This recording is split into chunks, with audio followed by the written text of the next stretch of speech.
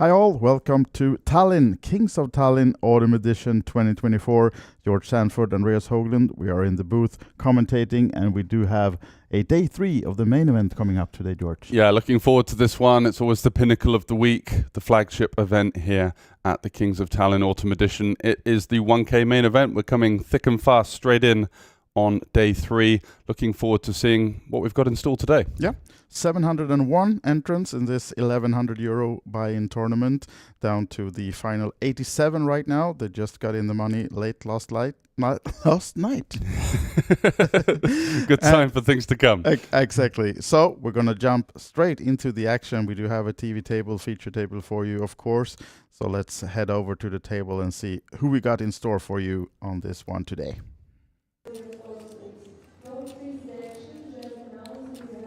Just seated, yes. Well, if it isn't Tarmo Tamel, the famous Estonian DJ who also plays a lot of poker, 10th on the all-time Estonian money list. Wow, a couple of real short stacks here. 4 big blinds, 2 big blinds, 1 big blind. I believe that there was quite a long and vicious bubble. It was, yeah. So I think that they were playing hand for hand on the stone bubble for best part of 1 level. So that meant that, as you can see, the stack distribution is a little bit thin at the bottom end of things, and we're going to be seeing likely some quick eliminations here. Sebastian Wall, we've seen him many times here in Tallinn, commentating on him on the feature table.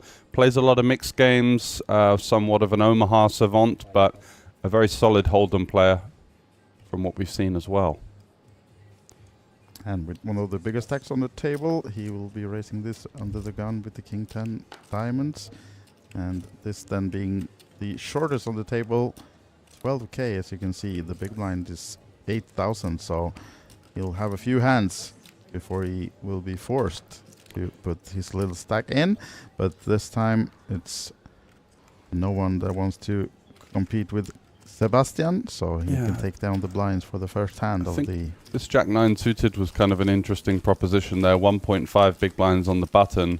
When you call, it's quite likely that you get heads up from time to time because the under the gun range is fairly strong, so we would actually be able to get a pretty healthy multiplier there. And we're doing okay against some of the hands, like an ace 10 suited, an ace 5, pocket pairs underneath the 9, so maybe just looking to wait an extra orbit. He's got about 1, 2, 3, 4 hands to find a spot. But when you're super short like that, you can't really wait around too long. You've got to try and take these spots, and it's quite nice when someone's opened from early position because you kind of get to gamble a bit wide and maybe get a sort of a 4x of your stack in there. So Edikas, unfortunate spot for him. Under the gun there with just over 4 big blinds. Can't really go with the Queen 3 off, but is going to pay the big blind in the ante next hand, so half his stack going into the middle. Tarmo folding as well, so let's see if we're over to Alexander, seat number 1. A Twitch streamer, poker player online, and plays a bit live as well, but most of his caches are from the online scene, and he actually told me before this table just started that he held the record for longest consecutive Twitch stream of poker when he streamed every day for 90 days, 1,000 hours plus. Okay, so that was before Robin Poker did it, I think. I think there was a guy who did, a UK guy who did 1,000 hours in 100 days. So what, he's done it in less days, essentially? I think so, but he said that he lost the record now, so I'm not sure who's holding it right now. But yeah, there's some sick grinders out there in the Twitch streets, and yeah, got to give him credit where credit's due. That's a tough one. I've tried the streaming before. It's very difficult. Easier to just talk and watch these guys play. Yeah, exactly. And seat number 2, Seri, our chip leader, from coming into this day. His hand is somewhat of a mystery for us just now, but he's involved. And as you can see, the other 2 in the hand, Sebastian and Alexander, for them it's a swing and a miss, but Seri might be thinking about... Yeah, Alexander might c-bet here. He's got some interaction. The king blocks some backdoor flush draws with the gut shot. Hands like king 10, king jack suited. Having a club is handy. The raise in itself, first in, was on the wider side.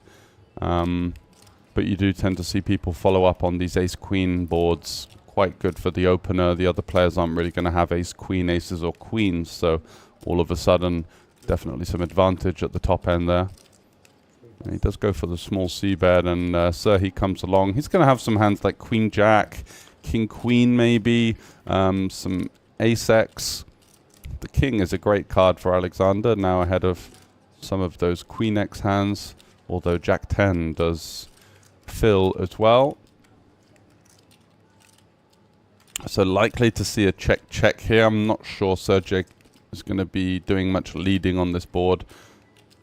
Alexander is the only player that can have hands like ace-king, ace-queen, queens, aces, so checking in flow. And not really too much to think about on the turn, just happy to try and check and showdown versus a queen, or maybe a stubborn 7 on the flop. And as you can see, his eyes darting straight across to his opponent there, definitely concerned as to whether he's got showdown value here with that weaker king. Also loses to king 10 and king jack, which are hands that could naturally come here in the form of the offsuit combinations. And Sergej's just going to put him in on the river. Tough spot. Yeah. Where are the bluffs coming from? You're going to have to think about hands like 10-9 of clubs, 9-8 of clubs, 6-5 of clubs. So a couple of combinations there, but mostly you're going to be up against hands like ace-9, potentially ace-10, king-queen, jack-10, all very logical in this line. So I feel like as Alexander here, we've taken a stab at it on the flop 3 ways. We get called by the small blind with a player behind, slightly stronger of the two. Going to be difficult to find any kind of call here. We'd like to have a jack or a 10 in our hand at least, blocking some of the value, but very much just a spot that occurs in live poker where you've just got to kind of size up the strength of your opponent, and that's what he's doing now. Having a little look, seeing can I find any shred of weakness here in my opponent's posture or body language, and Sergej holding strong there. Looks like Alexander's hand's going to be hitting the muck. Interesting. Shame we don't get to see what he had, but I imagined it's going to be quite a lot of value there and a few bluffs. So the chip leader coming into this day then builds a little bit more. And as we said, as you also can see in the top right corner, 87 players still in this one, and 87 paid as well. So they just got in the money before we ended last night's play, and it's now 2,200 locked up for all these players, and up top the 130,300. Exactly. So with 87 remaining at the moment and all of these short stacks, we can see the distribution on our table has very many guys in the danger zone there, sub 10 big blinds, and even 3 guys sub 5 big blinds right now. So my estimate would be that even by the first break, we're going to see almost sort of 60 players, something like that. I think that as well. Now then, short stack Tarmo Tamel, it's time to get those 19k over the line soon. Yeah, sure is. 30k starting stack. So to make day 3 with 2/3 of a starting stack is obviously going to be quite tricky to find any traction, but the ace-king more than enough to be getting the chips in here. So far, no takers. Of course, the big blind will call if Sebastian does not, and he will also fold. So it's the 2 short stacks then to go up against each other. And Edikas has an ace dominated with the ace-3, but of course he has to call this one. And Tarmo actually with the smaller stack of these two, so he's at risk now, when well ahead with the ace-king though. Yeah, so Edikas is going to have 7k behind, and this is a real... And the small blind for the next hand, so... Yeah, so he's going to have 3k behind that, so it's a real scrap of the short stacks here. Quite unfortunate to see a hand better than ace-3. Tarmo's going to be shoving all sorts of hands here in +1. He's going to have to go through the blinds in 2 hands, so hand selection will be quite liberal, but on this occasion he's got the goods. And is there a way out for Edikas here? Maybe a 3, maybe some backdoor straight. The jack of spades not looking great. Just going to need a 3 only, and there is the queen. So nice double up plus for Tarmo. Edikas looks like he thinks he's hitting the rail, but he's still got a couple of chips behind. Should still be in, yep. Exactly. Chip in a chair. You know, the old poker cliche, it's never over till it's over. 7k, as you said, George, behind, and 4 of them will now go in the small blind then for the next hand for Edikas. So let's see if he can find that miracle to get back in the action. Yeah, to say things are looking desperate would be an understatement, but still got a seat, and he's guaranteed 2.2k regardless, so anything from here would be a huge upside. Let's hope that Lithuanian can get back on track. He's going to probably have to commit this hand because he does play for the entire big blind ante with over half his stack committed, so probably just going to be calling it off blind, I would imagine. Yep, certainly so. And while we wait for the next hand, we can say that we do have the YouTube chat open. If you're watching this at OlyBet Poker YouTube, we can connect through the chat. So any questions, anything you want to know about the event, anything else, just let us know in the YouTube chat of OlyBet Poker, and we'll be happy to at least try to help you. And speaking about the event, of course, it's been a full packed festival all the week, and a lot of tournaments still to be played during the weekend. So if you're interested in coming here yourself, you can go to OlyBet events or olybet.tv and see the full schedule. But now, Tarmo, the DJ gets rocking again, 50k. A little Robbie Williams Rock DJ, yeah. Inadvertent, but still a good one. Let's see. At least we know that this guy is going to put the last 3k in. Edikas, king 6, so dominated again. Yeah, I think it's one of those spots where you don't even want to look at your hand, because if you see like an 8 deuce off, you kind of want to bottle it, but you've just got so much committed and playing for the big blind and the big blind ante as well. Ace 3 versus Ace 6 versus king 6. So he's got him dominated back-to-back hands. It's not a great start for Edikas. Gonna need a king here. And it looks like 21% according to... Oh, there it is. 2 of them. 2 of them in on the flop, and he's dead on the turn. So nice double up there. Plus for Edikas comes into the hand with 7k, and as you can see, with that overlay from the blind and the ante, he's already up to 4x that stack. So 29k in play. Tarmo's not going to be too gutted there. I think he even won 1k from the blind, because Edikas was even shorter than the big blind, so he'll be happy with the ace king suited, getting him up to still around about 45k from his original 19. Yep, and as you predicted, George, as you see in the top right corner again, 80 players now, so we lost 7 already the first few hands of this main event, but still all the players at this TV table are still not being knocked out, so they're still the ones that started it. We do have this guy, the short stack high, with just 12k, but he has to fold, of course, the 3 high, waiting at least one more hand before he's gonna have to put that stack in. But now Sebastian folding the 10-3. Edikas with a nice hand, and it's time to go. Beautiful hand to see here with your just under 4 big blinds. And Pekka will not be competing. What about the DJ, Tarmo? This guy's going to battle again. Up, yeah, or not? It's tough to say, actually, with the 9-8. Edikas is probably going to have to jam some hands like 8-7, and he's obviously got like ace 3, ace deuce, king 3. So 9-8's not doing awfully here.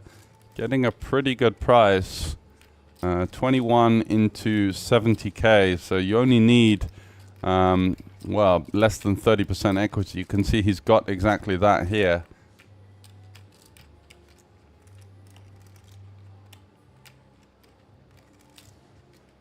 And that's also the next pay jump is not until 72nd place, and that's only a 300 jump, so not much to take into consideration for Tarmo with the ICM right now. But of course, he do want to stay in the tournament, and he Wow, he decides folds. to That's a great win for fold that Edikas one. here, getting that one through, even though he had the best hand. He gets it uncontested, 2 big blinds rather than the additional 3 going in. So from 7 to 49k now in a couple of hands for Edikas. Yeah, great spin. Might be one of those success stories. You never know. Down to 7k on the feature table and potentially taking home the 130,000 up top. We've seen stranger things happen, that's for sure. Definitely so.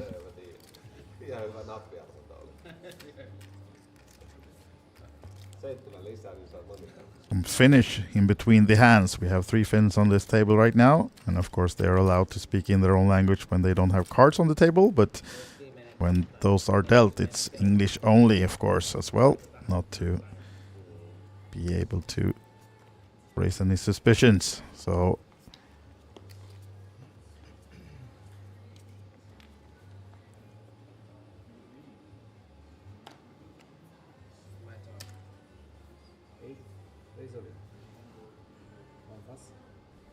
now then, High is putting his 12k that he started the day with into play. Ace Queen under the gun, of course he has to go with this one. Edikas on the rush. Ace 9 though, if he's to... Yeah, he does actually come over the top here, 49k, so he's been active. And Tarmo with the Ace Queen as well. So, hard one to fold, of course, when he just got 4 big blinds. But 2 all-ins already ahead of him. Decides to ship it in, so up to Claudius, which we haven't seen that much of today. And if he knew that he will be actually in pretty good shape with that 10-5 with all the aces out, but of course not calling with that one. And Edikas and High against Tarmo now then. Actually, battle of the 3 short stacks. Edikas with the biggest stack of all these guys now, but... So he's still going to be in regardless, and kind of a bit of a cooler at this stack depth. Wow, Edikas would love to see a 4 here. Yeah, for the split. High looking for backdoor hearts, and 4, the 5 or 3. chops it up. There it is. Wow. There we have the chop. 3-way chop between these guys. They'll all chop up the blind and the ante. They just don't want to leave those these short stacks, right? Yeah, this is... I've never seen such a short stack scramble in day 3 of a main event like this before. It just goes to show how long and brutal that bubble was, as of course it was a great opportunity for, I believe it was Rano Sutler as well, who managed to amass a huge stack on that bubble. Yeah, absolutely. We followed him on our socials for a bit during the day, and he was sat on about 50 to 100k almost throughout the day, but then he got some chips in the end, and I think he was one of those that favored from the long bubble play, and he's set with well over 500k starting the day 3 today, so should be among the favorites, of course. Well-known Estonian player, and yeah, he should definitely be top 5 if we talk about the knowledge of the game. Yeah, he's that's still in, and then with a big stack now as well. Absolutely. Alexander getting away from the Queen 9 suited. Conventionally you would open that, but loads of short stacks available. Chip leader Sergey now with the queens. Yeah, we can see his cards as well, so now we know what he's up to. Yep, this time not a mystery. And he'll be making it 16 min raise, as we are on a 4-8k blind level still.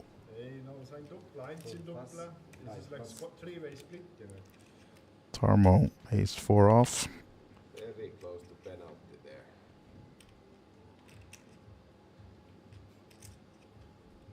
Yeah, these you'd rather gamble here with a hand like 8-7 suited than ace-4, because ace-4 is just going to be dominated by all of the ace-x that opens in this spot. So I think with our 4 big blinds and the button here, we've still got time to find a better spot.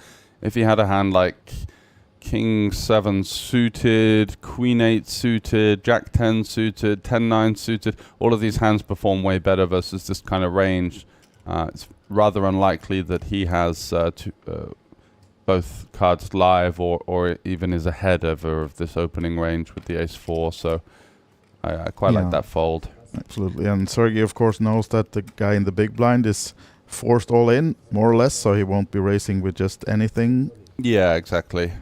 Less incentivized to steal when he knows he's going to be up against 2 cards. Yeah. So 10-9 off now. That's the hope for High, as he's all in for his tournament life. 79 players remaining. Will he be number 79, or will this help him? The flop certainly does with a 10, but still behind, of course. Needs another 10.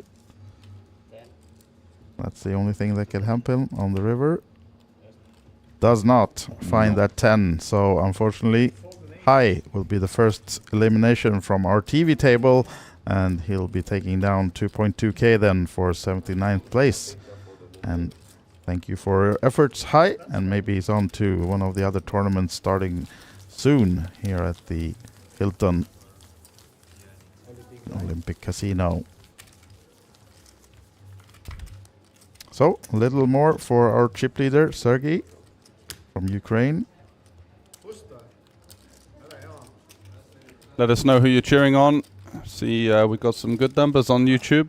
Yep. Tuning in to the day 3 coverage here. Just a reminder for you guys, all players are in the money. We resumed to play with 87, currently down to 79 already after less than half an hour's play. And we will be playing down to how many today, Wise Guy? I'm not sure if they're playing down to the 24, final 16. table or 16 maybe, yeah? Haven't been communicated because they played such a long day yesterday, so it might be some altercations today, but we'll surely get that information for you. But nonetheless, it will be a full day of poker. Yeah, absolutely. For us on the stream. Eddie Castle's got a nice spot to jam here, +2 with the ace-6 suited. I believe there's a dead small blind as well, so one less player to get through than conventionally in the +2 seat.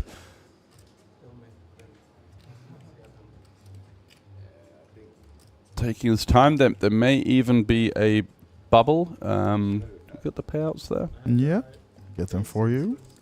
Yeah, so 71 is going to be a €300 bubble. He does put all the chips in. Players are going out pretty quickly here. Might be better sometimes to leave a chip behind just in case and then kind of tank your way in. You never know. With so many short stacks here, it's rather more likely that you do see people eliminated. After all, we have already lost 8 players in, 20 minutes? Something like that, yeah.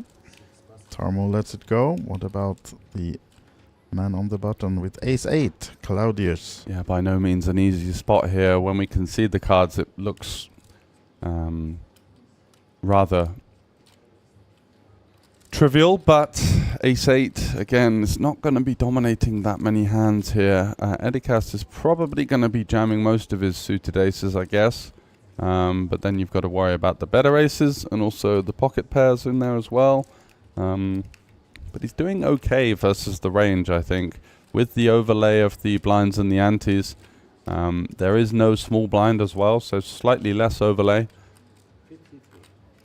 So he's up against a 7 big blind shove. And yeah, he's definitely taking ace-10 here. Ace-8 is up for debate. Probably not much information on his opponent. Although they are both flying the flag of Lithuania, so let's see what he arrives at.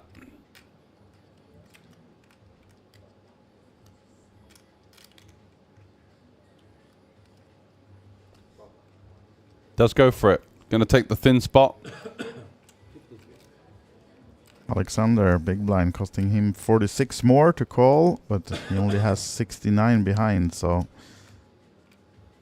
yeah, he's going to be out of the way. Yeah. Most likely he will be folding, but giving it some thought. It's quite rare. King 9 has got such good equity here. 3 ways. Likelihood is one player is going to be sort of dominating you in the form of like an ace 9 or a stronger king X, king 10, king queen, king jack, ace king. So not sure what he's thinking about there really. Even king 9 suited I think would probably be a fold. Now then, Edikas will get the bad news that he is dominated, but of course there are some split outs as well for these guys. Yeah, always possible. And the 6 in the window. What a spin up this could be for Edikas here. He had 7k Wow. remaining, and now he's looking locked in to move up to 125k. Our computer tells us there's only 1/8 remaining in the deck based on the folded cards. Bad news for Claudius here. He did save some chips behind because Ah, okay, nice. So our graphics were slightly incorrect. He was going for the old chips behind play.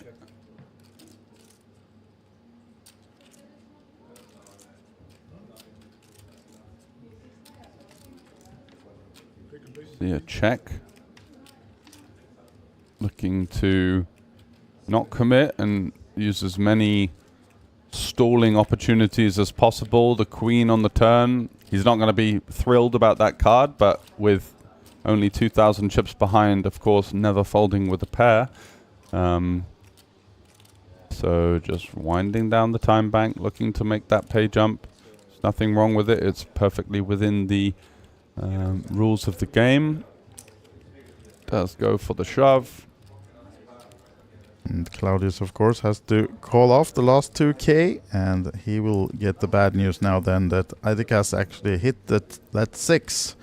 So he will be needing the final 8. What a hand to see here. You're thinking, right, as you got ace king, ace jack, king queen, ace 10, you know, all of these hands have you essentially drawing dead, but ace 8, the one he wanted to see, and the 9, no help for Claudius. So look at that now for Edikas. 7k, now 125. What a spin. What a spin so far, yeah. And this now one of the very shortest stack on the table. Claudius, 30k left with. And we got some action in the chat now as well. Pudding is saying Phil Gross when you asked about who they're cheering for. Oh, nice. I don't think he's in the main any longer though, Is he not? unfortunately. He is a fan favorite though. Yeah, absolutely. We'd love to have him on the TV table, but I know he's been playing a lot of events, and I think he had a final table the other day at least. So What was that in? not one of the mixed games, One I of the think. Yeah, side events kind of thing. yeah. So many events here, it's tough to keep track sometimes. It's great for tournament grinders, and if you're unaware of how things work here at the Kings of Tallinn, there is a fantastic team competition that is super competitive. 2% of every prize pool goes towards that team event, and the leaderboard is really hotting up. And Yeah, it's absolutely. just likely to come down to the guys in the main event, which is going to be the huge multiplier. The bigger the field, the better the algorithm, and also the bigger the prize pool, the better the points payouts. So the main is really where these guys want to pick up a big haul for their team. Any deep run there can definitely tip them over the edge, and they could even be looking at winning up to 10,000 each, with 2% of every prize pool going towards that. So 10-9 suited for Wall opening, and Sergey defending his ace-4, by no means a comfortable spot, but getting a good price closing the action. You still do okay versus suited broadways. Got an overcard versus pairs, and doing okay versus hands like 10-9 as well, of course. But the onus looks to be with Wall here, with the bottom end of the open-ender. Quite an easy c-bet here with 2 Broadway cards under the gun versus the big blind. Going to have a lot of this. So he does have that ace of spades. The hand seems a little too weak to check call, so if we were to think about continuing, the likely route would be in the form of a check raise. He is going to check call though. Very adventurous here, out of position. The ace gives us a lot of reverse implied odds here, and lo and behold, Wall just bangs off the nuts on the turn. Even better the 8 than the king, as he knows that he's got the best possible hand right now. Double flush draw board as well. Lots of potential hands to target when we have the 10-9. Unblocking all the pairs, so rather more likely that Sergey is sitting on a queen, a jack, or some kind of flush draw here. And Sergey has checked it, so it's over to Wall to now choose how we want to take advantage of his nuts straight at the moment to keep Serhi in as well. Yeah, you can go for a sort of front load sizing here with the double flush draw board. And the hands that are going to continue are going to be quite insensitive to the price. So something north of 60k looks like a good sizing. And he does go 48. Okay, so looked a little bit larger than that. I thought there was 2 stacks of 5Ks and a little bit of juice on top. But we're told it's 48, so 48 it is. 48 it is. And also, looking at the chat now, Ave Lepik is here. Nice to see you. And she says that it's a nice way to spend the Saturday watching the stream. Thank you for that. And that she's coming to the Hilton later on today for the ladies event. Awesome. Well, best of luck to you. Yep, 3 o'clock. It's a 150 No Limit Hold'em Queens event. Ladies only then. So if you're allowed to play that one and you are in nearby, come join us for the Queens event. And the full schedule is on OlyBet.tv, of course, to see what other tournaments is played today. We might have a quick look. We do have a PLO 4-5 Progressive Bounty starting at 9 tonight. We have a Hyper Turbo to close tonight. And then we have the day 2 of the Sweden coming back. And also at 5 p.m. the 3K No Limit Hold'em, big one, high roller. And yeah, a lot of action. Bounty tournaments as well. So plenty of action if you want to get in the mix. But we are concentrating on the main event, of course, the big one, as Pekka now. Yeah, I don't think we've seen Pekka involved in any hands, right? No, he's quite a solid player. I remember from previous streams. Plays nice brand of poker. Very selective and patient. Tarmo, though. Ace-10. Easy shove here. Yeah. Here we go. Claudius has taken a hit there with the ace-8 versus the ace-6 versus his fellow Lithuanian. Can't muster up anything to call with there. And Sebastian Wall in the big blind has this type of hand that you don't mind gambling with here. You're always going to have decent equity. And it's 25k into 75, so you only need 33%. We can see he's actually got 43% versus 2 overcards. I think we should be calling here with the 6-5 suited. Much better of a call than, let's say, a hand like ace-deuce off. Much better than hands like king-6 and king-5. Very rare that we're going to be dominated here, and he does find the call. I like the play. Sometimes you just have to gamble, even though you're not going to have much of an equity advantage. You get the price based on the short stack going in. Tarmo would have been hoping to see an ace-5 or a 10-9 or something. Instead, he doesn't dominate his opponent and has to fade a 6, a 5, or backdoor clubs or straight here. Yep, no help for Sebastian on the turn either. So now down to the 5s and 6s, not to be. And the 2-pair ace kicker is the winner for Tarmo. So he's now up to 78k. The short stacks keeps doubling up or multiplying, as we've seen as well, from 7k up to well over 100. Yeah, nice clean double up. And yeah, absolutely. And also chat regular extraordinaire Hickimis is awake. Good day all, he says, and for the future he's hoping for more mixed game streams, although the majority of viewers may not know the game. But yeah, we will certainly have more mixed games coming up in the upcoming festivals as well. But we did have a lot of PLO action earlier today, this week. Yeah, with, if you can call that a mixed game these days, very popular, isn't it? Yes, but of course. I agree. It's yeah, we do our best to showcase as much as we can, but the popularity in poker still remains with Hold'em and PLO. So it's as much for you guys at home as it is the players as well. Plus, sometimes mixed games can be quite difficult to show on stream, a little bit slower, especially the games with the bring-in, quite difficult with the stream setup, but fingers crossed for at some point in the future. I know that there are a lot of emerging movements within the mixed game communities that are sort of bolstering those games.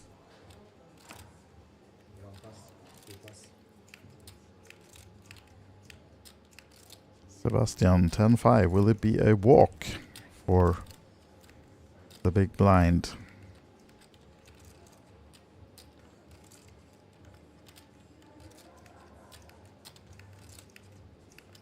Yep. Does let it go. Happy days for Edikas. Oh, no, he will not have happy days looking at the... He shouldn't have looked, right? Never looked at a hand. Look at the hand when you get the walk. It's just gonna tilt you or not. Well... Sebastian nodding to himself as if to say, well, I saved some chips there by not limping or going for some kind of funky raise. Yeah, definitely.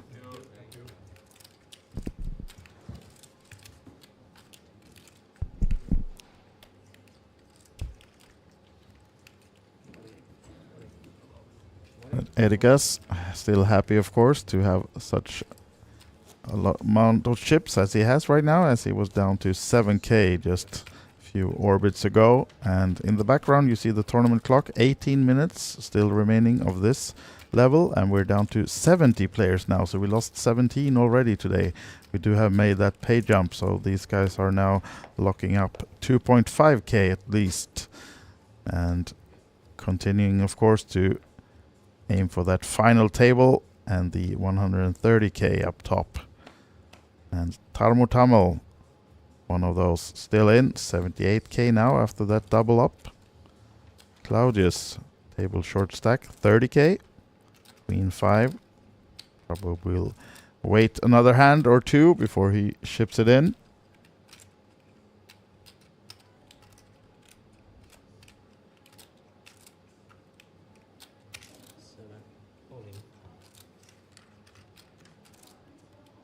Now then, he does go for the all-in with the Queen 5. Of course, the blinds are nearing, so he has to take a stab somewhere, but this is probably most likely being called by the big blind, at least. Pekka.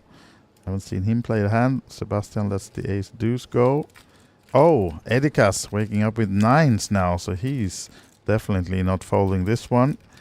And just giving it some thought, trying to look weak before he ships this one. Yeah, the Queen 5 off here. We've still got one more hand. I think we're likely to find something a little bit better than the Queen 5, so maybe a bit of a panic play, although he does make the pay jump, so not an awful lot of upside for him, but I think one more hand would have potentially been a bit more favourable there. It is a bit of a gamble, because if you get dealt 7 deuce off or something, then you feel like a bit of a fool, but probably would have been just folding that one and hoping for the best in the next hand. Edikas in the smalls, going to rejam here. 15 big blinds. And Pekka out of the way with the King 9. So Claudius looking for a queen here. And once again, the Lithuanians going to battle. Last time it was Edikas that came out on top. Ace 6 versus Ace 8. This time an upgrade. Oh, it's actually Ace Queen, right? Oh, it's Ace Queen. Okay, then we understand why he shipped it. It's a bit more like it, isn't it? We had a wrong card on our reader, so there they actually see that he has Ace Queen, but no help on the flop though. Still behind Claudius. King or a jack could add some juice. There's a queen though. Unfortunate for Edikas, although he did get quite lucky in the previous encounter, so I'm not sure he's going to be crying over that one. Still with over 10 big blinds, and now Claudius up to 10 big blinds, and a nice smile there. Quite new to the game of live poker we've seen from his Hendon mob. A fairly modest haul so far, but his first cash was registered less than 6 months ago, so potentially someone to watch out for in the future, and he's got himself a little chance here in the 1.1k main. Yep, absolutely. And sorry for saying that about the Queen 5. This was the Ace Queen, whoa. So you're off the hook. How dare we? Yeah. Here we have the table chip count of this feature table. Sergey still up top with the 1.1 million, about the same as he started the day with, being the chip leader of the entire tournament. And then it's a big jump down to Sebastian with 235, and a few short stack with less than 10 big blinds still on the table, as we are on the same level we started, 4-8k with an 8k big blind ante. And it's the 1100 main event of the Kings of Tallinn Autumn Edition that you're watching if you're just new to the stream. It's George and Andreas in the booth currently, and we will have some guests coming in during the day as well, as Henry now, new to the table, just seated, and look at what he's been given. to enter the table. Ace King suited straight away. Another Finn then joining the table. We got one elimination from that seat, and now he's filling it up with the immediate raise. Ace King. Was anyone gonna tangle with him? Going for this min raise, it's a nice strategy. Definitely part of the modern arsenal where you want to have some steals in there, some weaker hands, some raise folds. Hands like Ace 10 off, Ace 9 off, King 10 off, King Jack off. These hands like to raise fold. So then, of course, we need some stronger hands like Aces, Kings, Ace Queen suited, Ace King suited.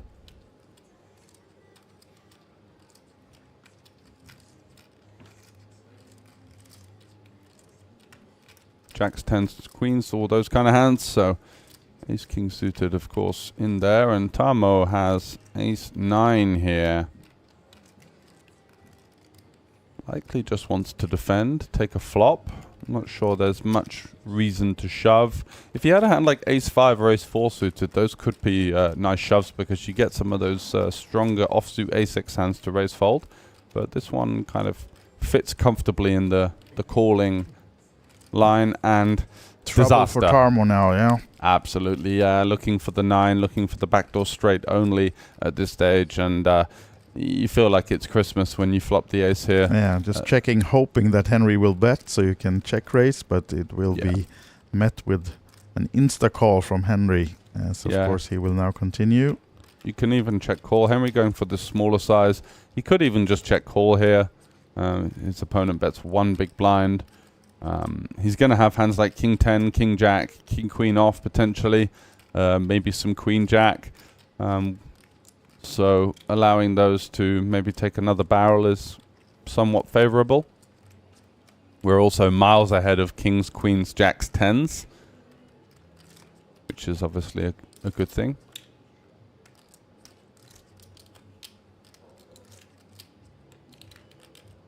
See if he calls or goes for a small raise. Looks like he's going to call. This is probably one of the best ace-X hands he's going to have in this spot. Likely to shove. Oof. Wow, it's just cold as it gets. Ice cold. And look at that. Even all of the chop outs have been folded as well. So there's only 3 remaining to stay alive in the tournament. And it's also such a good card because now Kings, Queens, Jacks, 10s, you know, may fancy themselves versus a 6 or a 7x, or looking to get value from straight draws.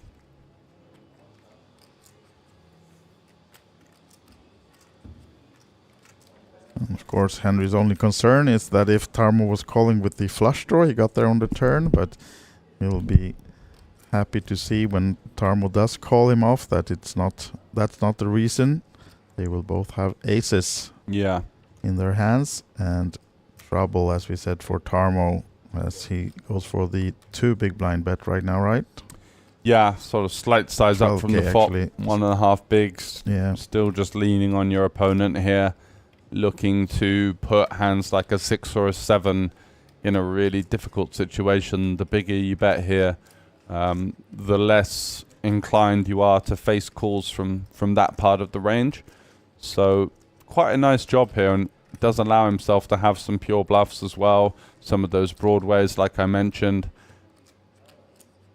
going to be the natural candidates here, especially the ones that block the strongest ace-X in Tarmo's range. He's just going to jam, gets the snap call, and sees the bad news. Ace-King versus Ace-9. The DJ from Estonia looking for a 9 to scoop it, but I'm sure he'd take a 6 or a 7 right now if offered. Of course, yeah. So that's it split out. Let's see. The river is a 4. So unfortunately, Tarmo Tamil eliminated. Place seat paid 2.5k then, 17th place, and he'll probably be on to the next one. He's been playing a couple of tournaments already. I think he was deep in another event the other day as well, so still have time to enter some more tournaments this weekend.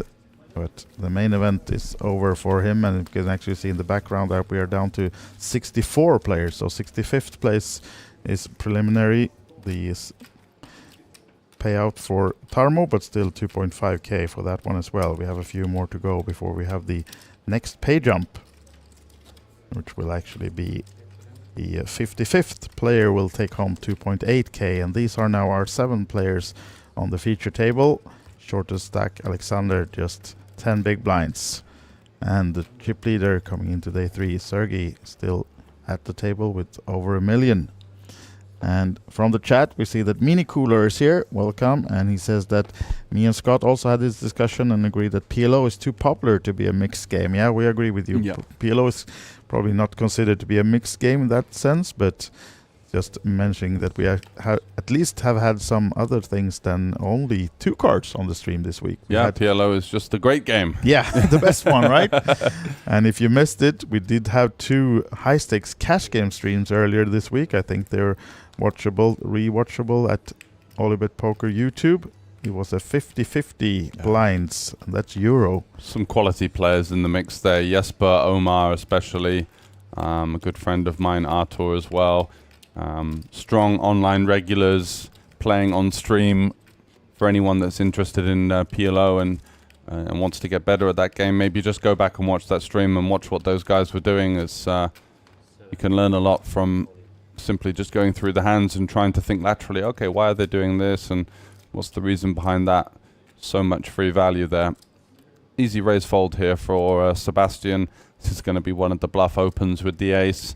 Looking to apply pressure to some of the shorter stacks here. Has the ace blocker, which makes it less likely that his opponent's going to find hands like ace queen, ace jack, ace king to reshove on him.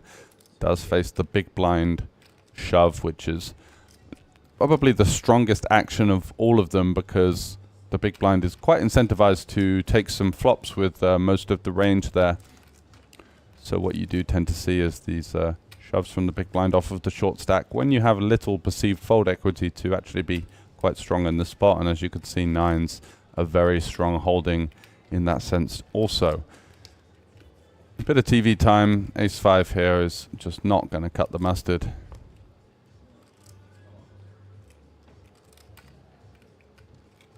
Has the chips cut out though for a call, so maybe still thinking about it, but should most likely, yeah, there is the fold of Sebastian Wall, and he sits on 218k, as Claudius now with that pickup has 94. So building back, and at least above that 10 big blind mark at the moment. We do have a blind increase coming soon though. Just a few minutes, we will be playing 510k blinds, and we are on a 1 hour clock, so 1 hour is the amount of time for each level. And as we saw, we're down now to 64 players, and playing down to probably the final table today. Might be cut off earlier if it takes too long time, but depending a little bit about on the game pace of today. But at least tomorrow we will be back again with the final table action. And of course, if we are 2 tables left, we'll be streaming from one of them to start the day tomorrow. But now, Sergey, the King Jack, opening the action. Oof, Sebastian Wall, the suited ace king. Looking for, oof, what should I do? Ushka. Wow, I wasn't expecting such a good hand. I was just about to run to the loo. Yeah, it looks like a bit strained. So, yeah, typically like a 2.75x raise is par for the course here. He's going to go for the call. Interesting. He does have some short stacks behind. Hoping to see a rejam there. And wow, look at this. He will find it, but he's going to be fairly neutral in terms of equity, if not slightly behind, as Sergey has one of his kings. Exactly, yeah. Claudius, beautiful spot here, raise on a call. Henry looks very interested as well. I'm not sure if he's looked at his card yet, but he's very interested in the maybe a live tells guy or something. Yeah. Always looking to pick up some extra information. So Claudius is going to put in most of his stack here, leaving those 1Ks behind. Maybe a little time bank for the next pay jump. Really selling it. Doing a good Hollywood job here. trying to lock up calls from potentially both players. He's just going to put the full stack in. No messing around with the chips behind. Henry hadn't looked at his cards, just a keen observer. Yeah, exactly. So get out of the way no tell there, but surely Wall is calling faster than he can say call, and cards on their back. So basically flipping it, but we saw, as you said, George, one of the kings folded. So he needs to find help now, Sebastian.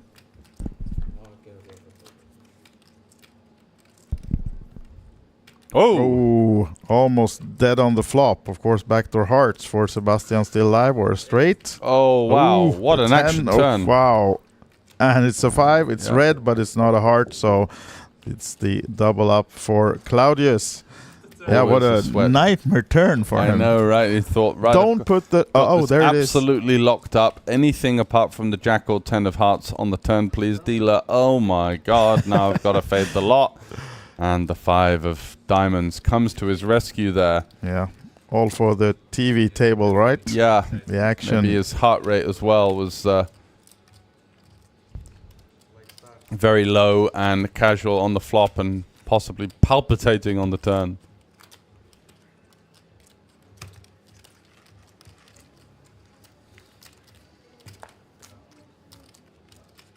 And here we have it. Alexander now. 8 big blinds, 65k. Erik has 12 bigs at least, and we do know that he was below the 1 big blind mark, so he'll still be happy with those 12 big blinds at the moment. Sebastian now sat on 15 bigs, and Claudius rocketing to 2nd place in chips on this feature table by that double up plus with the queens. What's Hickamy saying there?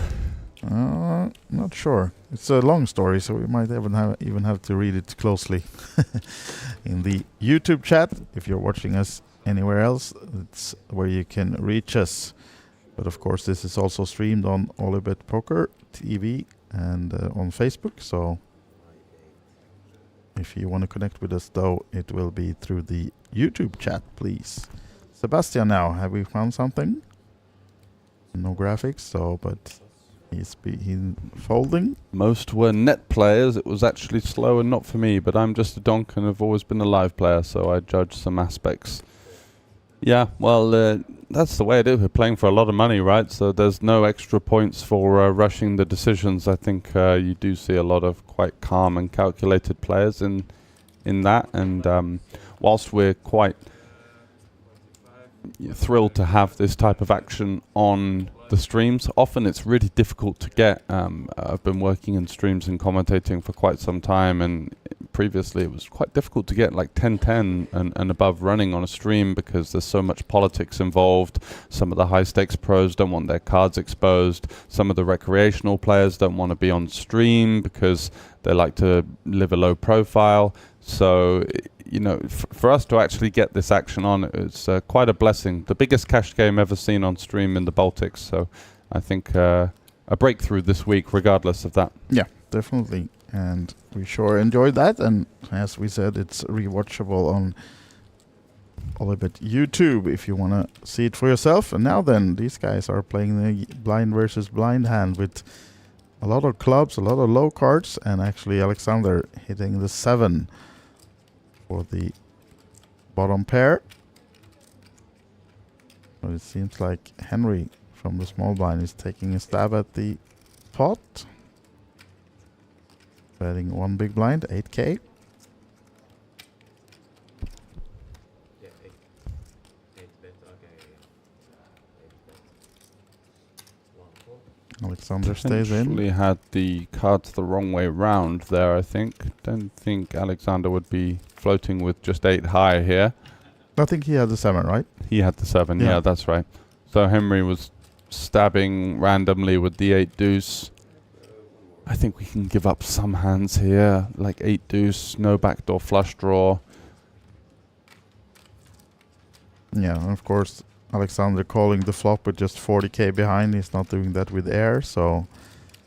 Oh, Henry seems stubborn though. Going for the 2nd barrel. Yeah, potentially on the king, which is the overcard. Oh. Where are you from? Finland. Okay, I'm all in. If you would have said Spain, I would have folded, but now I can't. Yeah, Belarus maybe.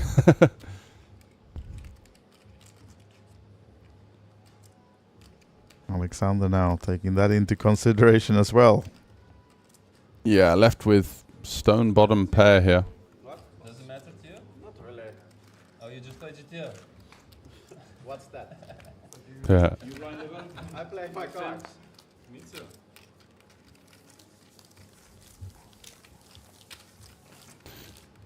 Oh my god. Sebastian Wall in picture now. One of the 3 Finns at the table. And look at this facts about him. He's a high roller winner of the Summer Showdown here in Tallinn some 5 years ago. And he sits on the 66th place in the all-time money list for Finland. Yeah, solid player, good at all the games, very well decorated, and certainly not the type of person that you want on your table for the most part.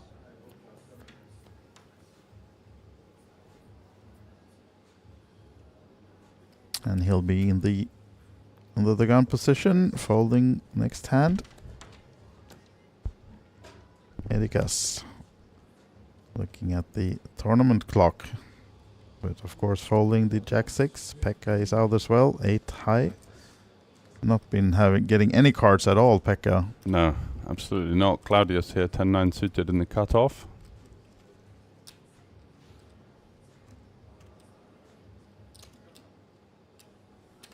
And still the 4-8k level. I think must be one of the last hands before we raise the blinds.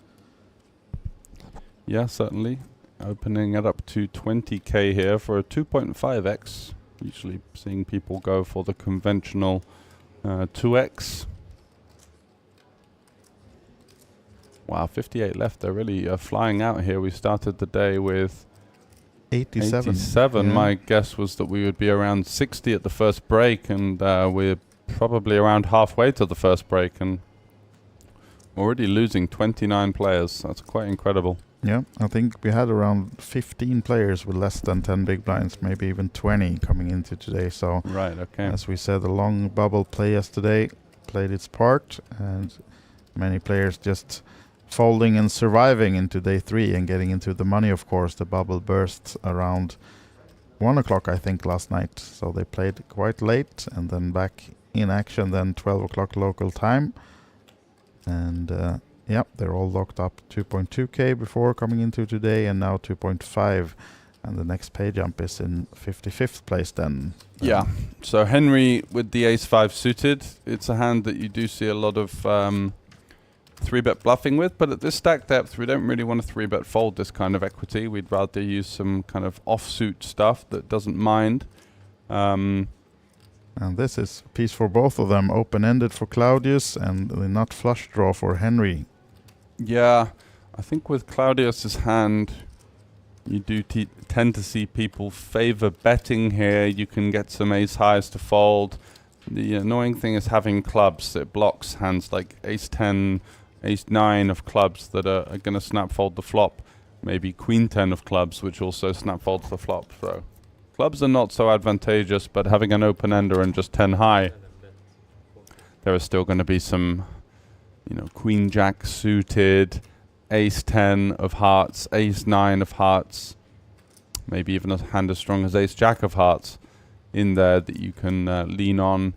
Hands like pocket 5s, pocket 6s, unlikely to see a turn card, so going with the small bet, targeting the hands that I just mentioned. Not expecting an awful lot of folds, but there is definitely a folding range to lean on there. Quite a small sizing, 14, so going for less than 25% pot out of position. And Henry is going to lean on that straight away, potentially figuring out that that is some weakness. Not often finding these tiny bets out of position, as you're a little bit more incentivized to generate some fold equity or reduce the stack to pot ratio, dealing with that positional disadvantage. So quite rare to see a super strong hand using this sizing.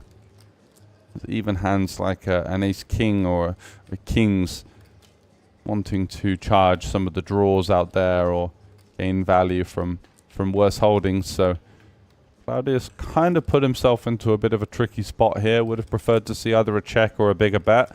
Goes for this tiny bet and faces the resistance. Not what he was looking for. Such a good price though. 26k into 140. Not needing an awful lot of equity to continue here, and he's got a decent amount.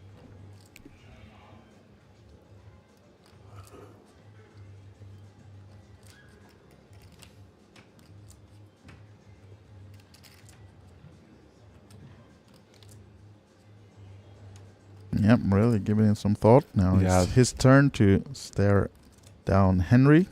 Quite tricky when you've gone for a tank like this. It's clearly obvious that you don't have much of a hand as well, so the likelihood is you're going to face more aggression on the turn. And usually when players do this, they end up folding because they realize I've taken so long now. It's pretty obvious I don't really have much. Let's see what he arrives at.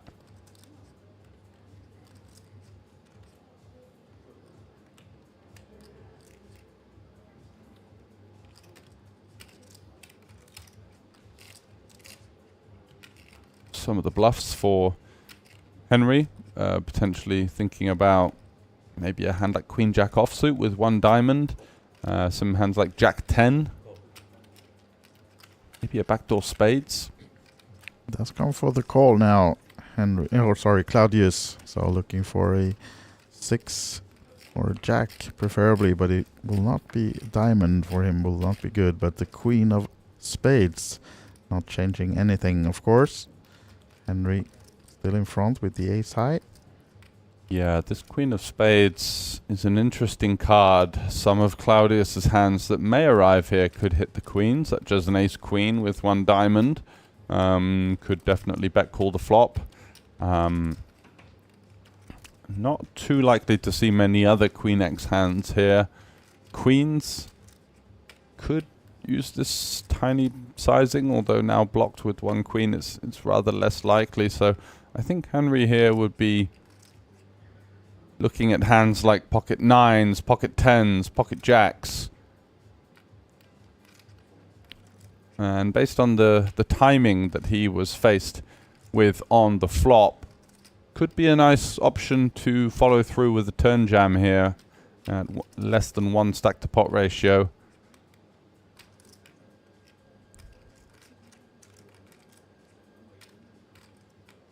Surely getting hands like ace 8 and ace 7, if they do block for this tiny sizing, out of position as well to fold. So Henry really going through his options. We've seen already quite a lot of strong play from him. Yeah, look at this. It's just beautiful poker. Yeah, definitely. It's nice to watch. We've already seen him play for less than a couple of orbits, and we know that he's going to be someone to contend with here. Finding that double barrel, very counterintuitive with the 8 on the overcard, probably giving up on anything apart from a king in that previous blind versus blind encounter. Now firing through with the bare nut flush draw, really putting his opponent to the test. Claudius has no response to this, having to fold his equity here. Just praying to see a jack or a 6. Didn't get what he was looking for, and Henry is going to steal that one off of him. They're both good, I can't show one. They're both good, I can't show one. He was begging to show that 5 of diamonds there. Yeah, absolutely. So I think that was the end of the first blind level of the day. We should be on a 10k blinds now. And we see Sebastian putting in the big blind of 10 and the big blind ante as well, as we do get the dealer change as well.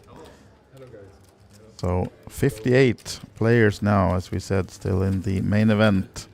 Started with 87 this morning, so the blinds are doing its job, but of course a lot of short stacks coming in. It will now slow down a little bit, I think, the pace of players leaving the tournament. But this is the VPIP of the table, And what is VPIP, George? Voluntarily put into pot. So it means that how many times people have actively played a hand.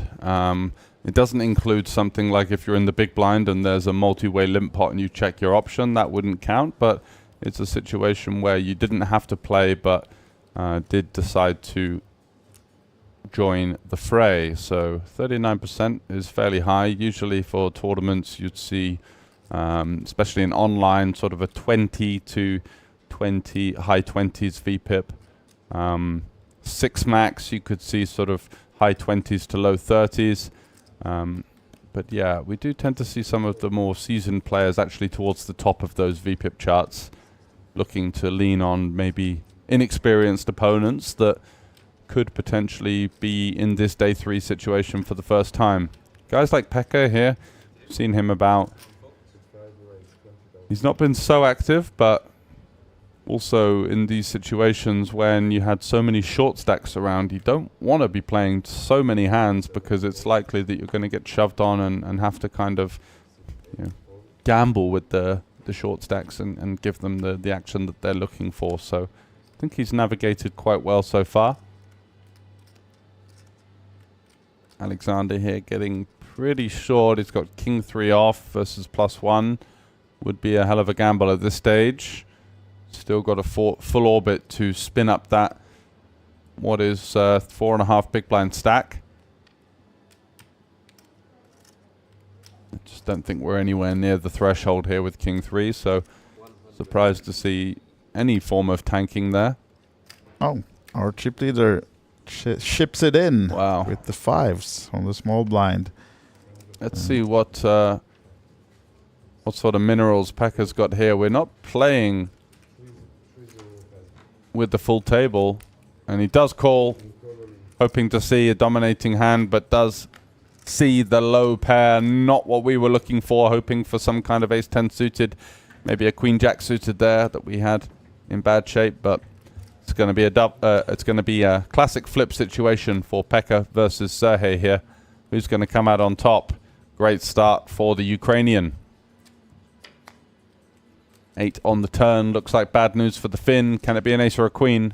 No. That's going to be the rail for Pekka, who pretty much one of the only hands he VPIP'd. Yeah, I think he was on 0% actually on the list we saw. Really? So then, yeah, he managed to get off that 0%, but it was not to be, as the ace queens falls to the chip leader. Gets even richer now than Sergej. Yeah, and cruel blow there for the Finn. In the money already, certainly are. Yep. Day 3 started in the money, as we've mentioned. Welcome to the stream. So we started with 87 players here making the money. Out of the 701 entrants, we have a prize pool of, I think, 650k or so, isn't it? something like that, yeah, absolutely. And even a little bit more. And top prize 130k, second place 83k, and third will walk away with 55,000 euros and 659,000 euros total in the prize pool. And the next pay jump is three guys away. 55th place will be 2,800, with all these guys now guaranteed 2.5. So, yep, we're all in the money. And they played the bubble quite late last night, as we said. So just waiting to get everyone in the money before we close play for day 2 yesterday. And this is now day 3. And then we'll be coming back tomorrow again to crown the winner of the event. We certainly will. Alexander rubbing his hands together, and he finds exactly what he's looking for here. Ace-9 offsuit, but ready to go. Yep. Can't be Nothing waiting much. for much more than this. Likes to take his time by the looks of things. That little tank with the king 3 off in the last hand, potentially. It could be on a money bubble. We don't get the real-time information. That's manually updated in the top right. So, yeah, it looks like there could be a little pay jump to navigate here. Yeah, as he saves one chips behind. So he folds ace deuce. Sebastian with king jack and the small blind. A happy reshove here. Gonna have pretty decent equity versus this 4.5 big blind all in. 3.5 now as we're up to the 5k, 10k. So even more of a reason to get the chips in with the king jack here, looking to force out the big blind.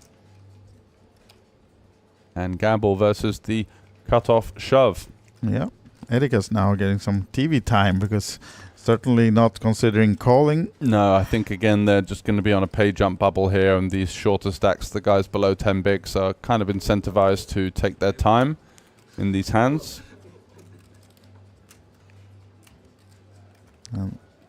Bit of a blow for Sebastian here. Going to see a hand as strong as ace-9. Usually your king jack is going to be dominating an awful lot of the range. Alexander has 1,000 in chips behind.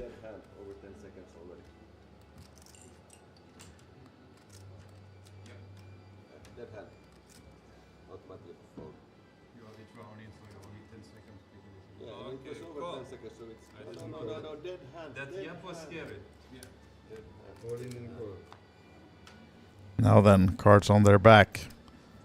Alexander giving some extra time just to maybe make that pay jump, but at least he's ahead. Ace-9. Sebastian is one needing help. Sebastian making sure that things were going quicker as well as he flops the king.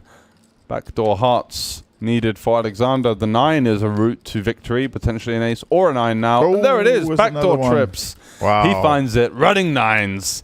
And Sebastian, who was, I think, kind of tongue-in-cheek saying, hey, this guy's wasting time here, let's get it. Do you know about this ruling, 10 seconds to act pre-flop? No, I had never heard about it, so I don't know what he's referring to there, bro. Yeah, we don't have the time bank chips on the feature table. It's kind of more of an honorable type of thing. Yeah. If people deem to be taking advantage of these kind of small timing concerns, then people are very welcome to call the clock, but I'm sure it was mostly this kind of dry Finnish humor. Yeah, maybe. And as we see also, it's 57 on the clock, so players, I mean, still in, so it should be 2 away from the bubble as well, money for the money bubble to the next payout jump. So pretty much not needed to tank that amount of time, but yeah, now we're on to the next hand at least, so let's leave that tanking behind us for now as we go through the next hand. And we do have a new player coming in the big blind as well. Let's get to know this guy as well then, and see who just joined us in seat number 5. We'll see shortly when it comes around to his big blind, but right now it's Henry next to look at his cards. But the Finn is folding the 5-3 off.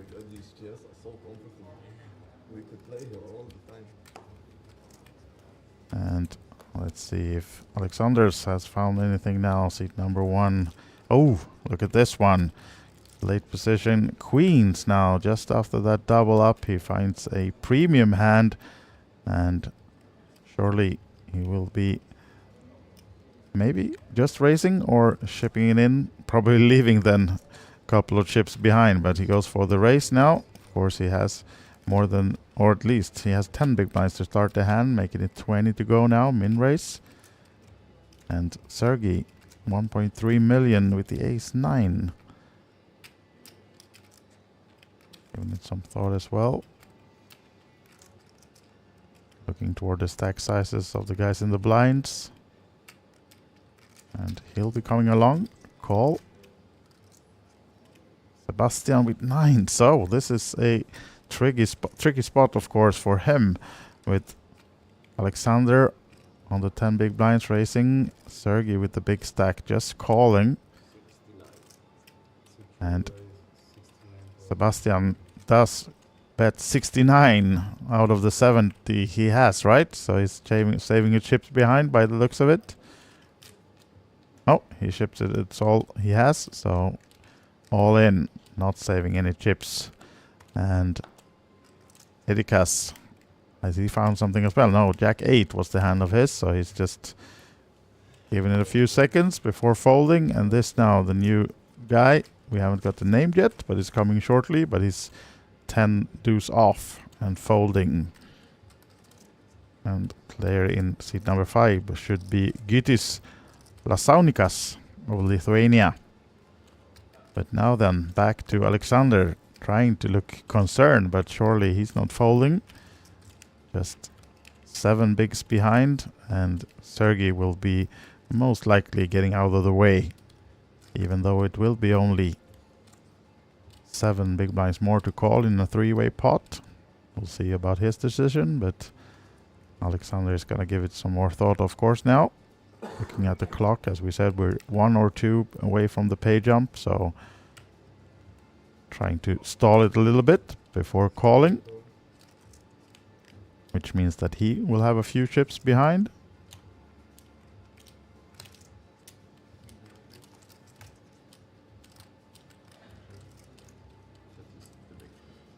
Trying to keep Sergey in the pot, costing him 5 big blinds, then 50k to call and see the flop, and then eventually 24 more behind for Alexander.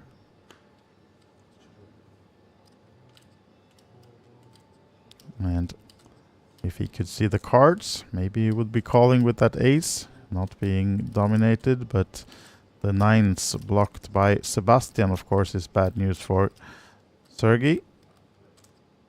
And the queens, even more bad news.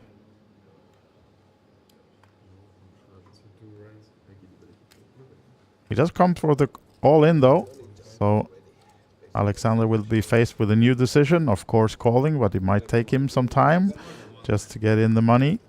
Or he's already in the money, but maybe just to make the pay jump. We'll see. Yeah, you can thank. He can thank for how long he wants. Now Sebastian says he can take any time he wants, because now he's also maybe so when he's concerned about it himself, when it matters for him, then it's okay. Because of course Sebastian, if he is to be eliminated here, he would also like to make that little 300 euro pay jump for the 55th place. And last we saw it was 57 remaining, so we're either on 57 or 56 right now. Then 56, we can see the update in the right corner, so we're just on the bubble for the pay jump then.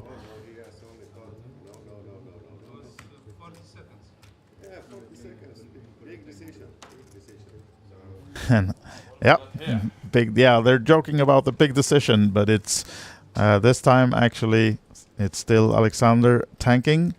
But this time Sebastian actually allowed him. You can take any time you want, because now it's concerning him as well, of course, to make that pay jump. So, you know. Classic sportsmanship. Yeah. So we're on the clock right now. I think he has about 20 more seconds, Alexander, before he will be calling. And we're just on the money jump bubble. So hoping to get in that 55th place at least, if anyone is to be eliminated in this hand. So Sergey doing his best to mop up all of the short stacks here. His ace-9 would have looked pretty good versus the short stack all-in, but he's going to be up against it here. Going to need some help from the Barry Greenstein, the ace.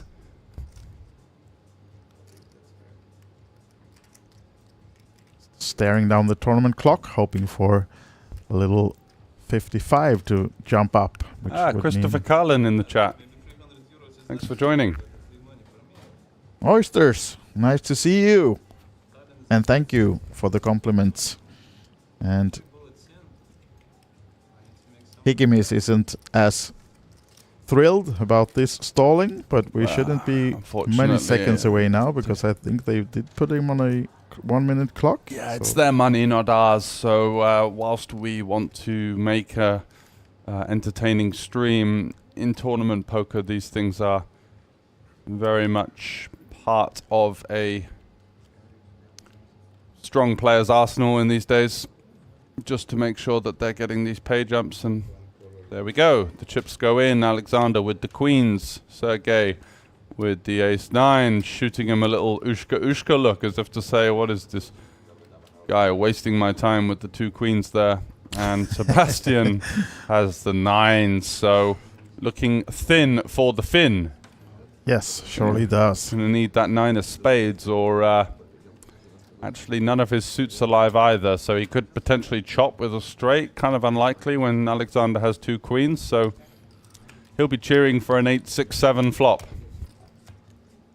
And we might actually have a situation where we do eliminate 2 persons in the same hand. If the Yeah, quarter of the Sergey time. hand is winning, then they will probably then split the 2 payouts for 56th and 55th, I guess, being eliminated at the same time, Sebastian or Alexander.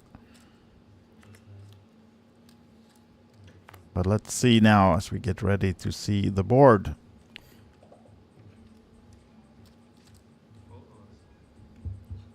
The only issue is with this timing strategy is that you become the stream villain. People are going to be shouting for blood. Yes, exactly. Everyone at No home help cheering so for the far. 6.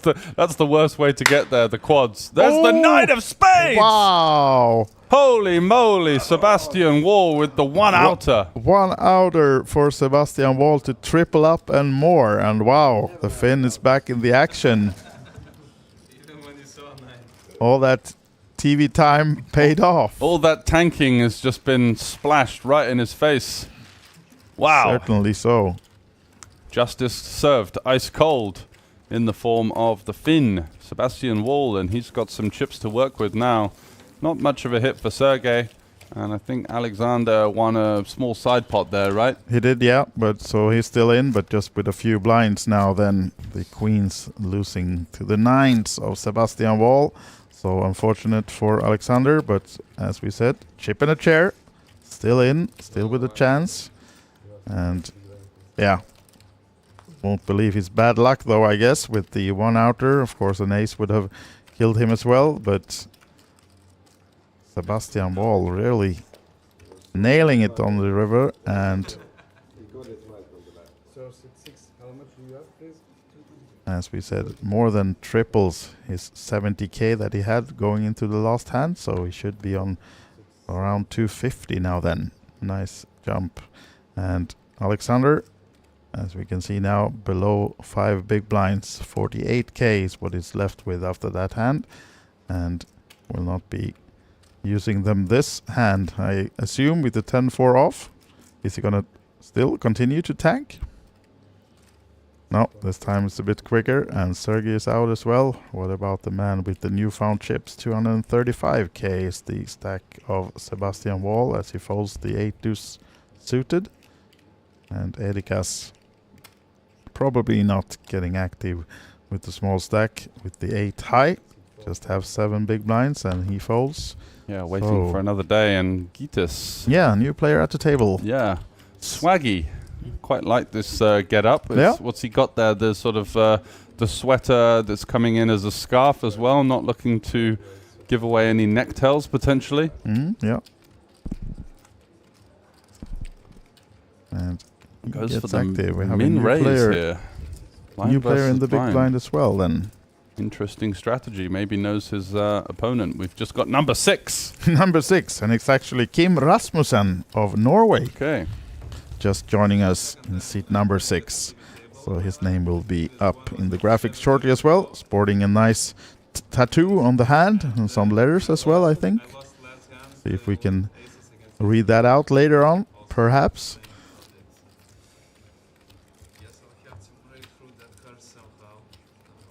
You know how? Participate. And we have some information in the chat that Gytis is Alexander's coach. Oh, I'm not sure. There's a smiley after that one, so I'm not sure if it's correct. But little tongue-in-cheek action. Maybe the time banking coach is giving him all of the reads. yeah. So we'll see if we can find out more information about that. Then now then, Sebastian. We didn't get to see the cards, but he's folding. Edikas, does he find anything? King 9 in the cutoff. And as we said, just 7 big blinds. Has a few more hands before the blinds get around to him.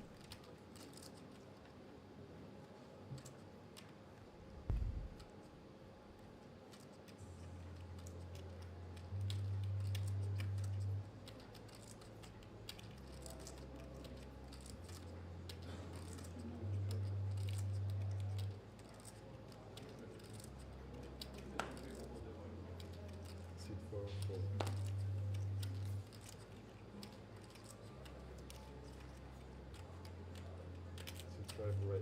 5 down. 6, 6, 4. Gitis opening it up with the ace on the button, and Claudius here with the king 5 off. Beggars can't be choosers off of the short stack. Likely wanting to defend this king high. Getting this price 10k into 55. It's by no means a comfortable spot, but if we're folding hands like king 5 off here, we're just simply going to be rolling over. So likely to see a flop here. Let's see what he arrives with.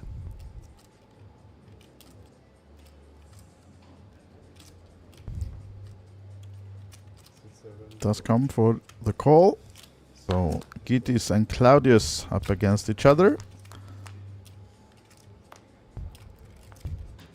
Ooh, good flop for Gitis here. Second pair nut kicker. Check. That's 100, yeah. Goes for the check back. Does he? Oh, he did some kind of checking motion on the top of his chips. Oh, yeah, okay. But maybe he Just was... saying it's 7, it's 20s, or... Yeah. Yeah.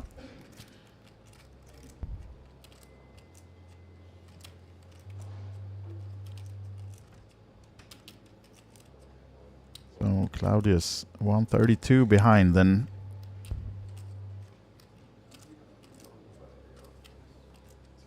And he goes for the check back for Gitis. And there's the ace as Ooh. well. Of course, adding a small flush draw for Claudius, but 2 pair now for Gitis. Good card for him. This ace definitely aligns with this check back range from Gitis. Some of his hands that check back are going to be some ace 7, some ace 9 type hands. So you're going to see a lot of bets. It is the flush completing ace, so typically it's going to be a card that's decent for this big blind, because they're going to have all of these suited combinations that do make a flush. But with our 2 pair here, not going to be too worried about that at this low stack to pot ratio. Goes for the bet of 30 into 55 and gets the fold. Denies some equity from that low flush draw. And picking up a decent sized pot there.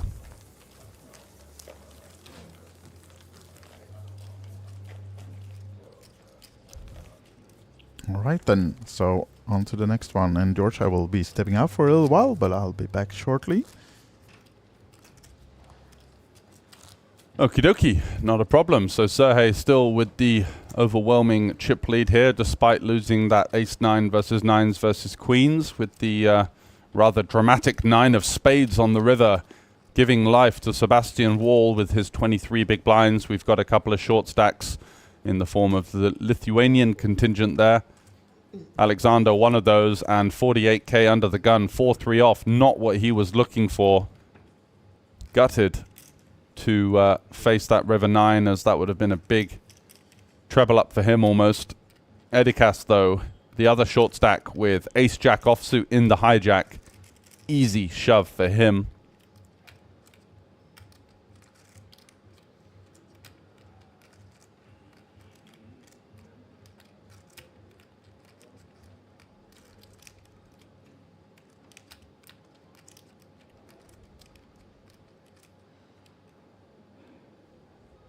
For a raise. Okay. 6, 5, 4. 6, 6, 4. 6, 7, 4. 3, 6, 8, 4. And he's going to get that one through. So nice pickup for Edikas, who, if you're new to the stream, was down to 7k in chips, paying the small blind of 4k at the time with 3k behind. And he went on a bit of a short stack heater, spinning that up now to 10 big blinds, around about 100k in play for him.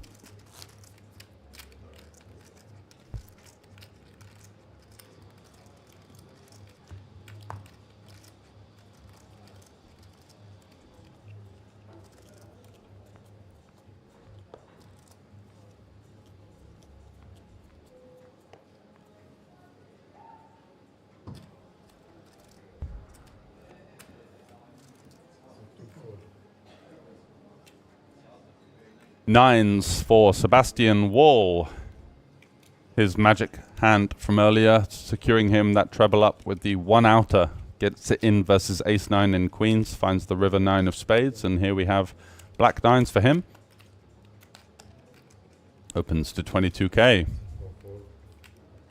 And Gitas with the pocket tens, a big cooler for these shorter stack players. Gitas likely to be wanting to 3-bet and get it in for 23 big blinds here. So could be seeing 3-bet here to around about sort of 48, 50k. Just go for the call. Playing it on the conservative side there. Are a couple of short stacks behind that can rejam behind. Henry there in the small blind with King Jack offsuit facing a +1 open and a hijack peel. Going to be somewhat dominated here for the most part, but we can see that he does have these 2 live overcards to both players' pocket pairs. Let's see what he arrives with. Conservative fold. Don't blame him on that occasion. Do have this short stack in the big blind. Alexander with 10-4 off. Rather unfortunate card distribution for him off this short stack. Was looking for a spot in the last couple of hands and is likely to just have to fold this one.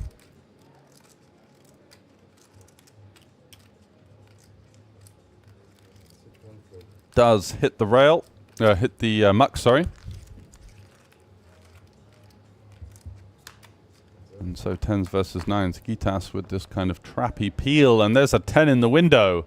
Middle set for the Lithuanian. And Sebastian Wall left with 9s kind of in no man's land here on this ace-10-6. Going to be seeing some hands like ace-jack. Maybe even ace-queen off from time to time peeling here. He's going to go for a c-bet here. Does have the 9 of spades interacting with potentially some hands like King 9 suited, Queen 9 suited. Are they peeling in this situation with the short stacks behind? Probably not. So kind of a hopeful out of position c-bet here. Gitas with the middle set. Likely to just call in position. And Sebastian really doesn't want to see an offsuit 9 on the turn here. Could spell danger for him and would likely be paving way for an elimination. So Gitas looks like he's going for an in-position raise here with the 10s, looking to charge some of the flush draws, potentially get more money in versus the ace-x. Interesting line.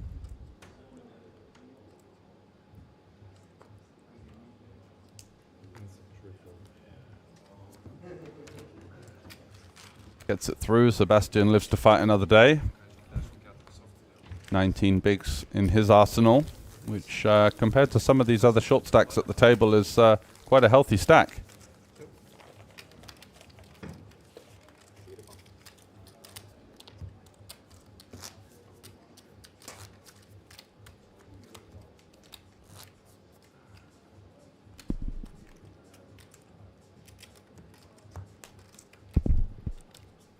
So some information there on Sergey. With a rather modest biggest score on a handed mob of 5,000 euros, but his stack is worth way more than that at this stage, holding 1.2 million at the 10k big blind, so very likely to see him push on and secure biggest cash, but you never know what can happen in tournament poker. That's the beauty of it. That's why we're all tuning in. As of course, it's never over till it's over. Kim in the hijack, reaching for chips with his Queen 8 offsuit here. A rather adventurous open into a couple of short stacks. Claudius being one of those. Henry on the button with the 9-5 off, likely to surrender. Let's see what Alexander has in the small. Needs something to work with, and 10-9 suited feels like it's going to be able to go here for his just over 2 big blinds facing the open. You say raise, so it's Oh, yeah. one goes all in.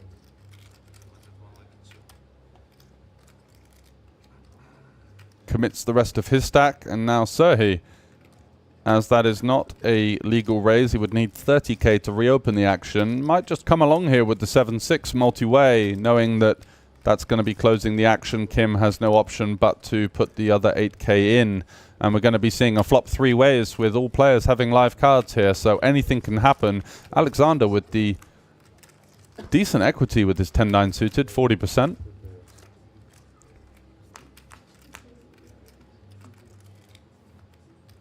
And the flop favors the Ukrainian, Sergey here.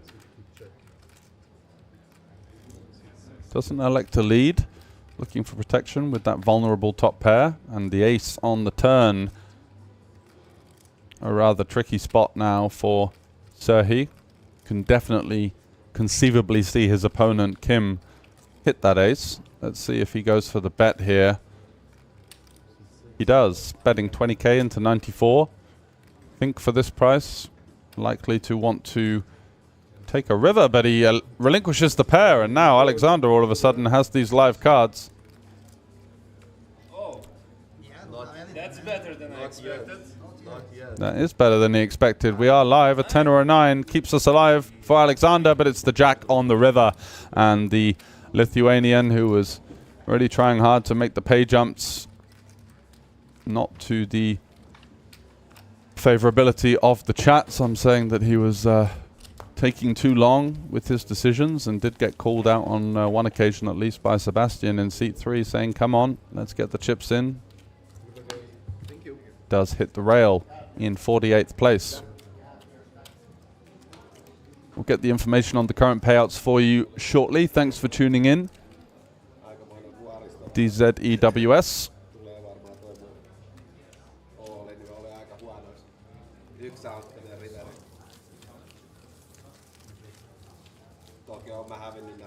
Just about seeing the background there, I believe it's a 2.8k payout at the moment, playing for a top prize of over 130,000 euros. So lots of money to be played for tomorrow.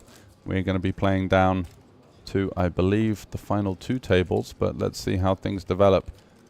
If it does take a while to get to that, based on the length of time that was played yesterday on a really long and vicious bubble that saw so many short stacks narrowly surviving coming into day 3 in the money.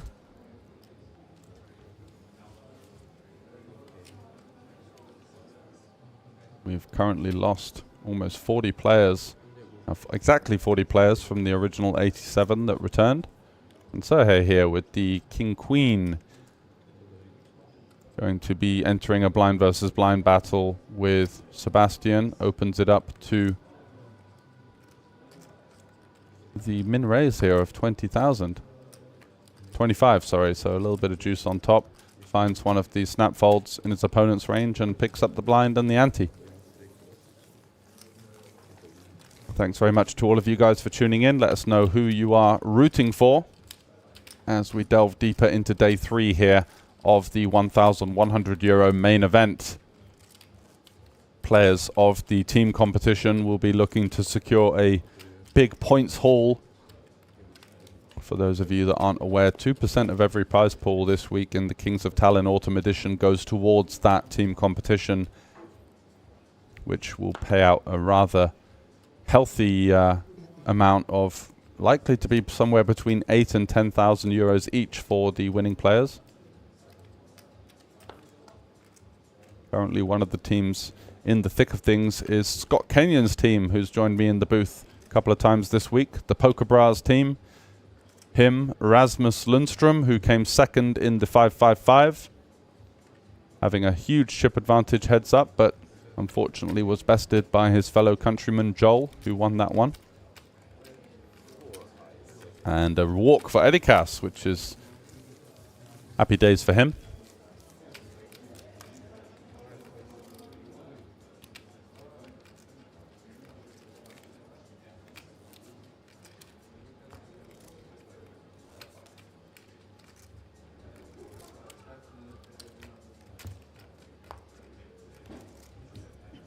Action slowing down somewhat after a couple of flurries of eliminations. Folding round to the blinds in both the last 2 hands consecutively, but Kim will have something to say about that under the gun with the king-queen suited opening it up. Looking to take the initiative. We saw him open the queen-8 offsuit, the hand that Henry has on the hijack here.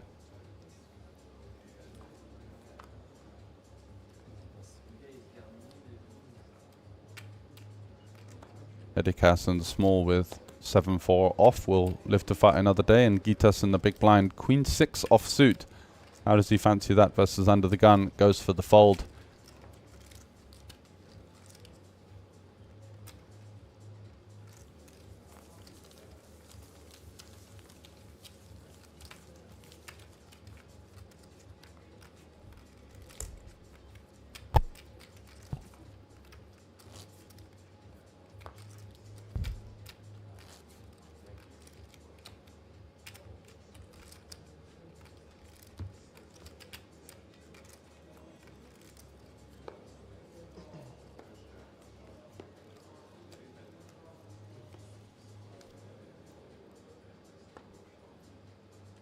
Claudius now with this 13 big blind stack king-jack offsuit, playing 7-handed at present. Quite a nice candidate for a min-raise as a long-range steal. And he obliges, making it 20k to go.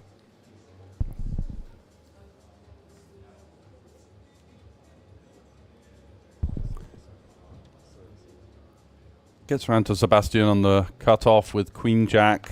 Not going to want to tangle with quite a strong looking under the gun raise off of the short stack. Folds to Gitas and the small 10-9. Does relinquish as well. And over to Kim with the pocket 8s. He shoves. Looking to gain some fold equity from some of these raise folds. Hands like ace-10 offsuit, ace-9 offsuit, king-jack, king-queen. These kind of holdings all have overcards versus his 8s, which leaves him vulnerable. And if he does run into a hand like ace king or ace queen, he's still got decent equity. Only disaster would be should Claudius be opening with the 9s plus there, and on this occasion gets that one through. So seeing a lot from Kim so far. Seems to be quite an aggressive and competent player.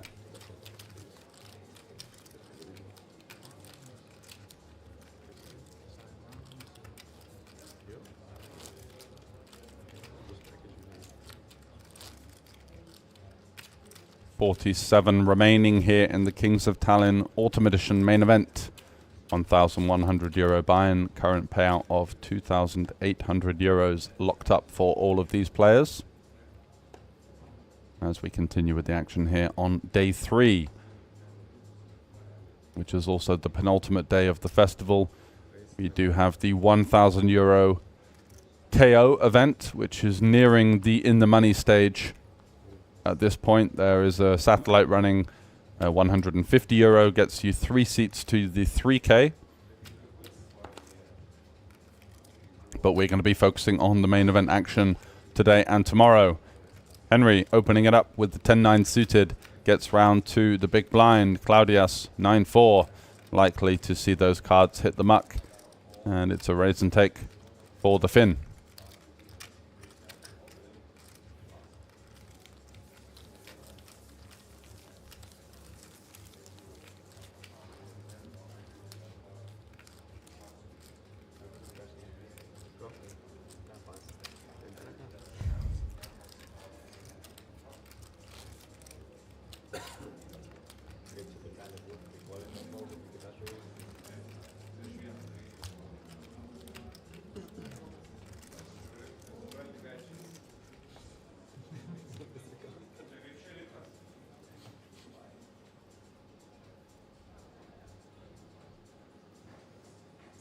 Huge chip lead and ace-king suited. Life is looking good for Serhi, who has a rather modest-handed mob resume, as we mentioned, but is in a rather enviable situation here, deep into the 1K on day 3 with towering stack. No one has even a third of his chips at the table. And looks like he might be getting this one through. I think Henry would probably consider calling hands like 8-7 offsuit, 9-8 off. Looks like he's going to continue though with the 8-6. Taking a flop here.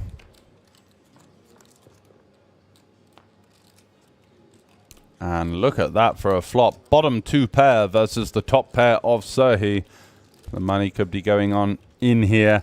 Feels like quite a natural check raise for the bottom 2, looking to get value from some of those hands like 9s through queens. Of course, ace, king, king, queen, king, jack, king 10, king 9. Serhi continuing with a rather natural small c-bet. But he's not going to like what he sees here. Ooh. A rather pesky check call there from Henry. Looking to keep some hands that he's got completely dead in there, like jack 10, queen jack.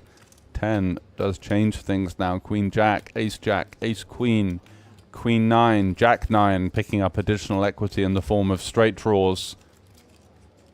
But Serhi, despite the 9-7 completing, will likely look to continue to seek value on the turn with his top pair, top kicker. Going to be some hands that improve to a straight draw. Hands like 8-9, hands like 6-7, hands like 9-6 suited. Hands like 10-9 now making second pair, 10-7 suited. Also arriving at the turn with the second pair. And I think in terms of slow playing opportunities, the game likely up for Henry here. Likely to see him just check jam this one in, looking to target hands like ace, king, king, queen, aces. And also denying equity to all of those straight draws that pick up equity on the turn.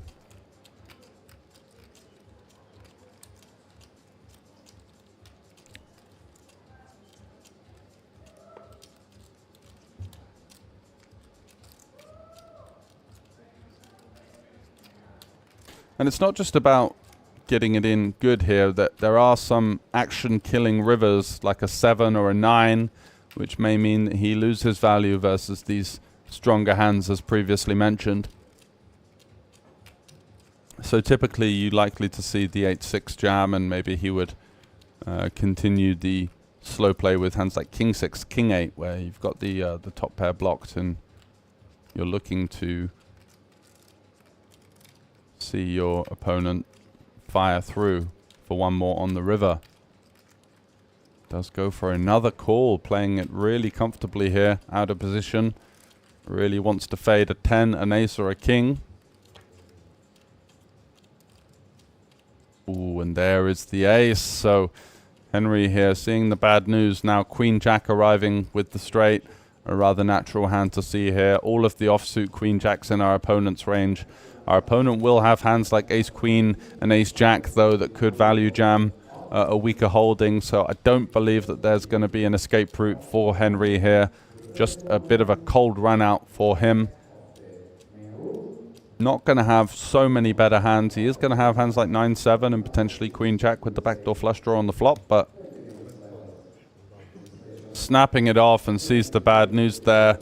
Played it slow the whole way, took his chances, hoping that his opponent was firing off with a low equity holding, and on this occasion does allow the ace king to river him, and that's going to be the fin hitting the rail in round about 47th place.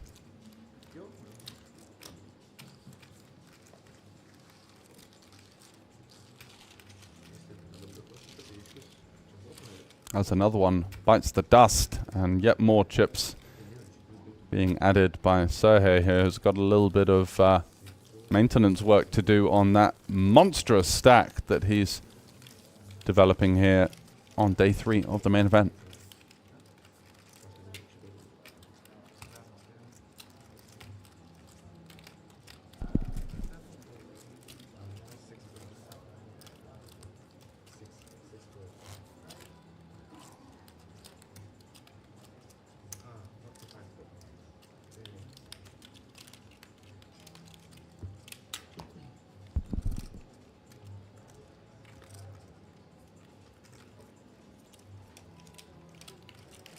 So we're down to 6-handed play on the feature table as players are flying out of the tournament. We resume play with 87 down to 45. Sebastian Wall rather fortunate to remain at the table He was all in for his tournament life with 9s versus queens versus ace-9 earlier and finds the one outer 9 on the river to stay alive. Edikas looking over to see if there's any pay jumps. He's got ace-jack with just a shade under 10 big blinds. Likelihood of an all-in here, 6-handed.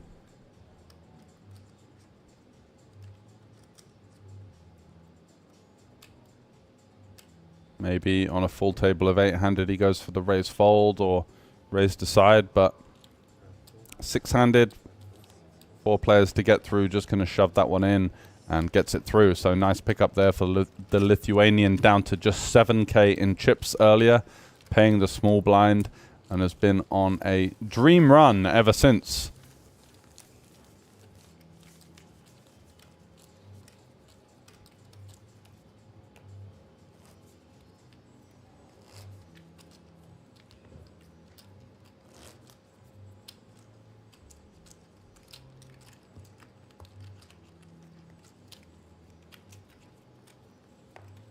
And we're joined once again by Andreas, Mr. Wise Guy. Thanks very much for coming back in. Oh, Any pleasure, gossip my from pleasure. the tournament floor? There's a couple of big events running. We got the 1K PKO out there. That's almost at the in the money berth, I believe. yeah, that's true. And we got the final table of the Sweden event as well. 6 players in that one. So yeah, there's a lot of action on in the other rooms as well. Not only this feature table, as Gytis now picks up the 10s.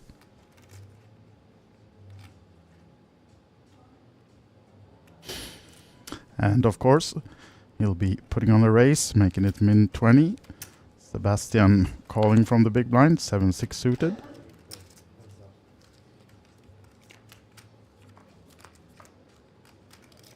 And not connecting with the flop at all. Good flop for Gytis, of course. 2 aces. Doesn't have to be too afraid. Sebastian will be sitting on an ace and just backdoor flush possibilities for him, but the continuation from Gytis is likely to take this one quickly, as does. Yeah, Sebastian was a bit of a table captain in the form of calling people out for taking too long, and certainly aligns with that, with his snap fold there, not looking to take any TV time, which is something that we do see sometimes on the stream, people really milking it. I don't know what you're talking about. We haven't seen. Have we had anything of that chat? Yes, we have. But yeah, we are approaching a little break in the main event, and we will actually have a new table for you after the break. So I can tease you with that we will be having Borge Dybvik of Norway, we will have Rano Sotla of Estonia, and Mikael Haapanievi of Finland, amongst others. Kristianis Lauks of Latvia as well. It's going to come on the TV table after the break. That's coming up shortly. But right now, of course, staying with these guys until the break. 45 still in the main event. So really been flying off the people. We started with 87 this morning. And current payouts is asked by the chat. Let me confirm if we just made a new pay jump, maybe. It's currently 2.8 still. So we need to get to 39 players before we have the pay jump to 3.2. 3,200 will be the next payout once we're down to 39, but these guys currently locked up 2.8 then.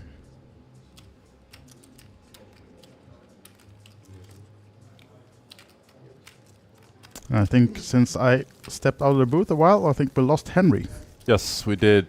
He defended 8-6. Flop was king 8-6 versus Sergei's ace-king, and the river was an ace. And he goes check, call, check, call, check, call. And got the bad news there. Played it slow, played it brave, and unfortunately his bravery was not rewarded on this occasion, as he allowed his opponent to get there. And in some ways, he was doomed from the get-go, flopping 2 pair with his opponent not ever going to be folding at any point. So the replacement coming in right now will only be allowed to play 1 single hand on this feature table, because we are going on a break just after this hand. Will it be something for the ages? Or is he folding? Is he going to milk his TV time? He's exactly, coming in for the he's raise. coming. It seems like he has quite a stack as well. And comes with the min raise. Let's see if we have the name of the player as well, maybe. 20-minute break after this hand, so the new player opening it up, and then there's going to be a bit of musical chairs for him on the break, as these guys are going to be moving to the main tournament hall. And we're going to be joined by table 11, as mentioned, headlined by Rano Sutla with a big stack. And we did not get the name yet of player number in seat number 8, so we just call him 8 then. But you can see that he's in trouble. Yeah. Because Git is just calling with the ace-queen though, by the looks of it. Yeah, not wanting to 3-bet call for over 30 big blinds versus the hijack. I'm quite surprised to see the peel here. It's definitely on the more conservative side. We also saw him play those 10s versus Sebastian Wall, erring on the cautious side as well. But Gytis is, lo and behold, an extremely experienced and high-level player. Apparently one of the main coaches in the Lithuanian poker setup, so I'm sure he's going to know exactly what he's doing. And does check call with the ace-queen. Still has his opponent dominated the jack. Not looking too bad for the ace-queen, removing some of the likelihood of being up against the top pair on the flop. Such a dry board as well, not an awful lot of straight draws, still fully rainbow on the turn. So Gytis here taking his time, but likely to be checking and deciding versus, ooh, he's going to go for the lead here. Feels like he's got the advantage in the jack X here.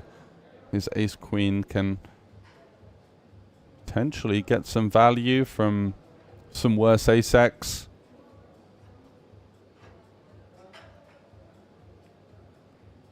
And also the king-queen as well, so he gets called by a worse hand here. Expertly navigated so far. Let's see what the river brings. It is the offsuit 8.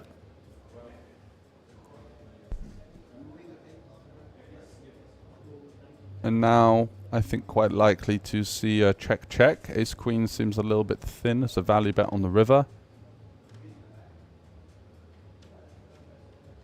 Maybe he's still thinking of targeting those inferior ace highs, but I think the job was done quite nicely on the turn to kind of freeze up the action a little bit. Yeah, it does go for the check.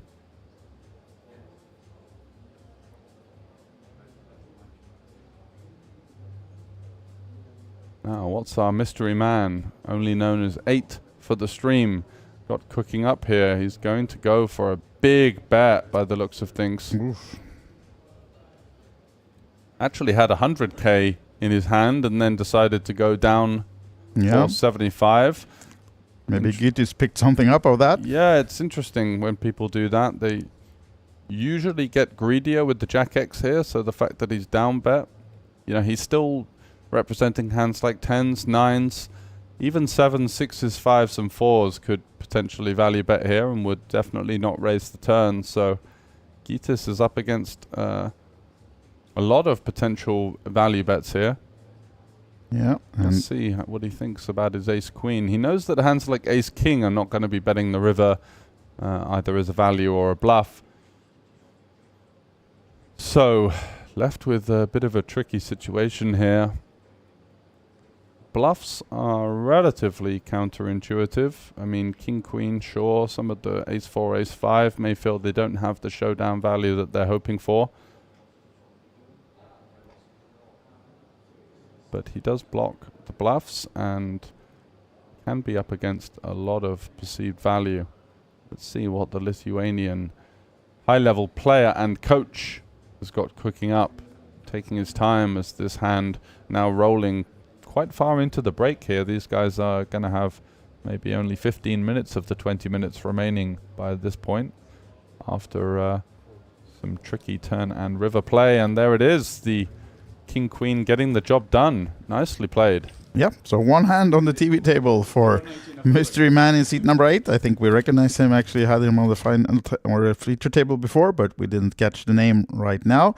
But now we're back in the studio going through a little break. Yeah, Great stuff. So far, we've seen a real flurry of eliminations. We've almost lost half the field coming into day 3, and we're going to be playing down to, I believe, a couple of tables left.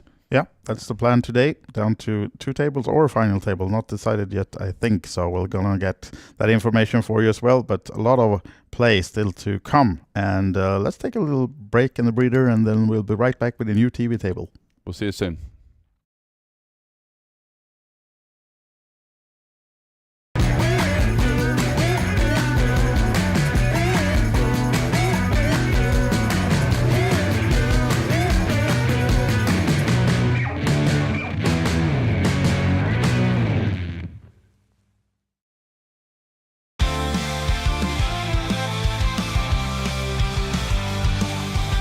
Welcome back to Kings of Tallinn 2024 Autumn Edition. We are now at the halfway point of the festival and a lot has happened. Day 5 of the Kings of Tallinn 2024 Autumn Edition started off with the €555 no-limit hold'em Kings of Tallinn Championship Flight 1B, where players continued their quest for glory in this prestigious event. And one of the biggest highlights of the day was the €1,100 PLO 4-5 Championship Final Day, which featured a 6-handed final table and was live streamed for poker fans to enjoy from anywhere. 10-10-3 is going to be the flop, and it's looking pretty ominous for Mihailho, although he does turn a 5 and a flush draw. Probably about the best card he could have found, but it's going to be a 6 on the river, and that's going to be the win and the elimination of Mihailho in second place. Throughout the day, we also featured exciting €50 flip and goes, with winners getting the chance to spin the prize wheel for a shot of the top prize of €1,000. Spin, 3, 4, 400 €400. Additionally, a special ladies meet and greet took place alongside a ladies-only free satellite, making for a great community building moment. In the evening, players and guests gathered downstairs for our meet and greet, featuring a performance by our in-house band. This led into the traditional €150 no-limit hold'em celebrity special, capping off the night with some fun and star-studded poker action. Can you tell me 3 things you really love about Tallinn and the Kings of Tallinn, especially? Oh, well, of course, I love the atmosphere, the crowd, seeing a lot of old friends, making a lot of new friends. I love the Estonian people. I love the whole vibe here. But tell me honestly, how well can you play? If my friend wins, I'm always gonna be supporting them. But if I win, I'm gonna rub it in everyone's face. But if I lose, it's okay. Well, actually, I like to play the game, and especially live tournaments, because the energy from the people, and you get to know lots of new, different, good persons, lots of different cultures. My cousins do play a lot of poker. They're very good at it, and I just love the crowd over here. I come here maybe 2 times a year, 1 time a year, it depends on the year, and that's the only time I play poker. So I'm So yeah. Probably you're really good at it, huh? Maybe it's like naturally flowing in my blood. Yeah. When you take tea from Tallinn, it's all in. So this is the best place, I think, in Baltics for this kind of tournaments. You can make this bad decisions in the evening at the bar, but at the poker table, today I need to make good decisions and I will win. There's still a lot of excitement ahead during the week. Visit OlyBet.tv to make sure you don't miss any of it. See you soon!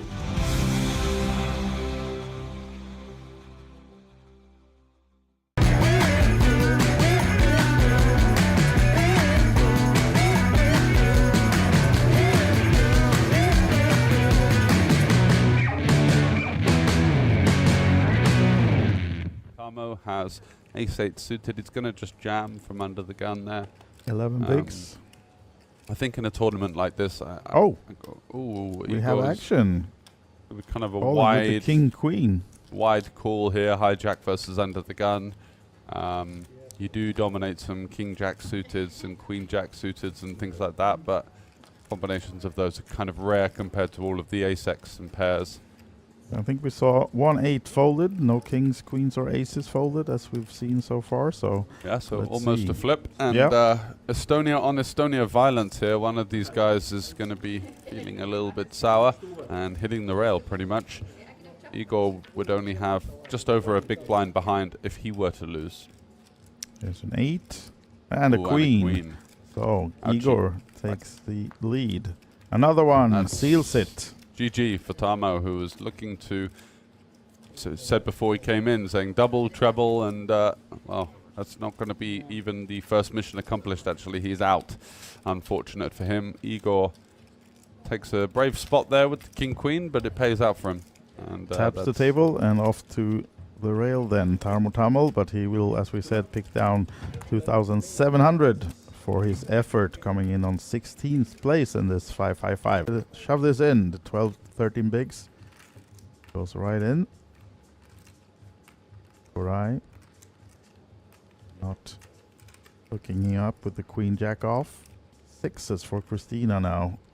Also, she has only 11 bigs, so she has to get active soon as well, but maybe 6s here so often that she's at best having a flip, of course, with Igor opening such early position. Still giving it some thought, though, but my guess is that she will find the fold here eventually. Don't want to really be calling in the middle position with the 6s. Oh, she's actually doing just that. She's all in as well. So with less than Igor's shove. And look at this one, Andre, another short stack on the table. We will be having a 3-way all in here, or can you actually find the fold, Andre? Getting tight vibes from this guy. No, he looks like he goes for wasn't thrilled about the prospect, but realizes that he has to. So he's all in. Yep. And he's got Igor dominated, and Christina's actually in kind of a decent spot as far as things go here with the 6s. Yeah, to get in with 6s and have 40%, it's not bad. And here we are, Christina with the 6s, Igor ace-7 of hearts, and Andre ace king off. Pretty big pot as far as 3 players separate tournament dreams go for. Look at this one. What a No flop that diamonds is. for either player either. It's Christina with the set of 6s in good shape. Diamond and for the 3-way chop. Oh, that would be something, no. but it's not to happen. And look at this treble for Christina. The 6s hold. Igor loses. Almost. I think he's got a little bit left, and yeah, Andre is completely wiped out. Yeah. His ace-king went from hero to 0 quite quickly there on the 8-6-5, 3 diamonds. Not even a diamond in hand. And that's going to be the end of it for the Estonian. And Rasmus now with the king jack off. Out of position. And short stacks to his left. Yeah, ace-queen here. Easy reshove for Mindaugas. Yeah. Happy to put it in. Kind of awkward for the king-jack here. Yeah, exactly, because you're already in with 100 and it's going to cost you 300 more. 300 more, plus there's 125k dead if we think that both blinds fold. Which they do. So I think with just about, I mean, would have been like 180, he would have snapped call. Now it's 285. Yeah. More, I mean. So it's sub 8 big blinds. I think we just raise call here. He's going to have 6s, 5s. He's going to have ace-10. He's going to have ace-5 suited. He's going to have lots of hands we do okay against. And yeah, we're not like thrilled, but we may beat some king-10 suited and jack-10 suited from time to time. And Mindaugas cannot wait to reveal his ace-queen. You can see that he's not dominating, but he's of course in the lead. 60-40 though, so Rasmus still 40% equity despite being behind with the king jack. Yeah, looking to make back-to-back deep runs here in Tallinn. Mindaugas, he played really well in the 1500 WSOP circuit event. I think he got 5th or 6th in that one in the end, and looking to go better here, but it's going to need to get a bit lucky in some ways to hold up. Yep. The all-in star on the ace-queen means that it's Mindaugas who's risking his seat, but now well in front. Backdoor spades. Oh, there's one. That's an interesting card. Spice ball of a card. So the ace. Oh, Rasmus finds the runner. to send home the Lithuanian. Strong player going to the rail there, Mindaugas, which is good news for the rest of the field, I guess, and especially Rasmus, who came in with 3.2 million. Christina here with the Jack 10 off, got the chip leader on the button. Could consider folding. Looks like she's going to go for the open.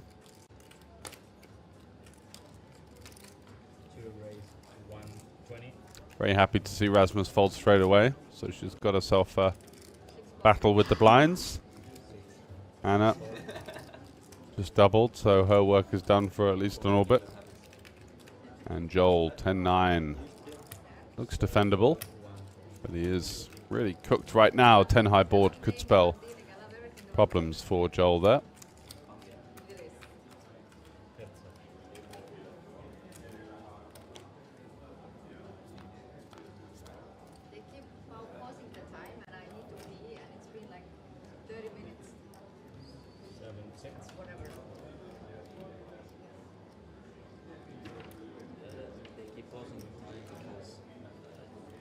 Instead, it's Joel that comes out on top, flopping a pair.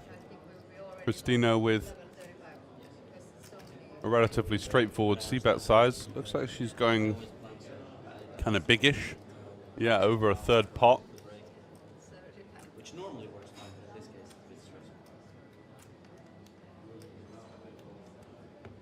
7 call, 1 break. Joel going to be check calling at least one with his second pair, but I wouldn't say he was particularly thrilled about the developments so far. And there is a 10, so let's see if Christina can find another barrel here.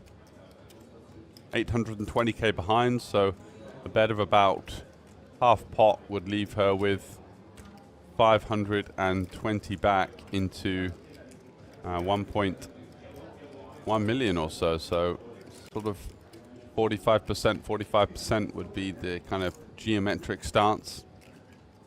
In terms of bluffs, we've got Jack high. Can't really think of too many better. Your opponent is going to have hands like King 9, 9-5 suited, Jack 9 potentially, Queen 9, some 6x with the back door. That is really in the blender now. She goes for 350, fair enough. Nice sizing, I think. Kind of front loading a little bit, but does fold.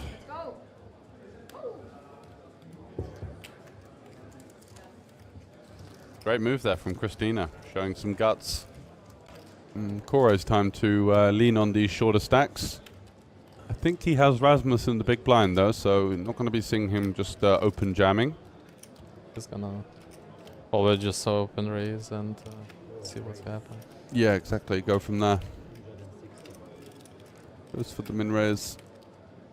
Hannah with 10s. Ooh, she's going to be able to find some resistance here. Going to be quite awkward for Korai with this 440k. Is probably just have to raise call here versus her 5.5 big blinds. Yeah, for sure he's not folding, like he's committed too much. He Yeah. got anti blinds. Exactly, getting a good price with all a of good the price for the fold. And so Hannah takes her spot. Should be very happy with this situation. Button versus cutoff chip leader. 10's an absolute monster, and Korai has to pair off here. 1 over, 1 under. And she's on her feet. Feels like she's not feeling it. Yeah, I don't know. I'd sit down, she's right? already. She's checked out. Yeah, exactly. Big spot for Hannah. Can she fade the ace? Well, she knew somehow. There it is on the flop.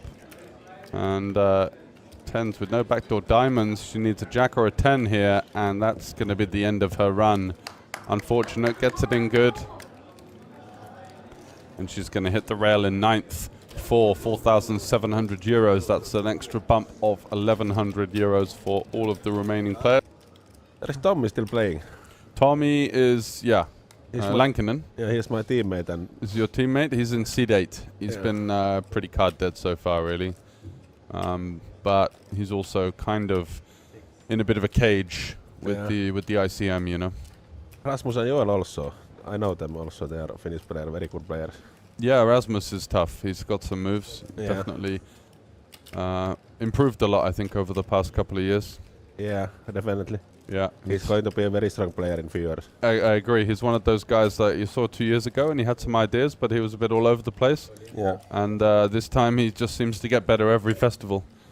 Yeah. So Christiana does call off her short stack here, 3.4 bigs with the Jack 3. It's not ideal, is it? But I guess she's the clear shortest. And you have to do something. You got to fall to the trophy. Yeah, the price is just too good, I guess. And there's a 3 in the window, so easy game. Easy game. Takes the lead now. Needs to fade the king or a 9. There's the 9. So needs a jack or a 10 or a 3. Can't find it. GG. GG to Christiana. That's more nice. What is this 5s? Fold. I will go. You'd go?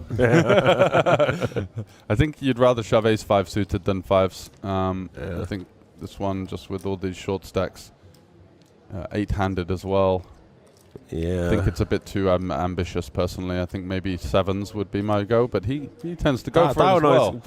He's a player. He's a brave man. He's here to play. Yeah. And it can't be that bad. It can't be terrible, right? Yeah. It's not like we've got, you might take the blinds and you might fin the flip. It's like... Yeah. Of course it's not ideal, but... Yeah.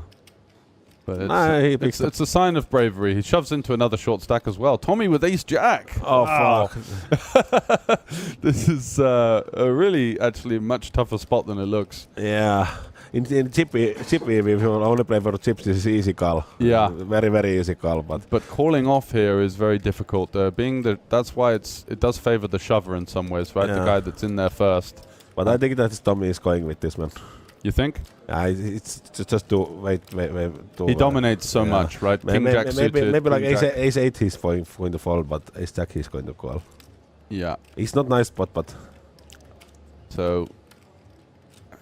He knows that his opponent will probably jam like ace 10 suited, king jack suited. Yeah, they're going. So a big flip between the two fins, and big flip for you in the team competition here. Yeah, I hope for jack or ace. This is points galore if you can win this one. Oh, we already see that. Oh, the scanner's picked up, and it looks like 10-6-4 rainbow. So advantage Quang needs a. Queen is a spicy card. So king also. King ace or jack. Big card. Oh, unlucky Tommy. That was very bad for our team competition. Yeah, Tommy is out. Yeah. Building some image maybe as well, because once they go on a break soon, and then they, with the 30-minute delay, maybe they have some time to watch back, and the other players at the table will see what Kwang was doing at the point, maybe trying to get someone to call him when he has the nuts instead later on. Absolutely.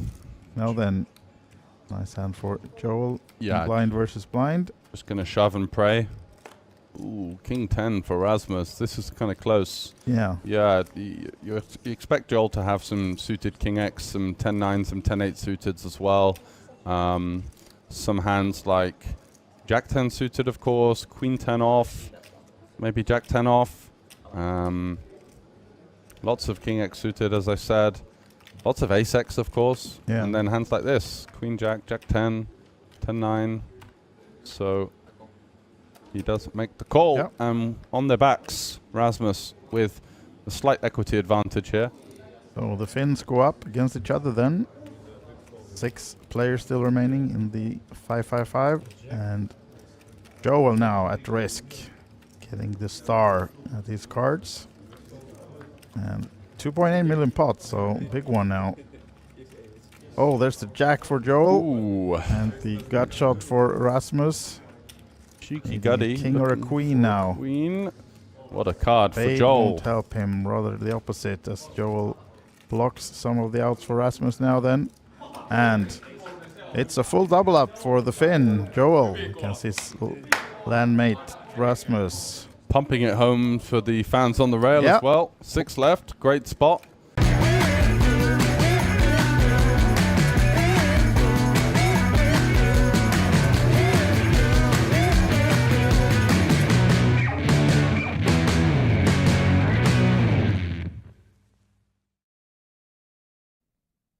Welcome back, guys, to the Oli Boosted studio. It's Andreas and George, and yeah, we're full of energy, right? Yeah, we're ready to go, and the players are ready and raring to go as well. Maybe they've been dipping into an Oli boost because we've lost half the field already at the first break, and here we do have the new table. So it's Dipvik Borg headlining this one with 77 big blinds, the current table chip leader. And we have Rano Sotla from Estonia defending the home country's colors, and well-known player. And yeah, he's been on many of the final tables we had here through the years. Yeah, and absolutely. He sort of cut his teeth with the smaller local tournaments and managed to grind his way up to the top. And once again, in a decent spot to continue his dominance of the live local scene. 35 big blinds, round about the average, I imagine, at this stage, with 45 left. The average is 467, so pretty good structure, you have to say, at the 6K, 12K big blind. Yeah. And we have Rano in the hoodie, folding. And let's get to know the players at the table. Angel, next one. Spanish player, kind of got a rather reggae sort of table presence, and certainly the hoodie usually a bit of a giveaway, isn't it? Yeah. That he knows what he's doing. Demetrius in the small blind here with ace queen facing a +2 open. Is he going to be shipping it in here? He's got around about 26 blinds.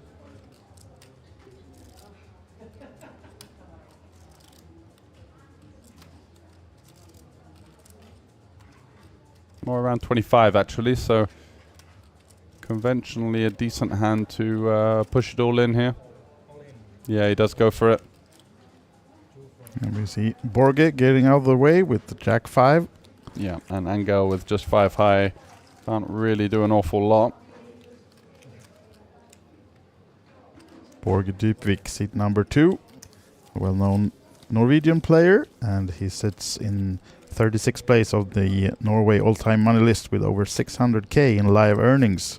So, and he has a couple of big wins as well, and we can see from his stats that he's been around for a long time. He has cashes back from 2010 and so on, so 2006 even. So yeah, he's been playing the live poker scene for a long time, and a few of the biggest wins includes actually one of the Italian Poker Tour. He shipped for 73k euro 12 years ago, so already then been winning big, and as we said, over 600k in live earnings. And Christianis now. Ace queen suited, just calling by the looks of it. Limping. We're on a 6k, 12k blind level now. We're doing 1 hour blind levels. Yeah, Christianis limping with the ace queen suited here. He's going to get some action. Yeah.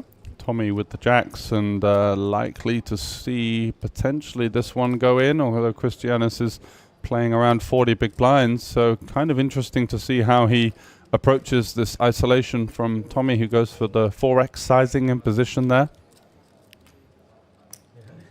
What's our option here with the ace queen? In some ways, limp 3-betting may fold all of the hands that we have dominated, so you may be thinking of calling. That allows hands like ace-jack, ace-10, king-queen to continue. One chip at a time. Could take a while if he's going to do that all day, but the Latvian with... wow, look at this board. What a flop for Christianis with the gut shot and the flush draw and the overcard, and Tommy with those jacks. Second pair on the board. He's got the jack of diamonds, so a jack on the turn could be a pretty spicy card. He's going to follow it up with the bet here, looking to target some hands like queen 10, ace 10. Maybe a jack 10, queen 10 as well. Always quite difficult to define the range of a limp caller in these types of situations deep in day 3.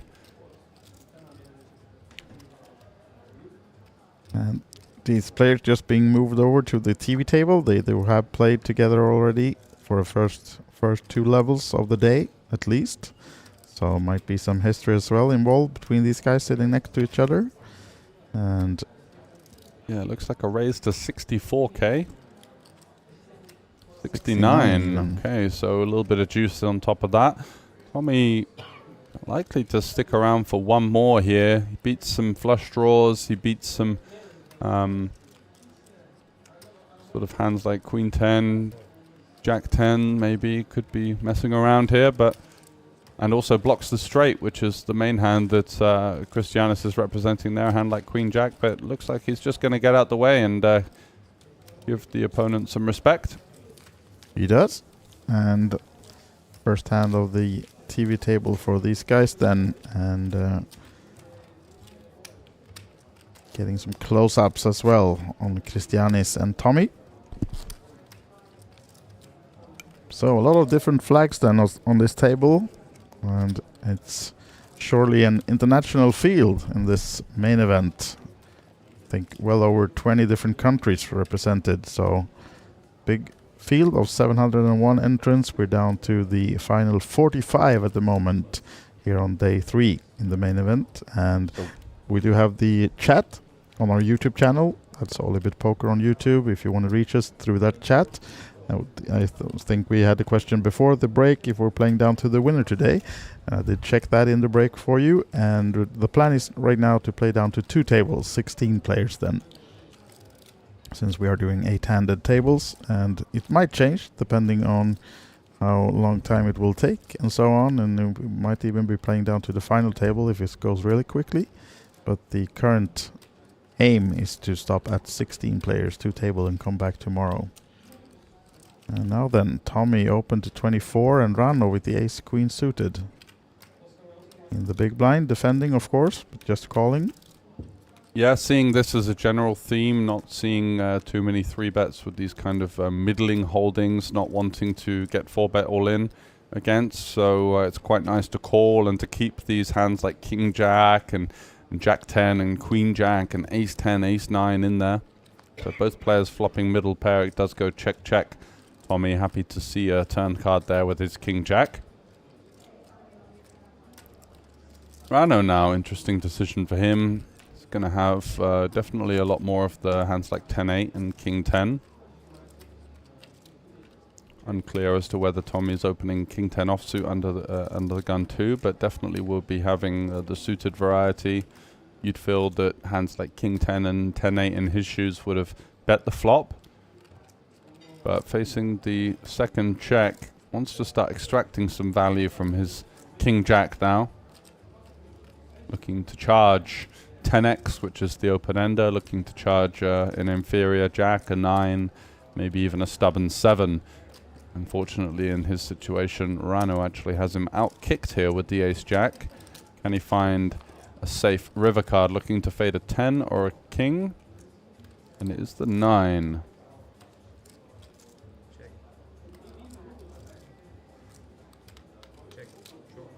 Go check, check. Ace-Jack's going to be the winner. Rano probably aware once he goes check, check that he had the best hand. Definitely so. And a nice addition to the stack of the Estonian. Yep, Rano was nursing a rather short stack all day yesterday of day 2. That's between 50 and 100k, but then as we told you guys earlier, then he amassed a lot of chips in the late hours, probably taking advantage of the long bubble play, and I think he ended day 2 with 580k, so lost a little bit today, but still now then on about 500k, which is good for 40 big blinds at the moment.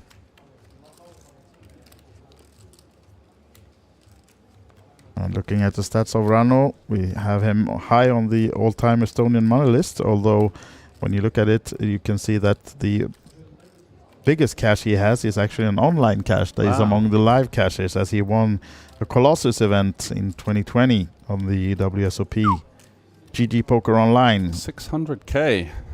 It's a bit mixed, right? Because this is supposed to be live earnings, and he has a 600k from online boosting. So the lockdown era was where Hendon Mob started putting some of the online cashes onto the live database, as I guess players didn't have the option to play live, so Yeah. guess they kind of counted it for some reason. Still though has several 100,000 of real live cashes as well, of course, and been winning also here in Estonia many tournaments. Among them is the 1100 Kings of Tallinn main event in 2015. So his name is on the stairs out here, right? We have Certainly is. all the old winners. Yeah, are every day we engraved. walk up, we get to see him. I think 2015, wasn't it? Like Yeah. you said, yeah. So he was at the start of his poker journey. Here we are 9 years later, and he's challenging for another title. So Christianis here with the Ace King, looking like a huge c-bet sizing there, 48k I think into over half pot. Yep. So rather unconventional start for the Lithuanian here, limp calling the Ace Queen, now mashing a huge c-bet out on Queen 6-3 with Ace King, and interesting to see what we see from him in the upcoming stream here as we're playing down to 16. So that's going to be another 29 eliminations, which, 28. Yep, there we go. Lost one on the outer tables. So these guys are on the big stage playing, but in the main room we also have, of course, all the other tables and some other tournaments going on. So it's a full packed room over there with the final table of the Sweden event in one of the corners. So, and I know if you want to follow all the action from the main event, of course the blogs are live. We both have an English and a Finnish version. So if you head to OlyBet.tv, you will find the blogs from Juhani and Frank Visser, as Tommy now with the American Airlines is flying high to 24. Yeah, likely And to just Angel. likely to see him just call here versus under the gun at this stack depth. Wow, he's going to go for the 3-bet though. A fearless play for sure. Going for just over a 4x 3-bet, and that is exactly what Tommy's looking for, trying to do his best job of remaining cool and like he maybe he didn't want to see that 3-bet, but we can see with the whole cards that this is exactly what he was looking for.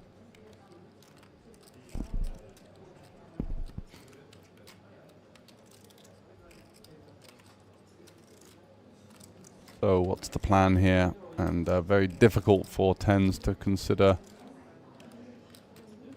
their continuation in the hand. Looks like he's going to go for sort of 225.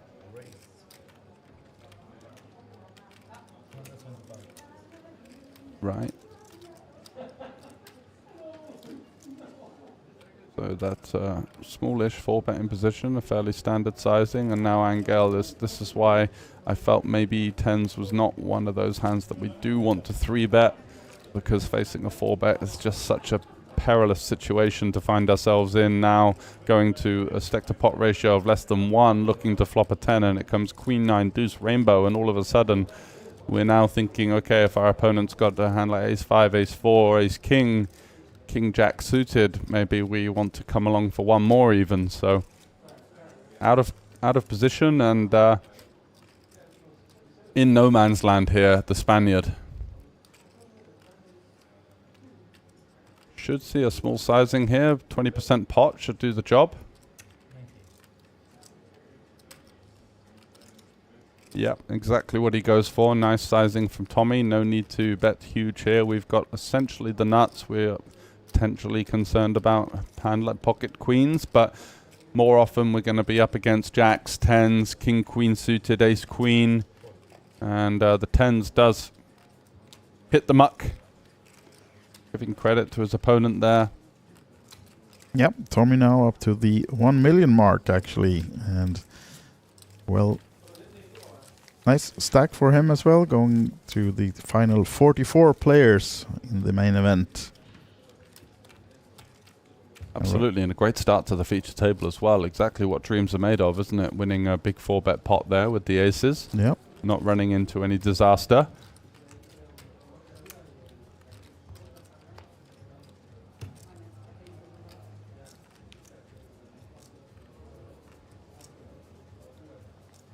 And And by the looks of the overhead cam, he's going to have the table chip lead at present with big pile of chips there, Michael. Mikael Hapaniemi also been on a few of these feature and final tables that we had through the last few years here in Tallinn. Plays frequently, and let's take a little look at his stats as well shortly. But now, Borge, we just talked about 900k to start this hand.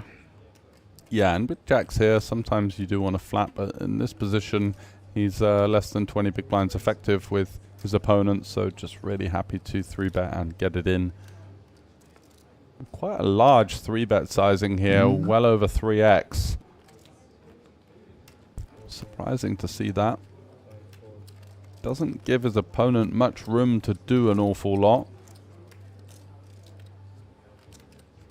Tommy's going to get out the way as well with the 9-8 off, and Mikael left with not much of a choice but to see those cards hit the muck, and that's what he does.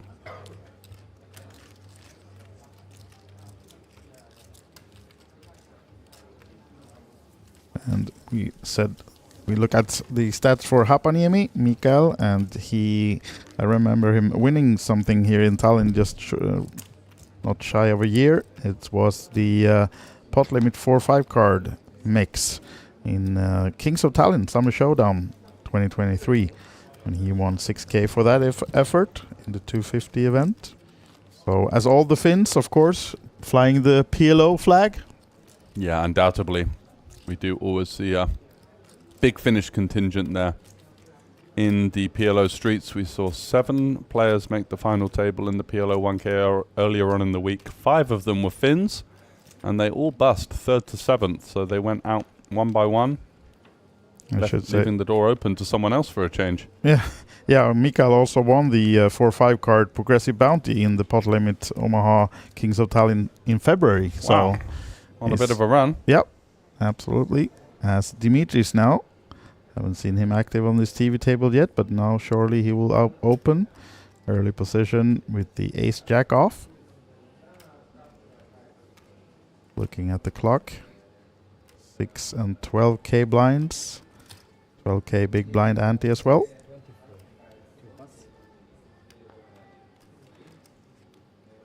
Makes it 24, and Andres now with the 3s.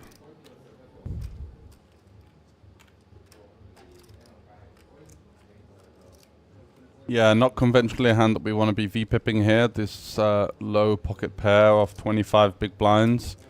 And the reason for that is that there's still so many players left to act behind. And we don't really have any sort of, interaction with hands that may find aggression. Rano is going to just peel with the 10s there, which was kind of the opposite of what we saw from Angel. We went for the aggressive route versus the under the gun open before and ran into aces. Rano, maybe a little bit more seasoned, understanding that those 10s play quite nicely as a peel where you can call and then call off a rejam from the short stack behind. Mikael coming along as well. Yeah, paying the extra 12. Here. Ace 4 versus under the gun hijack. Offsuit. Not the best hand multi-way, going to be dominated quite often, but he is quite short, so that sort of stack-off threshold does go down a little bit, just looking to flop top pair. Rano is doing the best right now with that pocket pair, 10s. Only really concerned about the emergence of the queen.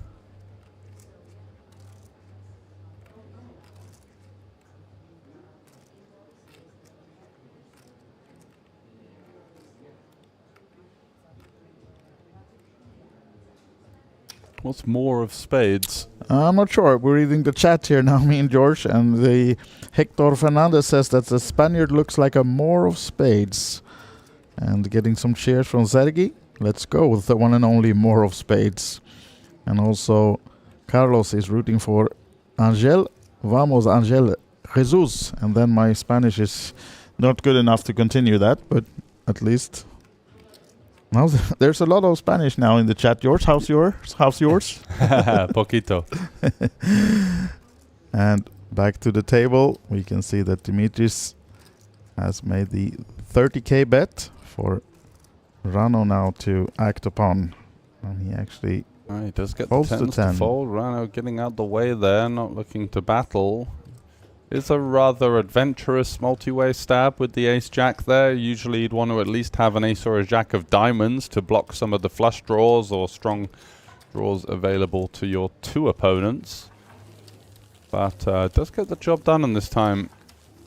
Rano kind of in the sandwich there with the player behind, so the c-bet in some ways having a decent amount of efficiency because he puts Rano's range, which is much stronger than the big blind overcall, into the spot of having to deal with the player behind. So here are the chip counts. Yep. Mikael at currently the shortest stack, 15 big blinds. Tommy with the aces versus Angel's tens in the 4-bet pot, coming out on top there, and that's why he's at the top of the rankings. Dipvik, of course, as well, shortly just behind. Yep, we got some cheers for Börje Dybvik, as they say in Norway as well. Ylva is cheering for Borge, as we call him here now. And it seems like we're removing seat number 1 and balancing the tables. Yeah, bit of a hit and run job. Won a multi-way hand and then he's off. I'm out, so guys. I'm catching out. Yeah, exactly. We saw enough of that in the cash game streets. Yeah. But that's the way to do it. So yeah, that's why he's removed from the table. We are balancing and he'll be going to one of the outer tables to continue playing, and will be 7-handed then at this feature table at the moment. And then once back down to 40 players, we'll have another player coming in when we're balancing back to 8 times 5 tables then. Mikael now in the small blind, King Jack suited. Goes for the jam. Goes for the jam, and Borge is gonna step away of the 8-6 off. Yeah.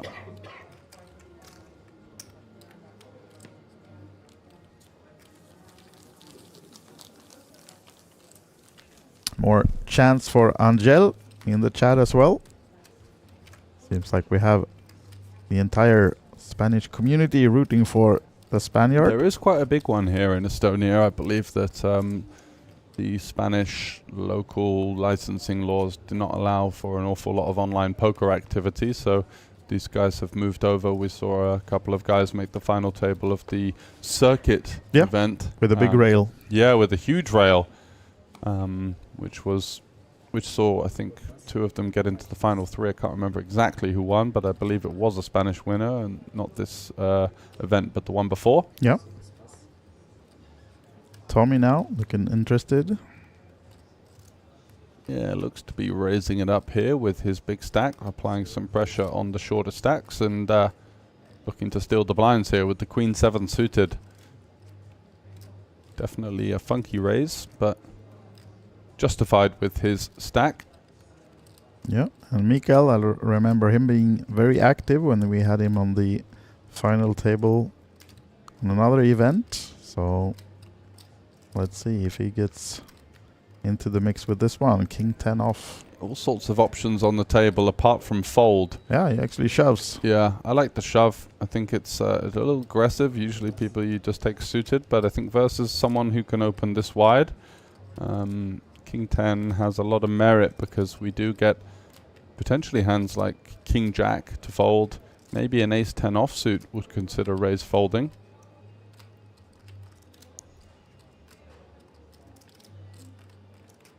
Andres taking some time with these 5s, but unlikely to find a route into the pot.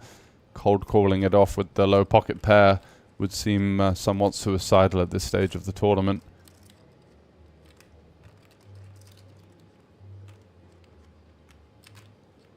Still not seeing those 5s hit the muck, so maybe the Latvian has other ideas. No big sigh, and they do hit the muck, and Tommy couldn't muck his cards quick enough, really. Just Queen 7 versus the rejam, not going to be in great spot there.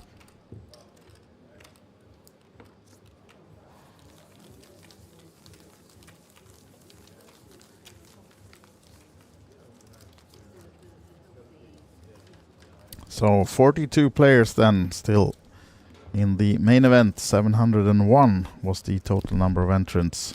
And if you haven't heard it before, 130k is the top prize. Gonna be awarded tomorrow because we're playing down to preliminary at least 16 players today, 2 tables, and then coming back tomorrow. And of course we will be live streaming all the action tomorrow as well until we have our winner.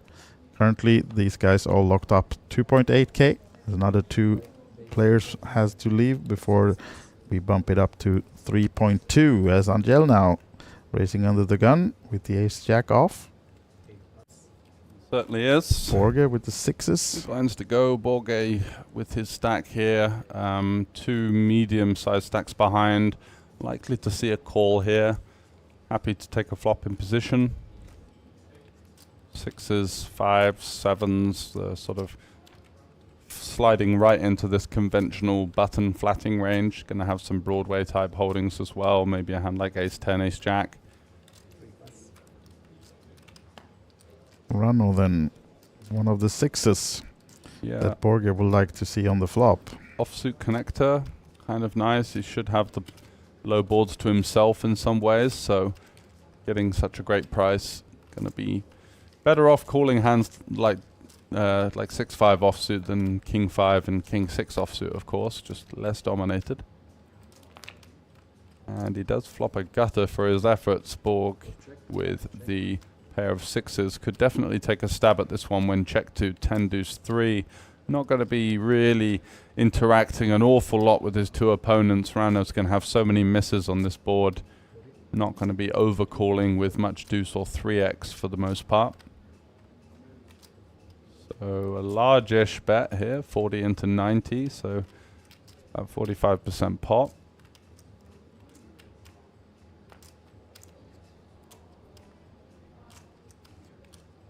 And Angel, Rano first, comes with the call. Rather surprising, maybe. Yeah. Floating Nut with the gut shot. With the backdoor spades. Maybe if the turn goes check-check, he can still represent a decent amount of 10x. And should see the turn going check-check here. Dipfic's got to be quite sort of suspicious as to the strength of Rano's hand. Unlikely to have much deuce or 3x or even call with the player behind. So it's starting to look quite dense in the form of having a top pair. And this is exactly what Rano was looking for here, having floated the flop. Now left with 6 high, pretty much the nut low here. Gonna have to be firing out a bet. What sizing do we go for? Well, what are we targeting really? Dipvic could definitely have some missed flush draws, which you don't need to bet too much to sort of maneuver them out of the pot. Also, some hands like King Jack, maybe, that just stabbed the flop. And wow, checking it over with the 6 high then. Quite surprised to see that, to be honest. Thought we might want to find a little bit of red line action there. Probably had a plan on the flop floating, but decided to just give it up instead than Rano. And Borge amassing some more chips right now at the about the million mark, then maybe taking over the table chip lead again with that hand. Yeah, Rano will be kicking himself there. I think he had a good opportunity to represent the 10 if he considers what his continuing range will be on the flop. Sure, he's going to have some straight draws in the form of 6-4, 6-5, 5-4, but for the most part it's going to be a 10.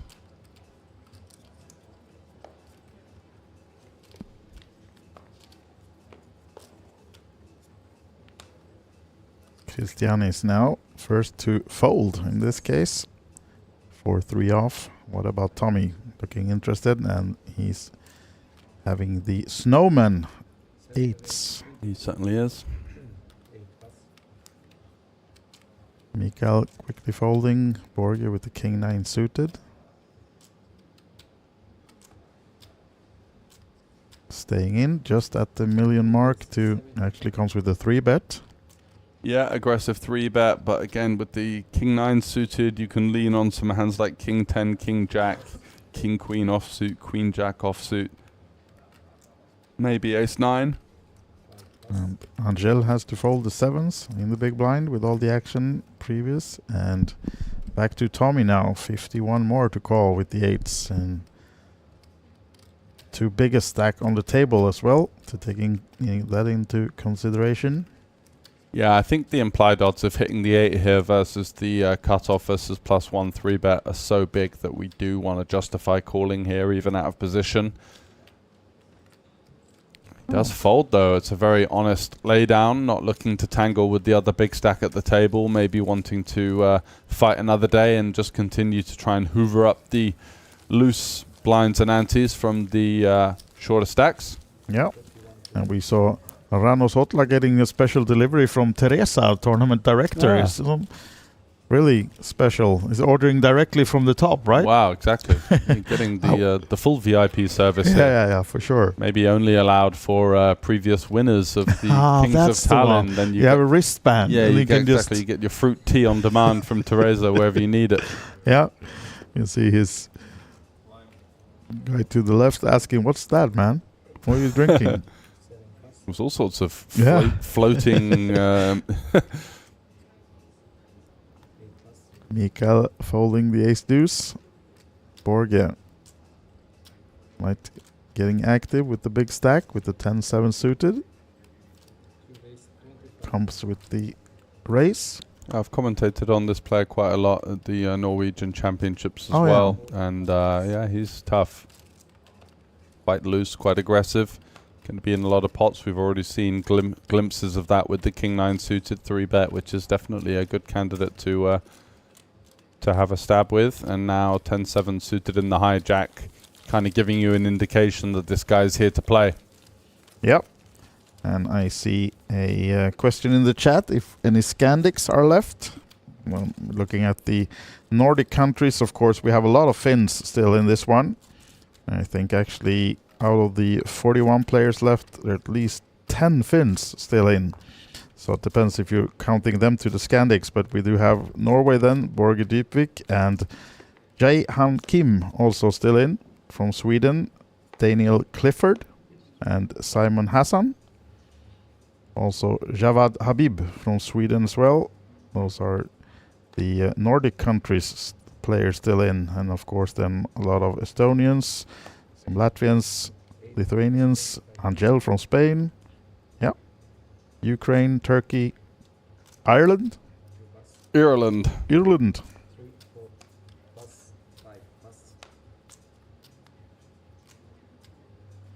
So yeah, a lot of nationalities still in this one, but the Finns are the dominating nation at the moment. We'll see how that looks when we get down to the final table. But as always here in Tallinn, there will be at least a couple of Finns involved. That's my guess. As Tommy and Mikael now, the two of the Finns, are playing a pot by the looks of it.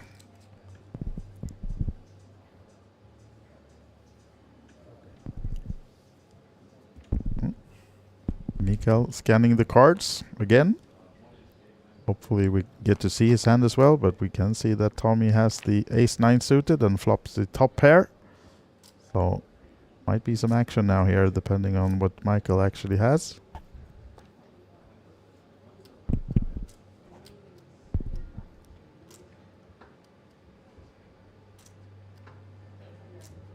Eight, deuce, 9, 2 diamonds is the board. And Mikael comes with the bet. 27. Question for Tommy now then. What to do of that top pair? Going for the check raise or just calling? Seems like he will be just calling. Yeah, I'm a fan of the check raise here. I think on this particular board we do want to charge some of the overcards, the draws.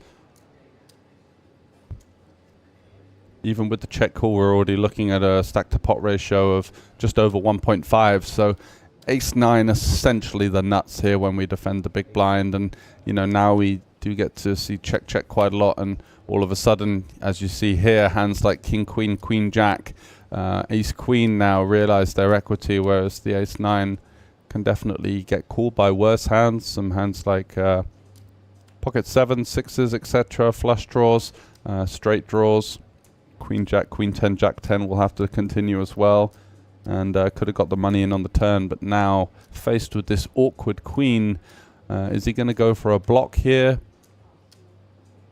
Definitely has the option to bet something around sort of 25 to 35k.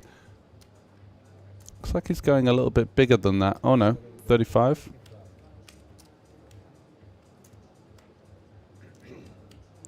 And this is designed to potentially get calls from maybe hands like King 8, 7, 6s, 5s, 4s, but also try and freeze the action.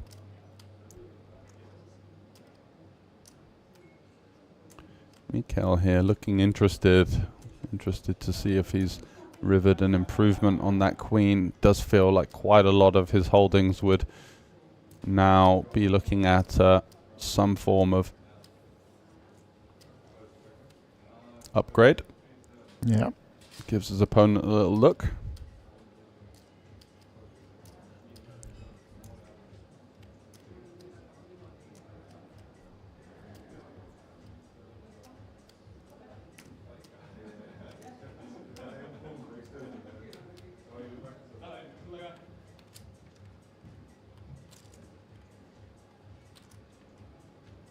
Hard to tell now whether Mikael is thinking about calling or raising or folding.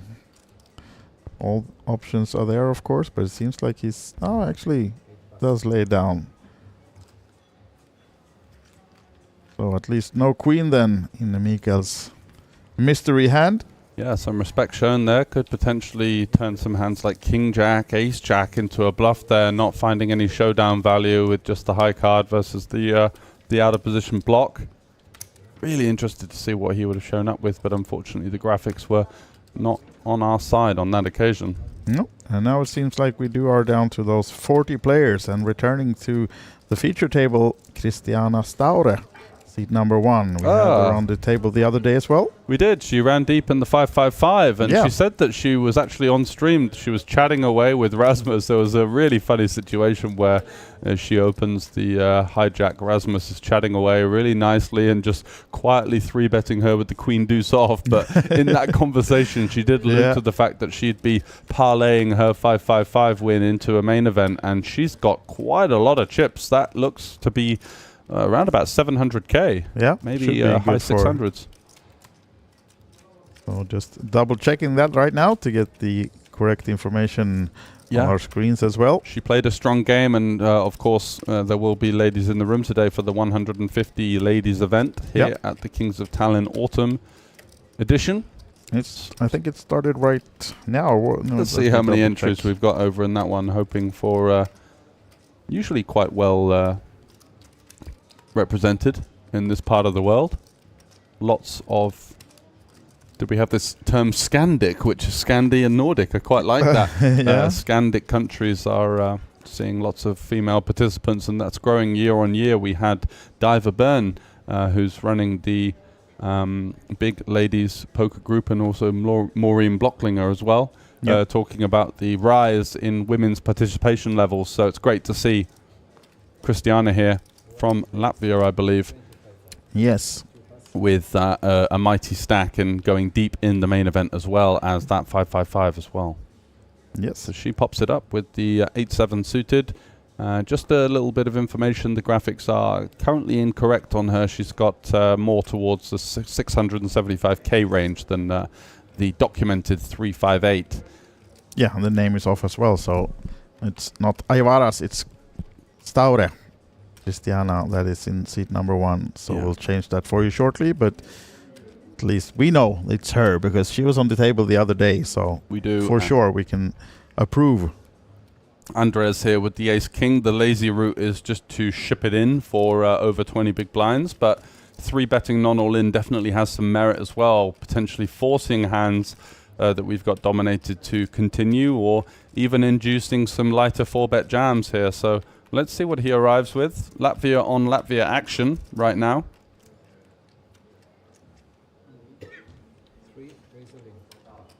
He does go for the shove. It's definitely a play that is going to win you chips, but maybe deep in the main event here, we want to try and get a little bit more action with our ace-king.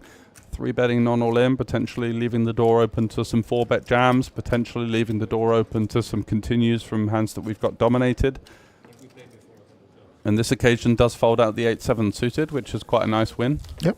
And we talked about the Queens event. It started 30 minutes ago, so you still have plenty of chance to enter that one if you're around and eligible to play the ladies event. And currently 28 runners in that one. We do have the names such as Avelepik that we have in our chat earlier telling us that she was going to play.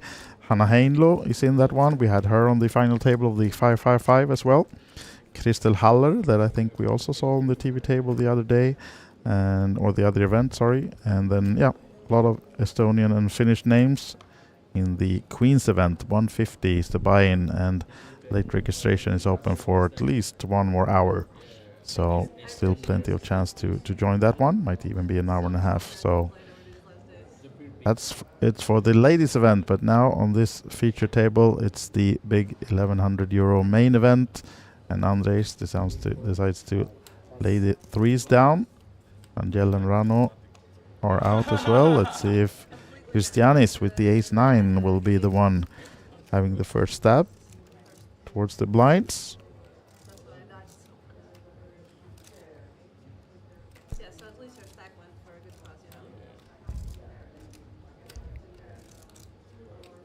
Should be seeing Christianis opening it up here with the ace-9. Plenty of hand from the cutoff to consider a steal. Does have to battle with Tommy, the table chip leader on the button there. 5-4 suited, going to be a hand that often likes to VPip in some form.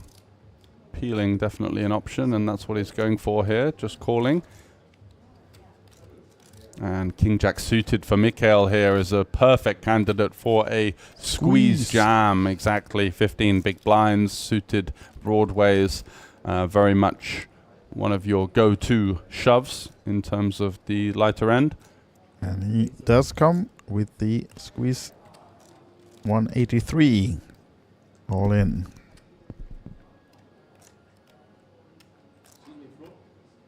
Yeah, no option really for Christianis here. He's got that chip leader to tangle with, who can occasionally have a strong hand here, maybe inducing a squeeze jam from the small blind, but on this occasion just 5 high, going to be hitting the muck. Yep.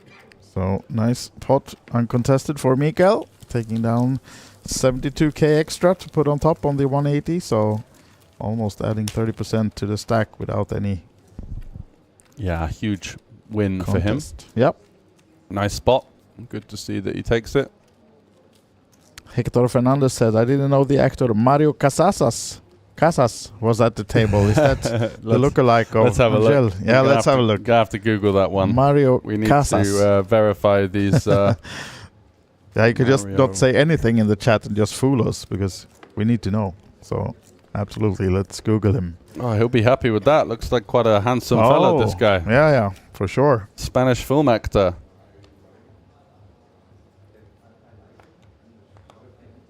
Andres folding. Rano quickly as well.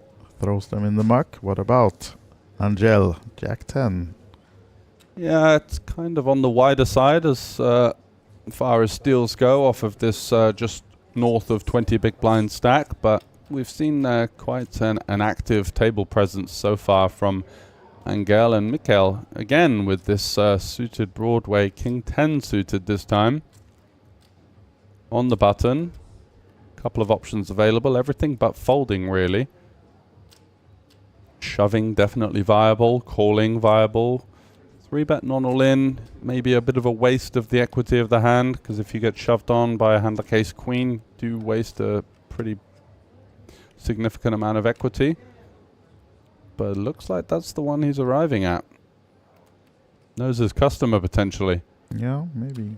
We don't always have information on whether these guys have battled, but the likelihood is with only 5 or 6 tables remaining that these guys have faced each other at some point in their previous 2.5 days, and Angel is going to get out the way. Nicely played there by Mikael. It's back-to-back pots, picking it up. Absolutely. So from 170 to 309 in chips right now then, and still 40 players remaining in the main event.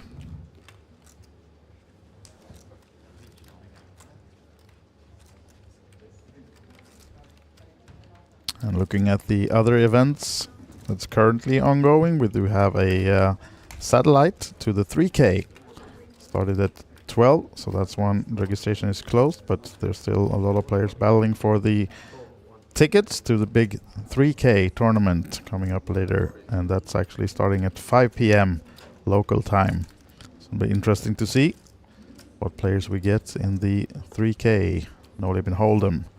Later on tonight is the 150 buy-in 5-card mix, Sweden PLO 5 and 5-card triple draw. Wow, what an special event. one. Yeah, that's for all of the lunatics out there that love all of the mixed games.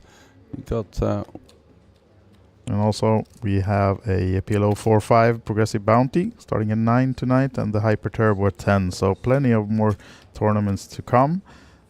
And of course also tomorrow there's a lot of action, and we say that as Christianis now made it 30K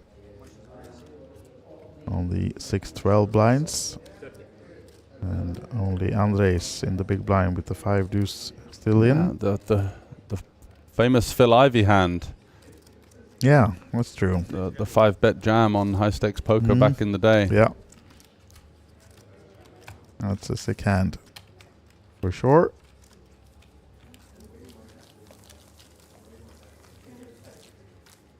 But Andres does not do a Phil Ivey and no folds. Only the greats. Would have been one for the fans and for the stream, but now on to the next one. I'm just checking the chat, but no, go Christiana we have as well. Absolutely, we do agree that it is Christiana we have in seat number 1, and we will change that name for you shortly. But currently 8 players at this table, and since we are 40 players total, that means 5 tables left in the main event. Certainly does. And girls had a pretty tough start to the feature table, not really won any significant pots and lost a couple of big ones. And Christianis, who's opened with the ace-jack in the last hand, now opening with the 5s. Let's see if he chooses the same sizing. Goes to 24 this time, so got himself a 2x open, got himself a 2.5x open. Remains to be seen of whether those small changes in opening sizings have any indications to the strength of his hand, but Christiana now with the ace-jack off. Yeah, gonna come in for the call. Borges out with the small cards. Andres likely to fold. What about Rano? Over to Mr. Sutla in the big blind, 8-7 offsuit. Again, a decent candidate for coming along for the ride here, completing the action. Does. And 3 ways to this flop then. Christiana in good shape, but preferably she'd like to hit something on this one.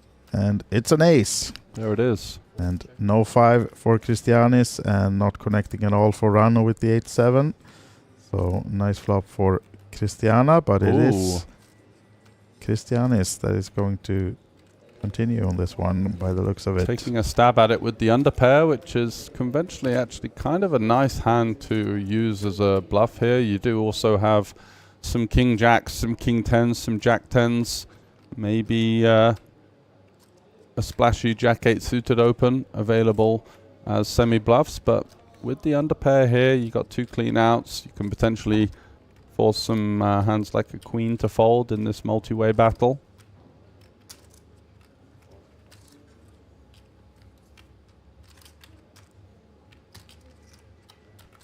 Generous for the actor. We love this chat. It's good stuff. Ooh, there's a 7, so not quite what Christianis was looking for, hoping to find that 5 on the turn. Inez Alonso coming along with the Spanish laughing, the yeah. And so Christianis, is he going to commit to this representation of the stronger hands on this board, saying I've got ace queen, I've got queens, I've got 9s, I've got aces. I don't believe you have all of those hands, Christiana. Let's see what he goes for. Already The pot is getting quite large here, just less than two stack to pot ratio behind. So would be looking to potentially fire it off with these pocket fives, if that's what he's choosing to. And it looks like chips are coming in, and already you could see a slight flicker in the emotion of Christiana there. Not exactly thrilled about the prospect of facing the second barrel here. Many value hands available that have her best. 72k into the 150-ish. Yeah, so half pot, which would mean 72 and 200 behind, so that would leave about 2/3 pot on the river. Let's see if she's got the heart to call here. That's a tough spot, of course. It is a tough spot. Almost in some ways you'd prefer to call with a hand like ace-8 suited, because that allows you your opponent to have a few more hands like king-jack, jack-10. So the jack does block bluffs, but in terms of the ace-x that we do have, we are right at the top of that range. And as you could see there, a little bit of a movement in the seat from Christianis, realizing not totally pleased with the call. Realizing he's going to have to fire it off here, looking for a 5 on the river to help him get out of jail, and it does mean the king hits the river. So can he commit to the 3-street bluff? I think if he were to find a shove here, it's likely to work at this stage. Christiana would have hands like jack-10 suited here from time to time. She may arrive at the river with a hand like king-queen if that was particularly sticky on the turn. And looks like he's not going to give up on this one. No. But is he going to go for the big bet? In fact, sorry, we do have a slight graphical error. So Christiana has, I believe Christiana's out-chipped. Because she started the hand with about 675,000. Yeah. So is he going to have the minerals to follow it through with the triple barrel with the lowly pair of 5s, waving the white flag, and that's good news for the Latvian.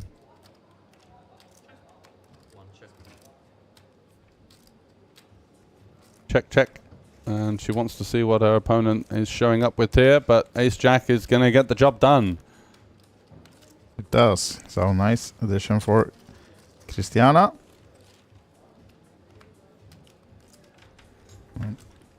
I'll be back shortly.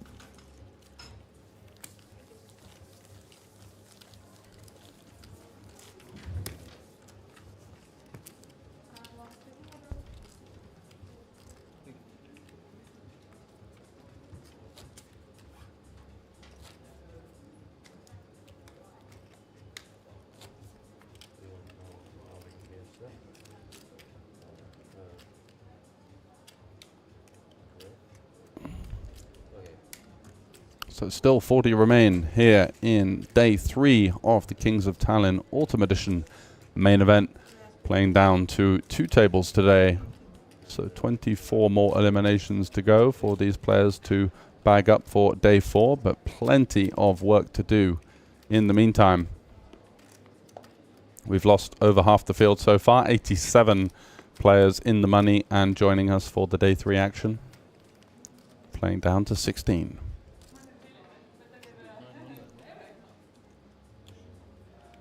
Christianis, after the failed multiple street bluff with the pocket 5s, now with jack-9.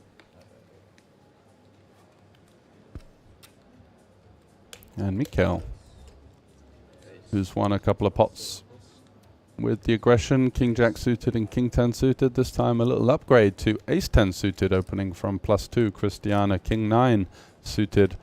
Not a bad candidate for a 3-bet bluff. And seeing as her opponent is opening off of under 25 big blinds, could be using a sort of 2.5x 3-bet there as a bluff, but instead just folds versus +2, showing the open some respect.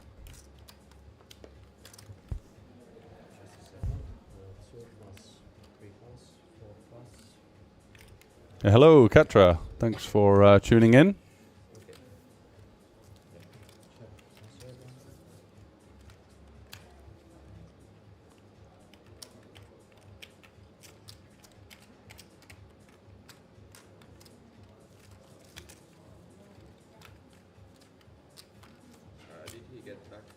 So another raise and take.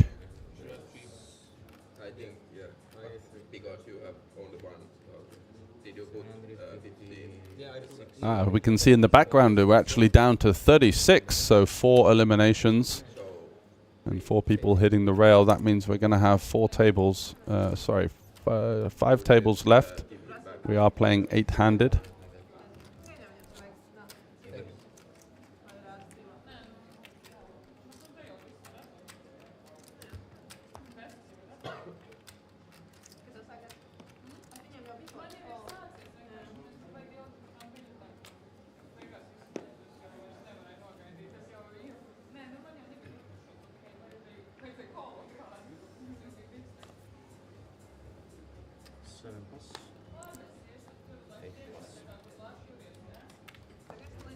Mikhail's done a good job of picking up some chips over the last couple of orbits with some rejams, with a 3-bet and then the open. He's in a rather more comfortable scenario. Rano on the button, ace-9 off. Good hand for late position steal. And gets the job done there. No hands in the blinds to match his 25k open. And a well-timed pickup there. Will be happy to grab a few chips. Not been the best of starts. Has been kind of roped into a couple of multi-way defends. And was somewhat bleeding. But with the ace-9 there, getting one through.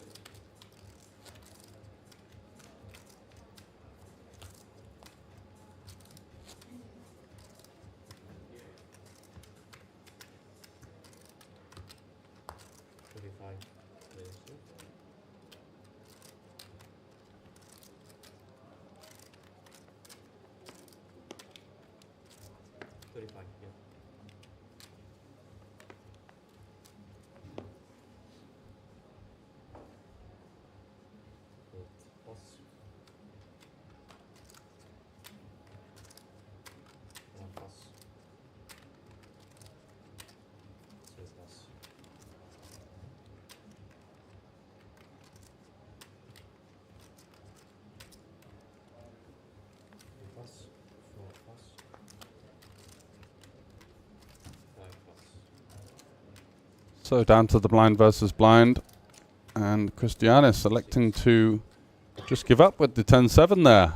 Usually a decent candidate for a raise first in, or at least a limp, but maybe somewhat on the defense after the failed multi-street bluff versus Christiana.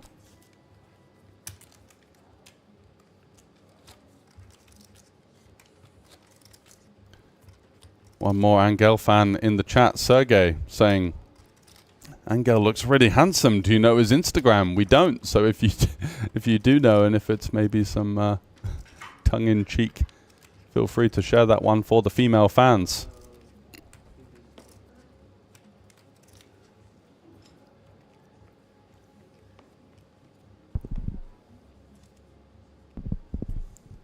Christiana, as we see with the updated chip count now, 763,000 chips. Great spot for her, especially coming off of that final table in the 555 championship event. Didn't quite get the job done in that one, but did have a nice boost to her bankroll, and is parlaying that into a deep run in the main event now with 35 left. Andres has pocket jacks, and he's opening to 24k, the min raise. That gets rid of everyone, and we're through to the blinds. Mikhail looks interested. Coming in from the big blind, going to be defending relatively wide here, closing the action. Queen 4 suited certainly seems like a candidate that we do want to see a flop with.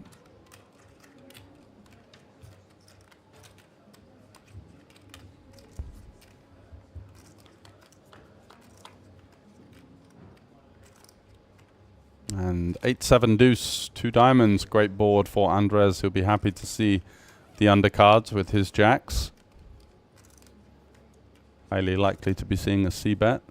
Looking to charge some 8x, 7x, straight draws, flush draws, you name it. Plenty of hands inferior to his overpair at present to look to target. Goes for 26 into 66, so a slight upside on the third pot sizing, and that's going to get the job done, as Mikael has no business in continuing with just the queen high and the couple of rather thin backdoor draws.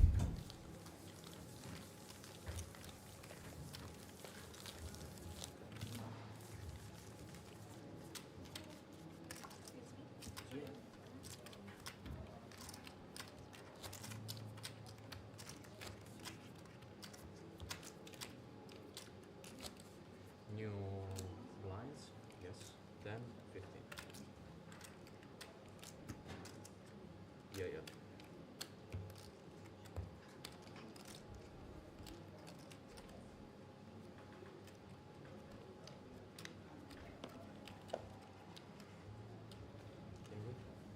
Yes.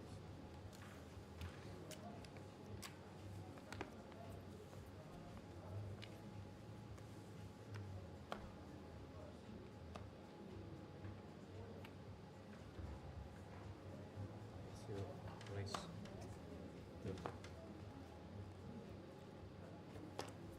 Dipvik has been a little bit quiet as the blinds go up now to 10k, 15k. Not great news for some of the short stacks on our table that now are in a little bit more, under a little bit more pressure, I should say.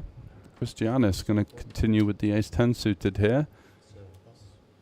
Not in the best of shape versus the ace-queen off opening from our Norwegian chip leader.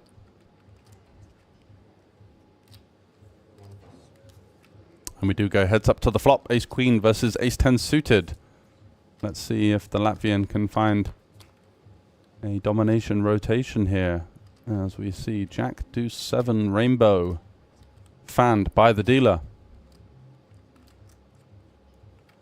Ace-queen going for a small out of position bet. In some ways a value bet, looking to get called by some weaker ace highs, maybe king queen with the back door, king 10, these kind of holdings. Christianis does have backdoor straight draw, overcard, backdoor clubs. So you feel may be looking to continue here and does come in for the call.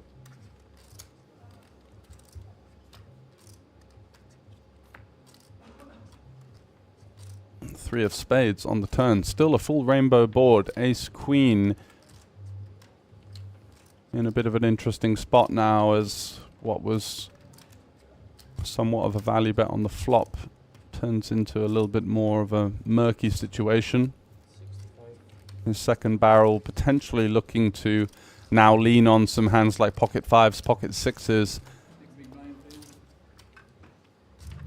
And that's going to be the end of the road in terms of his stream adventure for Dipvik, the Norwegian. And his big stack will be heading to one of the outer tables, which I'm sure won't be bad news for Christiana. You can almost see a small smile there as she saw the big stack on her left being moved elsewhere. Good news for her. Rather tricky situation being up against a big stack on your direct left. Getting deep into the main here. 35 left. Now we have Hector saying, I hope Angel plays for a good barber with the prize of the event. Alluding to an opinion that maybe he's could do with a shave and a haircut. I'll leave that one with you.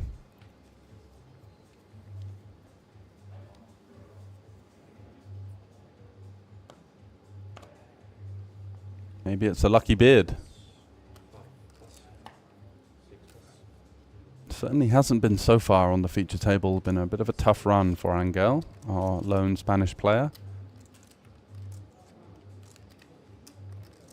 Mikael, though, opening it up with the 9-8 suited. Been a decent start for him. Came into the final feature table rather short on chips, and is unfortunately not going to be seeing much of a return in this situation, as Andres ace queen offsuit, a very natural 3-bet jam for value, of course.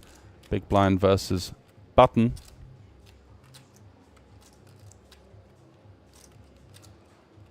Mixed signals from the Spanish guys on the YouTube chat now. Sergio saying, what a babe is Angel. Loving all of the support. I'm sure he will be as well if he watches back the stream. Let's hope that he can get something going. So Andres taking his time. No extra points or extra chips for rushing your decisions, of course. Deep in this main event, he is going to be going for the inevitable shove, and bad news for Mikael, whose late position steal doesn't quite work out on this occasion, running into a strong hand in the big blind. Now it's the turn of Rano Sudla, the local player, to pay the blinds, and he's going to need something to happen. Not exactly instantly, but just over 20 big blinds. And 1 hour clock with a great structure, still plenty of play.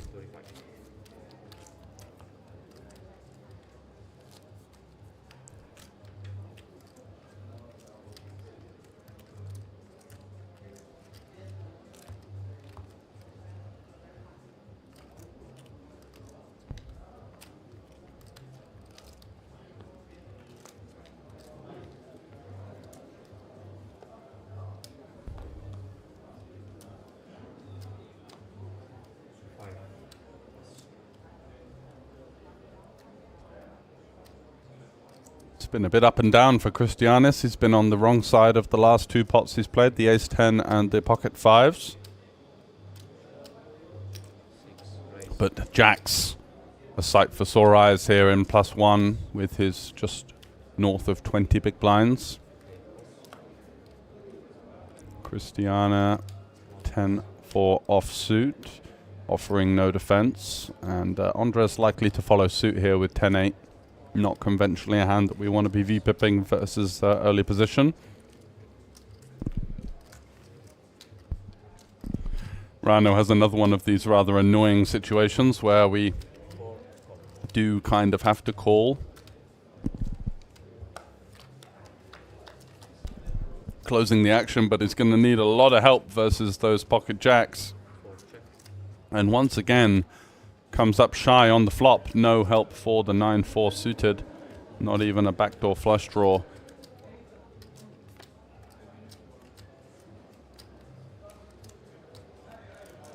Ooh, check though. And the arrival of the gut shot for Rano. Is he going to get spicy here? Looking to potentially lean on some of the weaker hands in the check back range, like the ace highs. Not going to be able to maneuver the jacks off of this pot for 1 bet. Does go for the check. Decides not to bluff his gut shot. He does have a lot of gut shots available as he's pretty much defending any suited hands, so maybe feels that the check back is also going to be quite showdown heavy. Lots of hands like this, like jacks, like ace queen, like 10s that aren't likely to fold to 1 bet.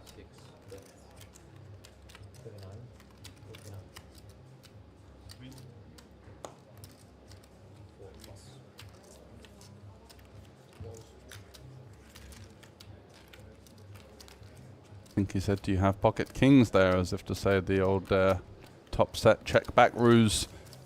No.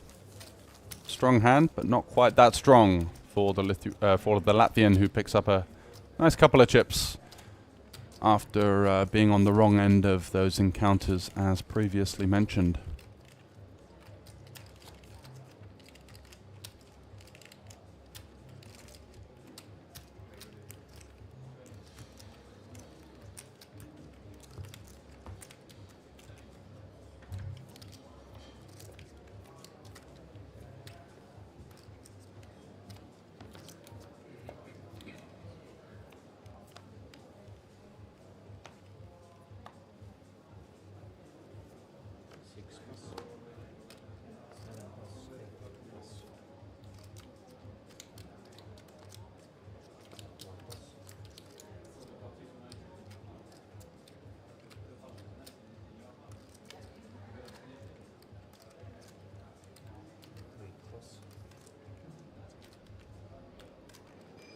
Ooh, Rano. Not had the best of it so far, but jacks is a lovely hand, and he's going to be going for the limp here. Let's see if Angel's going to be getting spicy with the 10-7-3 suited note, just checking back. And those jacks see an overcard, but nothing to be too alarmed at. Plenty of hands like gut shots, 8x, 4x to target, and Angel unfortunately can't muster up any defense with his 7 high.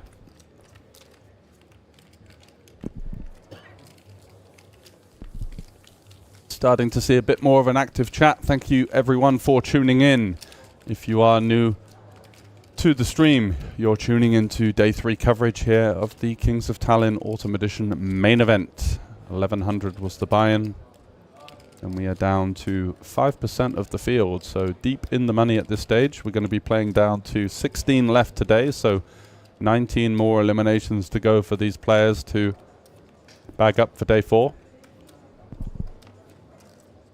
And you can join us for our last day of the Kings of Tallinn Autumn Edition tomorrow, where we will be crowning a main event champion, and also, of course, after that, heading over to Shamrock Irish Bar for the all-important karaoke event.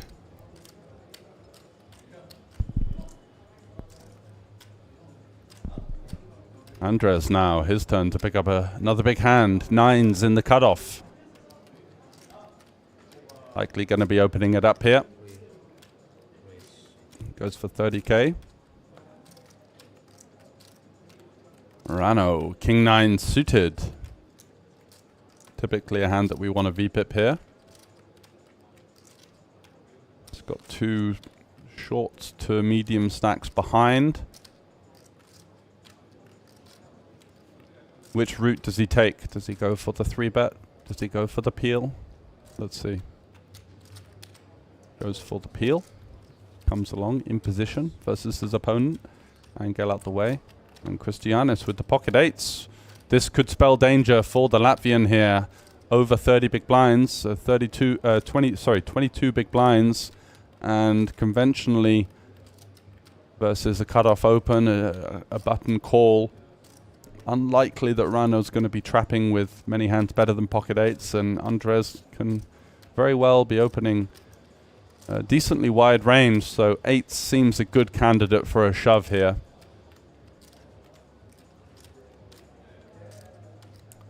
And it does feel like the writing is on the wall for the Latvian. He is going to go for the all-in.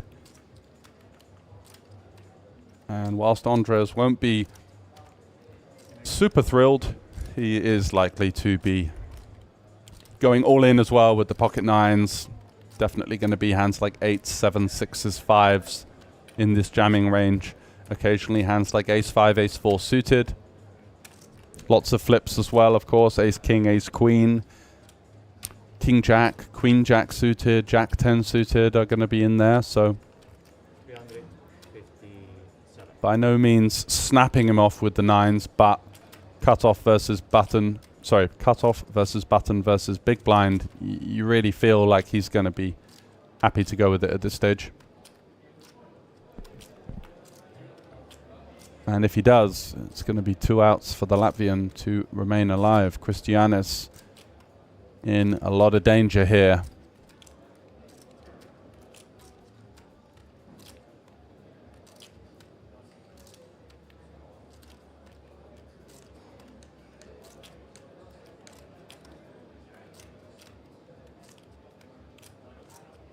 Surely he's not considering a fold.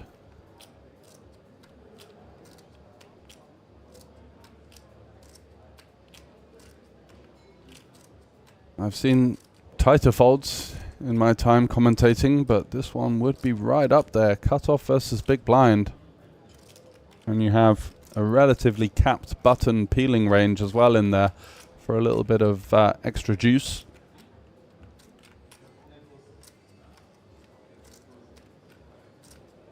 Looking over at his opponent to see whether it's likely he seems invested in the hand. And to be fair, Rano does look to be rather resigned to folding at this stage with that kind of body language you just saw in the last couple of seconds. So Andres eyeing him up.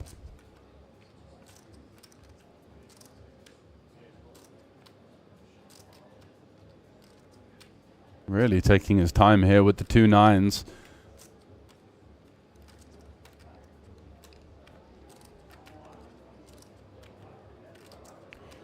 Deep in main events here, even though it's not an absolute slam dunk call, you don't want to get monsters under the bed, auto-assigning your opponent to hands like 10s, jacks, queens.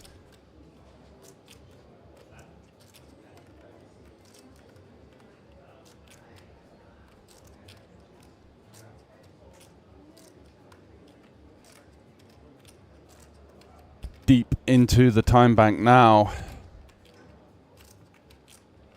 Really deliberating over the situation on what appears to be a fairly trivial get-in at this stage.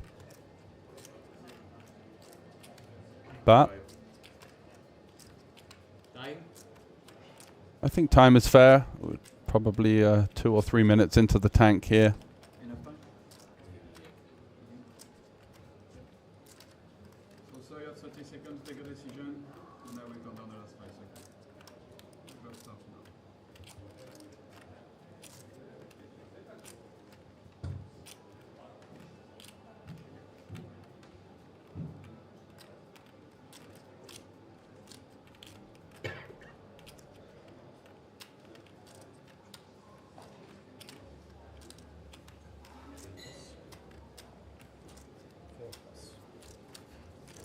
Wow.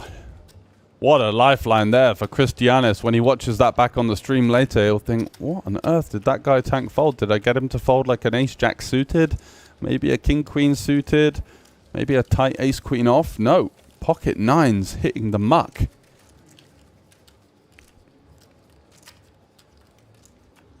And that could be exactly the breakthrough needed. Yeah, a couple of guys in the chat saying, what a nit fold. What? WTF, call the clock? Oh my god. Can't disagree with you on that one. That was rather tight. It's really important in these late stages of the tournaments not to forego these spots, especially when you can assign your opponent to having hands that you have completely crushed. I believe that he would be taking hands like 8s, 7s, 6s, potentially 5s. Maybe some of those suited ace-x's as well that 9s has got dominated. So, oof, little bit of a conservative laydown there with those 9s.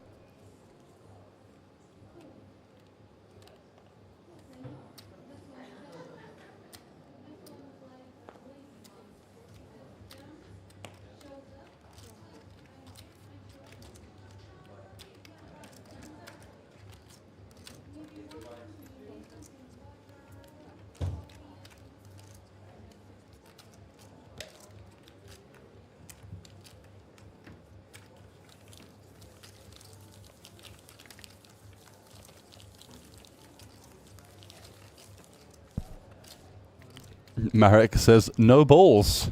Can't disagree with that one either. I mean, you just got to put your chips in sometimes. You can't just wait for aces, ace-king suited, kings, queens, especially when in this deep structure you are going to be up against some pretty tough players that are going to put you to the test. And if you crumble with the 9s, as he did there, it's going to be tough to win these types of tournaments where these payout structures are so top heavy that these spots are just simply unmissable.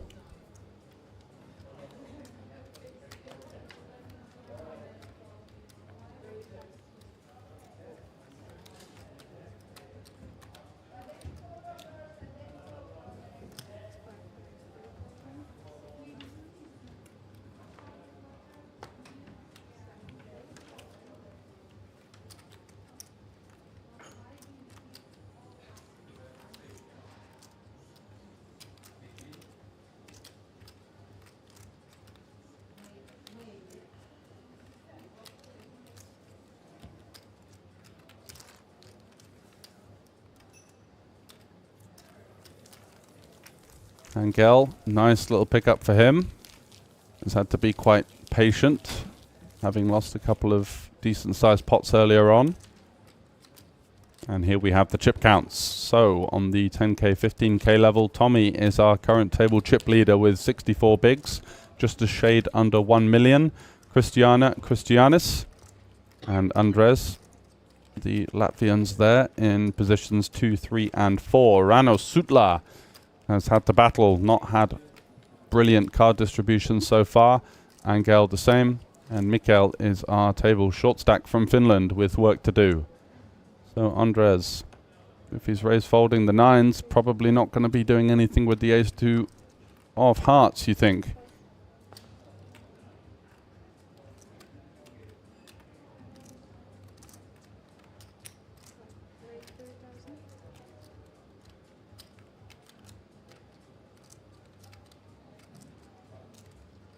Rafael, potentially one of the Spanish fans of Angel, coming in with some fighting talk, saying Northern European players are fishers. Well, these events are open, so why not come and battle with them next time?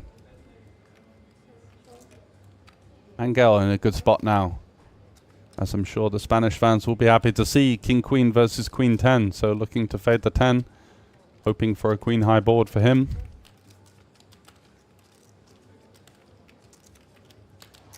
Double up incoming.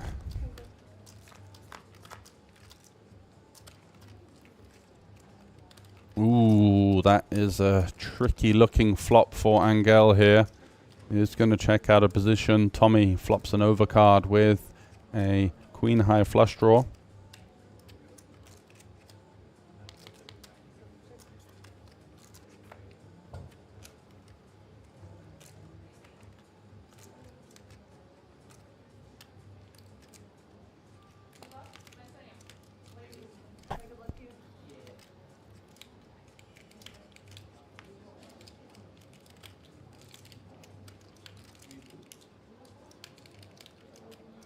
There is the flush completer on the turn. Does give Angel a gut shot, and it looks like he's reaching for chips.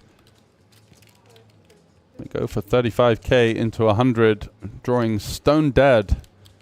Let's see if Tommy continues to play this one slow. Likely just going to call in position, try and allow some of the bluffs an opportunity to fire the river as well.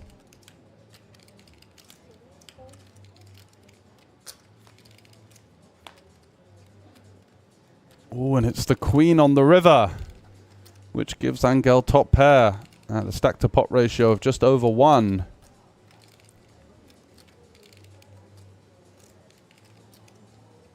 Could be bad news for the Spaniard.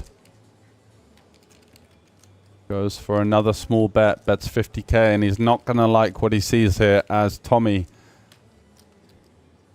rocking the Peaky Blinders cap, is likely to be putting him all in here with the queen high flush.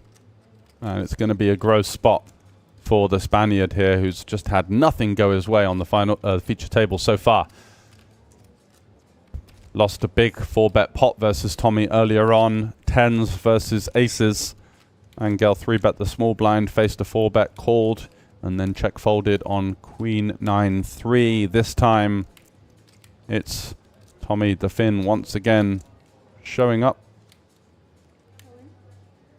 And he does shove, and look at this.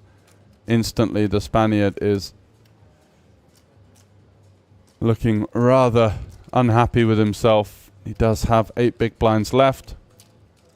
Now is a good time to take some time and to try to go through the hand, try and work out what his opponent is representing here. Could he have a hand like King 10 as a straight? It's possible. Checking back the flop and calling a small sizing in position on the turn.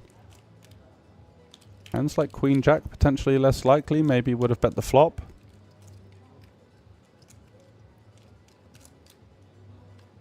Flushes, again, seems somewhat counterintuitive, as you would likely see your opponent stab the flop in position with quite a lot of their flush draws. So where are the bluffs coming from? Is it going to be a hand like 10-9 suited that realizes that third pair is not having showdown and wants to utilize the straight blocker as a bluff here? Hands like pocket eights with a heart could definitely play in this way. Pocket eights, pocket sevens with a heart seem to be two of the main bluffs. In terms of offsuit hands, ace 10 with the ace of hearts. Does that bet the flop in position there? Hard to say. So definitely some potential bluffs available here. We can see that Tommy's got the lock on the hand with the queen 10 of hearts, of course, but sat in Angel's seat, by no means an easy decision here as we arrive at the river with top pair.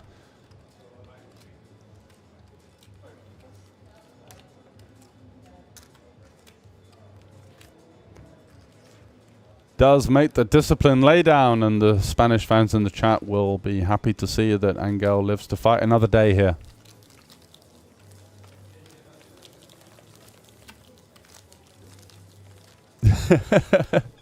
And Zalon HSHS says RIP Southern European fish. Well, clearly not a fish, definitely Southern European, but does get away from the rivered top pair there. Very tempting to put the chips in, arriving at the river in such a big pot, having committed so much of your stack at that point, but a disciplined laydown, and he's going to be delighted to see on break, or when he gets that information, that he did indeed remain alive correctly. Rano Sutla, the Estonian live poker legend, also with lots of online pedigree as well, opens it up with the ace-jack of spades. Christianis with the deuces, not conventionally a hand that wants to be getting involved here with 4 players left to act. And Mikael as well, ace-6 offsuit, just a little too weak. Christiana gives up her small blind, and it's over to Andres with the king 5 off. Didn't fancy those 9s, cut off versus big blind, so king 5 not looking like much of a hand for him, and Rano's going to be happy to take that one down at the very least.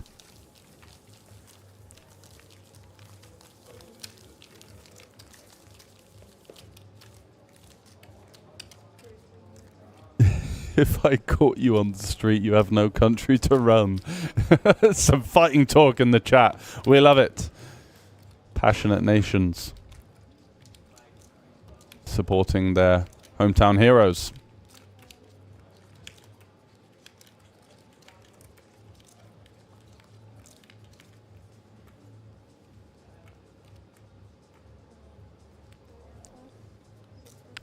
So Angel down to 8 bigs, king 4 off under the gun, not quite what he wanted to see.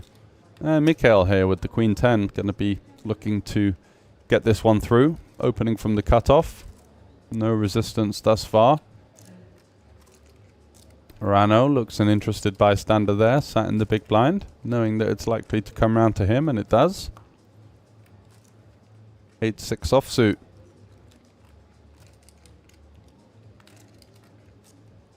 Probably just going to call here.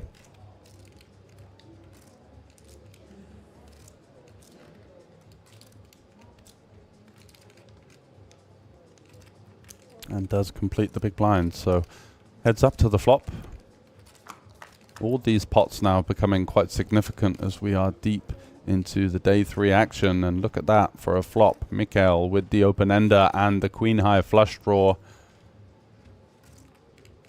And Rano, a complete swing and a miss. Once again, he's failed to connect with a lot of his big blind defense so far, which is quite tricky,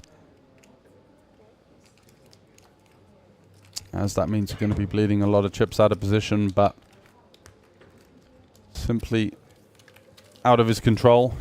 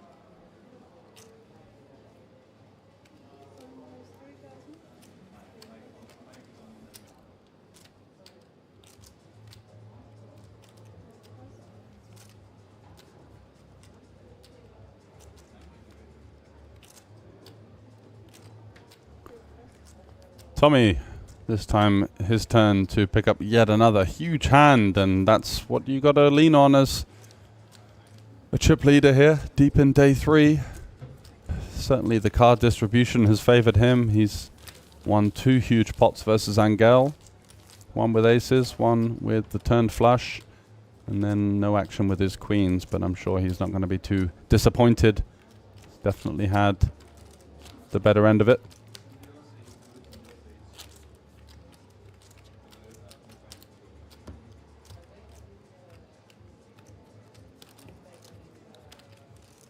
Is the money real, says Yamote. Yes, they are playing for 130,000 euros. What you're seeing in terms of the chips, these aren't real euro value, but when you bust the tournament or you run out of chips, all of these players will receive a cash prize, which is up to 130,000, but that's going to be played for tomorrow, as it's now Christiana's turn to pick up the boots, the pocket rockets, American Airlines, call it what you want. It's the #1 hand in the game, and she will be delighted to see that, but hoping for some action. Rano's not going to be able to do much. Angel gets out the way, and after all of the excitement of peeling the 2 aces in the hijack, somewhat of a unfortunate situation there, just getting the blinds.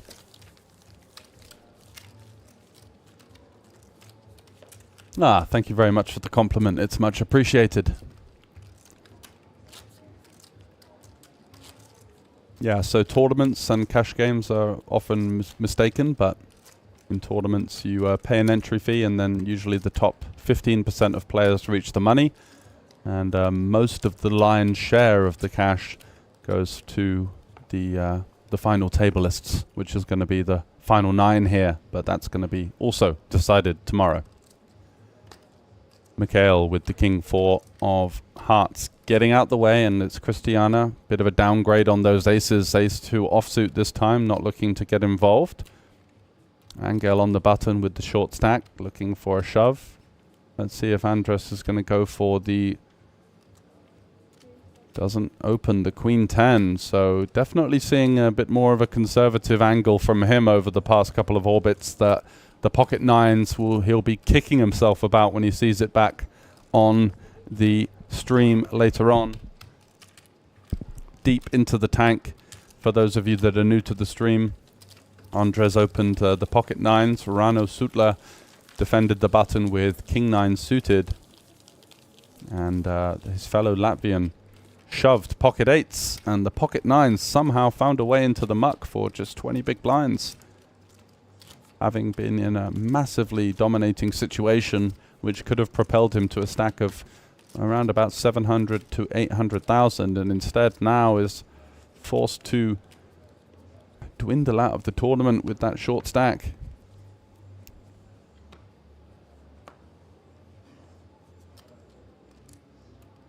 Barca or Madrid for tonight? I would go Barcelona.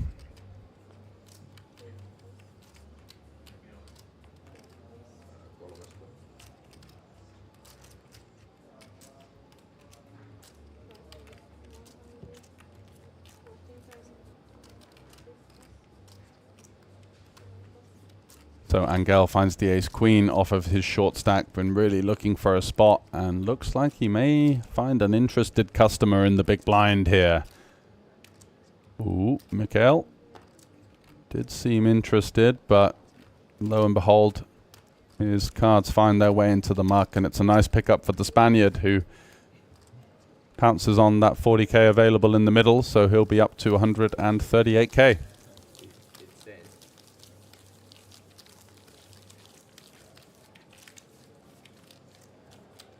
My name is George Raphael, George Sanford, your commentator for all of the events here at the Kings of Tallinn and in Tallinn, Estonia in general. Looking forward to playing down for a winner. We do have 32 remaining, you can see on the screen at the back. And if we just... can't quite see what the current payout is, but I believe it's somewhere in the region of 3,500 euros.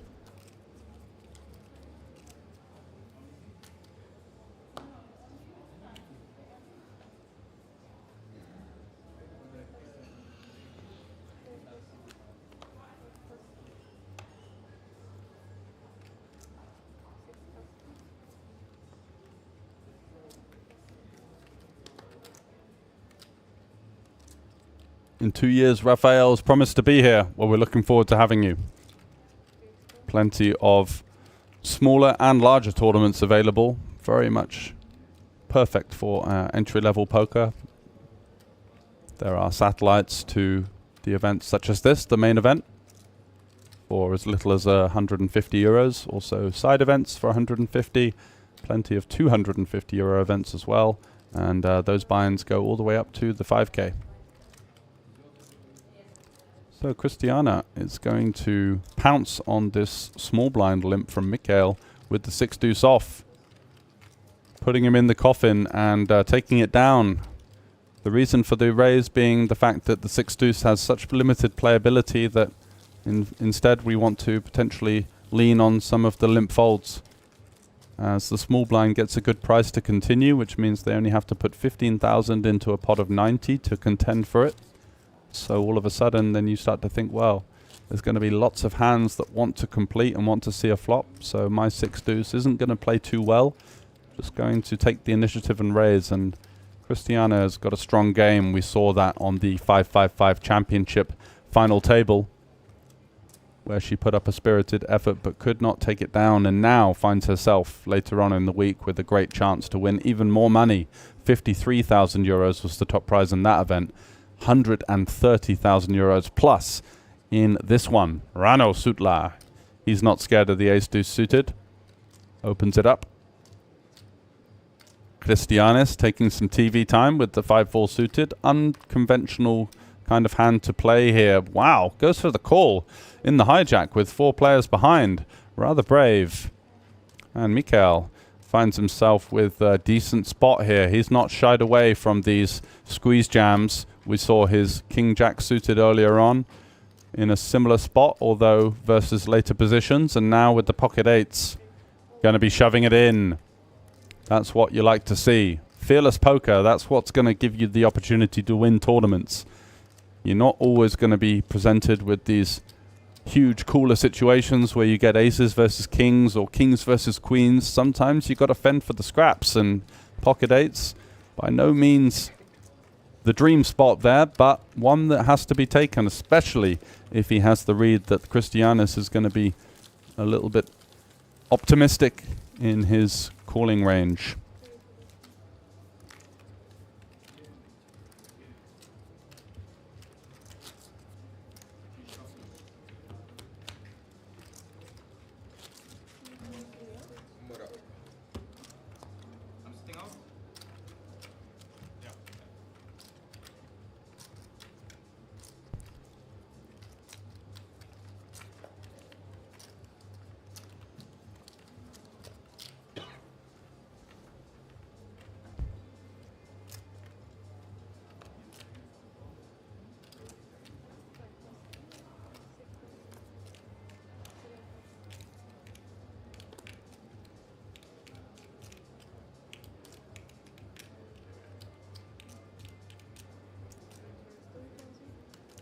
So Mikael with the King 10 offsuit. Again, applying pressure, looking to steal the blinds here, leaning on some of these medium stacks. Andres, not seen much from him. The 9's raise fold still lingers in the memory. And again, ace 9, potentially a candidate to do something with there. Just finding its way to the mark. So it's been a little bit of a conservative mission effort from him.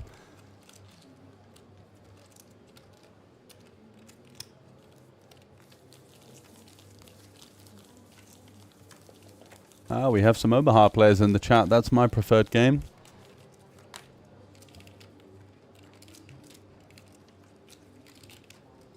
Omaha Yogador, I think, as they say in Spain.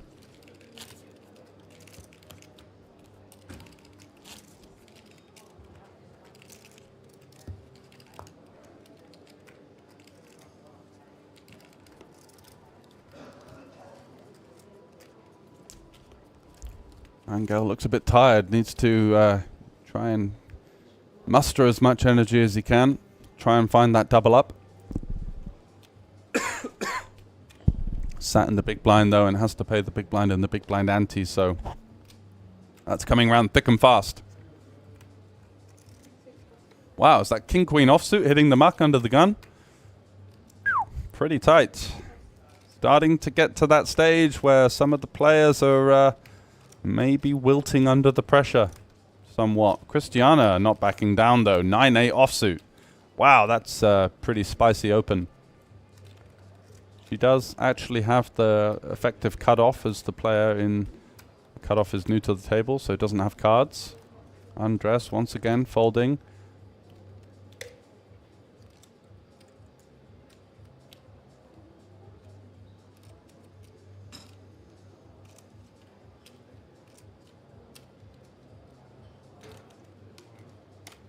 And Rano here will be happy to find this ace-10 of diamonds. Looking like a pretty profitable situation for him versus Christiana, who's got a lot of chips and will be leaning on the short stacks rather liberally. As we can see, the 9-8 off was quite an adventurous open, facing 3 short stacks, and especially as she's going to be opening into Angel, the super short stack, who would be defending quite wide and maybe going for the stop and go had Rano not had anything to say about it with his ace-10 in the small.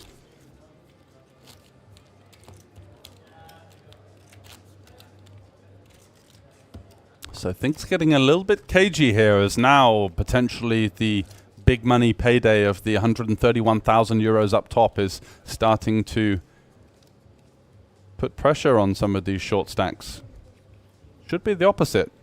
When you're the short stack, you've almost got less to lose, so you want to put your chips in and fight for your position. Making sure that you don't eliminate the chances of blinding out of the tournament and wilting away. So Christiana, she just continues to put the hammerlock down here, and Matthias, new to the table, he's going to come in straight with the 3-bet, saying, I've just witnessed you raise fold the last hand. Maybe you're starting to go through the gears here. You know what? I've got ace-10. It's a decent candidate for a 3-bet. Blocking some of the stronger hands in your range. Maybe getting some queen jacks or king jacks to fold. So I'm coming right back to 31 players still in then. Yeah, they are flying out here. And we have C2 eliminated since I was last here. I can tell by the new player. Yeah, the Finn. Yeah. Very much a well-known player around these parts. He does seem to make a lot of runs. Plays quite a decent level of cash games as well, I think. And I've been around the premises a bit. There are now over 40 runners in the ladies event. Still excellent. Late Reg open for that one, and plenty of other tournaments as well, of course. And we'll be giving you some more insights from that one later on, but focusing, of course, on this main event. Only 31 out of the 701 that started this a few days ago. And one of them, Matthias, then the Finn, raising it to 30k min raise on the 10-15 level we're on. And Rano with the king jack out of position.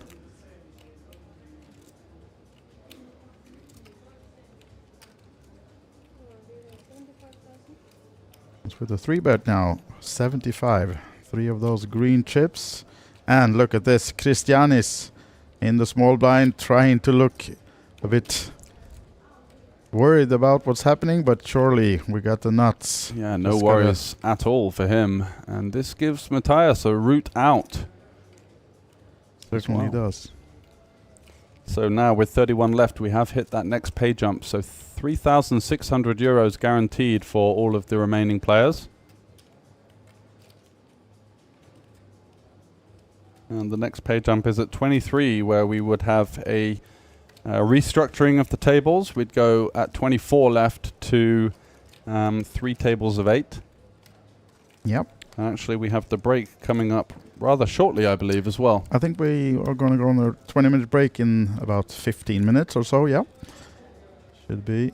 And just a short 20 minutes, and then we'll be back. And then, as we said earlier, aiming to play down to the final 16 today. Christianis, the Latvian, really milking this one for all it's worth, isn't he, with the aces. Come on, buddy, let's get those chips in.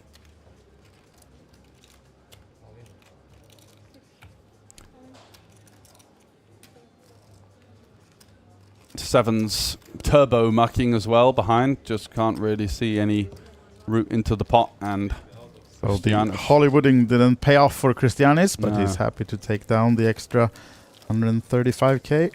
Yeah, was looking to lock up maybe a lighter call, trying to feign some discomfort, but we could see that he had the blade, the number one, the top dog, pocket aces, ready to go versus any action. You can see Matthias joking with his players around him. Maybe that's just what he said, that, oh, that was a lot of Hollywooding.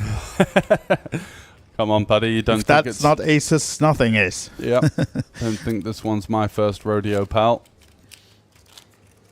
Yeah. Thank you for the kind words on the stream.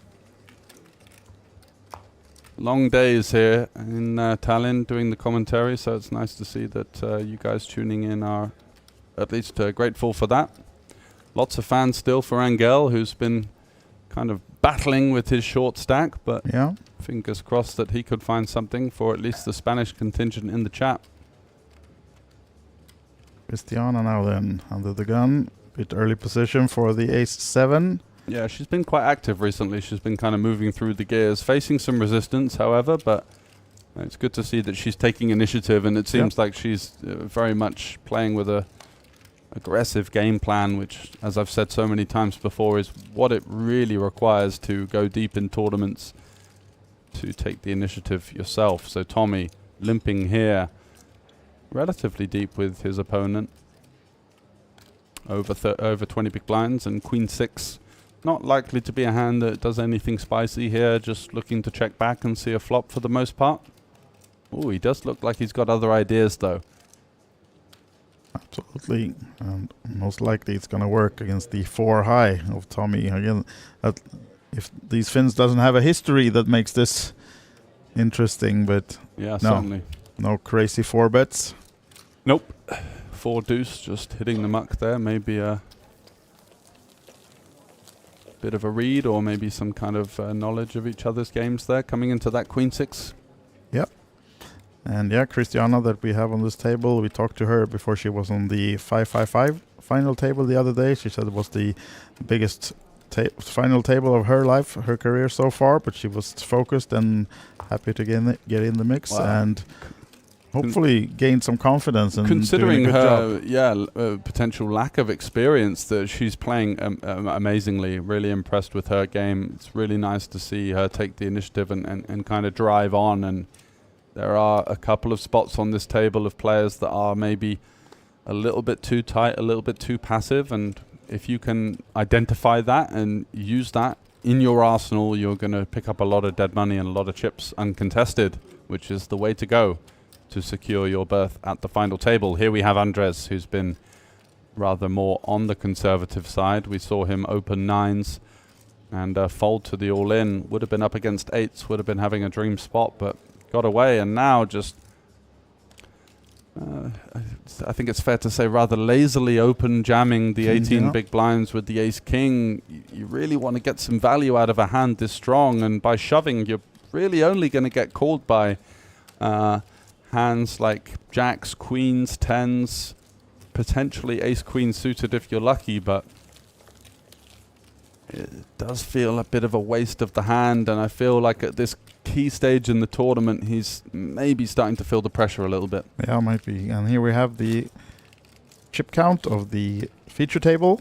Angel, as we can see, 9 big blinds now down in the bottom of this one. So you fans in the chat, keep your fingers crossed, and he'll need a double up shortly. Also Estonian fans as well for the legendary Rano Sutla.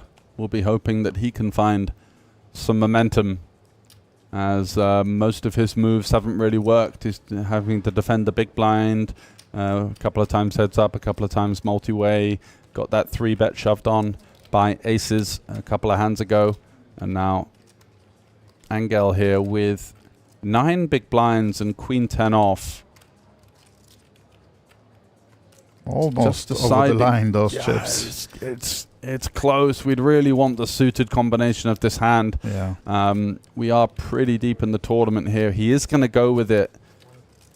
Yeah, it's pretty aggressive, I think, off of the 9 bigs here. It's not like we can't pay the blinds and still have fold equity. So I'd understand it if he had sort of 5 or 6, but looks like it's going to work for him anyway. Fortune favors the brave. Nice pick up there for the Spaniard. We saw him leave 1 chips behind, and for those not too familiar with this tournament situation, why do the players often do that nowadays? To give themselves a chance to maybe tank in for an extra pay jump. But in this situation, we don't have any pay jumps until 23, so sometimes I see people do it and you think, well, what's the point in that? We're not going to get 8 out of the 31 players eliminated in 45 seconds. So, you know, a stylistic choice as well. More in this case, it was more like everyone else does it, so why don't I say one? Exactly. For a rainy day. As a Rano now. A Rano day is it going to be? Nice little transition there. Oh, look at this one now. See what you did. Queens for Christianis, who's picked up a couple of big hands in the last few orbits. Aces, and now the ladies. Does he know how to play the ladies? Casual 30k. Yep, nothing to see here. Just a cheeky little long-range steal. Don't mind me. Mm-hmm. Andres, King 5. Not likely to waste another 15k, or is he defending? Only having 272 behind. I highly doubt it. No. Here we go, in the muck. So, Christianis, hello, wake up. Next hand, sorry, no more. You're not going to get more. No more action for you. You got a fair bit of action with your aces. You should be happy with that. And now the blinds, at the very least, the 2.5 big blind pickup at this stage of the tournament is rather significant. As you can see, our ticker in the background, 30 left. Yeah. And now we're getting ever closer to the final 3 tables, and of course the redraw. We're going to have 7 minutes and 30 seconds or so left of this level, so surely time for about 2 or 3 more hands. Should be, but it will not involve Angel, at least not this one. No. 7 deuce off. Or Christianis with his 9-7. He's had the decent run of it though, in terms of the cards he's picked up in the situations where he needed them most, getting a bit short, and now he's got a rather more comfortable spot. Andres in the small blind with Queen 6 suited. Not seen him do an awful lot. Let's see if he even decides to limp this one. Should be playing it in some form. He's got the stack of Rana Sutla there with about 13, 14 big blinds, who's giving him the old eyes up and down. Yeah, that's right. Get off of my big blind there, pal. If you want it, you're going to have to fight for it. You're not getting away with the limp guy, or? Yeah, Jack 5. I think he'll just check that one back. Let's see. Yep. Yep. Happy to see a flop with the suited hand. Doesn't want to raise fold just in case he runs into a trap there. Not the type of hand usually that would be raising anyway. So Queen 6 for Andres. You do tend to see people stab these boards quite often. There's 2 Broadway boards. And he does go for 15. Rano facing the min bet here. Getting a pretty good price. 15 into 75. He's got backdoor straight draw, backdoor flush draw. Definitely, I think, a candidate to stick around. Keep your opponent honest. You've got an overcard versus the 10. Some playability, and he does call. And now all of a sudden, facing that call from his opponent, Andres is going to struggle now to find the barrels, especially on a card like the deuce. Going to be relatively concerned of the emergence of pairs in our opponent's range. Even a 3 isn't likely to fold the turn. So does give it a check, and now Rano has the green light and very much the keys to the bank.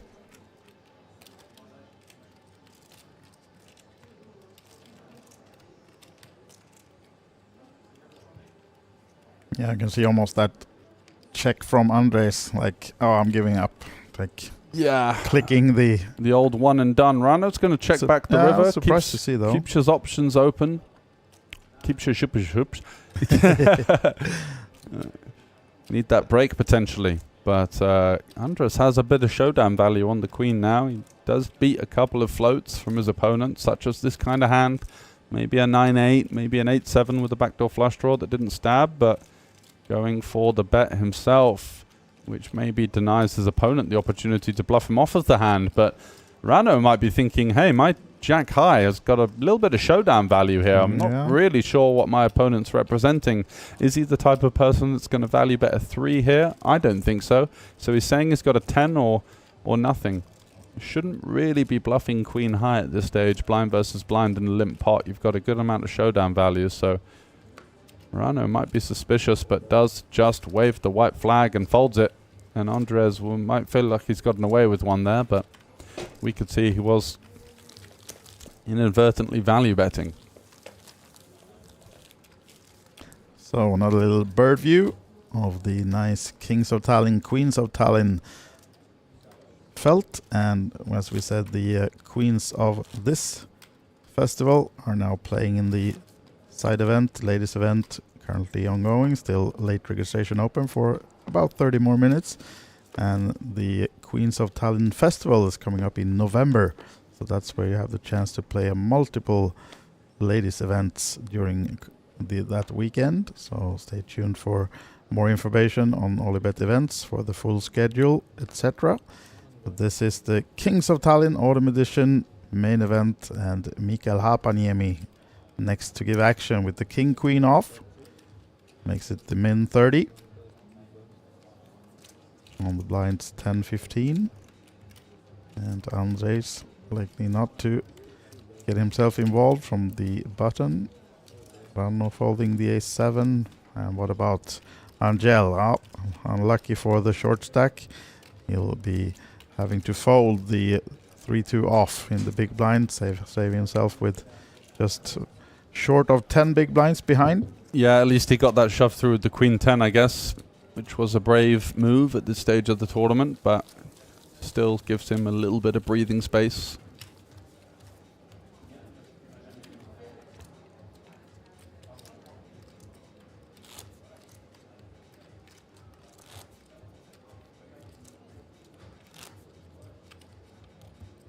And we see Sergey in the chat, the YouTube chat of OlyBet Poker. That's what we're referring to.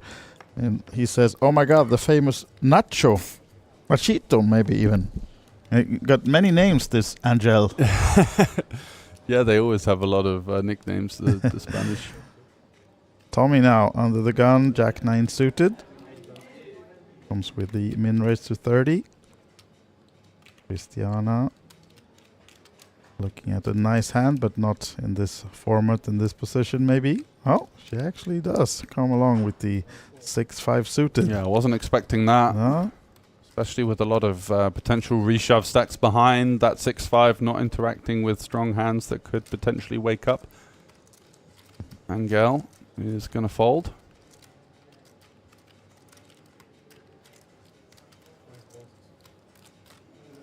Christian is then king 3. Not what he wanted to see, so he's out. Just Tommy and Christiana playing a pot then. You see very few spades folded, I think, in this one. But it doesn't help Christiana to flop anything on this one. Gut shot for Tommy.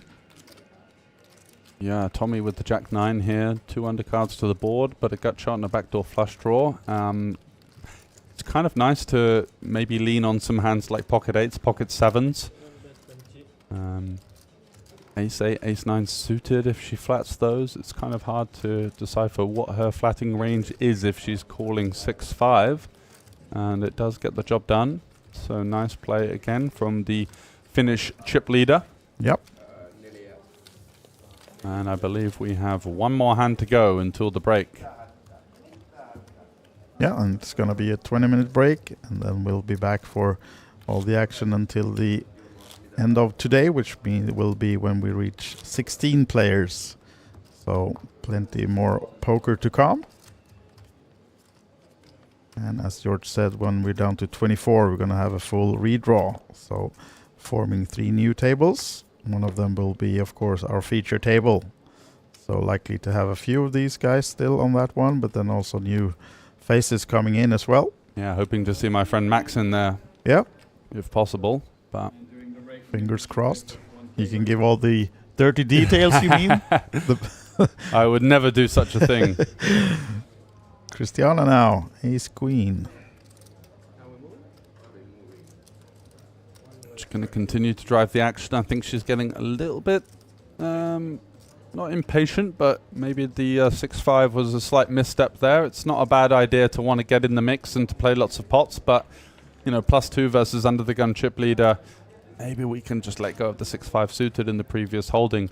Andres has really been away from the desk, really. He's just sort of quietly blinding out in the background for the most part. Is he going to step up here? And the timing would be all wrong, and he manages to find the hero fold.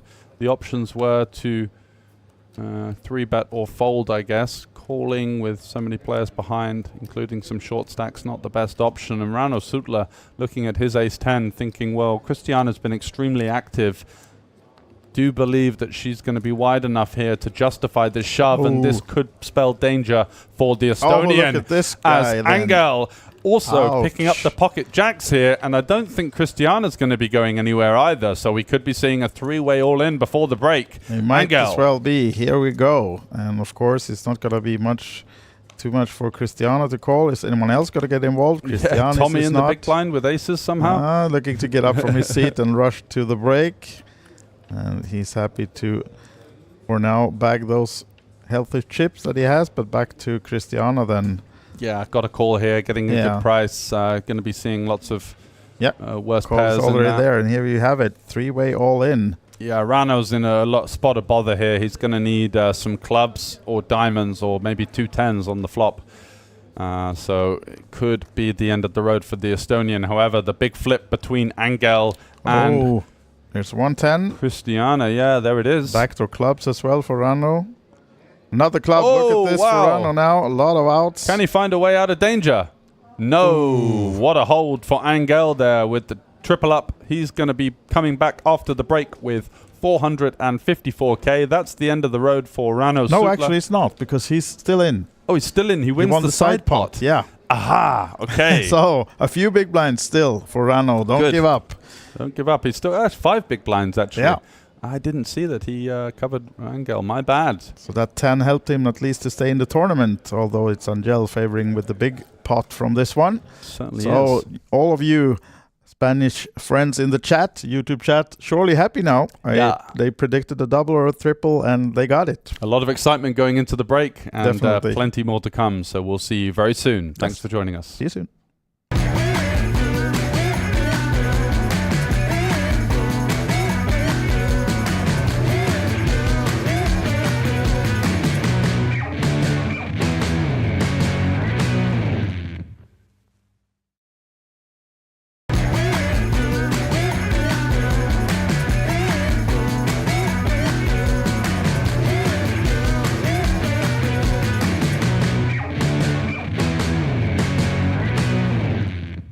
Maybe we're going to see a little bit more of a conservative approach from these guys in 5-card, just trying not to get lured in, because so often you can flop something and feel like you're committed. But yeah, ICM will be a huge factor for these guys, so it's easier said than done, that's for sure. Arto here with the defend versus +1, ace jack 10-7. Can't really see him going anywhere. No reason to shove. He's not going to be like pushing equity versus that range, and unlikely to generate many folds versus +1. So happy just to call, and got a bit of an action flop here. For sure, yeah. Paired board with not flush draw for Arto, and of course the aces, and a smaller flush draw for Aki, the Finnish veteran. We were doing some research before this final table, and we saw that Aki Pysing was actually the poker face of the year 2014 in Was Finland. he really? Yeah. Wow. So a well-known, respected player for many years in Finland, and yeah, we had him on a few of these Kings of Tallinn final tables before, and this promises for some action now then, as we have Arto with the check. The tank check as well. Yeah. Like he was considering leading. I think if you've ever got a strong hand on 8-3-3, you're just always going to be checking here. It's not so connected like an 8-5-6 or a 8-7-4 or something like that. So this paired board definitely favouring the early position opener with lots of overpairs and hands like that. They're going to be relatively neutral in terms of the 3x that both can have. If anything, Aki's going to have more 3x. And Arto does go for the check jam. I think this is the correct play. Just hoping to get a hand like Queen Jack 10-9 to bet fold or something like that. Maybe he bet folds a hand like Queens with no flush draw. And regardless, he's going to have decent equity here. And yeah, just no way we can fold Aki with the overpair and the flush draw. So 76%. Yep. Good position for Aki piecing now to eliminate the first player from the final table. And Aki actually was on a run here. He, when we were 9 players left, he was short stacked, and then he eliminated, I think, maybe even 2 players, the 2 final ones. Now the 9 on the turn. Wow, that opens up some drama. Yeah. And there's a 9 on the river as well. Aki actually backdoors trips to go with his aces and missed flush draw. So that's going to be the end of that one. And quick exit for Arto there. Still though, picking down well over 7,000 for his effort. I think it's around 4,500 that he will be pocketing soon. So still a nice payday in the 1,100 for him. And now down to 6 players then quickly on our final table. Close, I think, with the poor side cards there. And he's managed to find good timing as Aki picks up yet another hand here. Yeah. See how many will accuse him of being crazy this time, but he surely has the hand for it. Oh, bad news for Veikka. That is bad timing, bad news, just about everything. And it's going to be an all-in. Yeah, Veikka was kind of chancing his arm a little bit with a couple of those maybe disrespectful opens. As you can see, he's blocked with the diamonds as well, so this is looking bad for Veikka just right a total now. disaster. You can see 3% that we can see on the... that must be because both not often kings you are get folded. it in 3% in Omaha. Pre-flop. Yeah. Yeah. Obviously, the card removal does play a big... That's the check mark already on the turn, unfortunately, for Veikka, who will be leaving us in 6th place then. Nicely done. Aki's basically bulldozing this final table so far, so it could be a runaway job for the well-known Finn player. It's a shame, but he at least he went out with the fight. Yeah. Absolutely. Saying goodbye. So 2 Finns are out then. It's evening out. Yeah. So we've got 3 Finns left. Yeah. Dennis with the Jack 9-8-6-4 double into the 2 shorter stacks. Again, coming in with the aggression. Like to see it. Oh, looks like Mika has decided to go with it, and of course he has. He's got double suited aces. Ace, ace, king, 9-8. Just about as dreamy as a spot as he could have hoped for. And I don't think we can fold this type of hand as Dennis. We are double suited, somewhat connected. It's actually much better to call this hand than maybe a hand like ace 10-10. Oh, is he going to fold? I think you got to give your opponent a spin here. You're playing for the big blind ante as well. The small blind's in there dead. We're never going to have worse than like 35% here.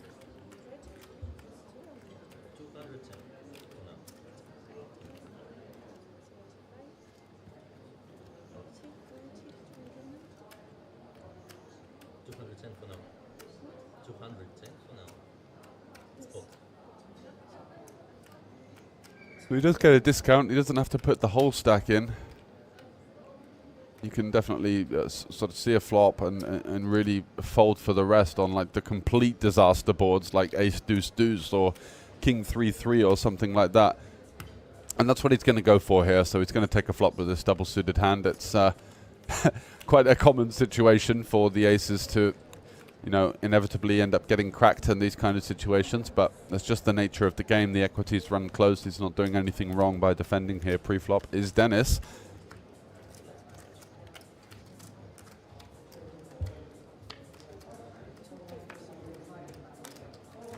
You can see he wasn't exactly thrilled of the prospect and maybe was considering a way out, but there we go, middle pair and an open-ender. That's going to be good to go, really. So Mika puts the rest in. And we are off to the races here. 59% for Dennis. He's got a pair, an open-ender, and a whole load of side cards.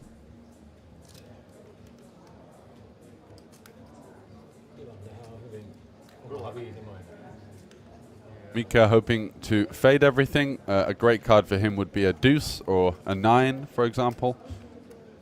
A 10 as well. There's the jack, so 2 pair for Dennis, and Mika has an open ender as well. And jack 9.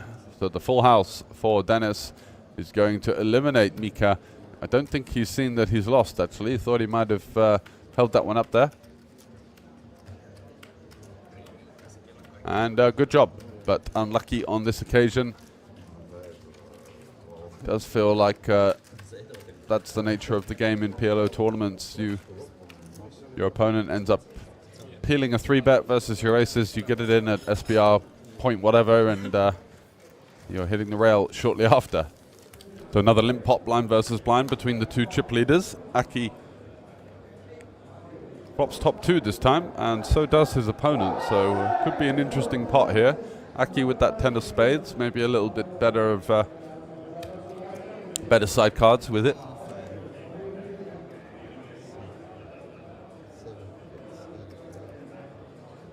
Kyle Thesfield saying this is the tightest table I've ever seen.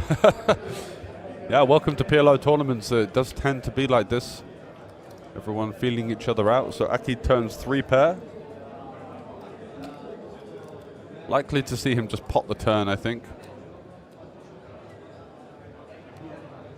What he's going to go for on the double flush draw texture. Just looking to charge / deny equity here with the bigger sizing. Wow, and Mikhail just folding the bare 2 pair there, maybe considering that he hasn't seen much aggression from Aki at all, and he feels like best case scenario he's going to have the same hand. Worst case scenario he's going to be up against a set there, and that could be very problematic for the King Jack. Dennis here is going to fold Mikhailo in the small blind. Going to limp off of his sort of 12 big blind stack there, 13 big blinds. Aki P checking it back. One of those hands that is pretty decent, but no real reason to raise. Going to take a flop in position in the limp pot. And what a flop for Mikhailo. He flops top 2 pair with the 10 high flush draw. Actually 3 pair. Aki P has bottom set as well. Look at this for a collision. So the chips are going to be going in. It's just a question of how. Looks like Mikhailo is going for a check raise here. Yeah, and he does pot it in. And no way Aki's going to be folding here. He even blocks pocket 10s. I think he's probably not going to be that concerned about aces. So he knows that most of the time he's going to be up against a combo draw here. On this occasion, he's up against 3 pair with a flush draw. Also, obviously, quite a reasonable hand. But I think with the 8s here, there's absolutely no way. We've even got the gut shot to fall back on as well. We block pocket 10s. We're doing really well against a hand like ace 10 with maybe ace jack 10 7. Whoa! Folds bottom set here. Feeling like he was up against it there. And, that is a rather conservative laydown. And again, just goes to show the kind of inevitable style of flips in 5 card. Just happens an awful lot. So Aki all in the big blind here.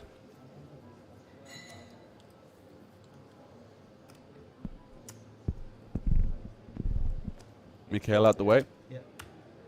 Hoping for Dennis to do the job. Going to do this kind of unspoken agreement where he limps in, Mikhailo checks, and they try and check it down and bust out their opponent. Aki's got that 10k behind. Bit cheeky.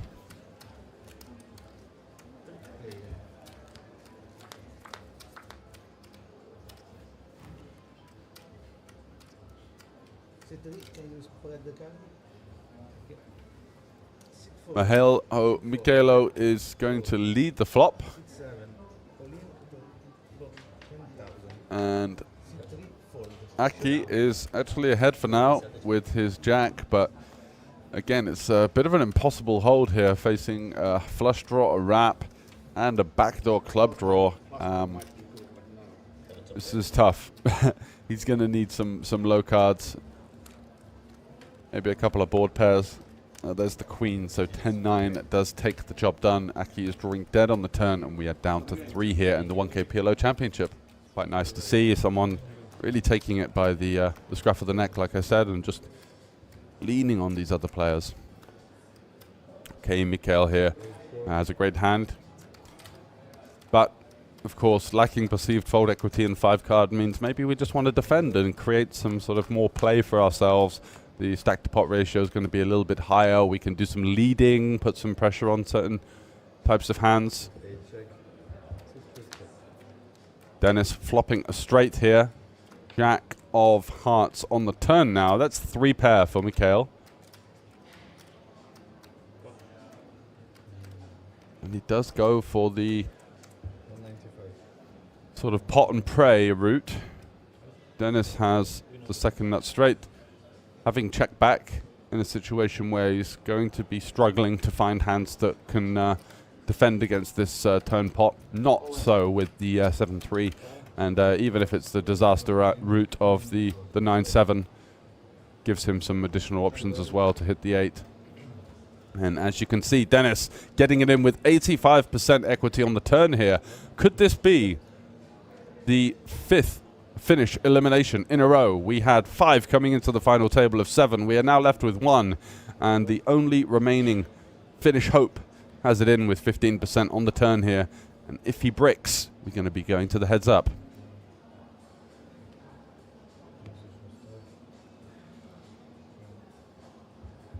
Let's see what the river brings. Is it Jack 5 or a 4? No, the deuce. The cold hard deuce gives Dennis the check mark. And that's going to be the end of the run for Mikael, who definitely showed some good stuff there. Gave it a bit of a battle, and unfortunately in the end runs 3 pair into the flop straight. A little cheeky move there from Dennis, checking it back. And he got the action he was hoping for on the turn. Kalo with a lovely hand here. Ace King 10-9-3. Double try. Oh, this could be a collision here as Dennis has flopped middle set with a gut shot. And Mikael has top 2. Top 3, I should say, with 2 backdoor flush draws. Dennis going for the lead here. Kind of unconventional on an ace-high board. It's even heads up. Lead's kind of large as well, 200 into 350, so north of half pot. Not sure what all of this background noise is. Sounds like we're in sort of Hell's Kitchen or something like that. Rustling around. And Mikael is going to commit the stack.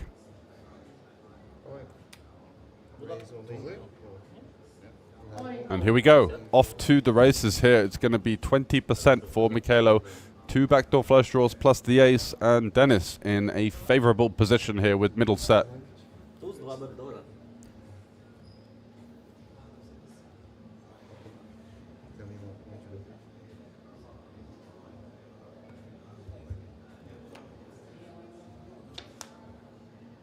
Seven of diamonds gives Mikael some additional outs.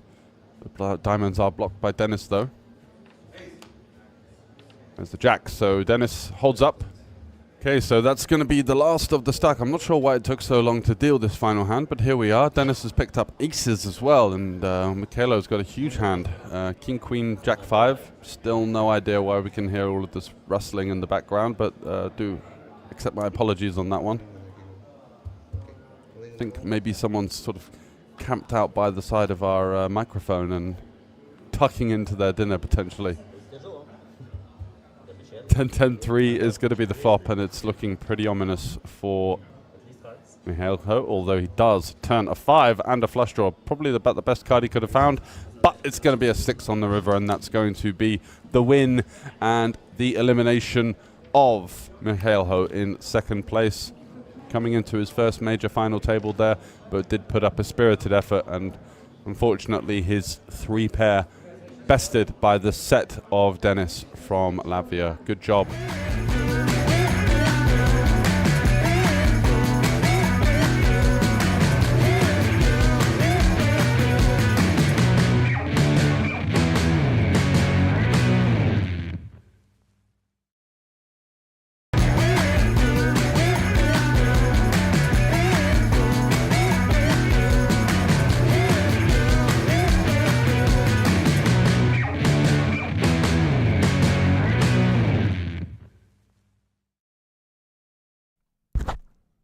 Welcome back to the booth. I'm George Sanford, joined by Estonian superstar Tella. Hello. Nice Thanks to for see joining. you. Looking forward to your insight into the poker tournaments. You've not been playing much recently? No, I played 2 days ago, I think. Mm-hmm. Did quite well, but then did some stupid mistakes and it went how it usually goes. That's always the way with tournament poker. Let's get back to the action here, deep in the Kings of Tallinn main event. €1,100 buy-in, 29 remaining. We're going to have a table redraw with 24 for 3 tables of 8. But for now, 5 more eliminations to go. So tell me the main action, what's been going on in this table? So we've got Christiana, who's the one lady left on the on the feature table. She's from Latvia. She's been playing a really strong game. You could see her there in your. I saw her play the 5-5 as well. She made the final table. She's a strong player. She's really aggressive. She's got some moves. She's not scared to put the chips in, and I think she said that the 5-5-5 was her biggest career accomplishment to date, and now here she is parlaying that win into a main event run. So a new star is born. Exactly. Haven't seen her before, so always glad to see female players being really good at the game. And also the narrative of new emerging poker stars as well, as one of the more familiar faces, Rano Sutler, left short before the break. What's going on? He lost ace-10 versus ace-queen versus jacks, but he beat the ace-queen, so he managed to find a 10 to stay alive, but wasn't enough for the whole pot. But how many big blinds left then?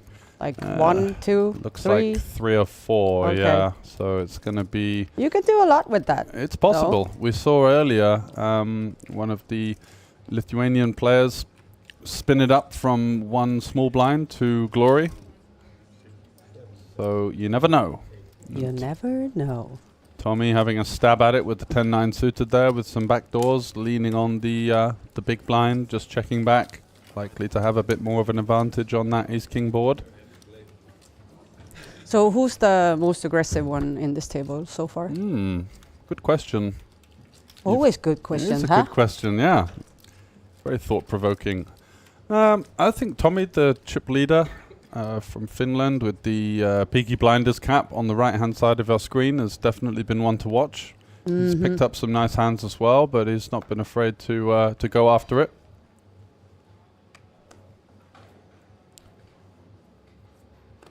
Lots of Spanish fans in the chat for Angel's triple up before the break, and he's now quite healthily stacked with about 23 big blinds or so. Yeah, I'm definitely railing for Ranno.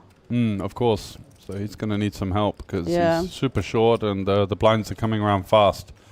As I mentioned, Tommy, the table chip leader, 1.1 million, getting in the mix with the 6-5 suited, and Christiana in the big blind with pocket sixes. After taking that dent to her stack, is likely to be shipping it in here with the sixes, 20 big blinds, pocket pair versus the aggressive chip leader. Let's go. Maybe I wear it if I feel like I need some. Ooh, she goes for a rather tight defend now. Interesting to see that one. Thought she might send it in, and the problem is with the sixes now is you're going to likely face a lot of overcards and some aggression from your opponent.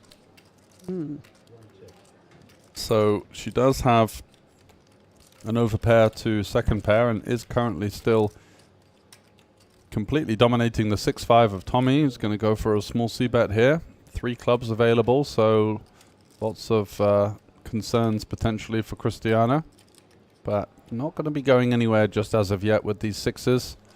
Still ahead of lots of hands that could be betting the flop, some ace highs, some king highs, some jack highs. Even the 5x as well. So by no means a comfortable continue, but we do have to put in the chips and see a turn card, and it's the 8 of clubs. Interesting, as the flush completes now, potentially. Tommy with his pair of 5s is going to take this one to showdown. Maybe a little bit wary of the 4th club emerging, and now an overcard as well, the king. So will Tommy turn his hand into a bluff if we see the what seems to be inevitable check coming from Christiana? Well, you said he's the most aggressive, so... Yeah, maybe he's going to realize that he's not having so much showdown here with what is now 4th pair. Although, look at this. Christiana turning her hand into a bluff. Wow. Yeah, pretty spicy. I like it. And it gets the job done. Yoo-hoo! Girl power. Girl power. Who run the world? Girls. And I saw the 555 stream, and I was really proud that we had 2 ladies in the final table. Absolutely. So, yeah, can't help it to be the fan of the... To be a little bit women. biased. Yeah. So Rano and Christiana are your 2 picks? Yeah. Right now, definitely. I would love to see Rano kind of managing to get over this tough spot. Yeah. And then emerging as a winner. That would be another great storyline here at the Kings of Tallinn. Yeah, because he was the first winner of the main event. 2015. Yeah. Yeah, we saw from some of your intro videos when you're walking up the stairs. Oh, yeah. Talking about the previous winners, and he was the... that was kind of the start of his poker journey, I guess. Yeah, and it would be a cool addition to the stairs, you know, starting with Rano and then ending with Rano. Yep. Yeah. But Why not? We'll see, because like it is a tough spot, and I haven't seen. Is he like card dead or? Yeah, well, he just lost that big all in, so this is the first time he's been really on the ropes. Tommy with Queen 10 suited here. Looks like he's got some devilish intentions of potentially 3-betting this one. I really like the look, and as you said, it's kind of like this peaky blinders look, so it's kind of intimidating. It is, isn't it? It works. You know, maybe he's got the blade in the back of the hat. You don't know. Yeah. Definitely keeps you on your toes. Angel being 3-bet now, not going to be good news for the Spanish fans in the chat, as he has to relinquish that one, and Tommy once again picking up the chips. Nice little bit of aggression. Yoo-hoo. Can you tell me about the other players as well? Yeah, so we got a couple of Latvians. They've been a little bit on the tighter side. Also, who else do we have? Christiana, of course, has been one of the headline acts. She's been in a lot of pots. And apart from that, it's been relatively slow. Angel, the lone Spaniard, has been really patient. He was in a situation just like Rano, actually, down to less than 10 big blinds and needing some help, and managed to find it. And now he's quite healthily stacked. But how many players do we have left? Where can I see it? 29. Okay. And should be in the top right. Oh, Rano had to fold under the gun there. That's a shame, because going to be paying the blinds and really, really needing some miracles. So let's see if you can work your magic. I will try.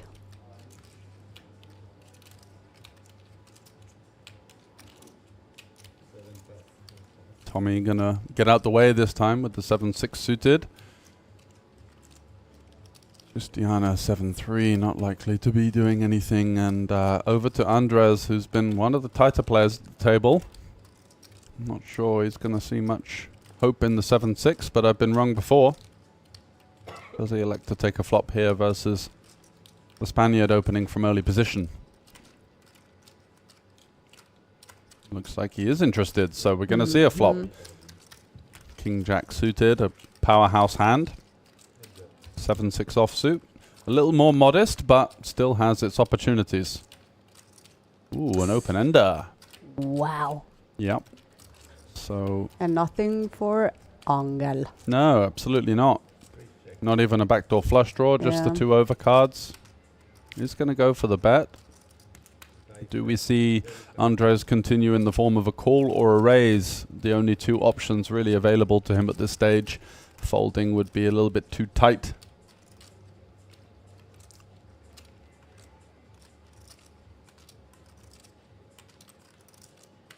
But defending the big blind, he can definitely have a lot of suited 5x kind of hands, maybe ace-5, king-5 offsuit as well. So is going to continue, keep his opponent honest. Angel looking for a king or a jack. Ooh.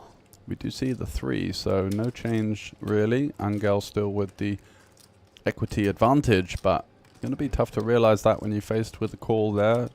Lots of hands like 7-6, an 8, maybe a slow played 5. Potentially some flush draws, potentially some ace highs. in the range of Andres. Angel, though, looking like he's going to be carving out more chips here. Goes for another small bet, applying pressure to his opponent. Maybe looking to get folds from hands like pocket twos, pocket fours, maybe some ace high, or floats on the flop with one spade. Andres, though, getting a pretty good price. Is going to come along for the ride once more with the open-ender, looking for a 7. Give me an interesting river. There it is. There it is, the straight for Andres.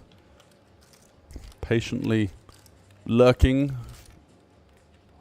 in the He big worked blind. his magic. He certainly Definitely. did. 220 behind. Are we going to see him go for an all-in now? Looking to maybe charge some of the overpairs. Angel could definitely arrive here with a hand like 9s, 10s, jacks, queens, kings, aces, ace-8. Goes check, check, and Andres has the goods. Bad news for the Spaniard. Mm-hmm. But it's a quiet. Seems to me like a quiet table. Like the last time I was here commenting, it was like more chattier players, and I remember Phil and who else was playing? Oh, Phil Gross. Yeah. Legend. So like for me, it's kind of like, guys, wake up. Yep. Entertain me. Well, they're playing for a lot of money. They were just laughing. Here we go. We get a little bit of table action, Yeah. but that, as you alluded to, it's been a little more rare. Not seeing an awful lot of chatter. Playing for big money now. Everyone's kind of taking it seriously. Absolutely. Do we have a dealer error here? It's going to be a redeal, and in such a pivotal spot for Rano as well, who's only got around about 1 big blind left. And on the big blind. Needs, right? Yeah. Needs some magic. Come on, dealer.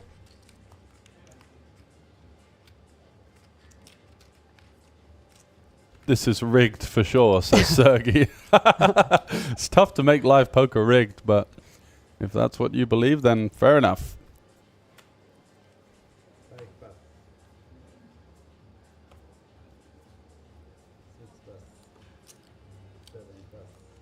No action for the chip leader this time, and Mikhail following suit.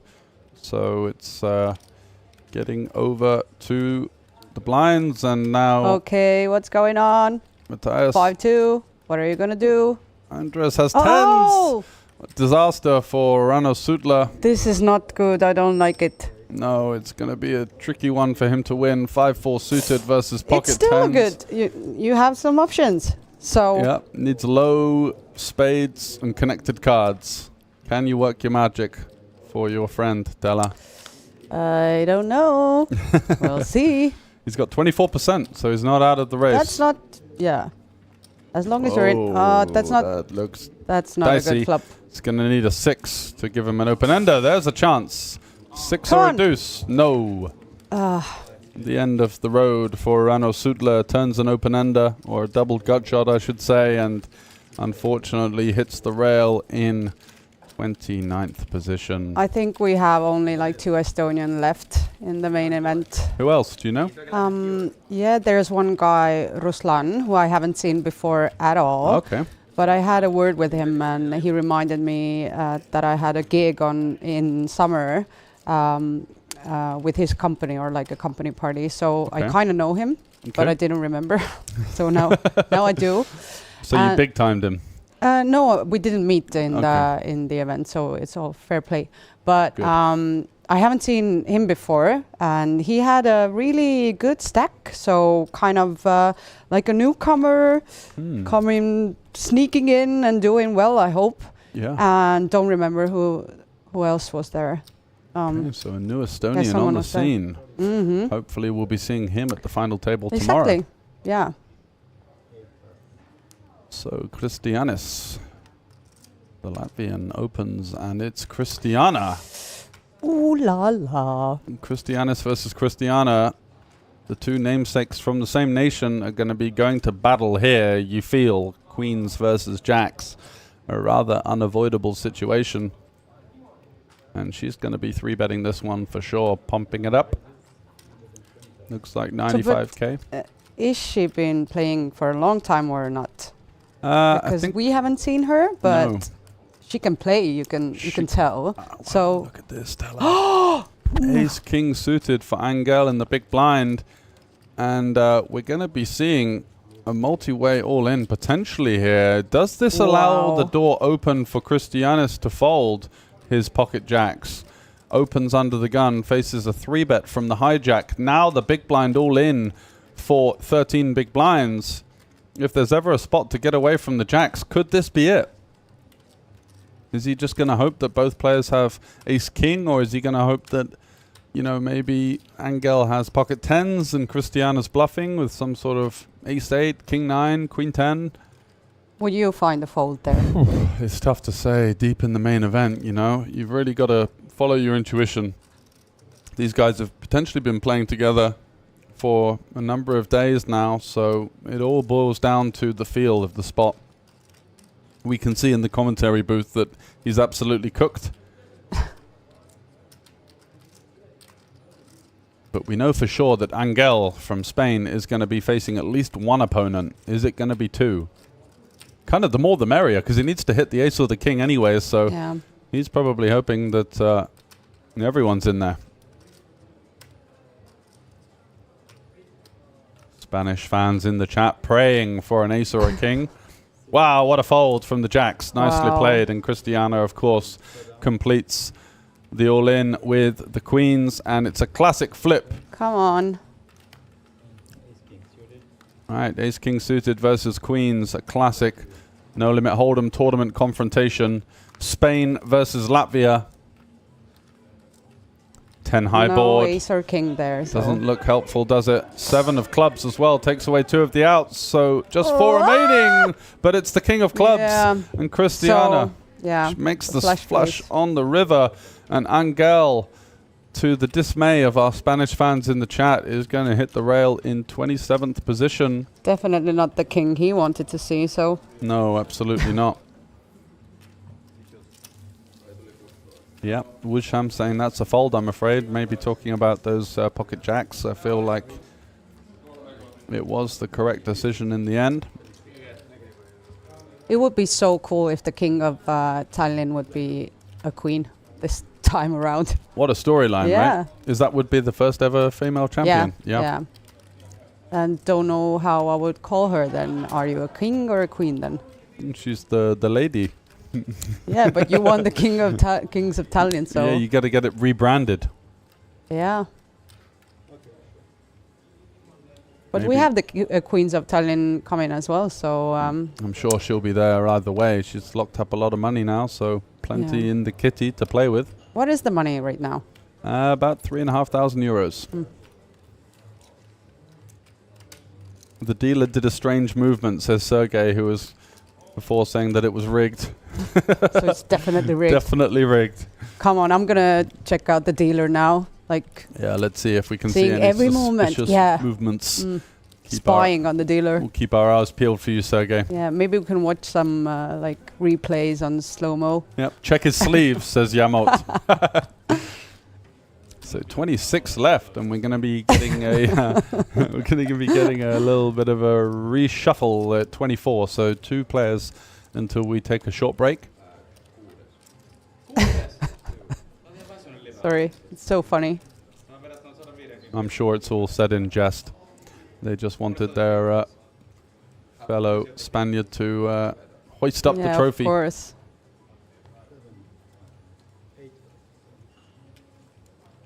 Christiana now relinquishing her hand. Matthias. Yeah, not seeing an awful lot from him, but Queen Jack from the hijack. Why not? Let's try and steal the blinds, maybe. If we get a call from the big blind, so be it. Christianis in the small blind, not likely to be doing an awful lot.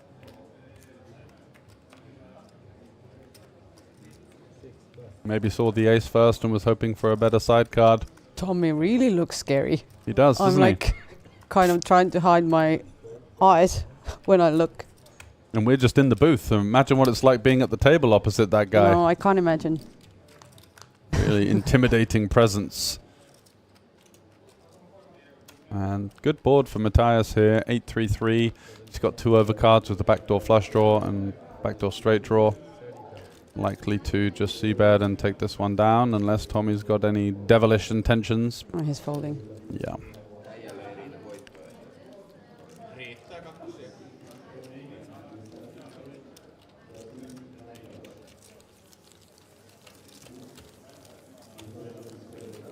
So we can't offer you the blockbuster action of ace-king versus queens versus jacks every hand. It's slowing down a little bit, but the tournament does take its natural route in that sense. Lots of small pots and then occasionally the big all-in moment. And all of these players will be hoping to make their way to the final table tomorrow, where we'll be playing down to a winner. 130,000 euros plus a little bit of change is going to go to the king or queen of Tallinn. Yeah. Do we know how many women we have still playing, or is only Christiana? She's the only one I know of. Mm. But there could be on the outer tables. I don't have the information on every player left in the tournament, unfortunately. Maybe we should go and have a look. Yamot says, unfortunate in game, fortunate in love. Angel wins tonight, maybe alluding to his success with the ladies of the streets of Tallinn. You can always hope. You can. Hope is the last one to go, or how did I say it? Yep.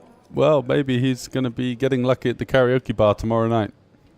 Yeah. You never know. You never know. But like good friends to support in that positive kind of mindset. Wisham said Christiana took me out of the 5-5-5 early in the levels, ace-king versus aces, so she's on a bit of a run. And look at this for Christianis with his gut shot and the backdoor flush draw. Likely to be following this one up with the bet, you feel. Hoping to maneuver some of the better hands out of there. Maybe a queen 10, maybe a king 7 lurking in the big blind.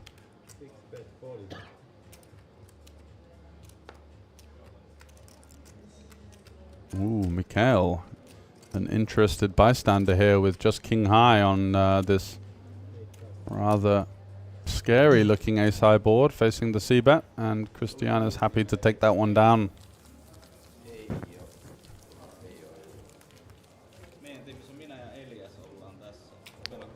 So raise and take for the Latvian, who managed to stay alive, having those jacks versus the queens and the ace-king getting out the way.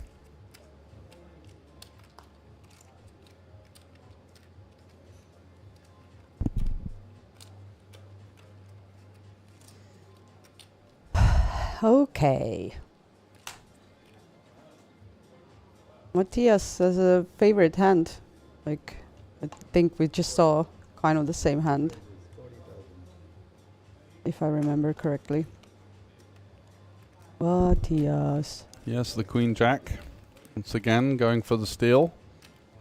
Christianis looks interested with the jack 9 suited. He's going to come in for the call. We've seen him make a couple of looser calls, keeping his opponents honest, and Christiana in the big blind 7-5 offsuit at this stage of the tournament, unlikely to be coming along for the ride. So just one to go until the restructure, where we have 24 left and we're going to get 3 tables of 8.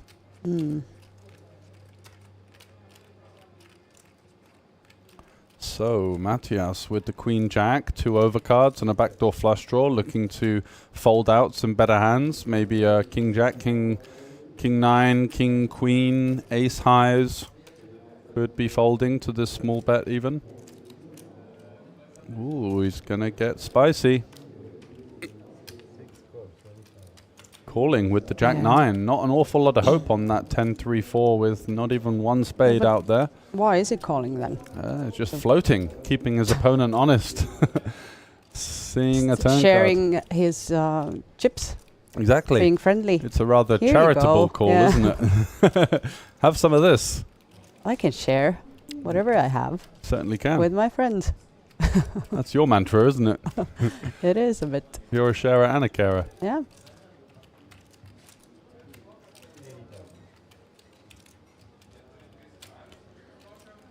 So are you gonna give some more, or Yeah, it's probably not. I hope not. Yeah, we're really in no man's land here Yeah. after the float, just hoping that our opponent checked and gave up. But Yeah. Mateus had other ideas, and the Finn there, working through that pint of Kronenbourg on the side, not bowing down to the challenge. But what are the amounts of the chips? The green ones are. Yes, so they are 25,000, and the blues blue are ones? 5,000. Yeah. And, And the pink ones? pink one's 100. Ah. Thanks.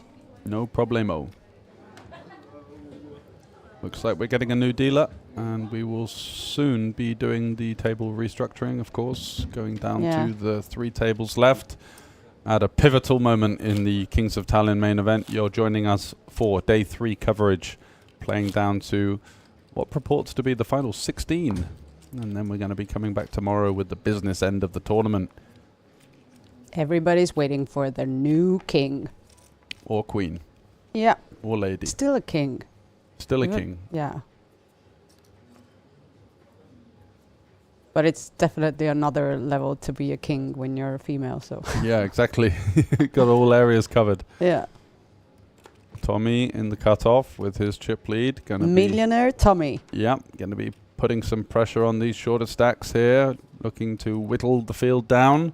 Christiana not probably in the mix there with the 8-7, but Mateus not scared to get in the mix himself with his 7-6, so heads up to the flop. And it's a swing and a miss for both players, but you do feel the advantage with the open raiser. Tommy likely to follow this board up with a c-bet. Got a 9 of hearts, gives him a little bit of backdoor playability, and looking to fold out these kind of 2 live card hands, such as the 7-6 of Mateus, who instantly relinquishes his holding.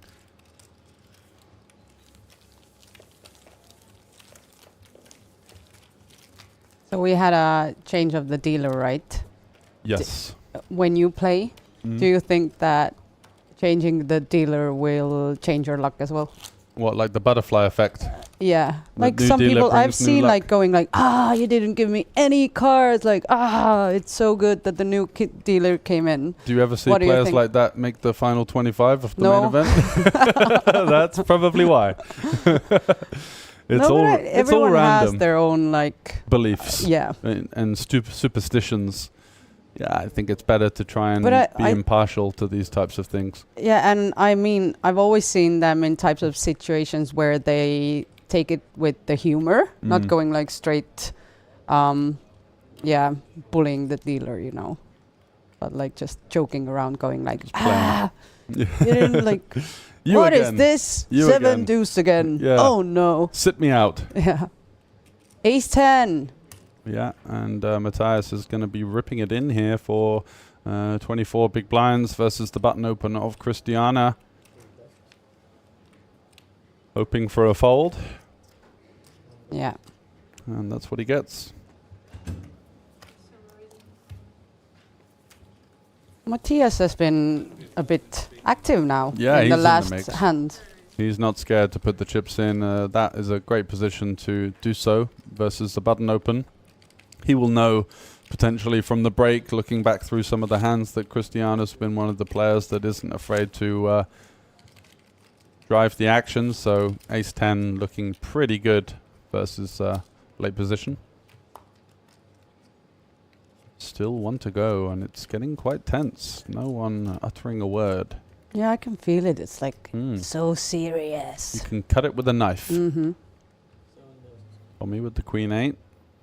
And the Doyle Brunson, the 10 deuce off suits, not going to be finding a way into the pot. So Christiana now, her time for Ace 10 suited. Oh, yes. Let's go.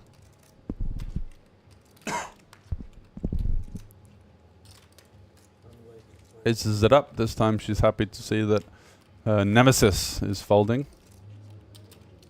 Ooh, Andres. This is definitely a hand you don't fold. No. So it's call. Is it 3-bet or is it all in? Options are on the table. 27 big blinds is kind of a big shove here with the king-queen versus the cutoff open. So we might see him just peel. And by peeling, he allows her to continue in the hand with some hands that he's got dominated, you know, like she's going to be opening hands like King 8 suited and Queen 8 suited. So if he 3-bets, maybe he starts to target only better hands, whereas calling keeps the options open. And now we go 3 ways to the flop. Every player's got their own piece of the action, but it's the jack on the flop, giving the advantage to Kristianis. one of the 3 Latvians. And maybe we see her check here. No backdoor flush draw, just ace high. Checking. Quite like the option to check. See a free turn card, and it's the diamond. So now all of a sudden Andres, out of nowhere, has turned a bit of equity with his king queen, king of diamonds. Is he going to look to go for a semi bluff here? I would do it, I think. Yeah, 2 overcards. We got some flushes here. We can definitely flat some hands like queen 10 of diamonds, king 9 of diamonds, king 8 of diamonds, 9 8 of diamonds. Checks. Yeah, a little bit more of a speculative play, just trying to get to showdown, maybe trying to hit a lucky river. Check, check, check. Ooh, the offsuit 5. So the jack 10 still best, but now the emergence of some straights. The likely player with those straights is more towards Kristianis in the big blind. Going to have more 4x and 9/8s than his opponents. Is Andres now going to take the time to use this king of diamonds as a potential play? He is. Only betting half pot here. Less than half pot, so the price is decent for Kristianis. Has to think, would my opponent check, you know, hands like a flush on the turn? It's quite a small bet. Does he have many hands like a 4? Maybe pocket 4s? Would that stab the turn sometimes? Possibly. So not an awful lot of hands in Andres' range that may have us beat. And he does find the call, and nice call there. It is a good call. Well played, sir. So maybe Andres missed a trick if he were to bet the turn and bet the river. I think the jack 10 would have relinquished that one, but instead waiting all the way to the river, putting a small bet out there and getting looked up as he has a little smirk and looks to the tournament floor as if to say, I could have had that one.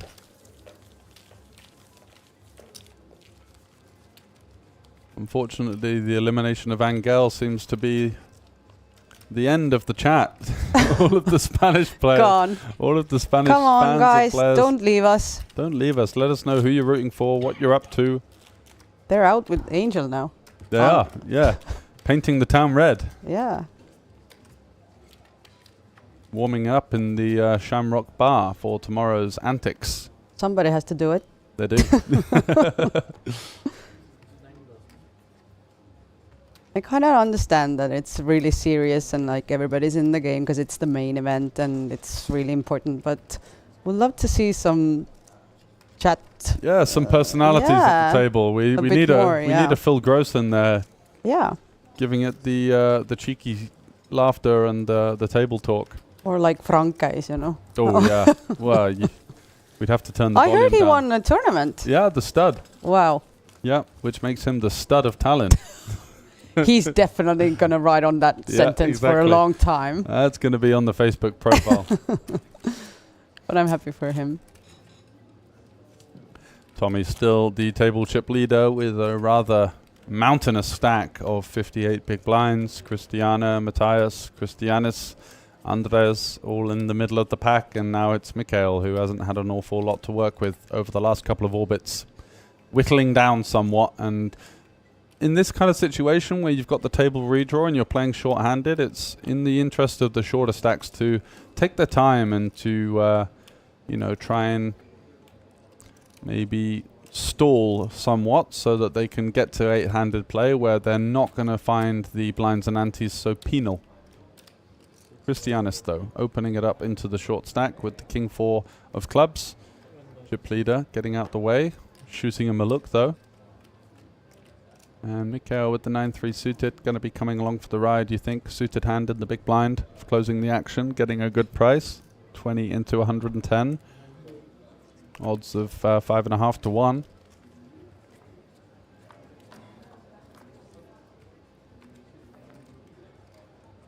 King 6. What a flop for the Latvian. You should be happy. Yeah, after calling the river bet with the Jack 10 there, now he's flopping trips versus the big blind, and no action, unfortunately, for him on this occasion. So still 1 to go. Getting a bit stubborn now as we tiptoe our way into the table redraw.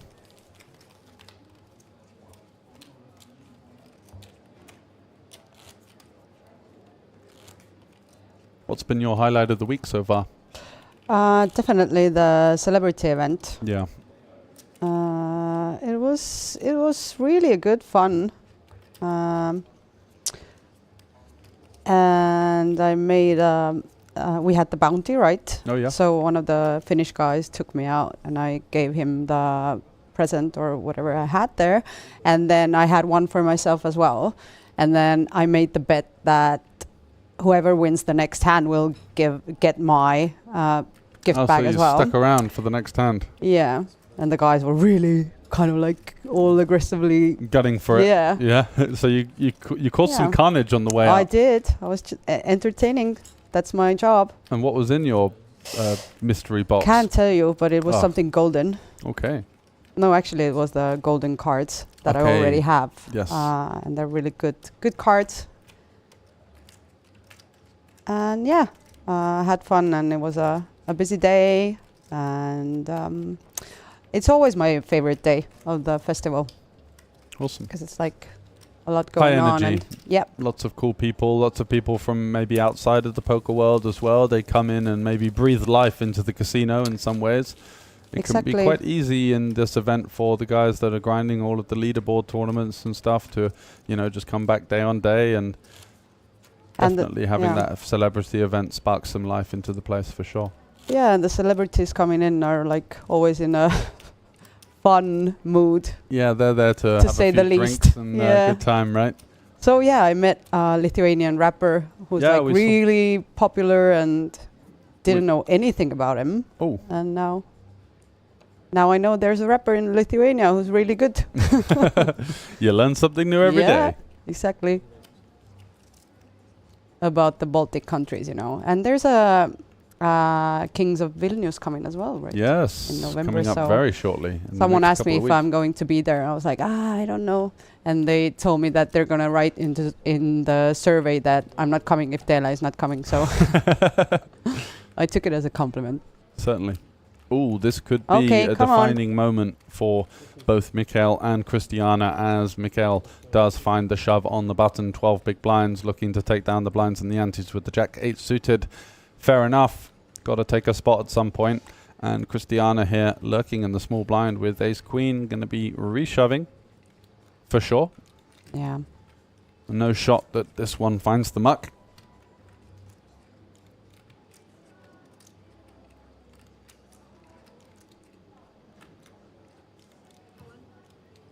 Yeah.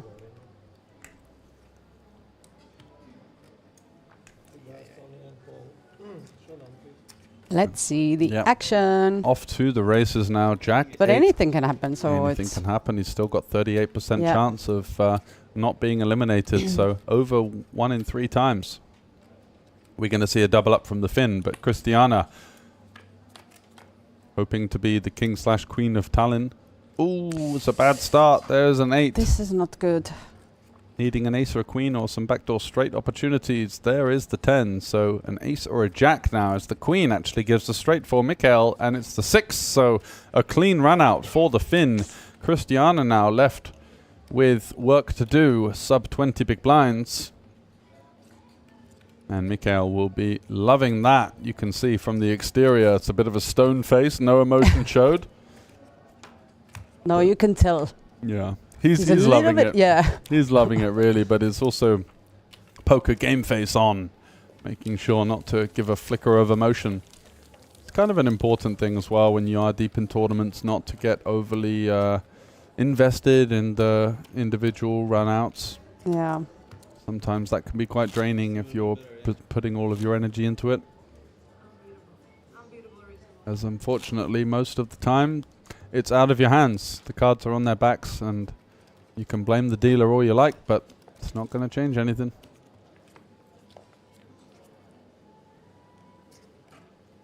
So Christianis, not seen loads from him. Did make that call with the Jack 10, opened it up with the 10-7 suited shortly after, and won with c-bet. Christiana now with her 20 big blinds. Yeah, she's definitely not too happy.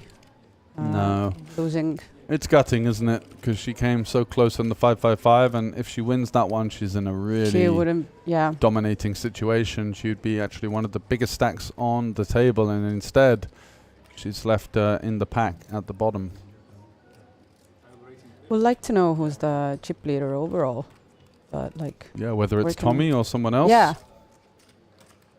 Might have the information. Might have to do some magic trick to get the information. Yeah, I see wise guy is already on it. Yeah, he's got like one of his 15 phones out with all of the info. All the tricks. Yeah, not alluding to any of his nefarious activities off of the poker commitments, but he's got a lot of phones. You make that of what you will. So this one's going to check down all the way, and Matthias rivering a pair. He didn't need it. He was up and had the winner, but he's going to go for the little value bet here, looking to try and get some value from maybe a deuce or...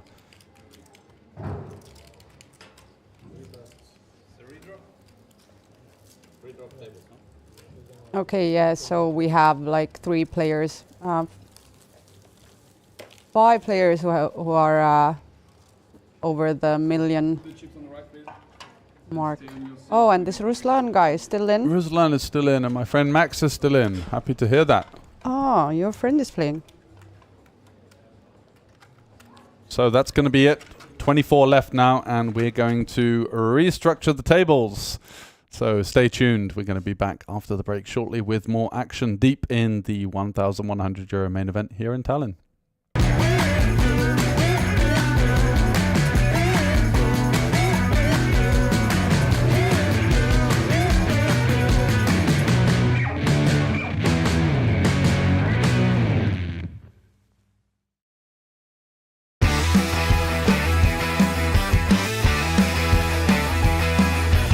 Welcome back to the Kings of Tallinn 2024 Autumn Edition. It's been another exciting day full of poker here at the beautiful Hilton Tallinn Park Hotel. So let's take a look at what went on.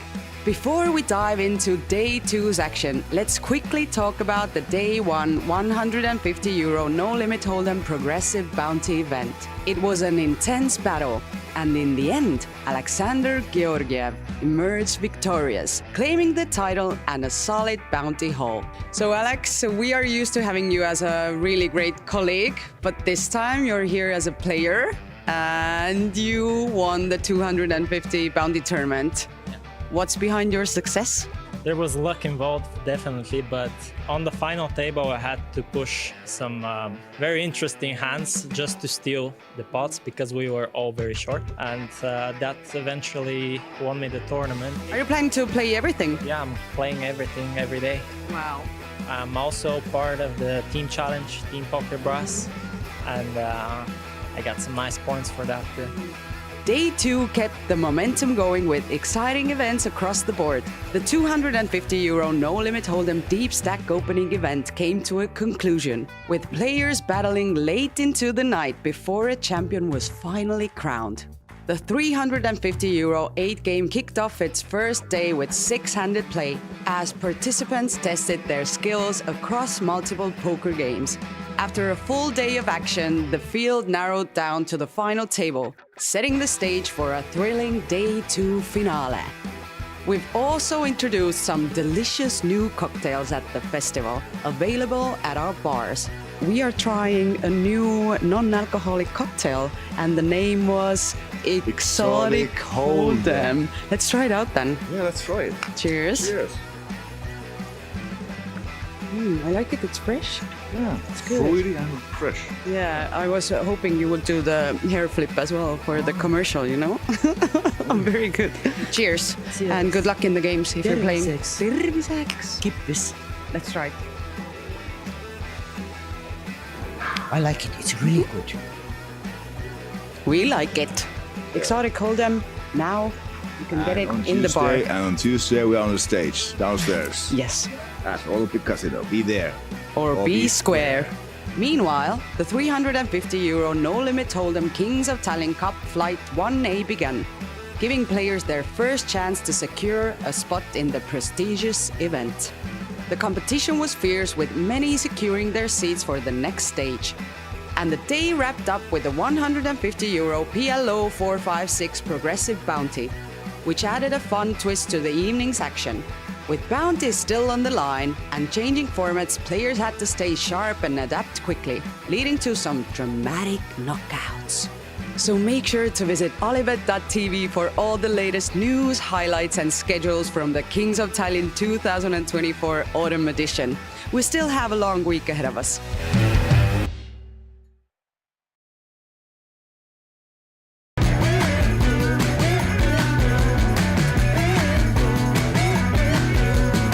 Welcome everyone to the Kings of Tallinn 2024 Autumn Edition Poker Festival.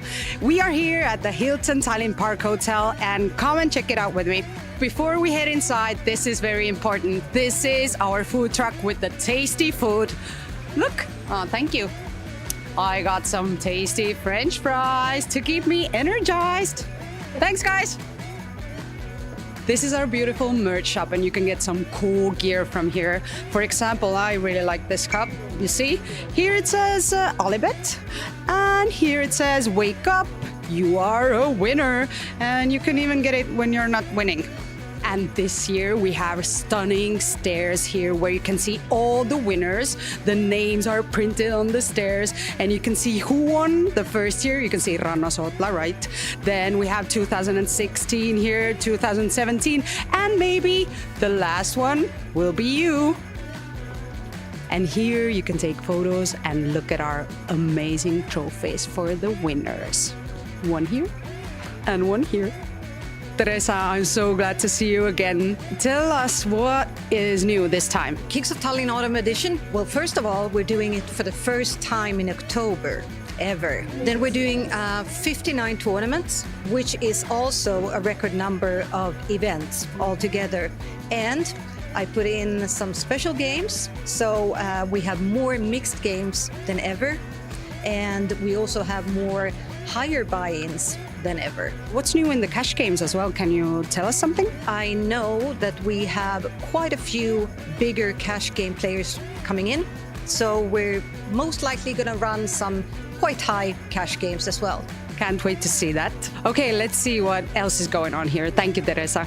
If you don't know this room, then probably you don't play poker, because this is where the main action goes down. On the first day, the players competed in a free buy satellite, the €250 no-limit Hold'em deep stack, and the €150 no-limit Hold'em progressive bounty in the evening. So stay tuned, and we will bring you all the exciting highlights from the festival, and make sure to check out OlyBet.tv.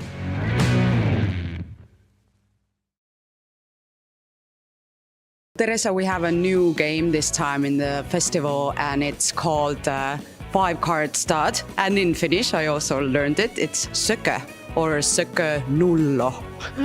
Yeah. Getting good at Finnish with the new games. But can you tell us about the game? Yeah, so this is a 5-card stud game. It's a traditional Finnish game, but it's actually originated from Canada, I think, North America. So some people call it Canadian stud, yeah. But in Finland, it's called sökö. And we've had the sökö before in the schedule, but now we have also introduced sökö nullo. And for the very first time, we have sökö nullo also in the Kings of Tallinn schedule included. And it's sökö low. So basically what we're doing is we have a tournament that has one round of each, sökö high and sökö low. Can you maybe show us how the game works, how it goes? Yeah. So first of all, people usually ask, like, what's the nuts? What's the best hand? So the nuts in sökö nullo, which is the low version of sökö, that would be, there you go, 2, 3, 4, 6, 7, So it can't be a straight. Yeah. So in Sucker, in the traditional Sucker, you have also a 4-card straight and 4-card flush. In this low version, you got to watch out for any straights, any flushes, any pairs, or anything. So basically, you're looking for the lowest possible hand. Ace is considered a bad card, a high card. So you're looking for the lowest possible hand, but you can't make even a 4-card straight. So therefore, the nuts would be 2, 3, 4, 6, 7. Yeah. And because it's a 5-card stud game, the initial deal is 1 card down and 1 up. And eventually, the players would get this. So this is the final Sucker. It's 1 card down and 4 up. And that goes for both high and low. Okay. And how many draws then? How many times? Or can you see that one as well?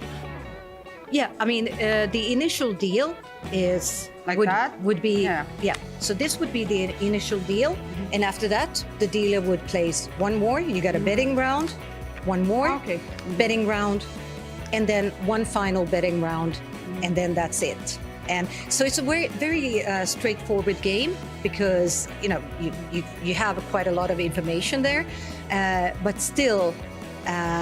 It seems to be quite tricky with this low version. So it's going to be interesting to see how players do on this one.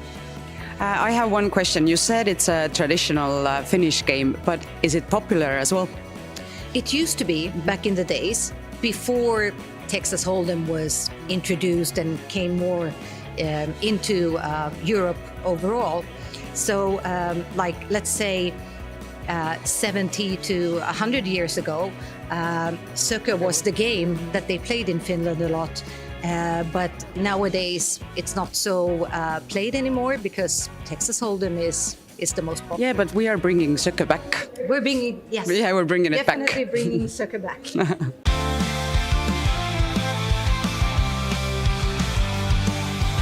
Welcome back to Kings of Tallinn 2024 Autumn Edition. We are now at the halfway point of the festival and a lot has happened.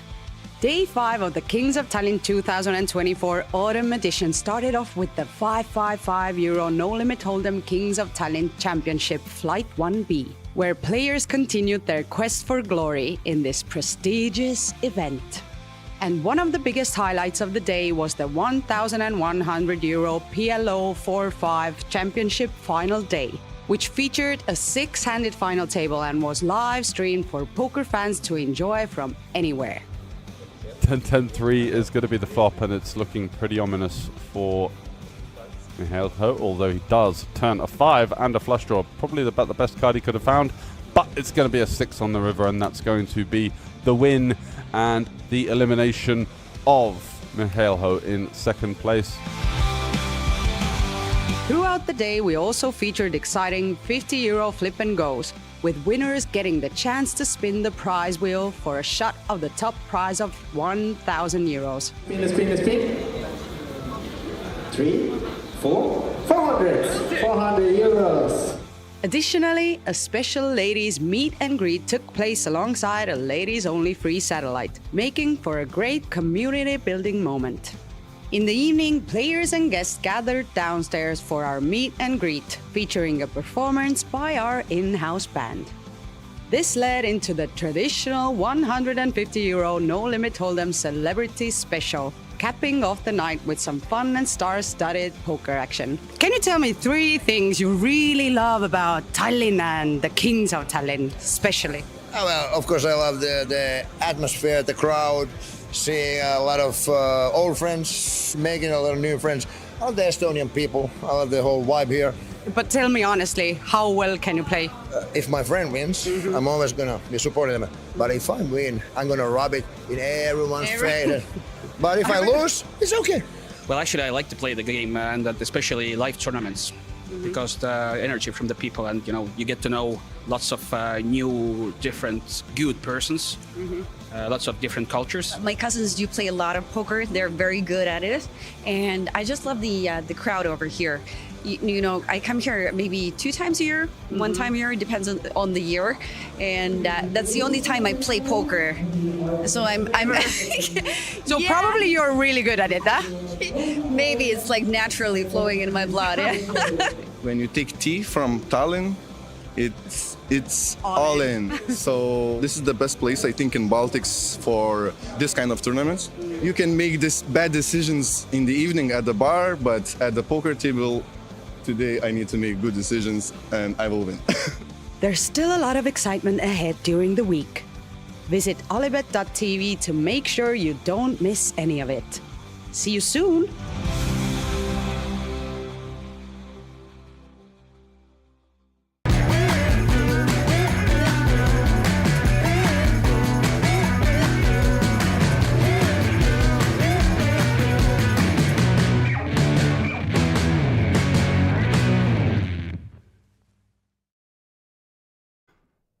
So hello and welcome back to the booth for continued coverage of the 1.1k main event. Tella, what are you most looking forward to as we continue the coverage? Actually, as I said before, I would like to see some chat, a bit more like banter, or just kind of like maybe, what's the word for it? Like stingy kind of... Easing the tension a little bit. Yeah. Yeah, but I well, understand it's a very important tournament right now, and would like to see who comes on top. Yeah, of let's the whole. see who brings the personality as we go back to the feature table. Thank you once again for joining us. And it's going to be Daniel from Sweden who is new for us on the feature table. Couple of new names actually. Yeah, we have a lot, I think. Yeah, it's a real mix. We haven't seen the Turkish player either, Bahadir. Sorry if that's the wrong pronunciation. Bahadir. And but, we continue level he's in there. 23, small blind 10,000, big blind 20,000, big blind 10,000, And a lot of stacks that are over 1 million. Yeah, absolutely. Now we see the real deep stacks coming into town.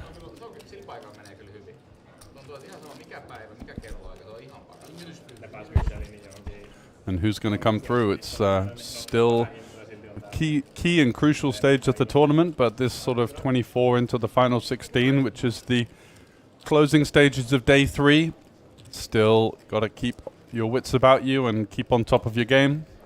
Looking to accumulate chips for the final table, looking to make sure that you don't whittle your way out of the tournament very much. Yeah, and it's good that we had a change of table and not playing the 5-hand anymore, so more action we to see come and more action to see. More players, more chances for potential collisions. The more players at the table, the more likely it is that we're going to see big hand versus big hand. As Claudius, who was on our feature table earlier and really short, is actually coming back with over 1 million in chips, so he's been putting in some great work on the outer tables. Christiana lost a big all-in there with the ace-queen versus the jack-8 versus the short stack. And Julius now, who has 15 big blinds, ace-8 suited, inquiring as to what's going on with the blinds. Is he going to use this one as a shove? Definitely calling is certainly an option as well.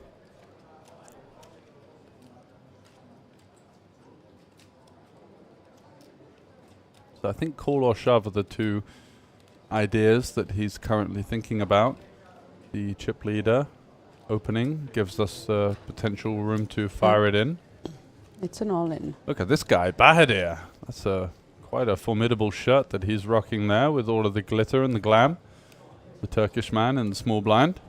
I always like a good character. Like it shows that he's bold and, Courageous. colorful. Yeah, maybe. Rocking some apple juice as well. I would expect action. Yeah, a vivacious game. Yeah. So Claudius here has got the bad news with the short stack jamming on him here. Pocket 2's not going to really be able to do an awful lot. And he takes it down. Good addition to his stack. So yeah, nice pickup there. You got to take those spots if you want to sort of pull your way out of the danger zone and try and fight your way up to one of the bigger stacks. Yeah, and if you miss those spots, like those bold spots, then it can be really like dangerous to just like dry up your stack, you know, really quick. Exactly, all of that waiting around for a premium and then it doesn't come and you wish you would have taken the spot earlier that could have picked you up a couple of extra chips. Exactly, it's dramatic, but exactly how it does roll in tournament poker. We've seen Matthias, who was on our feature table before the break, playing equally as spirited. And Claudius, bit of an upgrade on the pocket pair, was deuces, now pocket sevens. Try again. Absolutely. And the cards, need to go in the reader. So let's move the chips over there. And this is also a new player. Domin, the Spanish player. Julius out the way. Over to the colourful. Yeah, the colourful Mr. Bahadir. What's he got up, cooking up his sleeve? That's quite a big and fancy looking watch he's rocking there as well. Ooh. He's got some ideas with the Jack 3. Yeah, thinking about it. Is he going to go for a cheeky 3-bet? I don't think we have seen a lot of Turkish players. So it's kind of like doesn't happen so much. We saw one player on the final table of 555, but in terms of Turkish players coming to play in Tallinn, it's very much a newfound thing. It's not a flag that we're used to in this part of the world. So welcome to the Baltics and good luck. Exactly, always good to see like different nationalities.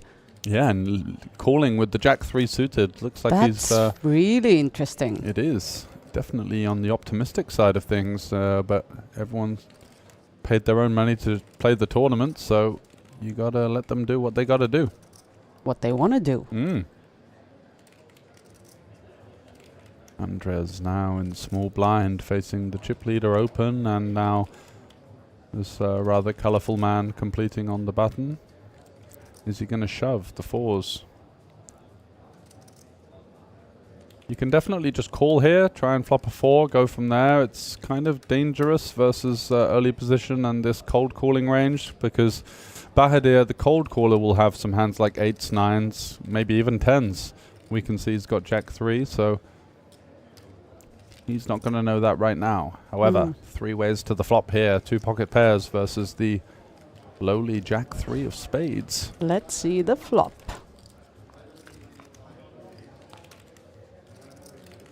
Ace 10, not a bad board for the opener conventionally, although 7s is not going to be feeling amazing about this one. I think no one is overly happy with that flop. No, maybe Bahadir's got some ideas here, thinking, well, I'm flatting some Ace 8, and Ace 9, Ace Jack, Ace 10. Why don't I take a stab at it? Not seeing an awful lot of strength. Can he find a bet here? I think a bet may well work. Does check it.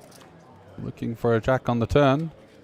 It is a queen, so is it going to see another round of checks here, or is Bahadir the person you feel likely to find some aggression, turning a gut shot, knowing that that Jack 3 is not going to likely be the best hand at showdown? Does he have some pep in his step, or was he simply calling with the Jack 3 to try and hit something? Here we go. This is what we want to see. Now he bets 75k, can still represent hands like Queen Jack, King Queen, King Jack.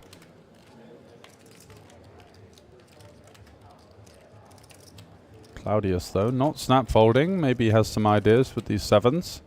There are a lot of potential hands in Bahadir's range that could be better than 7s, and he does get out the way. This is really good. You go in with the Jack 3 and you get the pot. Yeah, exactly. Fearless play on show. This is what we like to see, right? It is. A little bit of difference, you know. Usually we're seeing everyone play super tight and or like really safe. Yeah. But this is GTO ranges, as we say. And Bahadir's got other ideas, and those ideas worked out in his favor on this occasion. Well played, sir.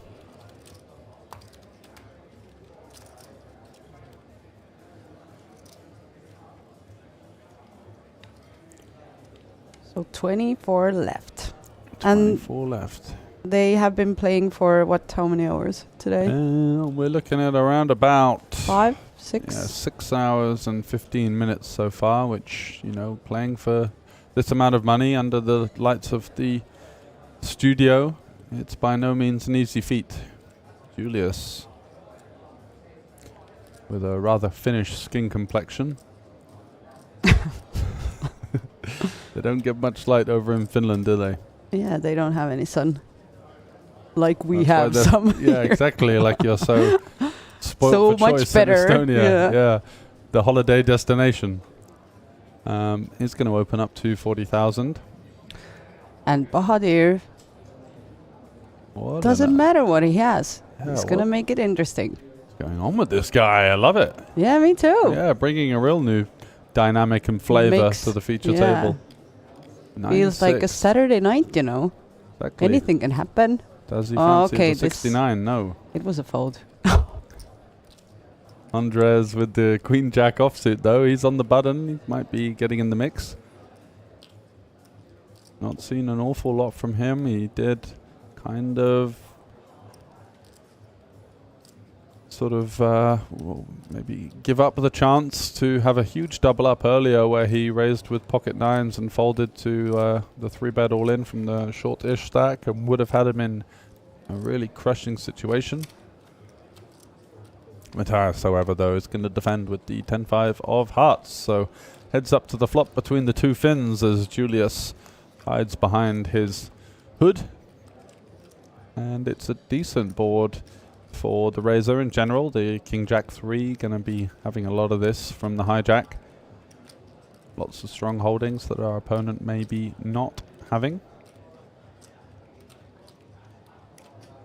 So Matthias, you can see he's got 16% equity, but he's got a backdoor straight draw, backdoor flush draw, but any kind of bet should get the job done here. Likely sizing something like 25 to 30. Goes 30 and takes it down. Matthias doesn't like to waste any time. He's one of those guys that just, you know, plays his hand. If he's got a snap fold, he's not going to spend 15, 20 seconds on TV pretending to be thinking about something. Just on to the next one. Yeah, but how much does, what do you think, how much does playing on stream, like how much your game changes? Some people like to show up a little bit, you know, take their time and kind of milk it a little bit, maybe thinking a bit longer, not wanting to make this mistakes. So it varies from player to player.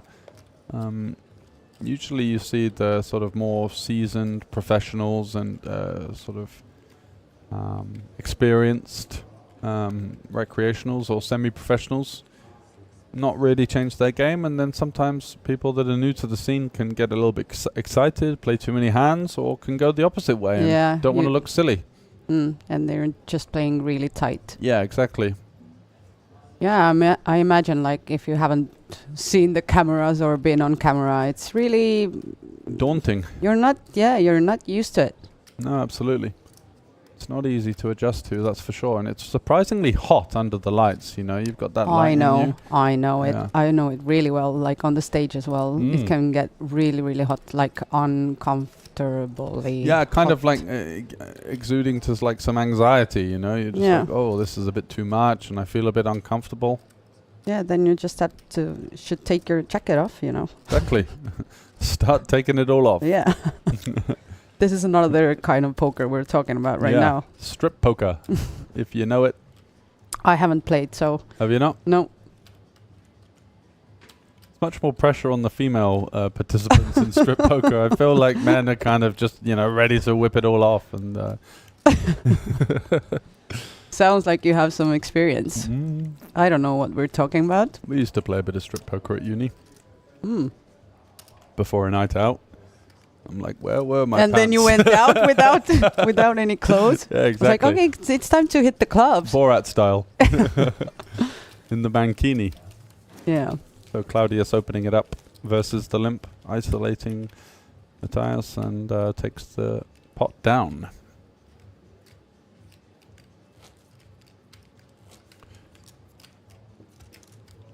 So pretty slow in terms of the continue. We saw our new friend in seat 1 taking it down with the Jack 3 suited. But apart from that, it's been fairly standard. Yeah, it is like when it's only 24 left and it's so close, but not. But still so far. Yeah. Exactly. So it's. So much work to do. And as we said earlier, it comes down in this moment. It comes down to some of the players who, in this moment, decide to be bold. Yeah. And go just to for like it. steal pots and like kind of spice it up. Like our friend Bahadir, who's coming in once again with the ace-4 suited, making it 55k to go. Daniel from Sweden just folding with the queen 10. It's kind of a little bit nitty, but fair enough. Usually you do want to be getting in the mix there with these suited Broadway hands, especially in position, versus a player like Badimir, who's shown to be a little bit adventurous. And Domen is dominated, but he maybe doesn't know that. It's quite a large opening sizing as well, so I wouldn't be surprised to see him just fold the 6-4 off here. Maybe wants to be a little bit more connected. You know, usually the response when you're facing these larger than standard opens is to tighten up a little bit, and he does fold. Yeah, we don't know how much time they've been spending in one table maybe, and how much do they have info and like reads and tells. Exactly. So some of these players may have never played against each other before. Yeah. Some of them may have played, you know, 12 4 hours, across the tournament. So these kind of little dynamics and player-to-player little storylines can alter significantly as we see them get a bit more comfortable with each other and pick up a read.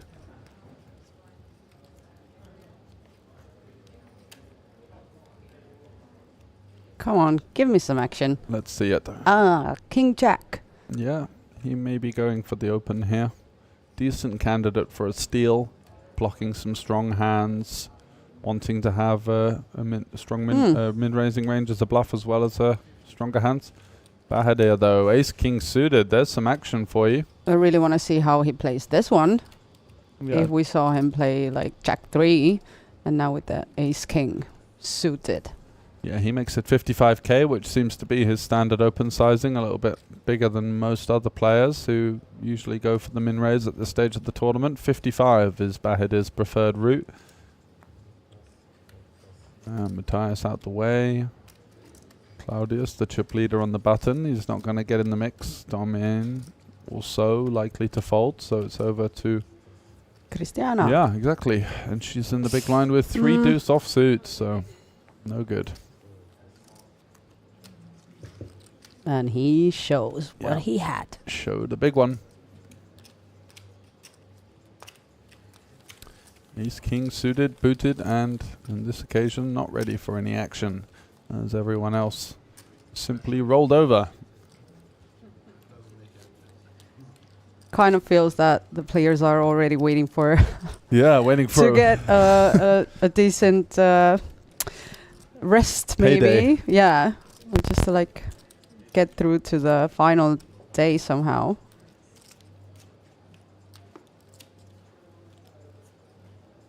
Because it is Saturday and tomorrow is the final day of the Kings of Tallinn 2024 Autumn Edition.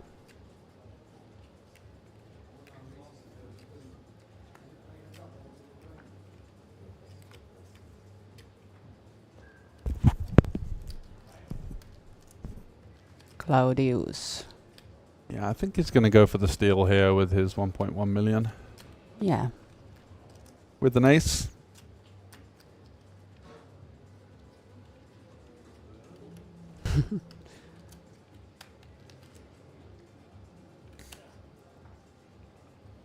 Come on, Claudius. Go on. He decided to fold. Trying away, maybe.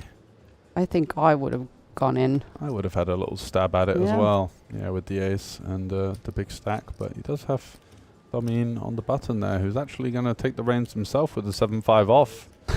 Wow, okay. Goes for 40k. And what a spot for Christiana. Big hand in the small blind, ace 10 versus the button open from a big stack.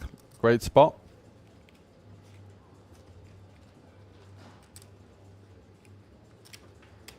I would probably just go all in straight away, quickly. Yeah, she's going to take her time, maybe try and look a little bit weaker. Mm-hmm. Yeah. And there's the shove. Julius out the way, and Domin was being a bit of a naughty boy there with the 7-5 off. He's put back into his place. But it's good news for Christiana, because Exactly. like... She's happy with even no resistance there, just picking up the chips uncontested. No problem about that.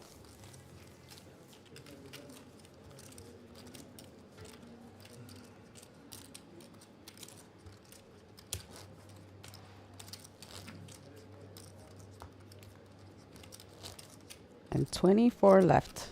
Seems to me that it takes a long time for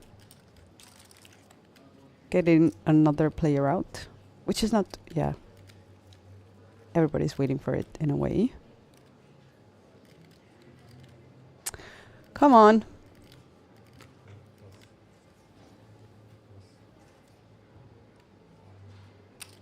And it's our Turkish friend on the big blind, so...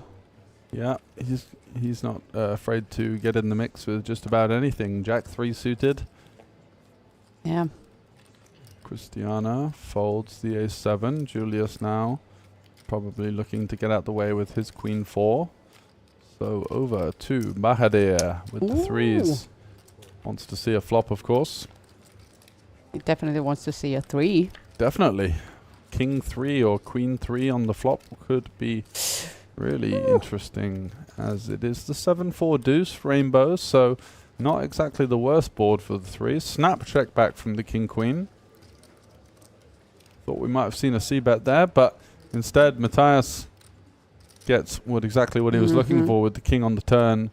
Bahadir with the 3s, kind of in no man's land. Bad card for us facing the check back. Lots of hands like king queen, ace king, king jack. Is he gonna peel one off here?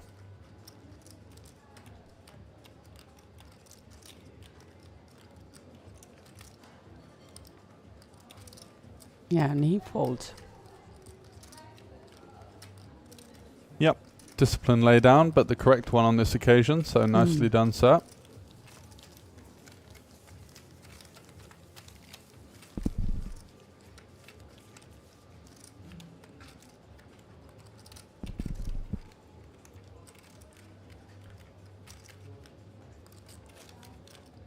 Action continues to be a little bit slow. Everyone feeling each other out.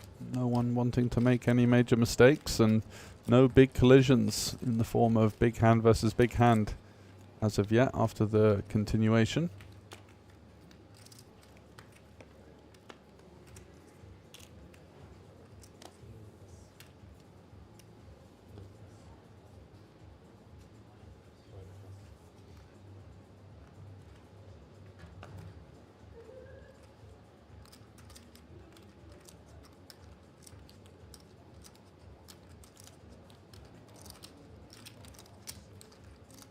Is that an, what is it called? Card protector or something that this one guy has there? Like an owl? Where's that? Did you see? I missed that I think the Claudius. Ooh, Andres with 9-7 of hearts here. Definitely going to be seeing a flop versus the min raise off of our short stack. The shorter we get, the less opportunity we have to be picky about which hands we continue with in this big blind situation. Getting such a great price, closing the action. And here we do go to the flop. Is it going to be any help for the Latvian? He certainly needs it at this stage, but instead, Domin likely with the hammerlock on this hand, with the betting initiative and the playability of his ace of clubs on this type of board.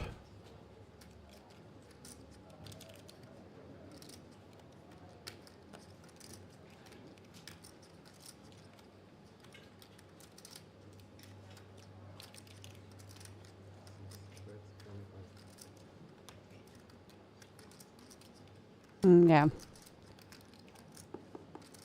I think Andres has only one option. Yeah, 9 high here would be pretty optimistic. Continue or check raise as such.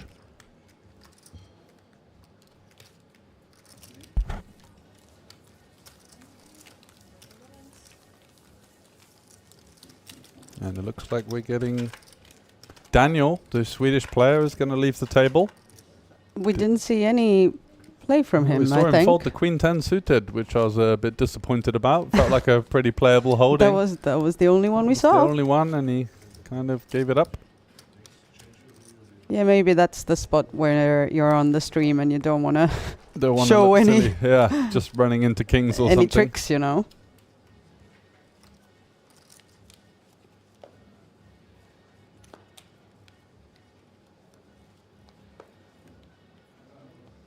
Yeah, feels like a slow Saturday night, you know. Slow Saturday night in the casino with the boys. Maybe I should go in and Liven it up a sing little something, bit. yeah. Yeah. Ooh, tens. Start Claudius, serenading can you see everyone. the protector now? Is it called the protector? How do Yeah, is that an owl? I or think is so. that a Yeti? Looks it has as big as eyes I have. Ah, it looks like it's on some kind of acid trip as well. Those eyes are pretty Like going in spooky. rounds. Yeah, exactly. Julius with the ace-3 suited isn't going to choose to get out of line here. And Bahadir, certainly a creative player, but he looks 9-4 really off. naughty. He does. Like, he just wants to be in every pot, Yeah. doesn't he? You can tell he likes to play like a cash game or something like that. Yeah. Ooh, Oh, what's what? going on? Surely not. This is With the this would be 9-4 off. really interesting for all the players in the table to watch after. It would. Ah, there we go. He decided against it. Maybe it's part of his intimidation tactics, you know. It's just like, you're not going to get me off of many pots, even when he's folding some really maybe. poor hands. He wants to give the image of someone that isn't going to allow this kind of big stack bullying to happen.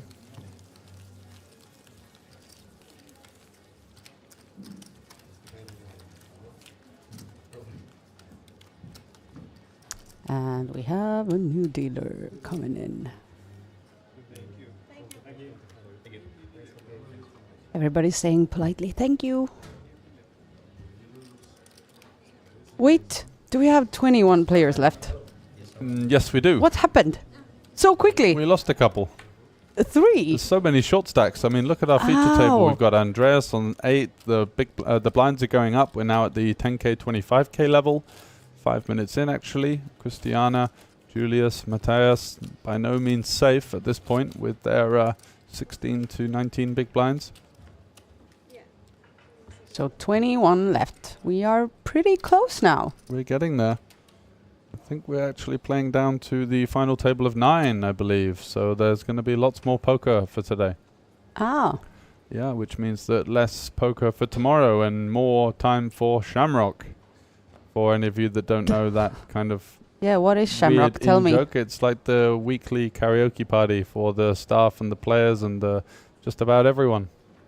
It's a good time. So Christiana with the ace-4 offsuit, not likely to be getting in from such early position. Maybe she pops it open from the cutoff or the button. And it's time for Andres, is it? No, doesn't look like it. Sat with 8 big blinds and waiting to make something happen here.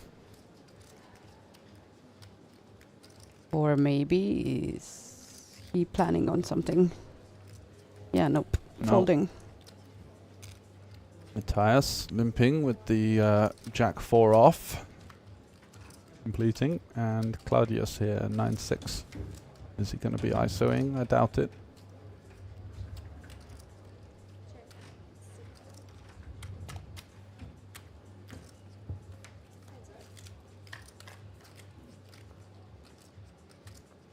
Off to a flop with 3 diamonds, and Matthias here going to be liking the look of that flop. 2 Broadway cards and 3 diamonds, not too bad for him. Checks it over, and Claudius looks to be reaching for chips here with 9-6 off, no diamond. be a rather creative flop stab, which is what it's going to go for. 25k into 75. Gets the check call from Matthias, who has unders to top and second pair. With the flush draw, there is the 10 of diamonds, so filling up Matthias. Claudius now with a straight blocker, blocks Jack 9, which is of little relevance on the 4 flash.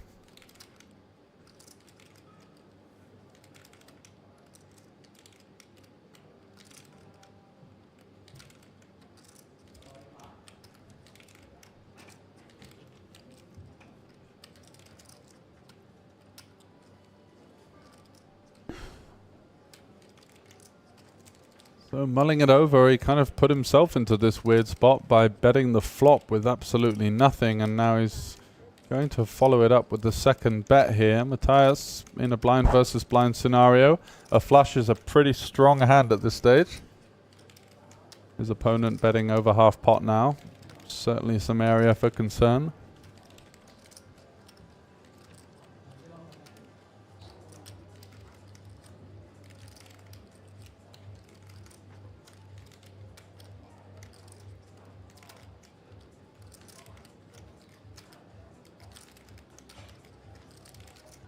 Yeah, it is not the strongest flush.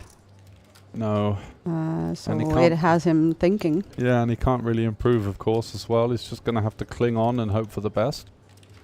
His opponent has bet the first street and now the second street, and a bit of a meteor sizing on the turn as well. So he is going to find the heart to continue here with his lowly diamond.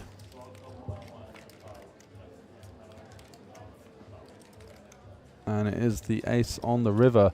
Are we going to see Claudius go for the third barrel here? It would be rather brave at this stage, representing the jack or the 9 or the ace of diamonds for the most part. And he does muck his hand, as Matthias is really happy to see the check back there. Yeah. The one thing that you do get is a fair bit of respect when you check call the turn as well, especially for the slightly bigger sizing. Your opponent's realizing that actually you're going to have a flush most of the time here, calling out a position on the 4 diamond board. So he felt it was time to wave the white flag, and may or may not have got that one through on the river. It remains to be seen.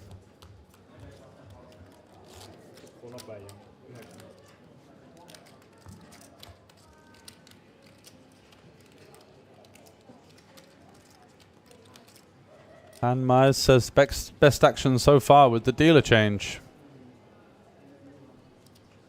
And Tony Villanen says the fake tank with the 9-4 off. Yeah, it can be a little bit infuriating sometimes when people are taking lots of time with fairly obvious hands. But you never know if it's like someone's first tournament or they're just kind of getting into the game and making sure they don't make any mistakes and thinking things over. It's not always an automatic decision for everybody, whereas it may, even if it may seem simple.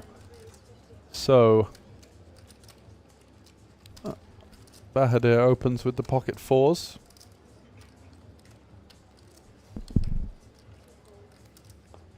To his patented 55k sizing, and that's going to get through everybody apart from Damien in the big blind, who has ace 8 offsuit. Easy defend, you feel, at this stage. Not really looking to 3-bet, not really looking to build a pot with this kind of hand, but doing fairly well against the Bahadir Open.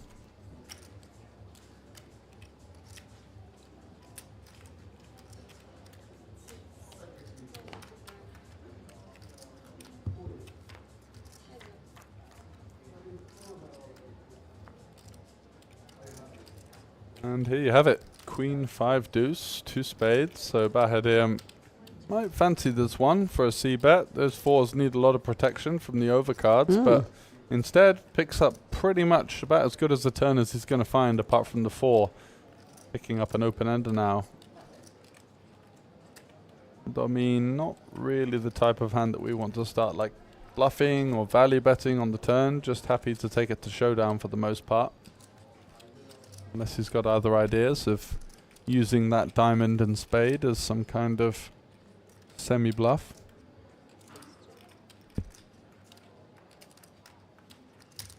And facing the second check from Domin, Bahadir is going to try and extract some value now in the form of this kind of half pot bet and gets the snap fold. Yep. Just going to take a quick break.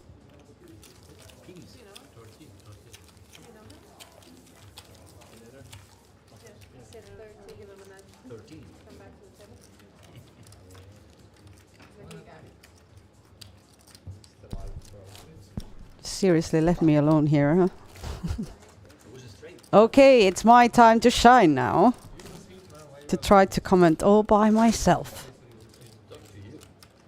As I said earlier, for me, it's always good to have some entertainment in the table. And right now we can see Bahadir bringing some action, kind of interesting choices and moves. So I got what I wanted. And Bahadir has the checks here. And the standard raise, as we've been seeing him doing, it's 55k. And Claudius has the sevens.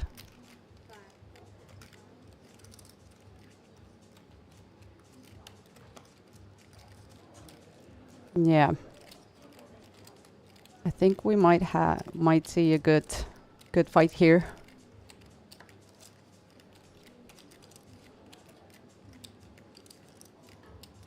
I don't think he's going to fold.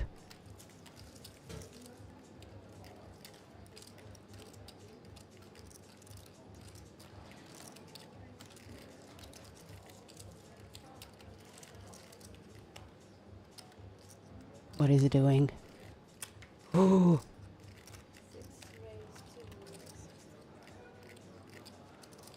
And how much? Yeah. Am I seeing correctly that it's 260, the re-raise? What? Ah, so Bahadir went all in with the checks.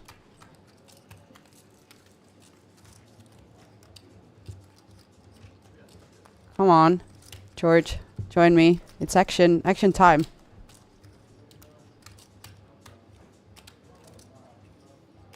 It is. Has Bahadir just gone all in with the jacks here? Yep. So 4-bet jam. So it's gone raise, 3-bet from Domin, and Bahadir has launched it home. I don't know why do I have the sixth sense that Domin knows how Bahadir plays. Yeah. Because he's been taking time to think about is this guy seriously, does he have anything? It's a very maybe risky it's me, maneuver but I don't know. to put the chips in with King Jack here. We could even lose to bluffs, like Ace Jack would be a 4-bet bluff jam in this spot. Yeah. So has to fold, and it gives him a little look as if to say, I think you're up to something, but exactly. I can't call. So yeah. Oh, and now he's teaching the rules. Don't raise me. This is rule number 1. This is rule number 1. Ship it in your eye.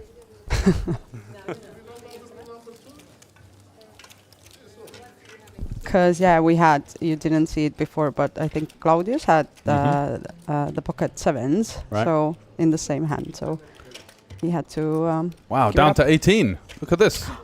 What's going on? Holy moly!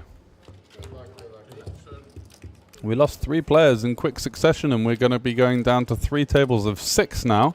And we're going to have a redraw at 16, so only 2 more players to go until we are down to the final 2 tables of the Kings of Tallinn Autumn Edition main event.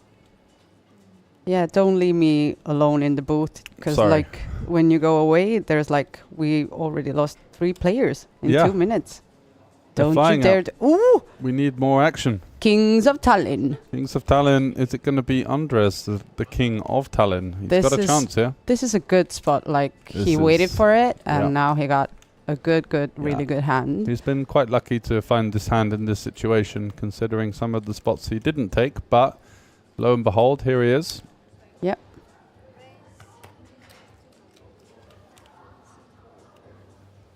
With the kings, putting most of his stack in there, just keeping a couple of chips behind.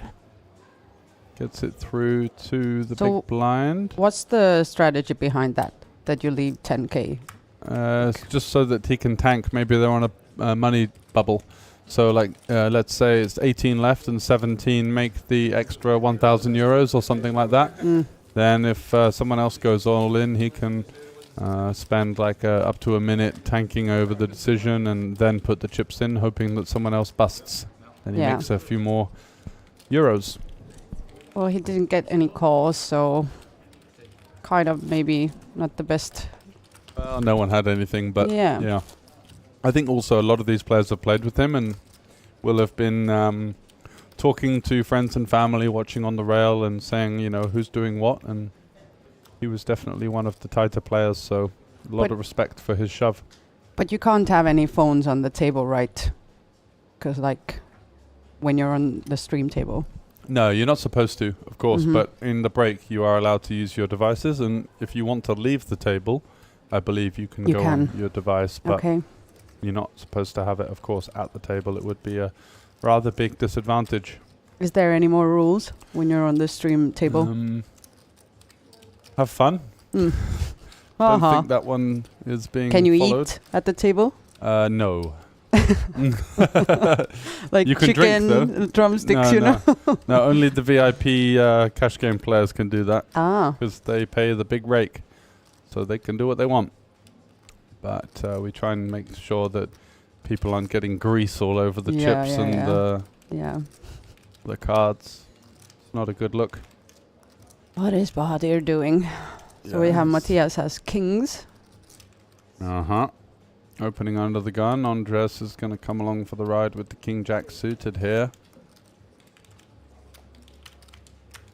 A spot that I might have shoved, especially if I have some idea that Bahadir is going to be calling the small blind quite wide. And, well, Andres is definitely, Matthias is definitely an active enough player to have some raise folds. Does go check, check, check 3 ways. Oh, the case king on the turn gives essentially the nuts for Matthias, and Andres is going to be in a little bit of trouble. Exactly, and Bahadir's got a flush draw as well, so what an action turn card. Everyone turning something. Bahadir definitely not giving it up, I think. No, is Andres going to be able to get away from his king now with a player behind? It's going to be tough. He does fold. Very patient player. And now Matthias looking to come along for the ride. Are we going to see a diamond on the river for Bahadir? Calling, yeah. Oh no, it's the full house.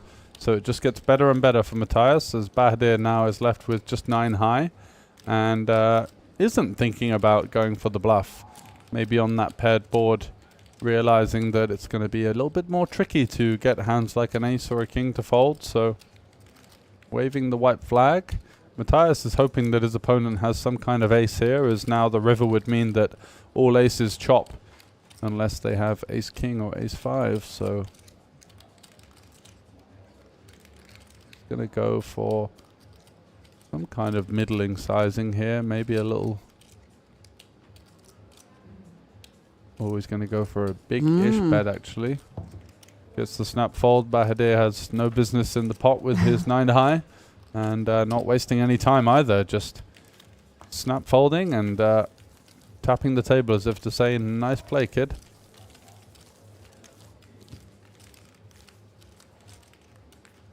Ooh, Claudius is doing tricks with the chips.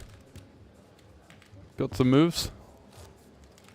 Ooh, nice. Yeah, I wanted to do a contest, like having all the players who know how to do the tricks. Who can do the coolest tricks. It's kind I've of like maneuvering it from finger to finger. Can you do any? No, just the typical shuffling and kind of yo-yoing and juggling and I can do the trick in the table of giving my chips away, you know. Every time. Yeah. Yeah. You're a master. But I've seen some crazy tricks, yeah.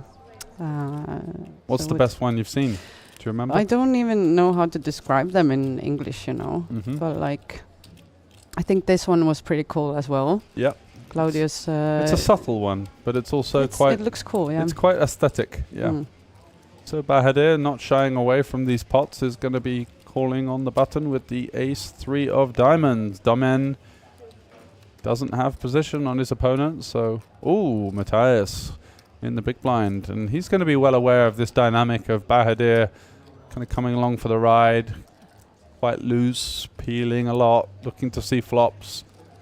So it does make ace queen quite a nice candidate for potentially a shove or even a 3-bet. He does shove, nice. Yeah.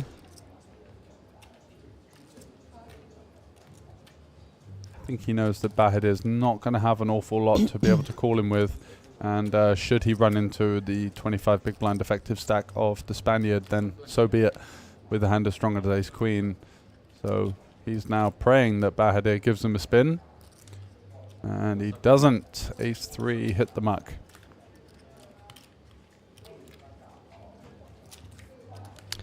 Getting closer to $1 million with his stack.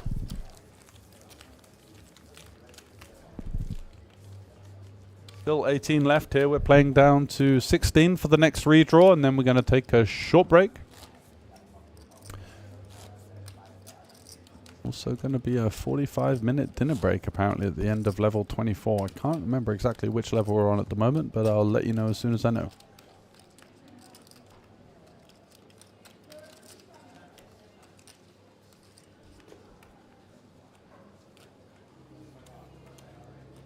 Yeah, Christiana has been Bit quieter. bit quiet. But she's had not much to work with. Needs a double. That's not going to be it. Yeah. And Bahadir back in the mix. That's what we like to see. This guy gives action. And also a bit of fighting talk as well versus the Spaniard earlier saying, don't re-raise me, that's what you get.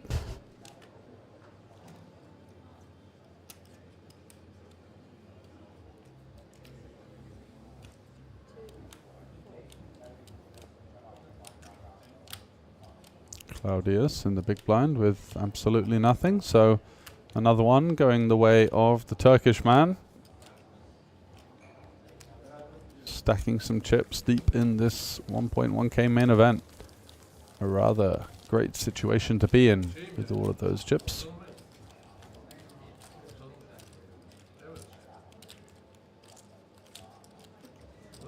So some of these short stacks now we're playing six-handed are going to be relatively incentivized to take their time to try and wane down the clock so that maybe players on the outer tables can find some collisions and potentially busts so that they can get back into the eight-handed swing of things. So Cristiano with the queen 3 offsuit. Yeah, she's being kind of card dead. Yeah. Which I'm not overly happy about. No, we wanted to see her go on Bahadir has the 9s. Yeah, he's going on a bit of a run here. Laying down the hammer, and another fresh beer gets brought to the table. He's going to be happy about that, and also happy about the cards he's been playing with. Lots of options here, and look at this. We could see some fireworks. Fighting again. Not going to be the type of guy to fold the 9s, and last time he got 3-bet, he just shoved it in for a lot of chips. So are we going to see what could be the biggest flip of the Kings of Tallinn main event so far? Hijack versus button. He's all in. No? He folds. What? Wow, what a fold. How did he know? How did he know that Matthias had a big hand there? I thought that was all in, and Matthias had snap called. That is quite incredible. Wow. He just went with his gut. Bahadir is the type of player that beats to the sound of his own drum as they chink the glasses as if to say, cheers. Cheers, pal. Was not expecting a fold there. That was the bottom of my list. I thought probably he calls, number 1. 2, I thought there's an outside chance he might just move it all in. And then 3 was fold, but ended up being number 3. So And ace 10. You get it wrong.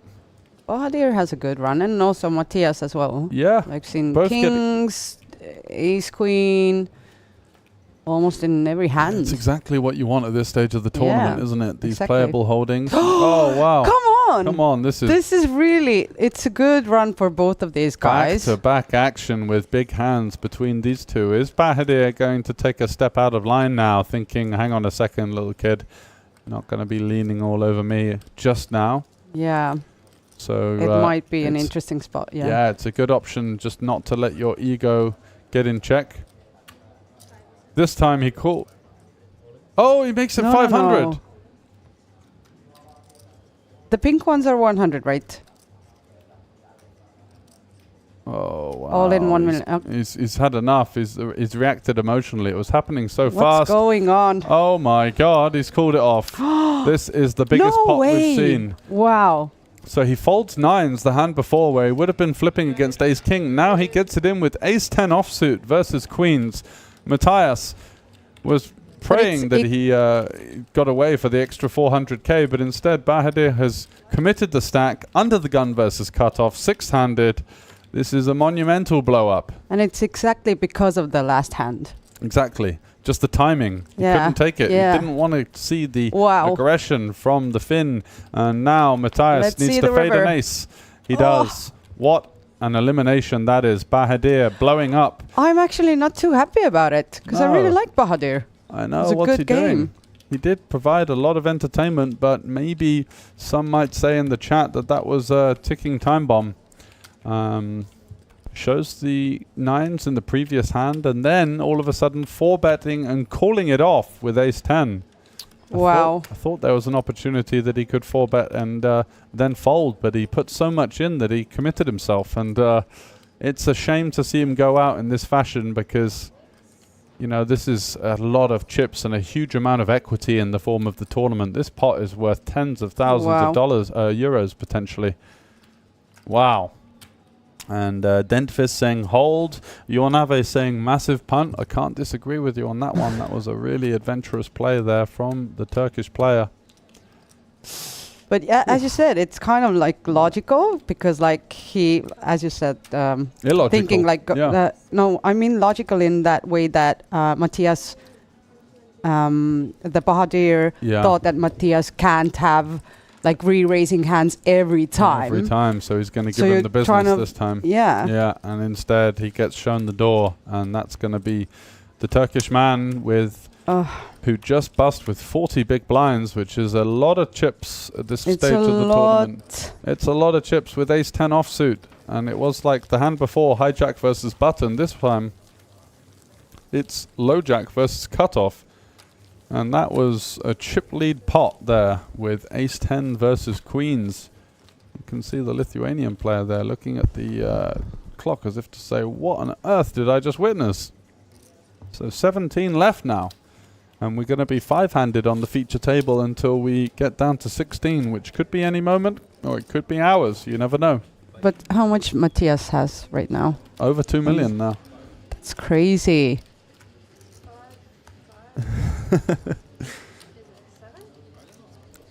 Okay, I'm not sure I can put those comments on to the general public, but if you're in the chat, you can read them and make up your own mind. So, good lord. So 84 big blinds, that's massive. Yeah, what a blow up. And it's really, Matthias has had like a really good heater. Yeah, absolutely. Picking up big hands in big spots and like that. Just every hand in a row. That exact timing there to pick up like queens plus, kings, aces, and that spot where he's just 3-bet the guy. He's shown nines. Maybe he's a bit tilted. He could have got the money in and flipped it in the previous hand. Instead, he gets it in with just needing an ace. Hey, Christiana has the tens now. Come on. Does she have the minerals to go for the limp here and trap? The minerals. The minerals, you know. If you limp here, sometimes you get shoved on by a king five or an ace deuce. You do tend to see people shove. Her opponent is so short that, to be fair, there isn't much of another move here. She would be shoving a lot of her range, so I did forget that Andres was so short in the big blind. He only has what looks to be 6 big blinds. Not good enough. What did you say? Not good enough? Yeah, saying was 4 high any good, and she said no, not this time.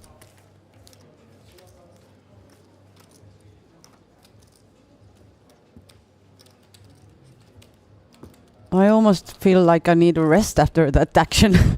I know. Like you were asking for the action. Yeah, you got it. no. Now it's all of a sudden it's all too much. Yeah. It's women. It's how women work. That's how you operate.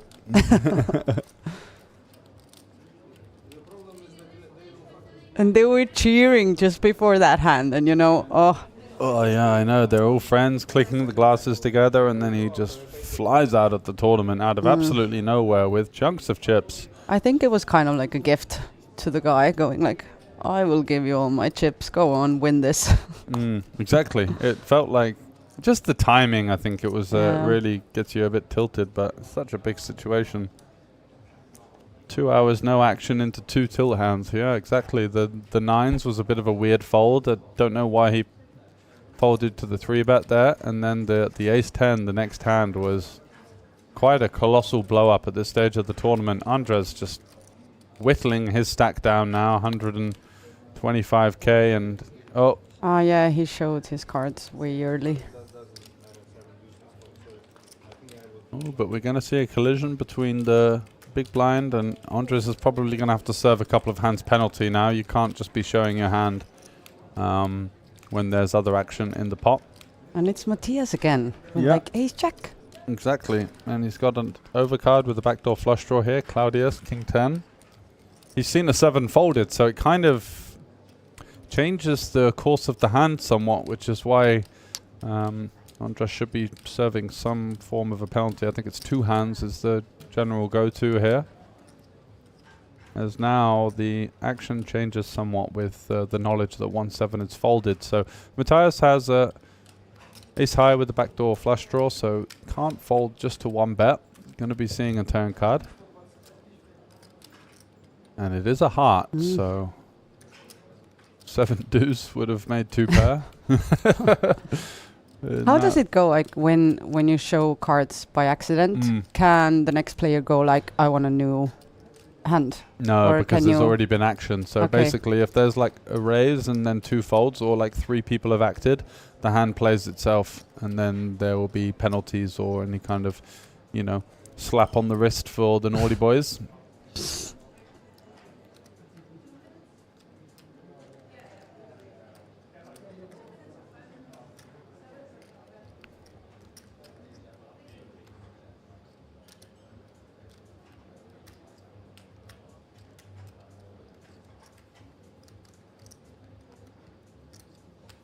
Claudius checking back. Check. Yeah, it's tough to do much on the flush completing turn, and what a run out for Matthias, rivering the jack high flush, hoping that his opponent has some kind of hand like, pocket 8s, pocket 9s with a heart could definitely arrive in this form, 10s with the heart, could be checking back a hand like ace 10 with the 10 of hearts, so definitely value to be looked at here. Just a case of what sort of sizing does he go. He also blocks the ace, which means that it's less likely that his opponent can river a 1 pair and then find a hero call. So goes for the largest sizing here, just trying to target those flushes. As he has an ace, it's maybe more likely that his opponent had some kind of backdoor flush draw on the flop, and that's going to get the job done. And 16 I believe, left. yeah, we're down to 16. So, wow, things have happened so thick and fast there. Teller in the booth with me was looking for the action, and we see a 4-bet and then a call with the ace 10. It was crazy. Was that? An absolute gift for the Finn. Sat there licking his lips thinking, I can't believe Christmas has come early. It was a gift for us as well. It was. For the spectators, for and the viewing it was entertainment in its like pure form. Absolutely. So we're going to go on a 10-minute break, and we will rejoin you with the action from 2 tables left at the main event here in Tallinn.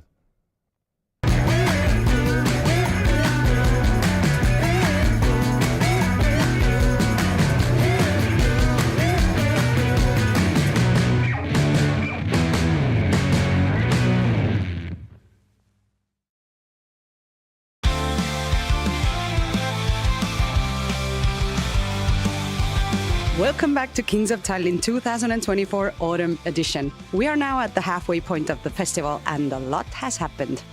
Day 5 of the Kings of Tallinn 2024 Autumn Edition started off with the 555 euro No Limit Hold'em Kings of Tallinn Championship Flight 1B, where players continued their quest for glory in this prestigious event. And one of the biggest highlights of the day was the 1,100 euro PLO 4-5 Championship Final Day, which featured a 6-handed final table and was live streamed for poker fans to enjoy from anywhere. 10-10-3 is going to be the flop, and it's looking pretty ominous for Mihail Ho, although he does turn a 5 and a flush draw. Probably about the best card he could have found, but it's going to be a 6 on the river, and that's going to be the win and the elimination of Mihail Ho in second place. Throughout the day, we also featured exciting 50 euro flip and goes, with winners getting the chance to spin the prize wheel for a shot of the top prize of 1,000 euros. Spin. 3, 4, 400. 400 euros. Additionally, a special ladies meet and greet took place alongside a ladies-only free satellite, making for a great community building moment. In the evening, players and guests gathered downstairs for our meet and greet, featuring a performance by our in-house band. This led into the traditional 150 euro No Limit Hold'em Celebrity Special, capping off the night with some fun and star-studded poker action. Can you tell me 3 things you really love about Tallinn and the Kings of Tallinn, especially? Oh, well, of course, I love the atmosphere, the crowd, seeing a lot of old friends, making a lot of new friends. I love the Estonian people. I love the whole vibe here. But tell me honestly, how well can you play? If my friend wins, I'm always gonna be supporting them. But if I win, I'm gonna rub it in everyone's face. But if I lose, it's okay. Well, actually, I like to play the game, and especially live tournaments, because the energy from the people, and you get to know lots of new, different, good persons, lots of different cultures. My cousins do play a lot of poker. They're very good at it, and I just love the crowd over here. I come here maybe 2 times a year, 1 time a year, it depends on the year, and that's the only time I play poker. So I'm So probably you're really good at it, huh? Maybe it's like naturally flowing in my blood. Yeah. When you take tea from Tallinn, it's all in. So this is the best place, I think, in Baltics for this kind of tournaments. You can make these bad decisions in the evening at the bar, but at the poker table, today I need to make good decisions and I will win. There's still a lot of excitement ahead during the week. Visit OlyBet.tv to make sure you don't miss any of it. See you soon!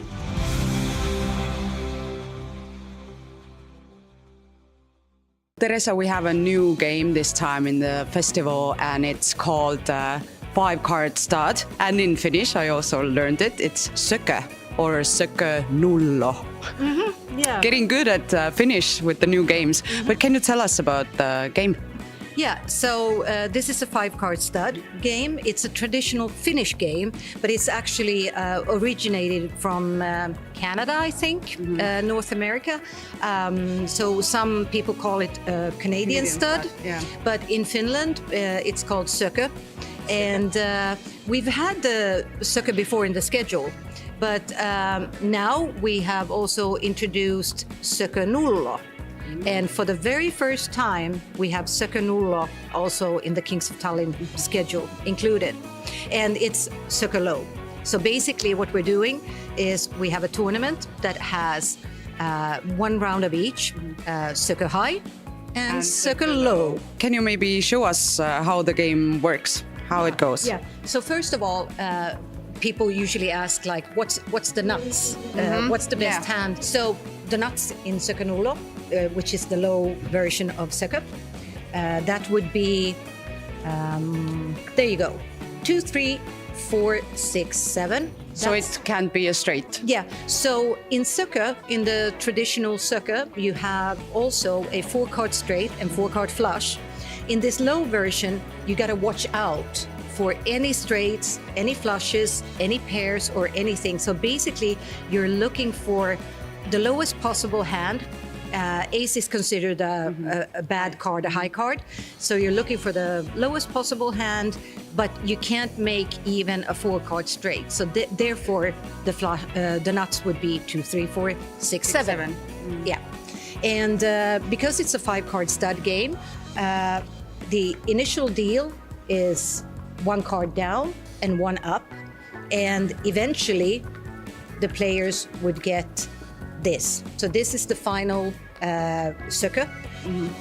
It's 1 card down and 4 up. And that goes for both high and low. Okay. And how many draws then? How many times? Or can you see that one as well? Yeah, I mean, the initial deal is would be So this would be the initial deal, and after that, the dealer would place 1 more. You got a betting round, 1 more betting round, and then 1 final betting round, and then that's it. And so it's a very straightforward game because you have quite a lot of information there, but still. It seems to be quite tricky with this low version. So it's going to be interesting to see how players do on this one.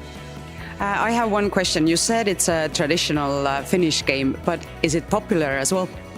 It used to be back in the days before Texas Hold'em was introduced and came more into Europe overall. So let's say 70 to 100 years ago, Sucker was the game that they played in Finland a lot. But nowadays, it's not so played anymore because Texas Hold'em is the most popular. Yeah, but we are bringing Sucker back. We're bringing, yes. Yeah, we're bringing it back. Definitely bringing Sucker back.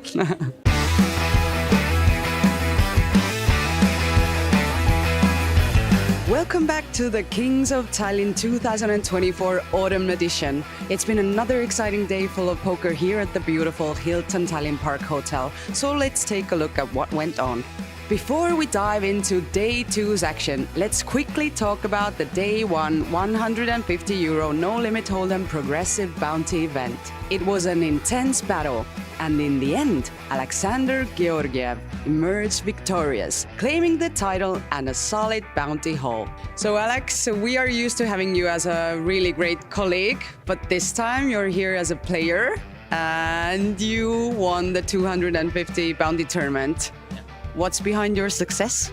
There was luck involved, definitely, but on the final table I had to push some very interesting hands just to steal the pots because we were all very short, and that eventually won me the tournament. Are you planning to play everything? Yeah, I'm playing everything every day. Wow. I'm also part of the team challenge, Team Poker Brass, and I got some nice points for that too. Day 2 kept the momentum going with exciting events across the board. The €250 no-limit hold'em deep stack opening event came to a conclusion, with players battling late into the night before a champion was finally crowned.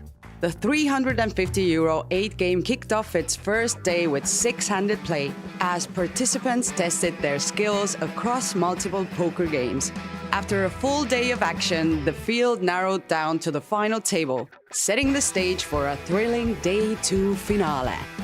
We've also introduced some delicious new cocktails at the festival, available at our bars. We are trying a new non-alcoholic cocktail, and the name was Exotic Hold'em. Let's try it out then. Yeah, let's try it. Cheers. Cheers. I like it, it's fresh. Yeah, it's good. Fruity and fresh. Yeah, I was hoping you would do the hair flip as well for the commercial, you know? Very good.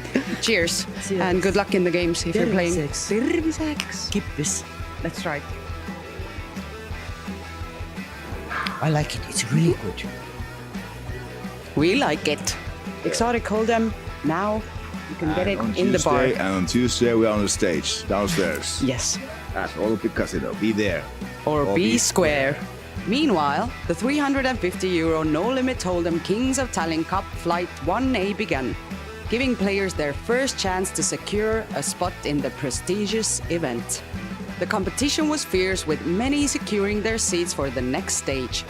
And the day wrapped up with a €150 PLO 456 progressive bounty. which added a fun twist to the evening's action. With bounties still on the line and changing formats, players had to stay sharp and adapt quickly, leading to some dramatic knockouts. So make sure to visit OlyBet.tv for all the latest news, highlights and schedules from the Kings of Tallinn 2024 Autumn Edition. We still have a long week ahead of us.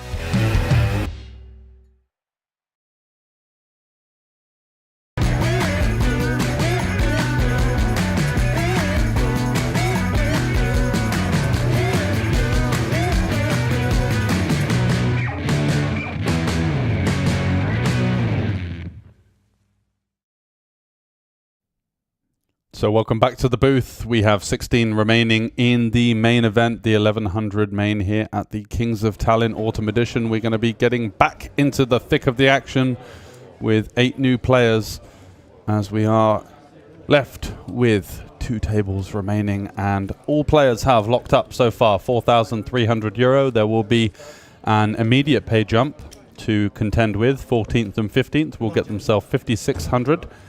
12th and 13th, 7,200, 10th and 11th, 9,400, and after 7 more eliminations, we are going to be hitting the end of day 3 and the final table of 9. I'm joined once again by Andreas. Wise guy, how are we? We're good, thank you. Just been watching the outer tables and also the other events, of course, and there's a lot of poker still being played in the Hilton premises, so still the latest event. We have the 250 bounty and also the 3K started about an hour and a half ago, so still late Redraw open if you want to play 3K Hold'em tournament, and about 30 runners in that one currently, as we now see one of the biggest stacks, Daniel with the Kings.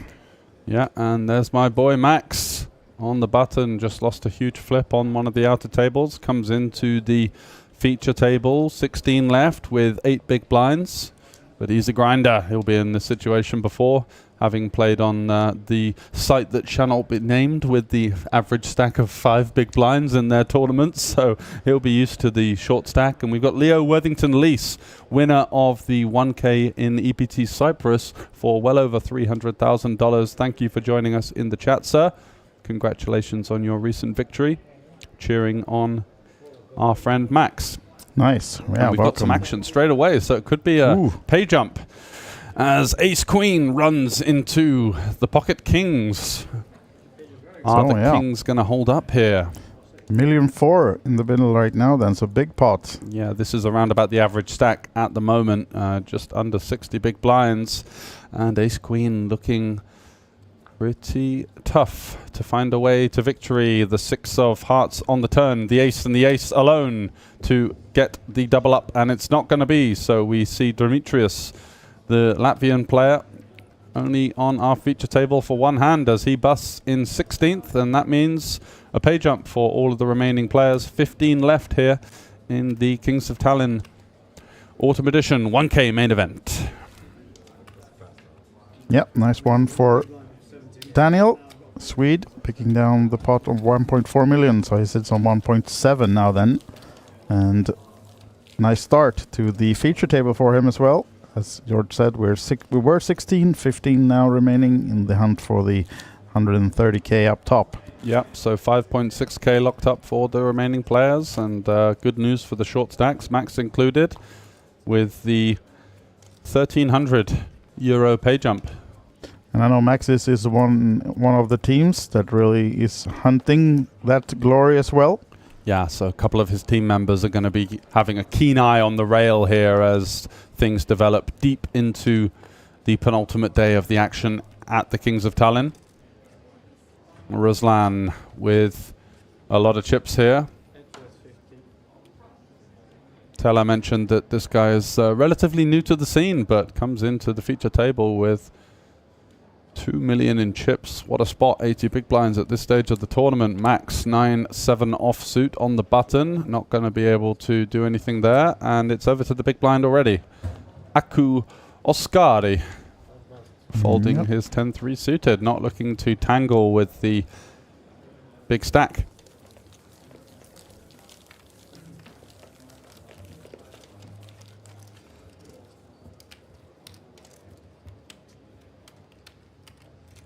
Yeah, so Max got a couple of hands then before he'll be in the big blind. And hopefully he can find something for those, get those 8 big blinds spinning. Yep, Dominic Before Jacobs saying, come on, MTM, which is one of Max's online monikers. Uh-huh.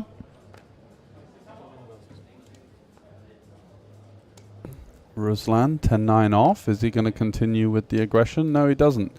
And now potentially a spot for Maximilian, but not with the Queen 3. Going to live to fight another day. Ace King, though, for Dipvik. Oh. Opening in the cutoff. He'll be loving the sight of that.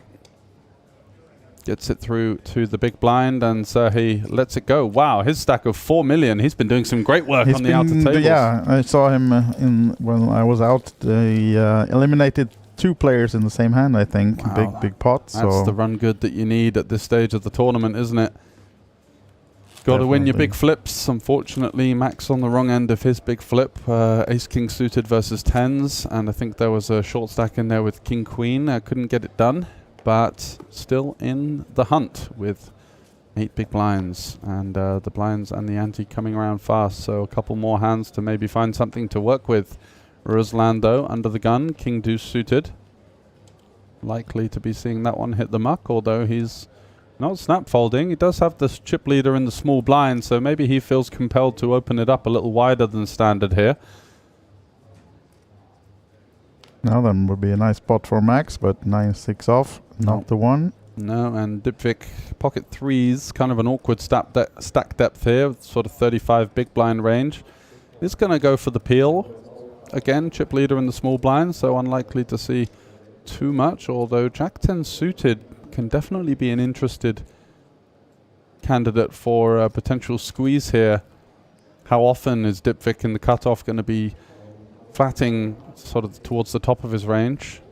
Relatively unlikely. And here we go. This is the style of play it takes to get this big stack in this tournament. Taking these spots, putting pressure on the medium stacks here. And just can't really see a route for either of these players to consider continuing, especially this King Deuce. It was already somewhat of an optimistic open. No, just about tanking some while for Ruslan now, not to show himself too weak opening under the gun, of course, but... Yeah, trying to save a bit of face. Yeah. Facing this 5x squeeze, going to be hitting the mark, and Dipvik, unless he's got any back-jamming devilish intentions, likely to be seeing this one go in the direction once again of the Ukrainian Serhii. Dipvik not snap folding. No.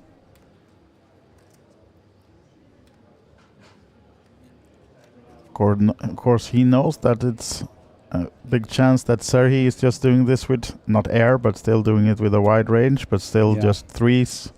To risk your entire stack almost for Borge would not be maybe the choice. So saving a bit of face as well, but folding the 3s. Yeah, another nice pickup there for the Ukrainian player who's gallivanting through the field at this stage with that monstrous stack, which is going to be well over the final table average, even with 15 left. Current average around about 1.5 million. So 60 big blinds, really deep structure here with the 1 hour clock in day 3. We saw a flurry of eliminations early on in today's play. 87 rejoined us for day 3, currently down to 2 tables and 15 left.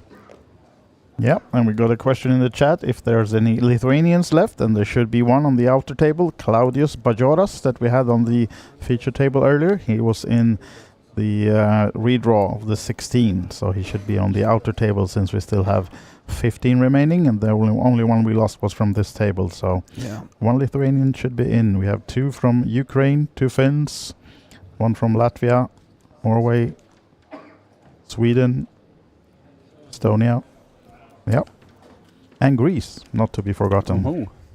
As we have action on the table as well. Vasil, one of the Ukrainians, has raised with the 9s, and Serhii, the other Ukrainian, then calling him with the 7s, as it's over to Ruslan in the big blind.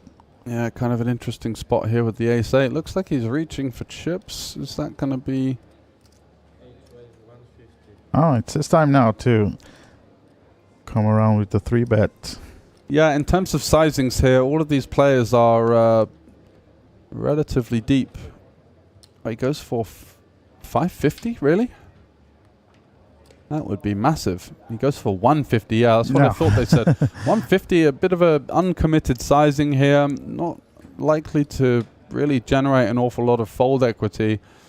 So a rather peculiar choice of sizing here. The combo isn't the worst, although when you get to this sort of deeper stage, you'd rather have a suited combination to give you that little bit of extra playability. This is the sort of combination and hand selection that may be better off at the shallower stack depth. So he is going to see both players come along kind of begrudgingly for this small size, but a bloated pot out of position now for Ruslan, the Estonian, and he's going to have to find some magic here.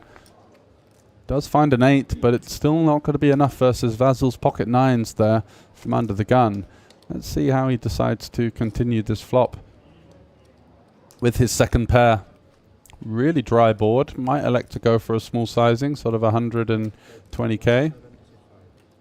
I think 175, right? Yeah. Yeah, follows it up with pretty big bet 3 ways here on the King 8-3.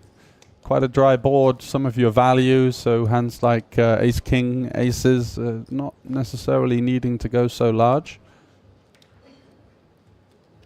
But Vasil's going to get out the way, and that's going to mean that Sergey is actually only having 2 outs versus Ruslan, who gets the job done. Finds a way out of trouble with his Ace-8 there.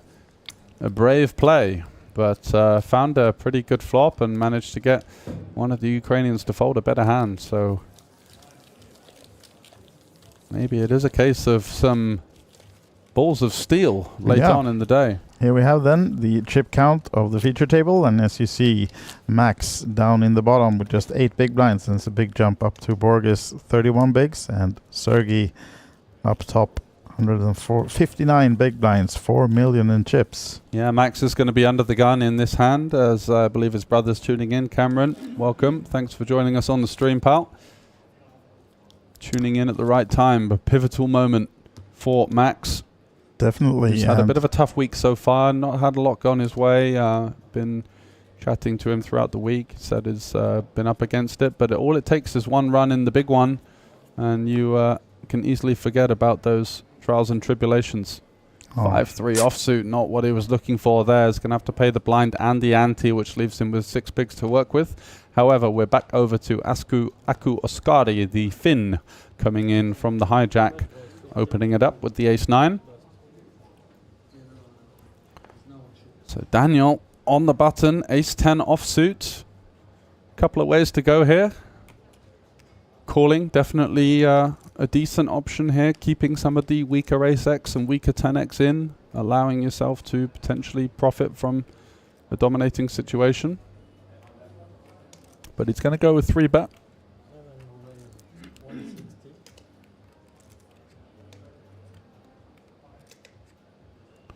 Ruslan taking a bit of TV time there with the Jack-7. Just going to be folding. And Vasil here with King-Queen. Certainly a candidate for a cold 4-bet. Hijack versus button, so not necessarily the strongest ranges likely for these two players.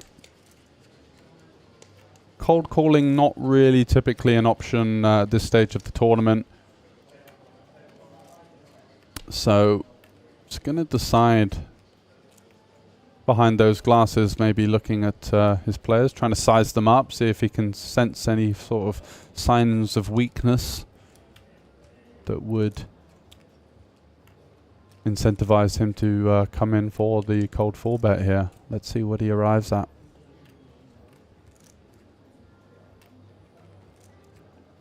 The good thing about King-Queen is that you block a lot of strong hands, kings, queens, ace-king suited, ace-queen suited, all hands that are going to certainly fight back against your 4-bet, although in this situation, if he were to do something, it would very likely work. Let's see what he arrives at. Typical sizing you could see here for a 4-bet would be somewhere between 350 and 400k. 350 is the choice, so he heard you. Yep. And a really nicely timed maneuver here, which gets the job done. Again, Definitely. showing the mettle that is required at this stage of the tournament. You can't simply back down. It's such a well-structured tournament that many of the players that have made it this far are going to be over high caliber.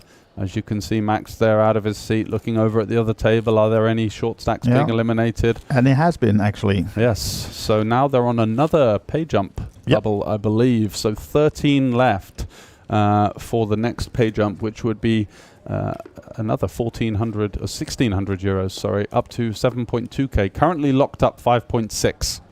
Yeah, rather huge pay jump, actually. And yeah, of course, now fingers crossed for your boy Max in the big blind. Paid already then the big blind 25 and the big blind ante 25, 50 total. Certainly. Set with 6 big blinds behind, so really needs to find something this hand. Yeah, and Serhi raising it up with his monumental table chip lead, 4 million. His next biggest stack is also the fellow Ukrainian, who's got something around 2.5, 2.6 million. He comes along as well, so now will be the perfect spot then for Max. Can he find a hand here? Ace Queen! Wow! Here he is. Wow. Great timing. And of course then already 100 plus the blinds dead in the pot, so this is of course a great spot for Max to squeeze. And let's see. He's going to put in 95% of his stack here, and the likelihood is he is probably going to have to fold, and then Ruslan's going to get probably caught in the crossfire here. It's such a small stack, though, that Serhei may feel like he's kind of priced in. It's unlikely that Ruslan is going to hold much of a strong hand, so let's see what he does with the Jack 10 here. He does call. And that allows Ruslan potentially the option to come in as well. Then Max is going to have to fade some Jackson 10s here to stay alive, or any other kind of drama. So it's a big flop for the Englishman.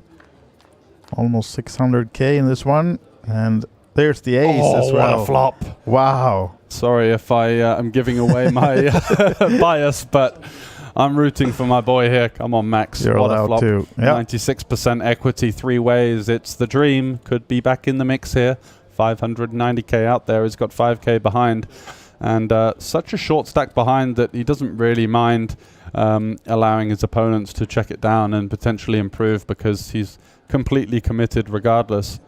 Checks to Ruslan, who's now taking a stab at it with Queen Jack.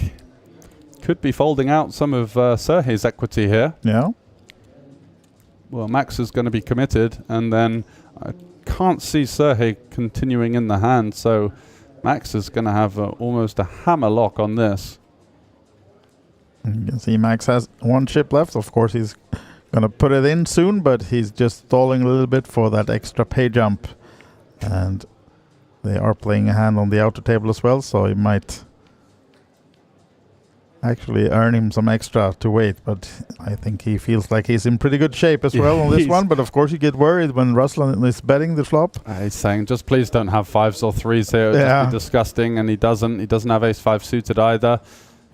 Only one combination of that available, however. Max will be really happy to see the Queen Jack off of Ruslan, only runner out. Just no Broadway cards, dealer. Let's keep it nice and low. Oh, no deuce either for the split, and it's not to be. Safe 10 and a triple up for Max.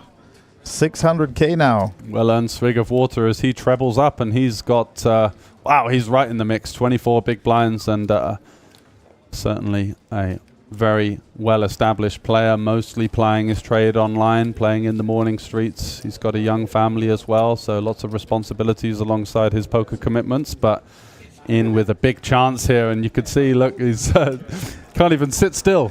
He's a highly energetic guy. He brings a lot of great charisma to the table. Looking forward to seeing him back in the mix here with his newly acquired stack.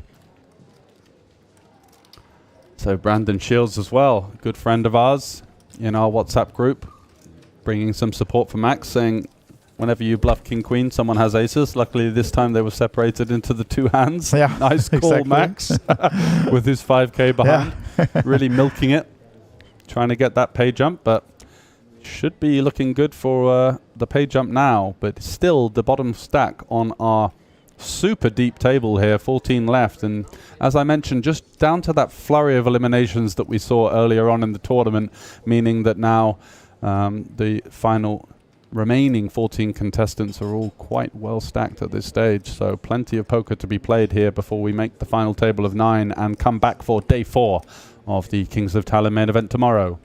Serhi, though, looking to continue to drive the action with his chip lead, opening it up with the ace-5 suited.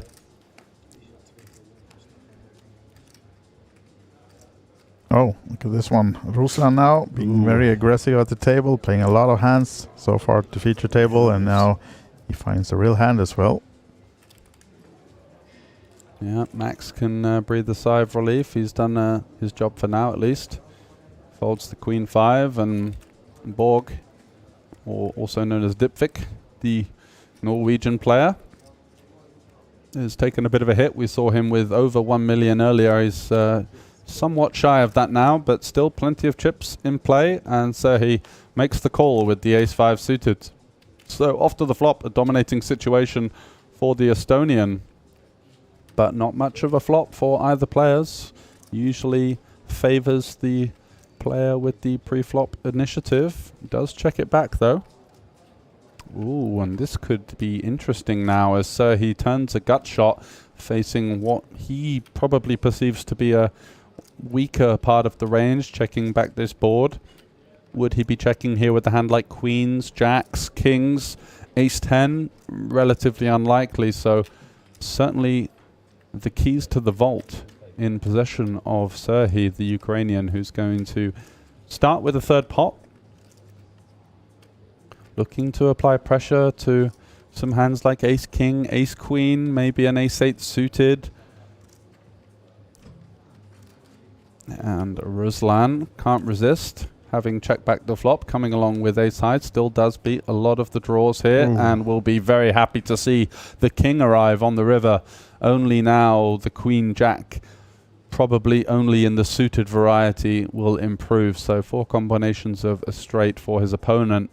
Also some hands like king-jack and king-queen that were maybe looking to muscle some of the ace-highs out of there as well. So dream card for Ruslan.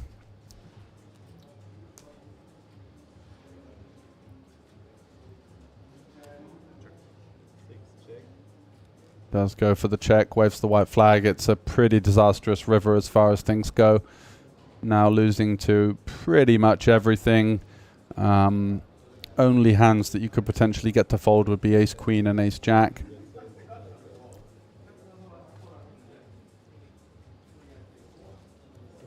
And does go for the check fold on the river, trying to get the job done on the turn. Ruslan stuck around for the king on the river. Yep. So nice spot for the Estonian player.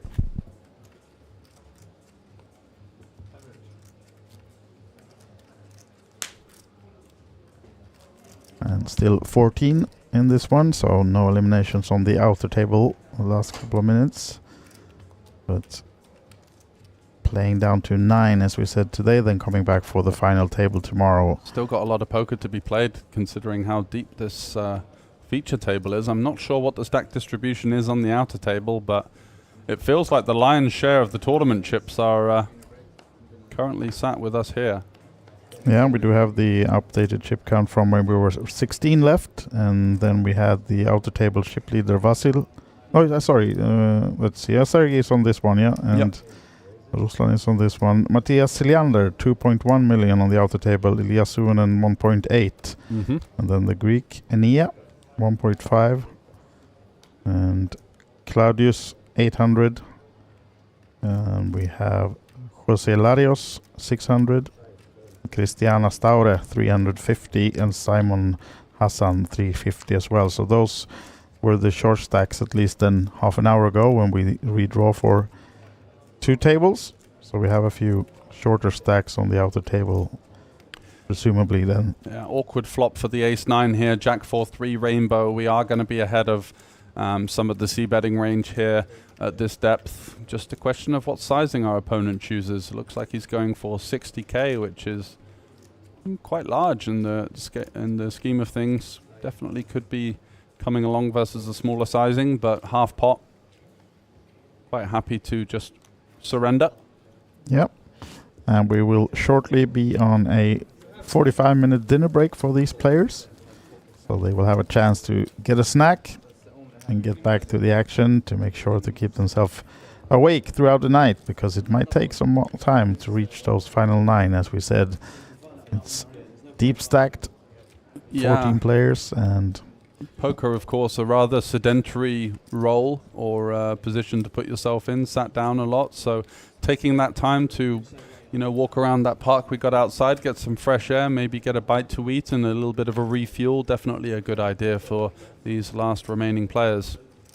Definitely, and also for the commentators, perhaps. Absolutely. Especially you, George. You have been here all day and seen a lot of hands, a lot of hands, a lot of tomfoolery as well. Vasil now then. 6s, hijack position. Yeah, so Max has 24 big blinds, so not likely to shove at this stage, but definitely could be considering a 3-bet, which is what he's going to go for, the 165k sizing, 130, sorry, so 2.6x, and Dipvik folding his ace-8 there. And quite a small-ish sizing in terms of Vasil. He might come along for the ride with the 6s. He may even choose to jam here as well. A couple of options on the table. Folding would usually be seen to be a little bit tight in this stage. You got to fight for the chips. Does have his opponent covered as well.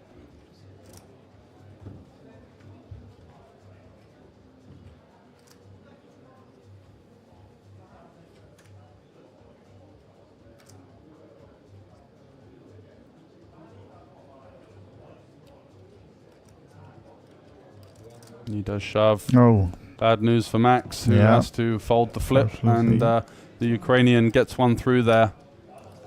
And going for the brave shove there with the 6s.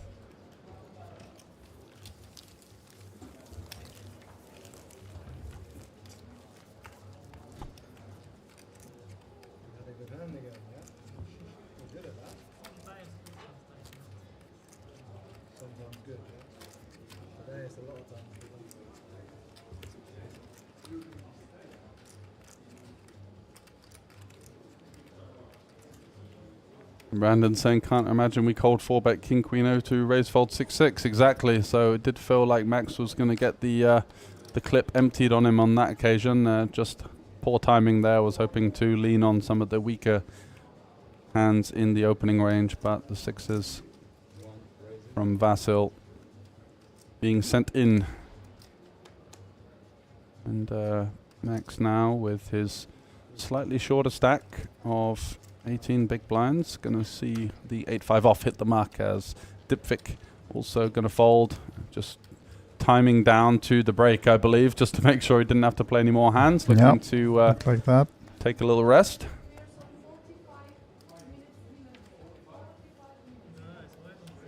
You hear it in the background as well. 45 minutes break is announced.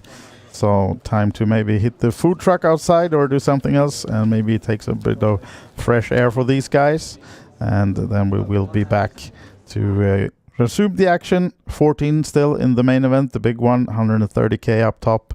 The main event, Kings of Tallinn Autumn Edition. And yeah, let's do some lunch. Let's do it. Let's take a little break and rejoin the action with 14 left, 5 to go until day 4 and the final day of the Kings of Tallinn Autumn Edition. See you in 45. See ya.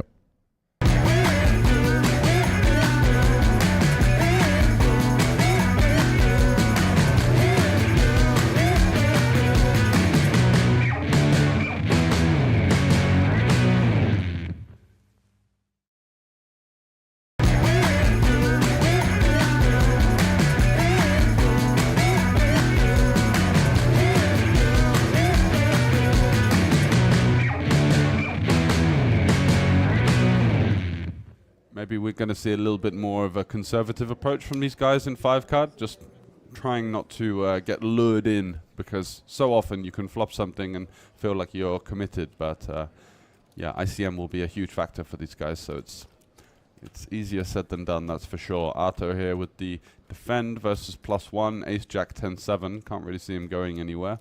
No reason to shove. He's not going to be like pushing equity versus that range, and unlikely to generate many folds versus +1. So happy just to call, and got a bit of an action flop here. For sure, yeah. Paired board with nut flush draw for Arto, and of course the aces, and a smaller flush draw for Aki, the Finnish veteran. We were doing some research before this final table, and we saw that Aki Pysing was actually the poker face of the year 2014 in Was Finland. he really? Yeah. Wow. So, a well-known, respected player for many, many years in Finland, and yeah, we had him on a few of these Kings of Tallinn final tables before, and this promises for some action now then, as we have Arto with the check. The tank check as well. Yeah. Like, he was considering leading. I think if you've ever got a strong hand on 8-3-3, you're just always going to be checking here.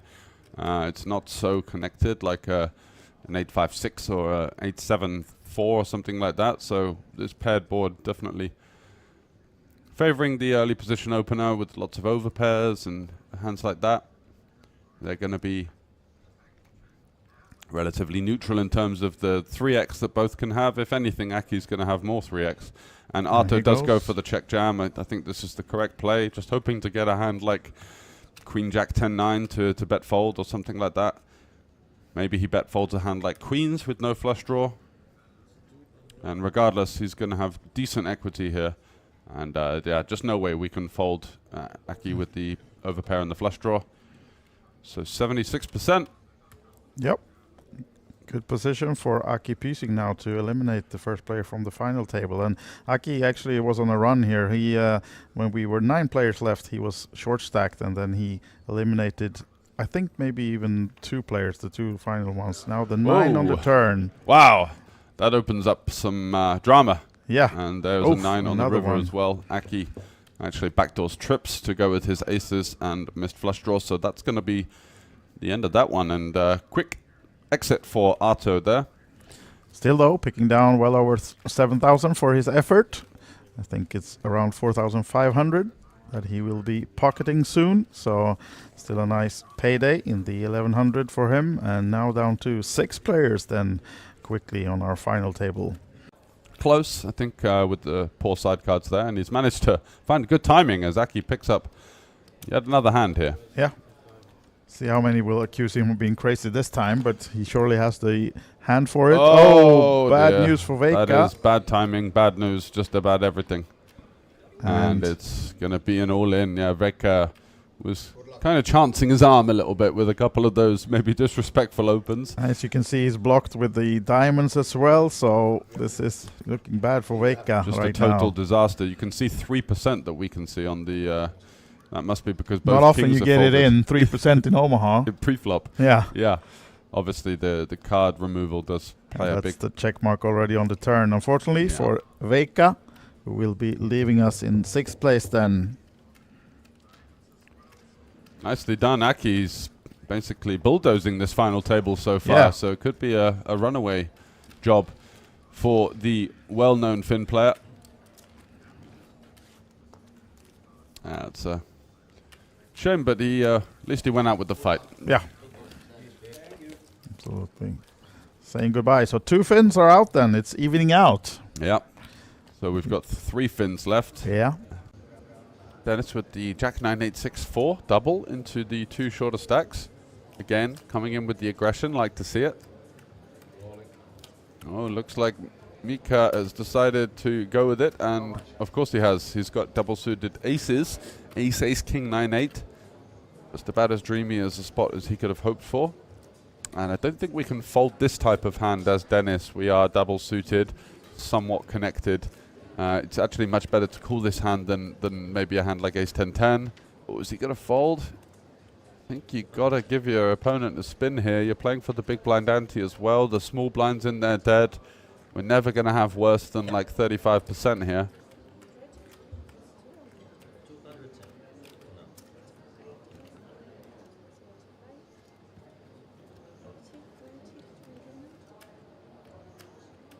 210 for now.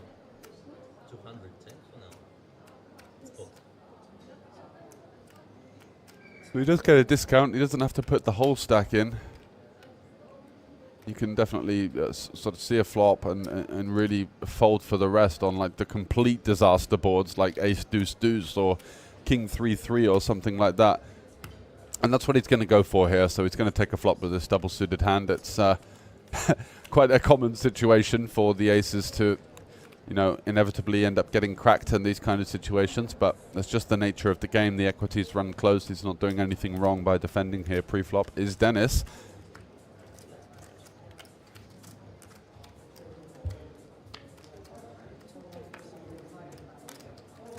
You can see he wasn't exactly thrilled of the prospect and maybe was considering a way out, but there we go, middle pair and an open-ender. That's going to be good to go, really.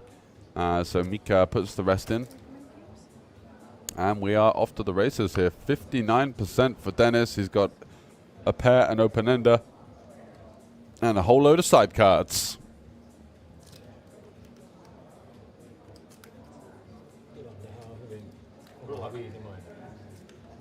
Mika hoping to fade everything. A great card for him would be a deuce or a 9, for example. A 10 as well. There's the jack, so 2 pair for Dennis, and Mika has an open-ender as well. And jack 9. So the full house for Dennis is going to eliminate Mika. I don't think he's seen that he's lost, actually. Thought he might have held that one up there.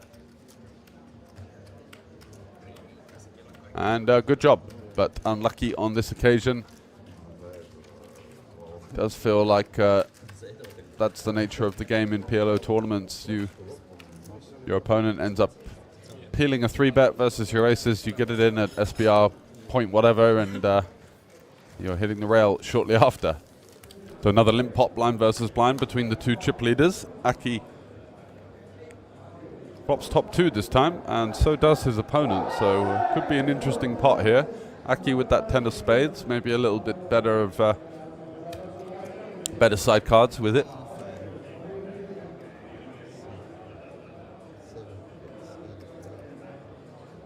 Kyle Thesfield saying this is the tightest table I've ever seen. Yeah, welcome to PLO tournaments. It does tend to be like this. Everyone feeling each other out. So Aki turns 3 pair. Likely to see him just pot the turn, I think. What he's going to go for on the double flush draw texture. Just looking to charge / deny equity here with the bigger sizing. Wow, and Mikhail just folding the bare 2 pair there. Maybe considering that he hasn't seen much aggression from Aki at all, and he feels like best case scenario he's going to have the same hand. Worst case scenario he's going to be up against a set there, and that could be very problematic for the King Jack. Dennis here is going to fold. Mikhailo in the small blind. Going to limp off of his sort of 12 big blind stack there, 13 big blinds. Aki P checking it back. One of those hands that is pretty decent, but no real reason to raise. Going to take a flop in position in the limp pot. And what a flop for Mikhailo. He flops top 2 pair with the 10 high flush draw. Actually 3 pair. Aki P has bottom set as well. Look at this for a collision. So the chips are going to be going in. It's just a question of how. Looks like Mikhailo is going for a check raise here. Yeah, and he does pot it in. And no way Aki's going to be folding here. He even blocks pocket 10s. I think he's probably not going to be that concerned about aces. So he knows that most of the time he's going to be up against a combo draw here. On this occasion, he's up against 3 pair with a flush draw. Also, obviously, quite a reasonable hand. But I think with the 8s here, there's absolutely no way. We've even got the gut shot to fall back on as well. We block pocket 10s. We're doing really well against a hand like ace-10 with maybe ace-jack 10-7. Whoa! Folds bottom set here. Feeling like he was up against it there. And, that is a rather conservative laydown. And again, just goes to show the kind of inevitable style of flips in 5-card. Just happens an awful lot. So Aki all in the big blind here.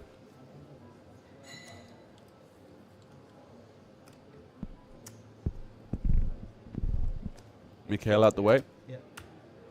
Hoping for Dennis to do the job. Going to do this kind of unspoken agreement where he limps in, Mikhailo checks, and they try and check it down and bust out their opponent. Aki's got that 10k behind. Bit cheeky.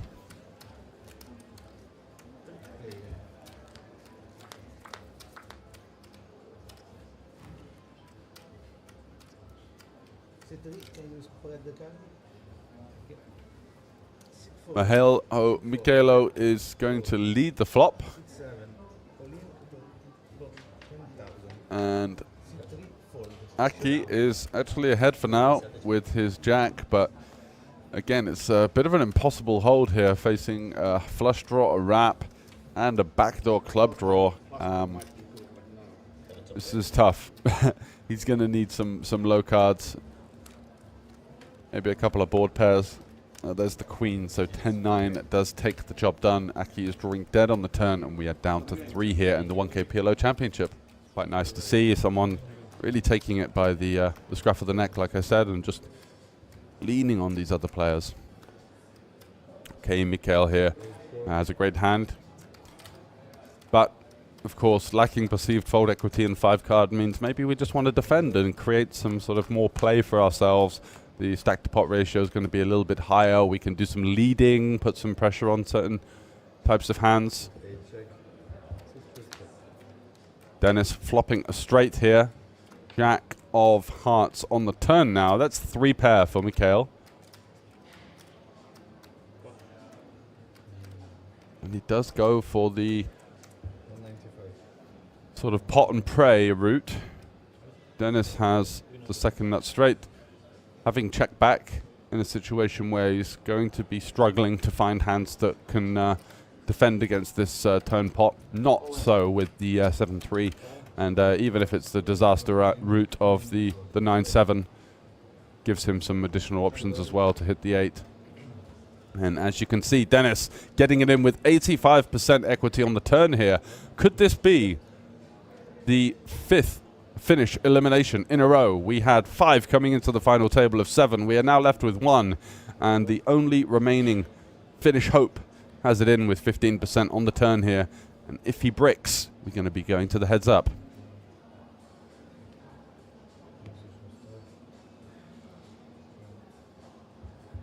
Let's see what the river brings. Is it Jack 5 or a 4? No, the deuce. The cold, hard deuce gives Dennis the check mark. And that's going to be the end of the run for Mikhail, who definitely showed some good stuff there. Gave it a bit of a battle, and unfortunately in the end runs 3 pair into the flop straight. A little cheeky move there from Dennis, checking it back, and he got the action he was hoping for on the turn. Kalo with a lovely hand here. Ace King 10-9-3, double try. Oh, this could be a collision here, as Dennis has flopped middle set with a gut shot, and Mikhailo has top 2. Top 3, I should say, with 2 backdoor flush draws.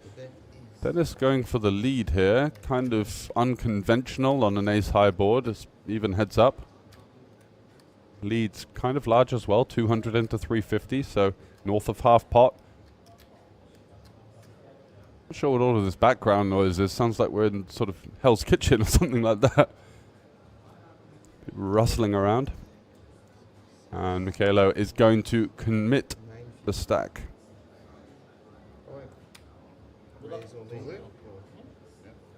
And here we go. Off to the races here. It's going to be 20% for Mikhailo. 2 backdoor flush draws plus the ace, and Dennis in a favorable position here with middle set.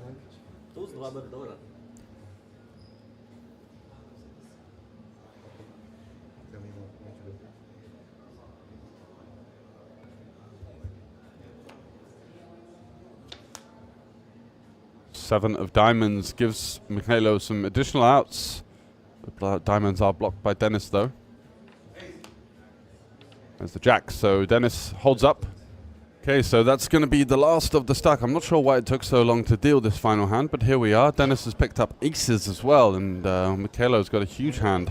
King, Queen, Jack 5. Still no idea why we can hear all of this rustling in the background, but do accept my apologies on that one.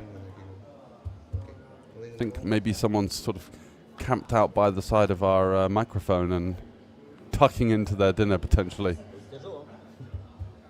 10-10-3 is going to be the flop, and it's looking pretty ominous for Mihailho, although he does turn a 5 and a flush draw. Probably about the best card he could have found, but it's going to be a 6 on the river, and that's going to be the win and the elimination of Mihailho in second place. Coming into his first major final table there, but did put up a spirited effort, and unfortunately his 3-pair bested by the set of Dennis from Latvia. Good job.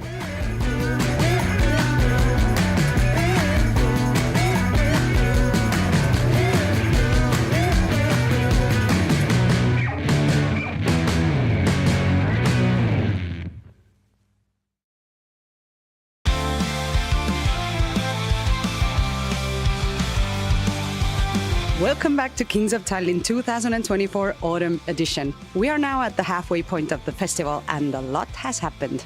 Day 5 of the Kings of Tallinn 2024 Autumn Edition started off with the €555 No Limit Hold'em Kings of Tallinn Championship Flight 1B, where players continued their quest for glory in this prestigious event.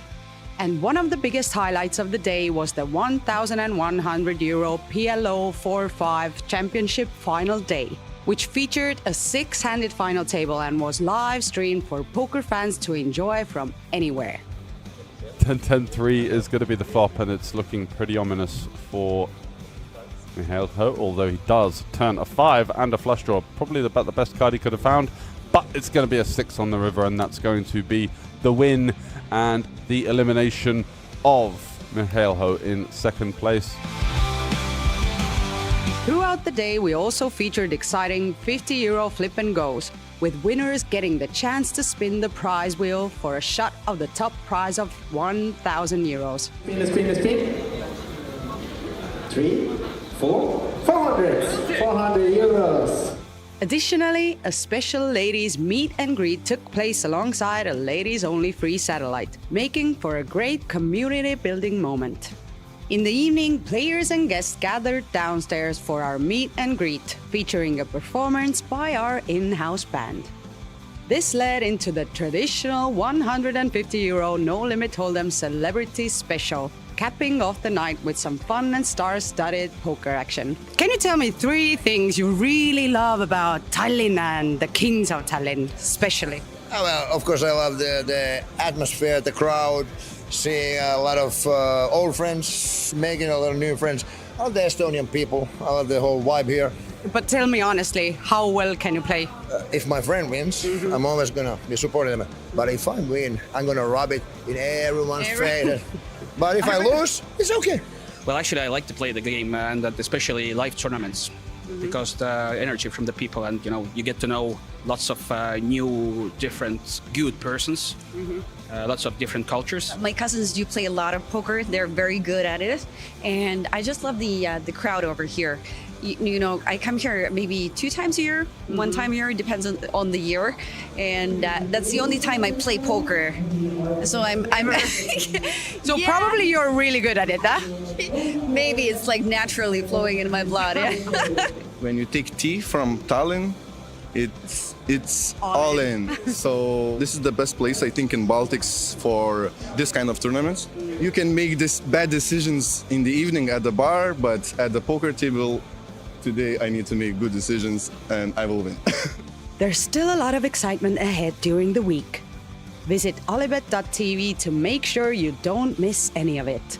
See you soon!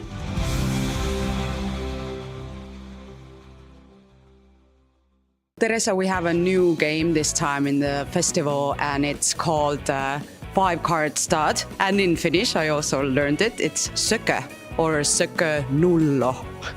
Yeah. Getting good at Finnish with the new games. But can you tell us about the game? Yeah, so this is a 5-card stud game. It's a traditional Finnish game, but it's actually originated from Canada, I think, North America. So some people call it Canadian stud, but in Finland it's called Sökö. And we've had the Sökö before in the schedule, but now we have also introduced Sökö Nullo. And for the very first time, we have Sökö Nullo also in the Kings of Tallinn schedule included. And it's Sökö Low. So basically what we're doing is we have a tournament that has 1 round of each, Sökö High and Sökö Low. Can you maybe show us how the game works, how it goes? Yeah. So first of all, people usually ask like, what's the nuts? What's the best hand? So the nuts in Sökö Nullo, which is the low version of Sökö, that would be, there you go, 2, 3, 4, 6, 7. So it can't be a straight. Yeah. So in Sökö, in the traditional Sökö, you have also a 4-card straight and 4-card flush. In this low version, you got to watch out for any straights, any flushes, any pairs, or anything. So basically, you're looking for the lowest possible hand. Ace is considered a bad card, a high card. So you're looking for the lowest possible hand, but you can't make even a 4-card straight. So therefore, the nuts would be 2, 3, 4, 6, 7. Yeah. And because it's a 5-card stud game, the initial deal is 1 card down and 1 up. And eventually, the players would get this. So this is the final Sökö. It's 1 card down and 4 up. And that goes for both high and low. Okay. And how many draws then? How many times? Or can you see that one as well?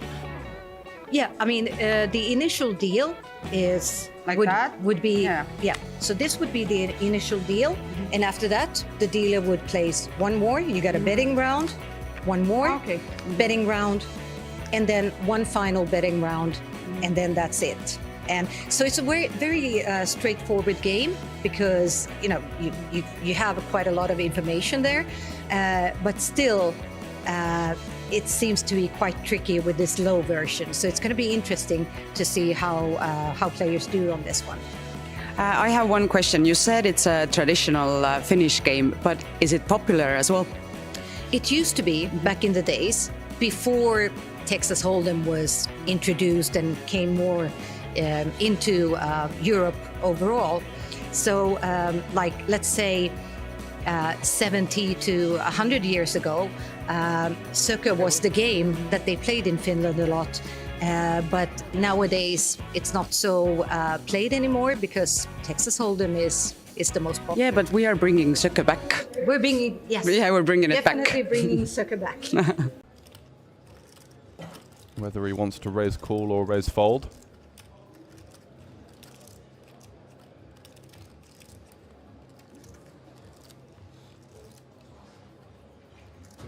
How does he view his opponent's range here? It's going to be, of course, lots of hands like ace, queen, ace, king, ace, queen. Does he give this player the credit for having the king, jack suiteds, the queen, jack suiteds?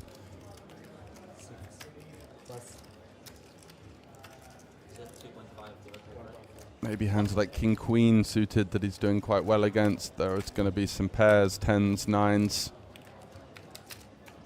Maybe 8s. So doing okay versus the range. And with the overlay of the blinds and the antes, he needs to call 1.2 into 3.4. So he only needs sort of 35-ish%.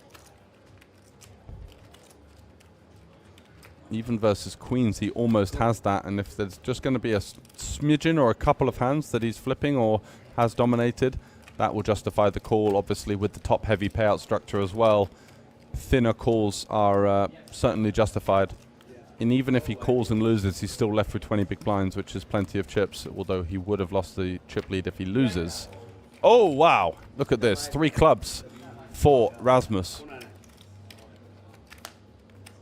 and just drills it on the turn, but it is the queen of clubs, giving potential board pairing opportunities for Kwang to stay alive. 9-5-4 or queen required. And it's the 10, so Rasmus busts his countryman as another Finnish player hits the rail in 6th place. Good run from Kwang, played quite well, found some really creative plays with the 6-5 suited.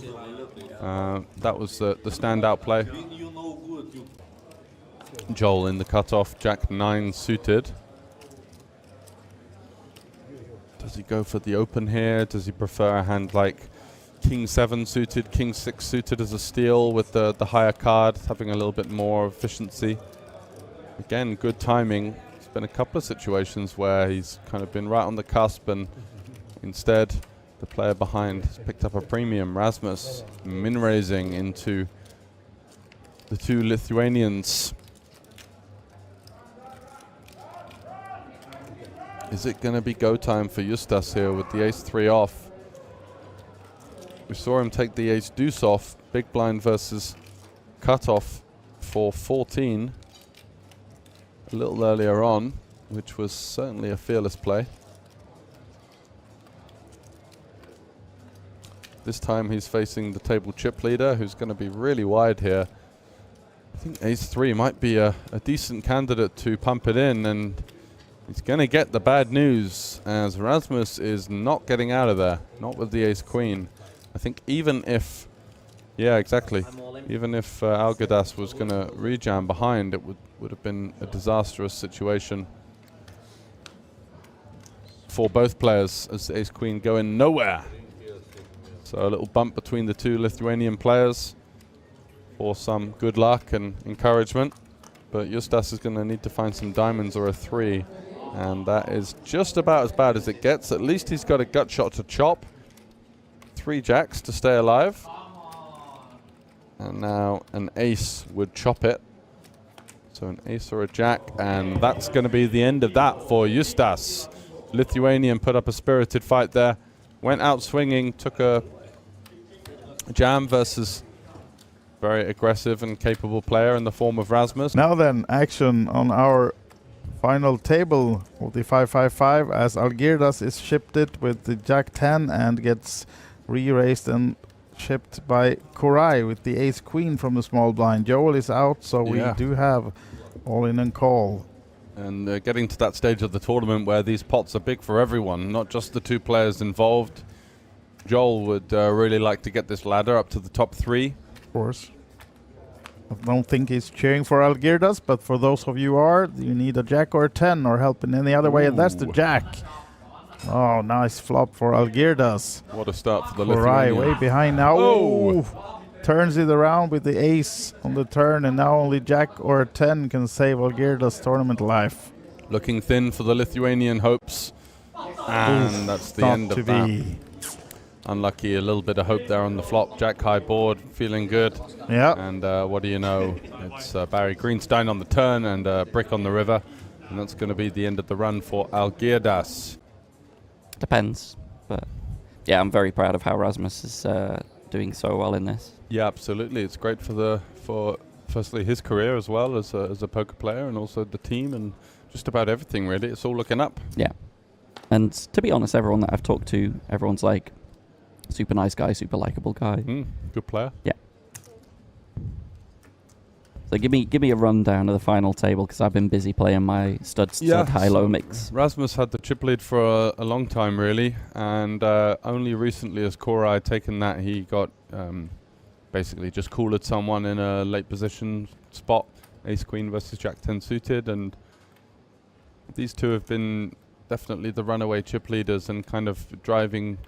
I would say Korai is a little bit more solid, and Rasmus has definitely got a bit more of a hyper-aggressive type of game to him from what we've seen. I heard that final 2 tables, Korai had quite a few 4-bet spots against Rasmus's 3-bets. Oh, so really? he was kind of willing to just sort of stick it in and say, hey, look, like, I'm not just going to let you run over the table. Okay, interesting. You kind of need to do. We haven't seen so much of that from Korai. I don't recall him making many massive plays, but the cards have just played himself. He's very solid. He's played well. And he does see Rasmus going for a Check raise here with the 3. Spicy. Yeah, he's looking to just deny some equity from overcards. Hands like the Queen 5 here with a backdoor straight draw, overcard, and a backdoor flush draw here.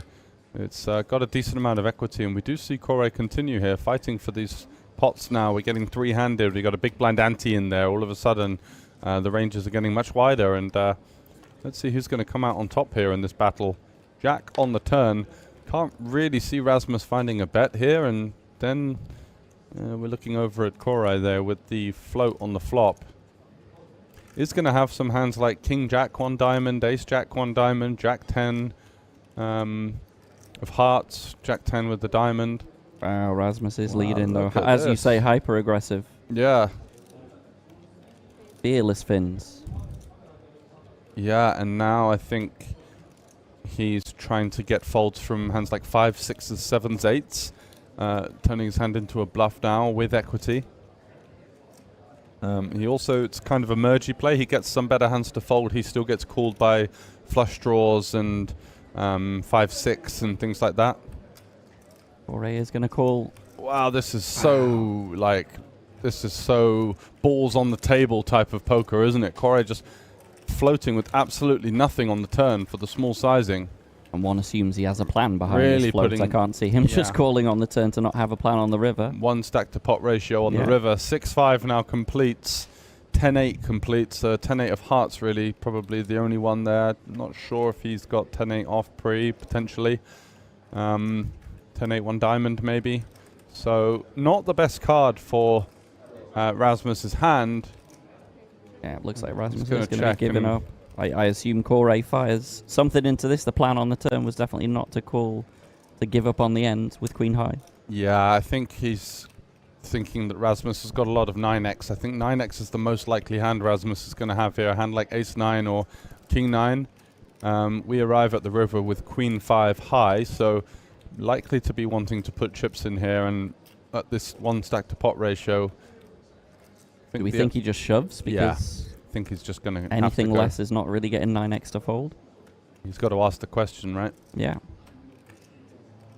It would be very strange if he floated the turn to not have a backup plan on the river.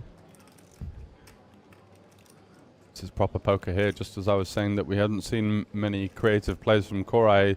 These two are really thick in the weeds against each other. As you say, some of that dynamic and kind of history between them playing into effect.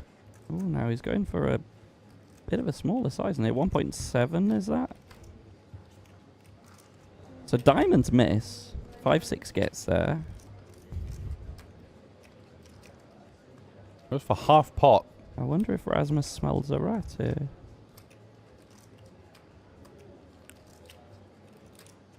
It's a little odd because I think a jack will comfortably value jam.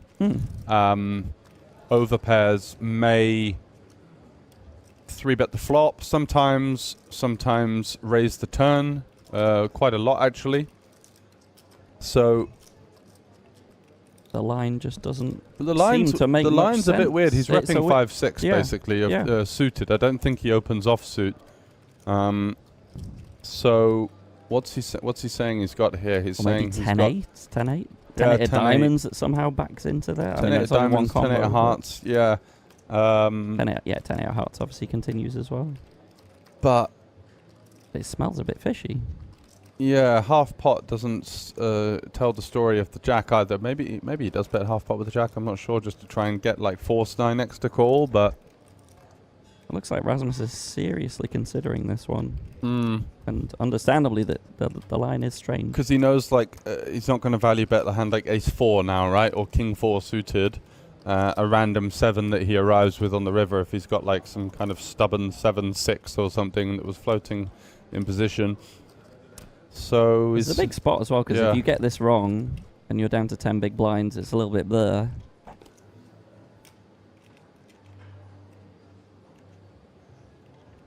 Yeah, seriously considering this one. Yeah, this is interesting when you play this hyper-aggressive style and What's he thinking here? He's thinking like king, queen, queen 10, I'm pretty sure is the types of hands he's thinking his opponent can have, maybe. Yeah, it's going to be Queen either 8. Broadway floats that miss or down. Oh, he does Wow, call! What a call!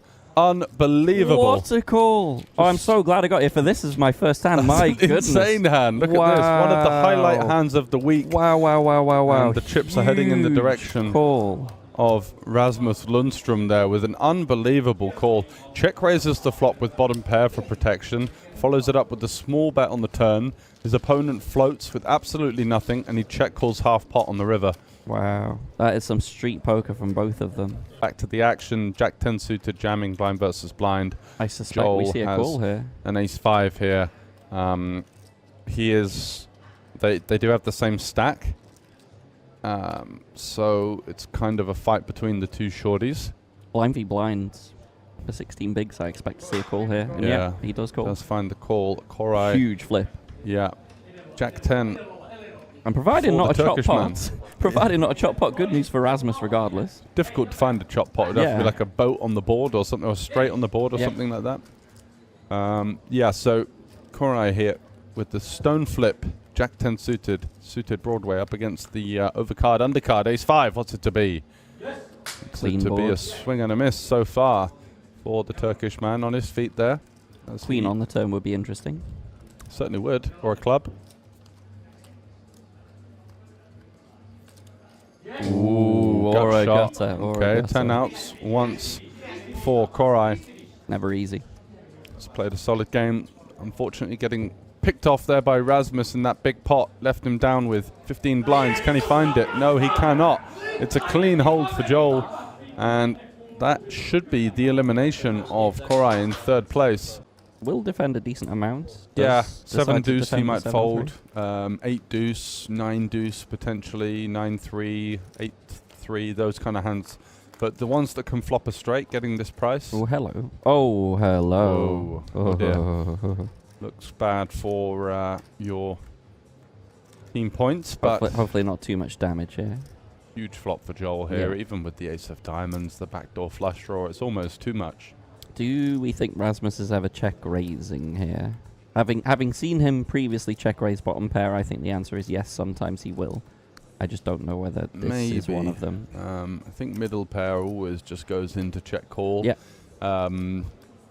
Maybe achieving a little bit less. I get it. Maybe, you know, getting like 9-10. Oh, hello. Wow. Hello, turn card. Gonna see a lead here from Rasmus. Oh, he does check. Interesting. Blind versus blind, wider ranges, maybe.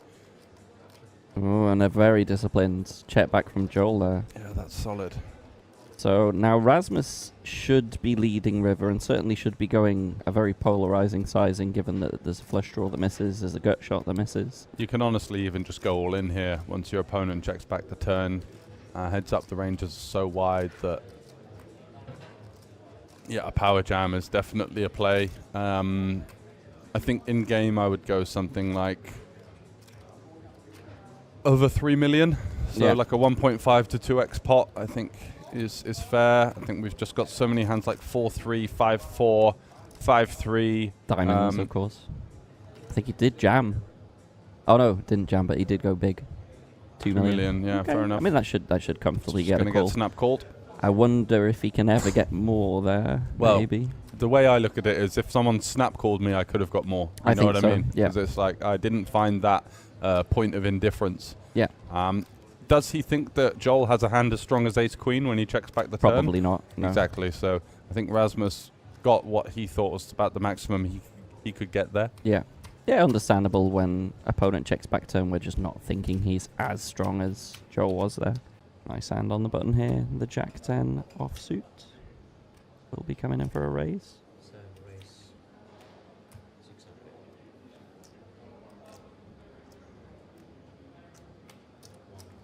And Joel defending with 8-2 suited. Offsuit, of course, should be folding this, but suited. Nice post-flop playability, and what a flop, wow. It feels like the whole momentum of this is changing all of a sudden. Joel drilling in 2 pair with 8-2.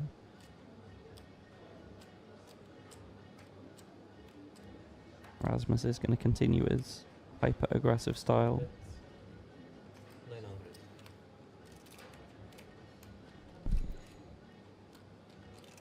Shouldn't be seeing anything different to a call here.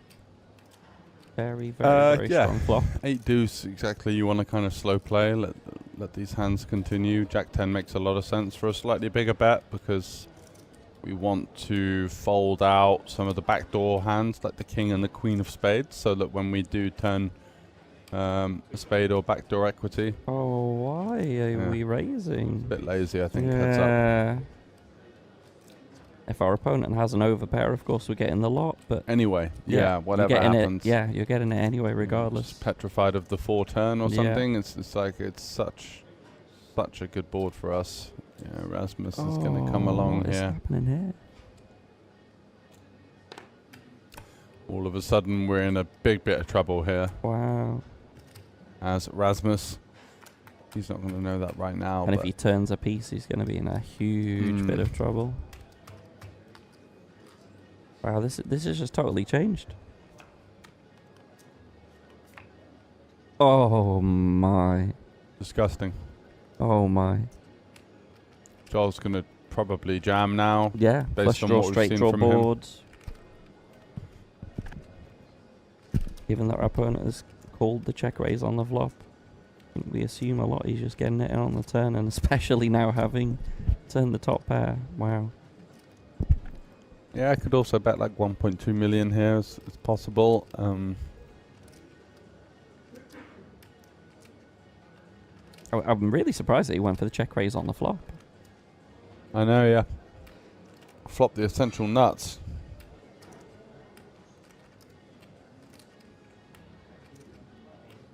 Yep, he is just going to jam. And I think Rasmus quickly calls. Yep. Wow, what a swing. Unbelievable. Rasmus is going to need a jack, a 10, or a 4 to win it, or otherwise Joel is going to be the monster chip leader. Yeah, and it's going to be a real big turnaround because Rasmus is only going to be left with 10 big blinds unless he can find a jack 10 or 4. Jack 10 or 4 once all of a sudden, else this could be slipping out of the hands of Rasmus, who's been by far and away the standout player on the final table. Had that amazing hand earlier versus Korai in the 3-handed bout, and now all of a sudden, having run pretty good at the start of the heads up, Joel has just smashed him to smithereens here. Or with the pocket 2s on the button. Should be an easy jam given that Rasmus has only got 10 bigs. Yeah, he's going to send this one in here, and Rasmus... Oh, and that's going to be a call. That's brutal. Look at the distribution he's had with these all-ins. Yeah. Just getting shown a better hand every time. Pretty unfortunate. Can't get much better for Joel than these 2 ducks here. Just needs to... George Sanford, the duck master, approving of the ducks. Why am I not surprised? I know. How often do you find the ace-deuce versus the deuces for the tournament? Feels like it's all over already, to be honest, with the way it's been going. The momentum really in Joel's sails. Certainly swung and a dry flop. Definitely some ways out, though. The jack, queen, any pairing jack of the 6. board. Yeah, exactly. An ace, a 10, a king. Oh, there we go. That adds a couple of outs. So an ace or a 7. 7 outs for Rasmus. Willing it in. Look at him. Cheering, trying to muster it up. And it's going to be the 4. So deuces mean that Joel is our 555 championship winner.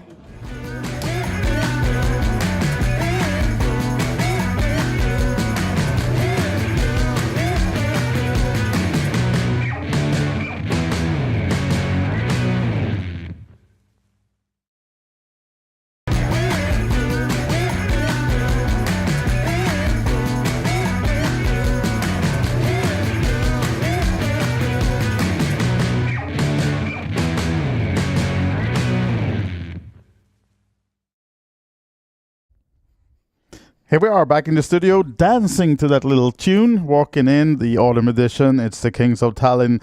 George, you've just been out in the park by the Leafs. Did you catch the autumn feeling? I did. The autumn edition, of course. And we are left with 14 players in the main event, the 1100. Big prize pool as well, 670k, I believe, playing for a top prize of 130,000. Let's jump back into the action.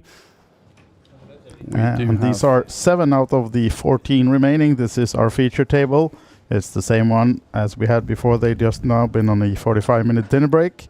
And hopefully Vasil and the others are ready to go. Yeah, they certainly are. We saw a lot of pep in the step of the duo of Ukrainians before the break.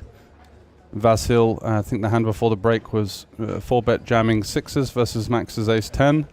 And we saw a lot from Sergey, a lot of heart from the big stack, a couple of nice squeezes, a couple of nice plays, and certainly a justified chip lead of over 4 million for him. Aku Oskari, the Finn, has been relatively quiet, but not going to be seeing much more quietness from him in the shadows, lurking with the pocket kings here in the cutoff, facing this under the gun open. A 3-bet seems inevitable, just a question of sizing. Typically 150 would be the way to go. Looks like he's gone a little bit juicier for the full 3x here. Deeper you go into the tournament, the smaller you want to make your 3-bet sizing, as the efficiency of the aggressive action is simply so much higher. So kind of a large sizing there.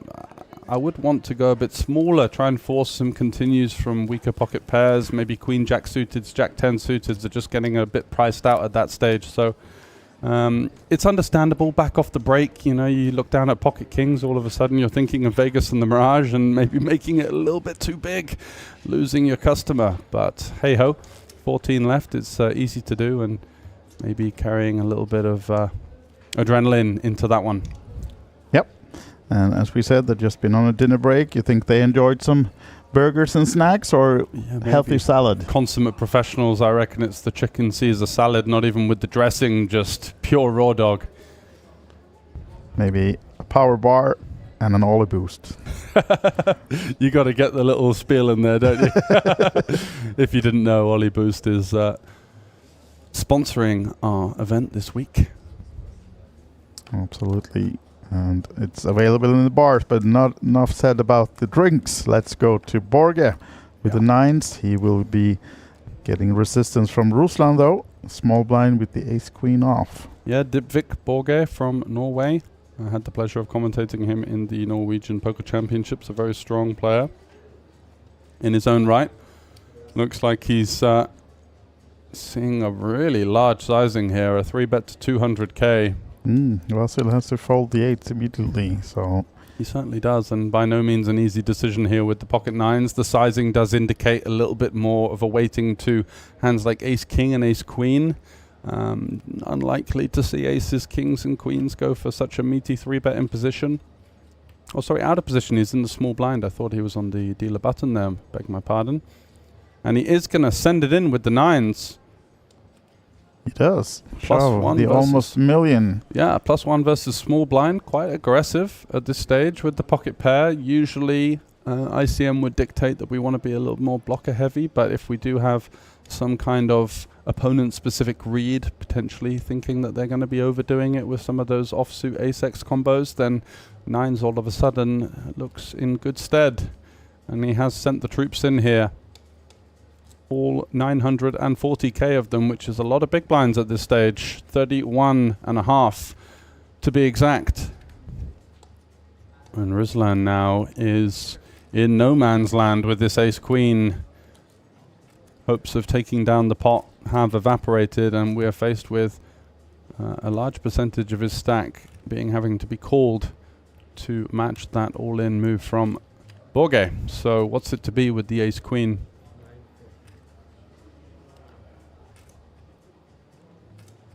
And while we wait for the decision of Ruslan, I'll attend to the chat where we have Wusham asking if we're playing down to 9, and that's the goal for today, to play down to the final table of 9 and then come back tomorrow to crown the winner. So currently 14 still in, and they're pretty deep, so it might actually take a while for us to reach those final 9 tonight. But that's the goal and aim to do so, and Borge gets to pick this one down then.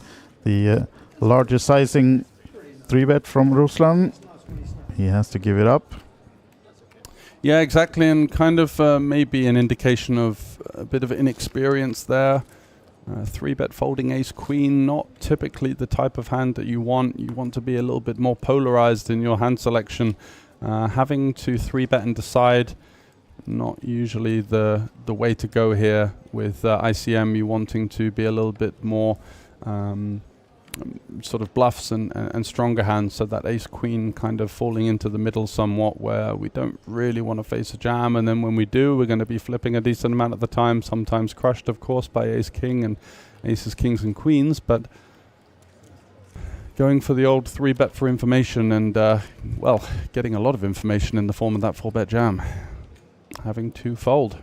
Yep, and Daniel now ace king, racing from the cutoff position, and Ruslan looks like he has something this time as well. No, check 8. He had something, but not good enough. Not quite.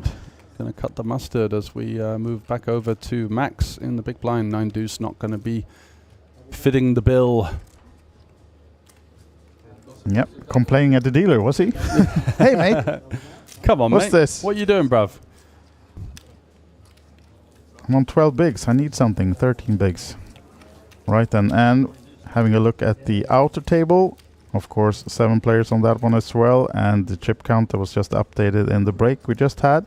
Enea Subashi, Greece, had 1.5 million. Jose Domene, 640,000. Matthias Siliander, 2.1 million. Simon Hassan, 345. Claudius, 885. And Elias Suhonen, 1.8 million. So that's the current chip count on the outer table as well then. And also, sorry, Christina Staure with 350,000. So there are a few short stacks as well on the outer table. Absolutely, and it's business time for the short stacks. All of the money obviously up top in this rather top-heavy conventional tournament payout structure. So short stacks will be looking to maneuver their way up the leaderboard, trying to find that final 9 berth. Warm welcome to my friend Forbes joining us in the chat. Hope you're doing well, sir. A very high-level chess player and trying to mark his trade in the regional tennis scene as well. Oh, so really? Yeah, he's getting out, hitting the courts nice and early, working on that serve. And you were in the golf? Yeah, yesterday. I've been battling in the golf streets for the best part of 2 decades, and it's only getting worse, but doing my best. Yeah. Max now, king 10 suited in the small blind. Yeah, tricky spot versus +1, the chip leader. Then you've got Ruslan, a bit of a wild card kind of player. If we had, let's say, 450, 500, it would be a much more comfortable jam with a little bit more perceived fold equity. Will he take it, though? It's not a bad setup in terms of the opponents here. Got that chip leader opening, got a relatively loose player cooling in the cutoff. Would shoving or folding be his only options, though? Or do you think there's a peel option here as well? I think so. Peeling is a little ambitious because now we're going to get dominated so often in this 3-way situation. Hands like king queen, hands like king jack suited may be in that peeling range that we could potentially forge some fold equity against. So instead, not looking to play multi-way there. Borge, though, calling from the big blind, 8-4 clubs, so he'll be hoping for the clubs, does not hit them, and overcards for Serhi as well with the ace-jack, so we'll see what he chooses to do with this one. Our chip leader checks as well. Yeah, likely to see a check here from the ace-jack. Multi-way, no backdoor flush draw. Here's the ace. There is the ace for Ruslan on the turn. The Estonian now takes the check mark, as apparently both of the 7s must have been folded. Must have been, yeah. I saw one of them, but maybe then both of them are, so no outs for Serhi. But of course, chances to try to steal the pot. It will be hard now, though. Ruslan not giving this one up easily, of course, but Serhi is going to take a stab. Yeah, as the opener, feels like he's going to have the advantage on the ace. Interesting hand selection, really. When you're betting here, you kind of want your opponents to have hands like 7s, 6s, 5s, 8s.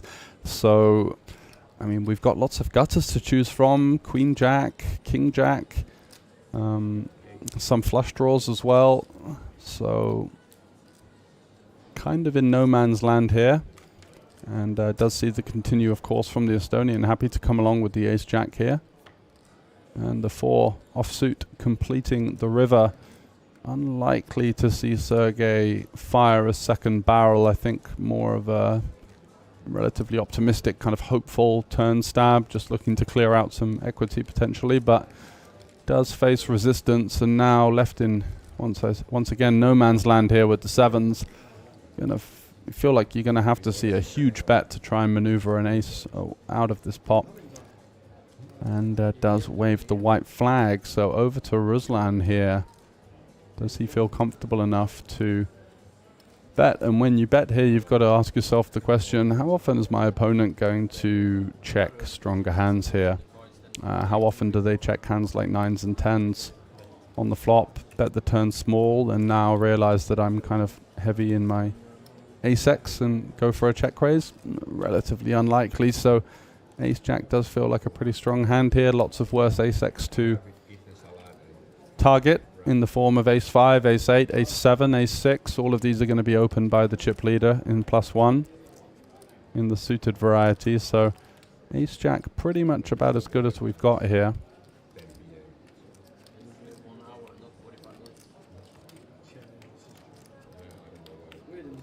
The baller play here would be to make it 750k and say, look, I don't believe that you're going to check back a strong hand on the flop like 9s or 10s, but you just don't really have the combination to do it here with these pocket 7s. You'd at least want something like a 9 to maybe block an ace-9 or something like that. So 7s. Thinking about the situation, of course there are misses, the turned gut shots and flush draws that bricked, and he does pay it off with the 7s there. Yep, so Ruslan now 2.6, amassing some chips, getting closer to Sergei's 3.6 now. Yeah, a little bit of a dent in the armor of the Ukrainian, who was coming in throwing his weight around a little bit on the final table before the break, and now kind of a bit of a misstep there, a little bit of a sloppy pot that he's handing over to his arch nemesis on his left as well. And those situations you've got to think about is that the stack distribution on the table, do we want to be making thin calls out of position versus a range that doesn't really include that many bluffs, especially for the sizing.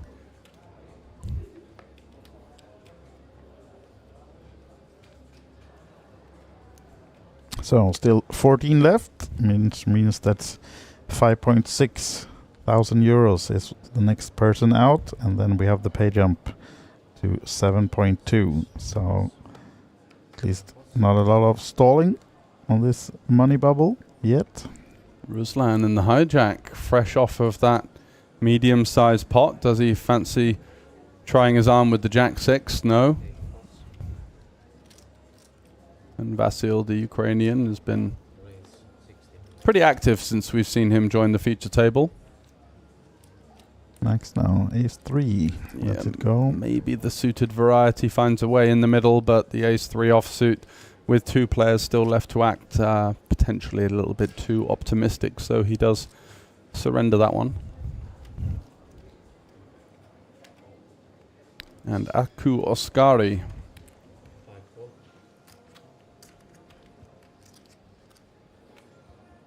Don't see many double-barreled first names in Finland, really, do you? It's more like a Jean-Pierre French type of thing. Yeah, usually you're actually, yeah. usually you're up against, but does defend with the King 4 of hearts. Flopped himself a little overcard and a backdoor flush draw. We can see that he's 60%, but Vasil likely to be betting here. Decent flop interaction. He's got himself a gut shot. The Jack of Diamonds, quite a key card as well. Blocks some of the combo draws available. Certainly many hands in the form of king highs, ace highs, pocket 5s and below to target with this c-bet. Yep, and c-bet it is for Vasil. And probably enough to get Jean-Pierre off his hand, right? Aku Oskari folding the king 4. And some more chips to Ukraine. 2.7 for Vasil, 3.8 for Sergei.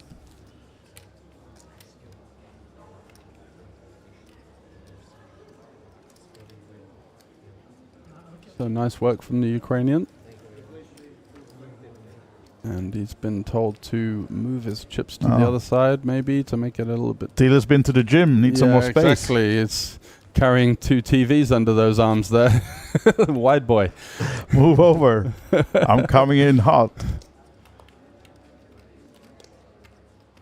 Yep. Looks polished, the dealer. So let's go on to the next hand.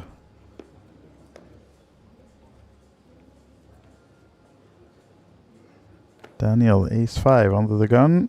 Yeah, not seen much from him. No. Been a little bit more on the conservative side, I think it's fair to say. Ruslan seems to be wanting to get in the mix in just about every situation, and you can see a reason for that here with the 4 deuce. He wants that VPIP first place, you know? Exactly. Right? It's like playing it like a cash game. Screenshotting when that's come up. Oh, look, I was at least on top of this list. Trying to get an invite back into the VIP only game next time. And Sergei here with the King Jack. Is he going to have done his research during that 45-minute dinner break, understanding what kind of character he's up against? Not typically the hand that we want to be 3-betting, because facing a 4-bet would be somewhat disadvantageous for us, would be a waste of equity. So yeah, it's just going to come for the call. Maybe 3-bet candidates in the King X suited be more like a King 5, King 6. 2 pairing for Ruslan, nothing for Sergei on this one though. How does he know? He just knows. He just knows. He knows stuff, this guy. Folds the Jack 6 and opens the 4 deuce in an earlier position. And flops 2 pair, lo and behold. And Sergei, once again, left in the dark here. 3 diamond board. Quite difficult to he has a plan. He does have a plan here. You cannot be opening 4 deuce, man, so I'm calling you. I'm floating this one. He's not got much equity. He's going to need an 8, a king, or a jack to have any hope. And it is the 9, so drawing dead versus Ruslan's exact hand here, the 4 deuce. With the check mark, likely to be seeing a medium-sized bet, wanting to target some of those 1 diamond hands, the 8x, maybe the 9x with 1 diamond as well, arriving on the turn. And our hand, whilst strong, is rather vulnerable at the same time, so that medium-sized bet definitely has merit. And Sergei kind of floating one off with the king high there. Not too sure what the plan was. Got so many better hands to call. As straight draws, flush draws, even ace highs if you want to get sticky. But seems like a bit of a battler, this guy. Yep. Close look on Borgi, sitting down back at the table. And Max playing with his little thing. What's that? It's like a fidget spinner type thing. Yeah. I know Max quite well, and he can't keep his hands to himself. Yeah, well, I wouldn't say that. It's a bit out of line, but no, he's a fidgety guy. He's got a lot of energy at the table. Obviously, it's a highly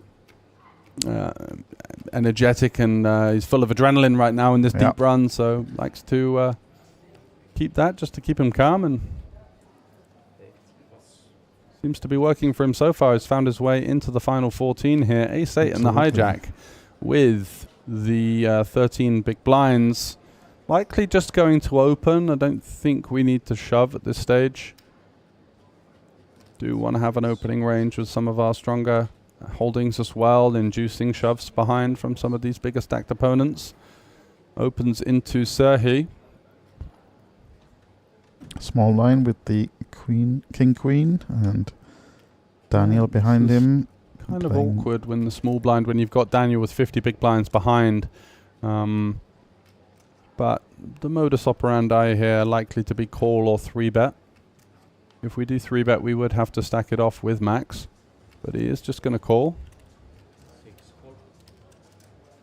Daniel then 7-6 off, but still getting a good price. 30K. Yeah.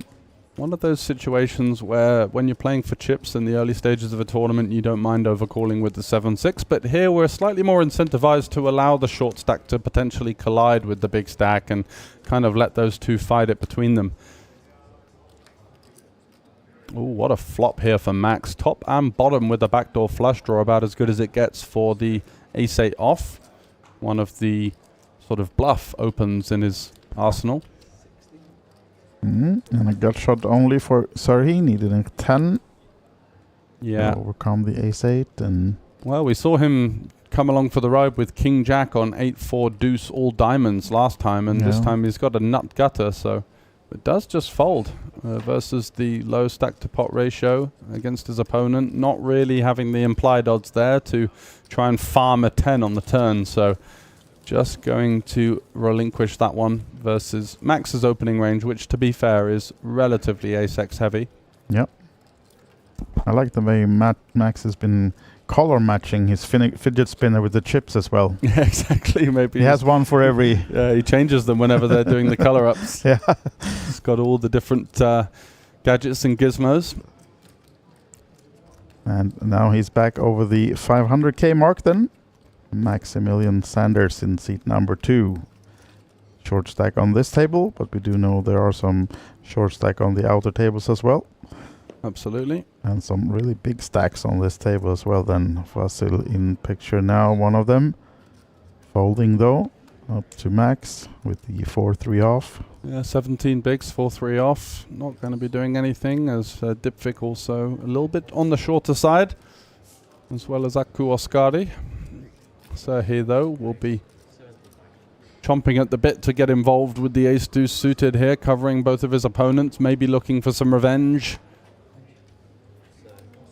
Versus the Estonian lurking in the big blind here, not really seeming to be a folder, although those cards do hit the muck. What did he have? The Jack Deuce for Ruslan, fair enough.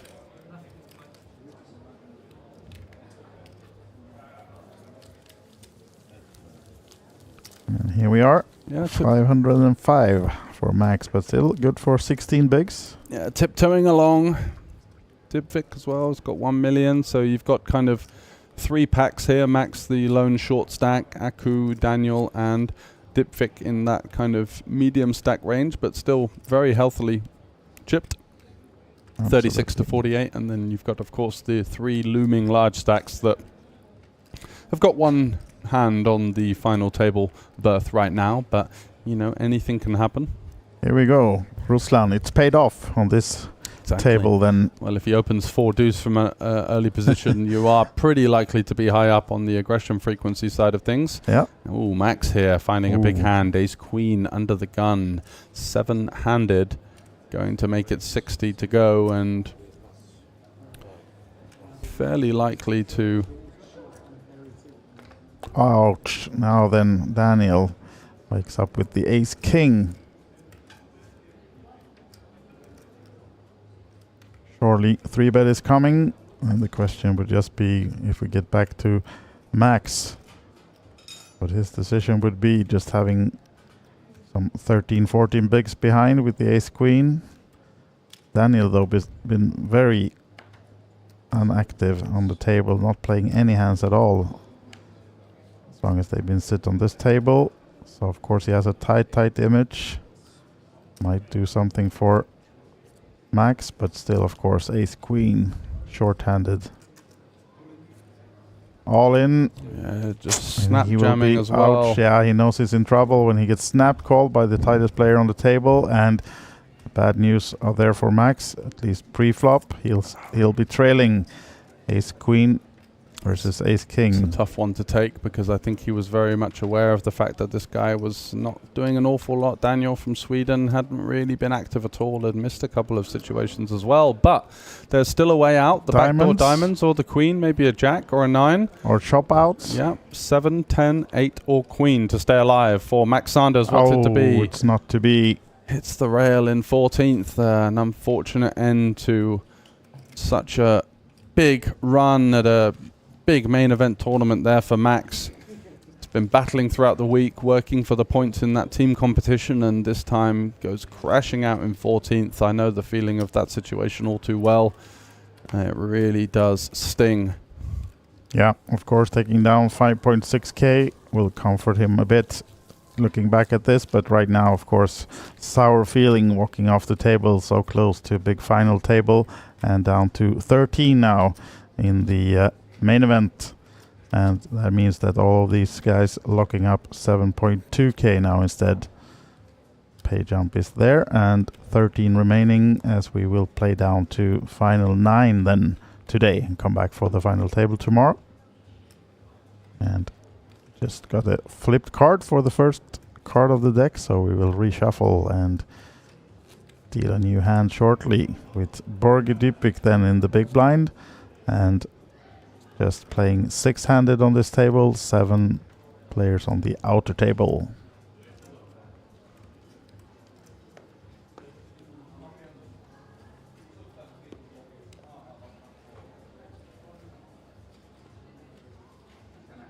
And this time is queen for Aku, and he'll be looking to open this under the gun, playing 1.5 million, likely to make it 60 or any extra juice. No, 60 is the opening, and let's see if he will have the same bad luck as Max just did, or he can avoid that with the ace queen.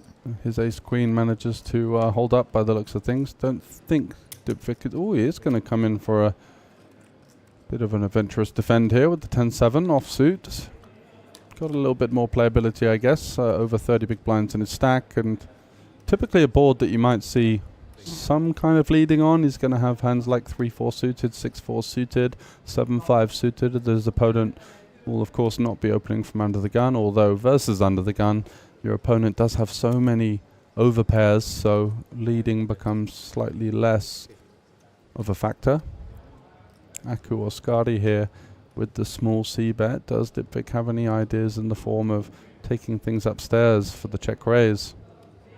He does.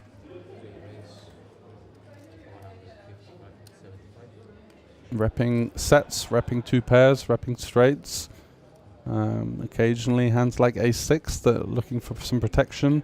6-7, which is a semi-bluff, 3-5, 4-5, all decent candidates as well. Clearing out equity, maybe putting some pressure on those overcards.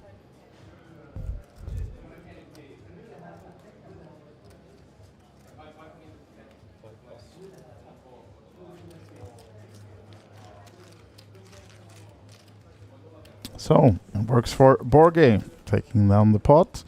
And looking at the schedule, right now you do have an online tournament starting as well. So if you head to OlyBet events, you have the full schedule for all the events, both live and online during this Kings of Tallinn. So you have the chance to play online as well if you're in OlyBet. And now then, still 13 remaining. So we're going to be looking for another 4 eliminations, so we get those final 9. Which will come back tomorrow at noon, at least preliminary at noon. We'll see how late they will play tonight. As Quite late into the night, there may be a pushback there, although we were originally going to be going down to the final 16, right? So potentially a lie-in in order for these players who have battled long and hard today. We are now in the 9th hour of play. As Daniel's opening from hijack with the ace-jack suited. And Ruslan is already folding. What about Vasil? Ace-9 in position. Staring down Daniel. He's also, of course, aware that Daniel has a tight image, and the only cards at least we have seen exposed was the ace-king. Yeah. And maybe long tournament, they might have played together before, but we do know that Daniel was ship leader at some point today, so probably not playing that tight all the time, perhaps. No, maybe just as it's getting into the later stages, or just not having an awful lot to work with. So Aku Oskari in the big blind with the ace-10, a very conventional defend here. Going to be dominating some of the opens, even from a perceived tighter range. King-10 suited, still going to be in there. Queen-10 suited.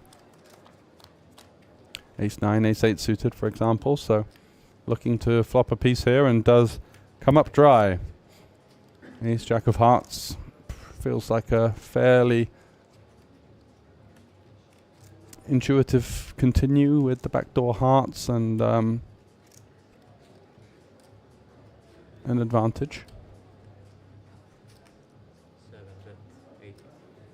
That's half pot.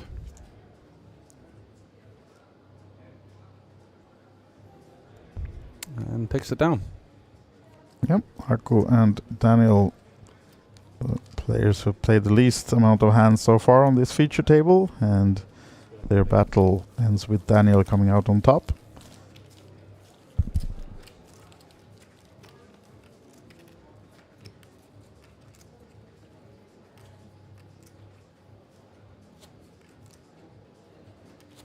And we can see in the top right corner that we are now down to 12 players. We have unfortunately lost the last female player in the tournament, Christiana Staure. Ah, really? Went out That's a in shame. 13th place on the outer table. And she surely put on a fight both in the 555 tournament the other day and now in this big main event. So unfortunately we won't be seeing her on the final table tomorrow, but she absolutely did play really well at these two feature tables that she's been on, and wish her all the best. Maybe she's jumping into the Hyper Turbo later on tonight, or she might be well deserved a rest after these 2 long days, plus the day one, of course. A lot of poker and the 555, so she's played a lot of hours this week, and now Daniel's on the rush. The jacks, the race, gets away with it, steals the blinds. Yeah, finding a nice bit of momentum now. Yeah. The Swede, exactly. Ruslan is looking at him. What's going on with this What did you guy? eat? Yeah, what was he up to on the break? Downing coffee or something. You played 0 hands for 2 hours, and now you played 5 in 15 minutes. Yeah, quick succession. Calm down, man. That's what you need sometimes, that nice little heater off of that medium stack to secure your self on the final 9. Going a bit quiet in the chat, guys. Let us know who you're rooting for, if there's anyone that you want to Absolutely. see at the final table tomorrow, of course. Continuing with 9 around about midday. Could be later, though, based on the sheer amount of play. It's really tiring as well, these 1 hour clocks. 9 levels of that is certainly not something that is particularly easy. Borge now opening ace-queen. Or should we do the Norwegian pronunciation? Do you remember it? Børge Dybvik. Børge Dybvik. Ah, there you go. Not bad. Fast learner. Kind of copying you. Aku Oskari now then. King Queen. Yeah, looks like he's just going to come along for the ride here with the King Queen. Not wanting to 3-bet fold, wanting to keep some weaker hands in there. So he certainly has been taking a lot of these spots, and this time I don't think it's going to work. I think Dybvik is going to be sending it in, cut off versus small blind, especially versus Serhi, who's been far and wide one of the more active players, living up to that big stack. Daniel Staring him down with the getting some 9-4. Maybe hasn't looked yet. Yeah, just kind of mentally preparing himself and trying to get some live reads potentially on his opponent. Think about what sort of hands am I going to use in this situation. And I think as far as spots go, this one cut off versus a capped button calling range, and then the small blind chip leader 3-bet, the one that you would just want to be sending in here.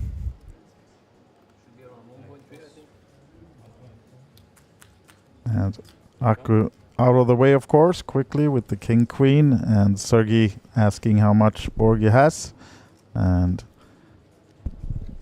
probably not even considering calling, but just wants to make sure that it wasn't less than he thought. Yeah, takes it down.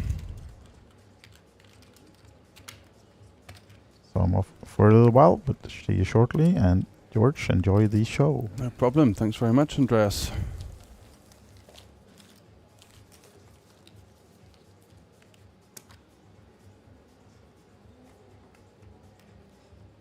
What country are you from, commentators? I'm from the UK. Andreas is from Sweden.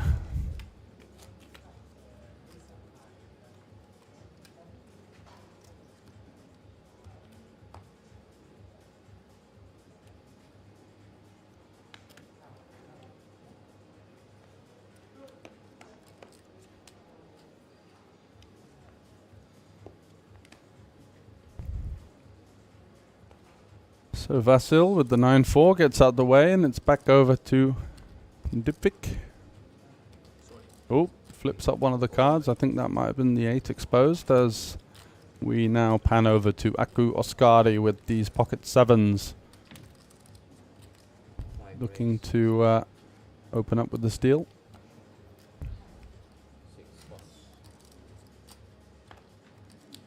Is Sigelander still in? Question, I'm not sure. We haven't had him on the feature table, I believe, so can't tell you that one for sure.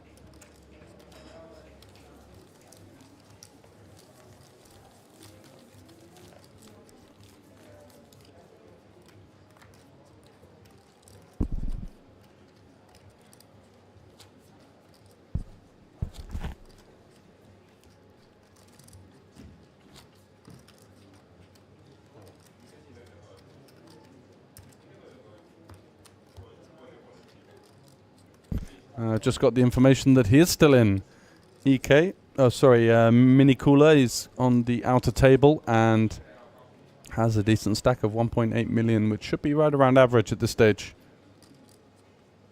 EK is living in Estonia but speaks Swedish and English as well.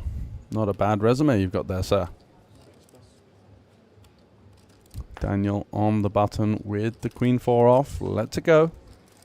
Over to Ruslan, one of the more active players at the table. Ace-Jack suited, plenty enough hand for him in the small blind to be cooking up some kind of plan here.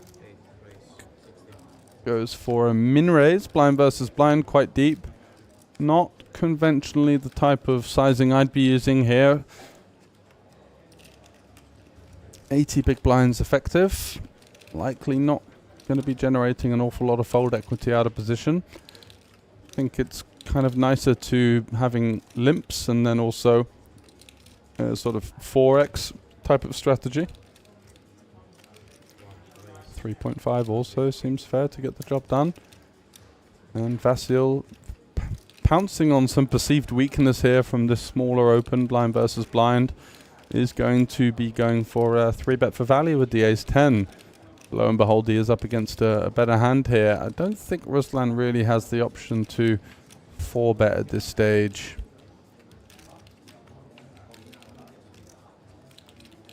Likely just going to be continuing in the form of a call. Keep some of the bluffs in, the hands that we are dominating.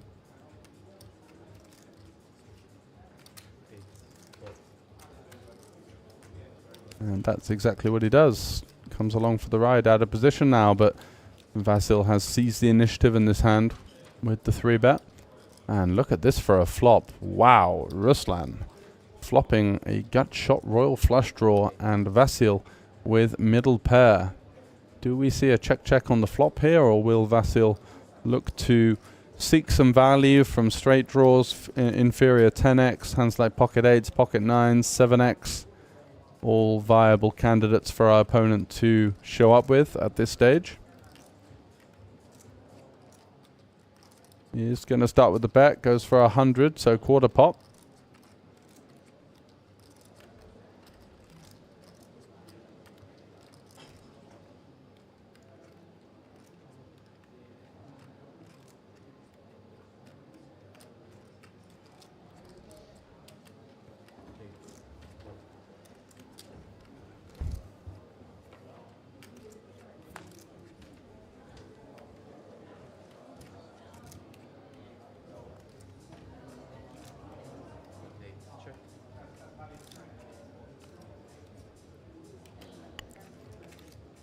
Just a call from Ruslan with his big combo draw now. Does Vasil look to go for a second street of value, blind versus blind?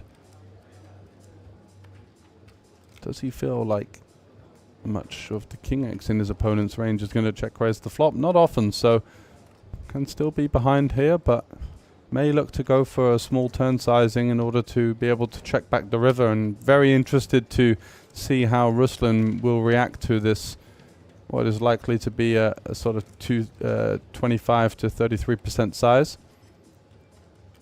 He does go for a little north of 33 actually, so 210k I think.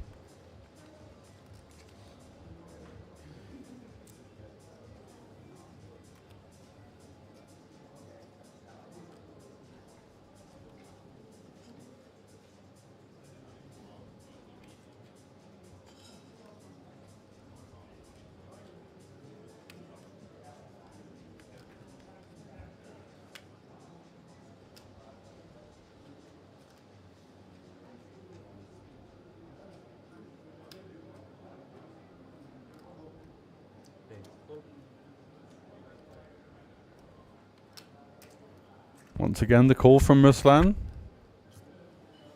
allowing his opponent to get off the hook somewhat. And it's the king on the river, and now you may even see a third barrel from Vasil on this specific card as the prominence of King X becomes somewhat less likely, especially as some of these King Queens or King Jacks may have even check raised the flop or turn at some stage. So much more likely our opponent's going to be holding a 10 or worse, and we beat all of those hands pretty much. Just chopping with ace 10. Don't think they're going to have queens or jacks here, although it's somewhat possible, being so deep out of position.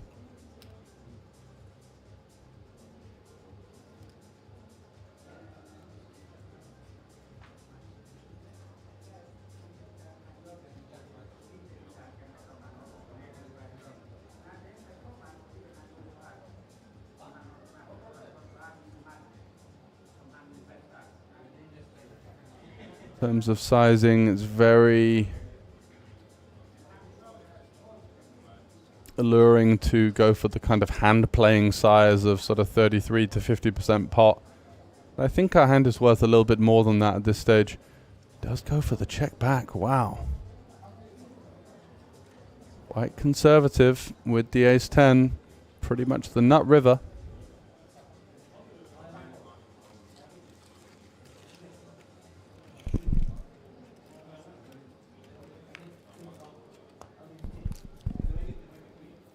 As we do continue late into the night here with 3 eliminations to go until the final 9 and day 4 of the Kings of Tallinn Autumn Edition main event. We will have a dealer change, so just a short break incoming.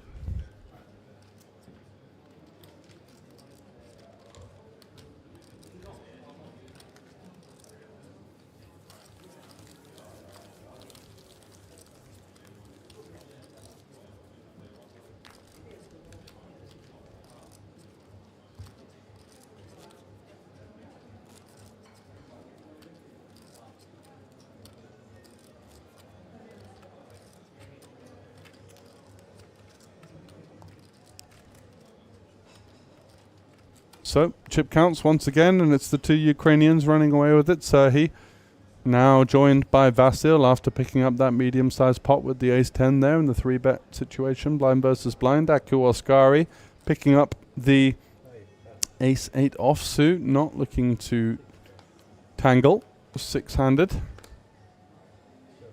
Daniel folds over to Ruslan, who we know likes to get in the thick of things. 6-3 suited. Could that be enough for him to merit an open with the bigger stack in the small blind? And Vasil has ace-5 suited. If I know anything about this type of player, I think he's almost always just going to be making this sort of 200k to go.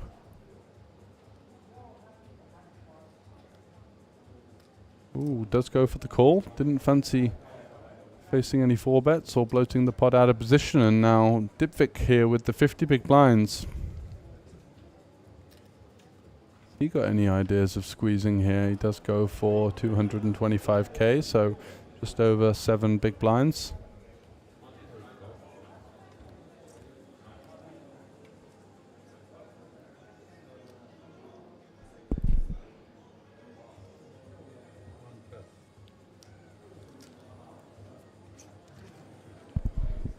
Does get it through as Vasil just calls and then folds to the 3-bet with ace-5 suited.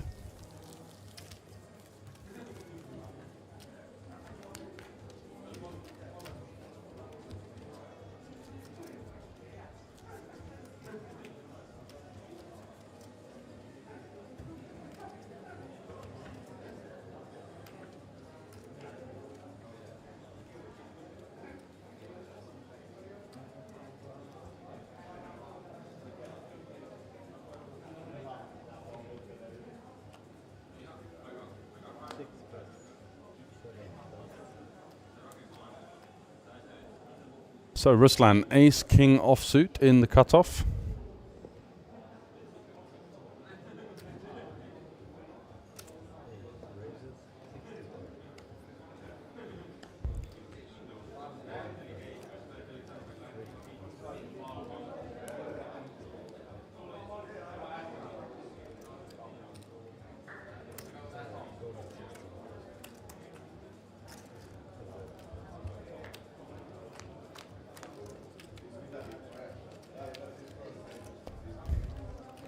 Finds a customer in Aku Askari in the big blind, defending with the queen 10, but unlikely to see any post-flop action, flopping pretty much the nuts here. King 5 deuce 2 spades, even holding the ace of spades.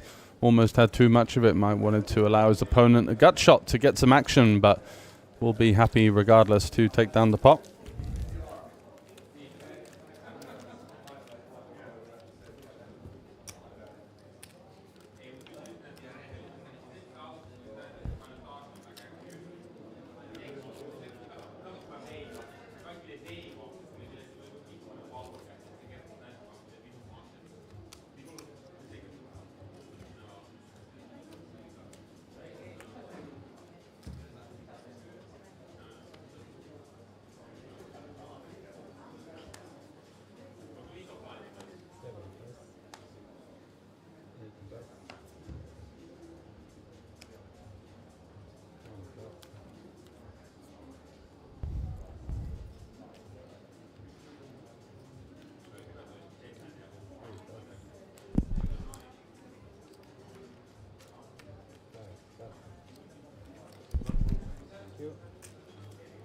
And a respectful fold there for Serhej, the one of the bigger stacks from Ukraine in the big blind.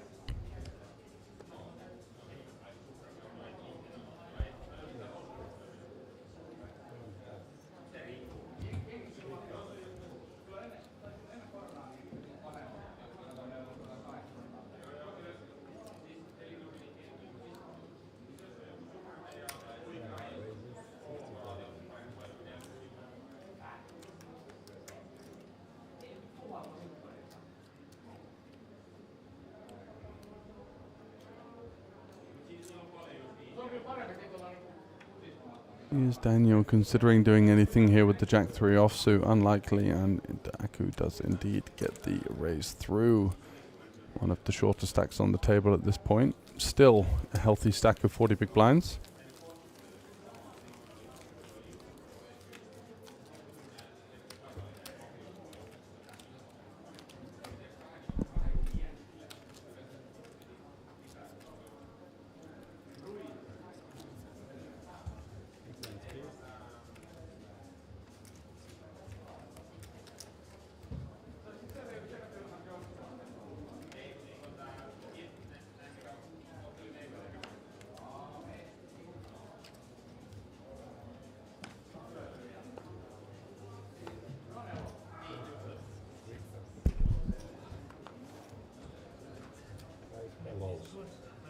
Problem case.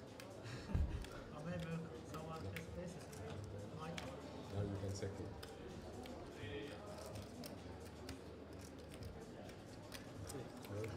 Over to Serhej, opening it up with the 10-9 off.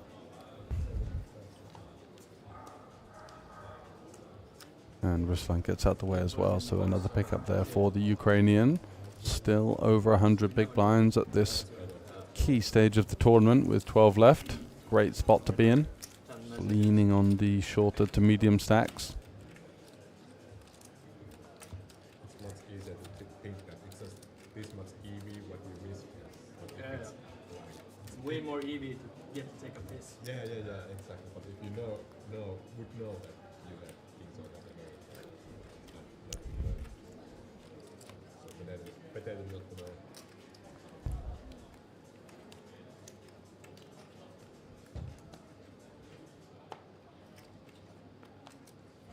How many left, says Lassico? You can see in the top right of the screen around about half the time. And there it is now, 12 out of 701 remaining.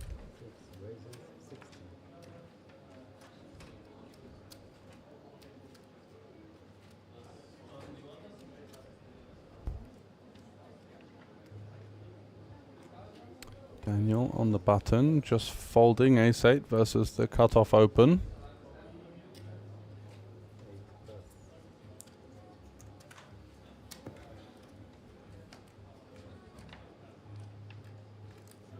And Vasil not going to be looking to put too many chips into the pot out of position versus someone that can put a big dent in his stack. First versus second on this feature table.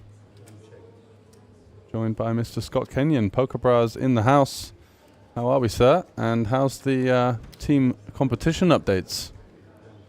Team competition is looking bright. They've just done an update on the scores. We're still third at the moment. Top 5 get paid, so big pray that holds, because yeah, I've had a bit of a rough week actually. I've been firing many bullets, down quite a bit of money, so I'm hoping that we can get that top 5 spot in the team competition, get some money back.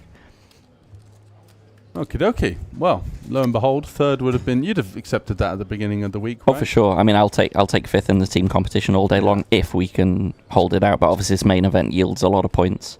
Yeah, and you guys have done the more kind of lower buy-in side of it as well. So the value is even greater for a team like you rather than the guys that are firing max shells in the 3K. And For sure. Yeah. So I think I like the way that you've gone about it as well. Seems like Alexander's gone a bit cold. I was watching his stories. It doesn't feel like he's been getting much going. He did have a little final table yesterday in the 150 progressive knockout. He got 6th in that in the end, which is a little bit sad, a little bit disappointing. But obviously, it's never nice to like start a trip where you win a big tournament and then you just literally break, bullet, you know. So he's a bit down for the trip overall, but again, if we can get that team competition, then everyone's going to feel a bit happier. They are, definitely. But the team spirit's high. I mean, we've had as a team, we've had quite a few final tables, quite a few deep runs. It's just well good into the sort double of digits, I imagine. Yeah, right? yeah, for sure.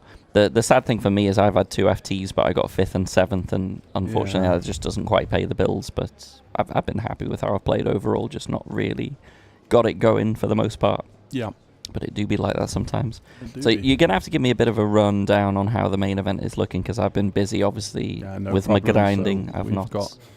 We saw a flurry of eliminations earlier in the day. The plans were to play until the final 16. We are 9 hours into day 3 here, and we are now instead playing to the final table. So 9 left. Yeah, because I did see they busted at a rapid pace. I was actually watching it from final 24 down to final 16.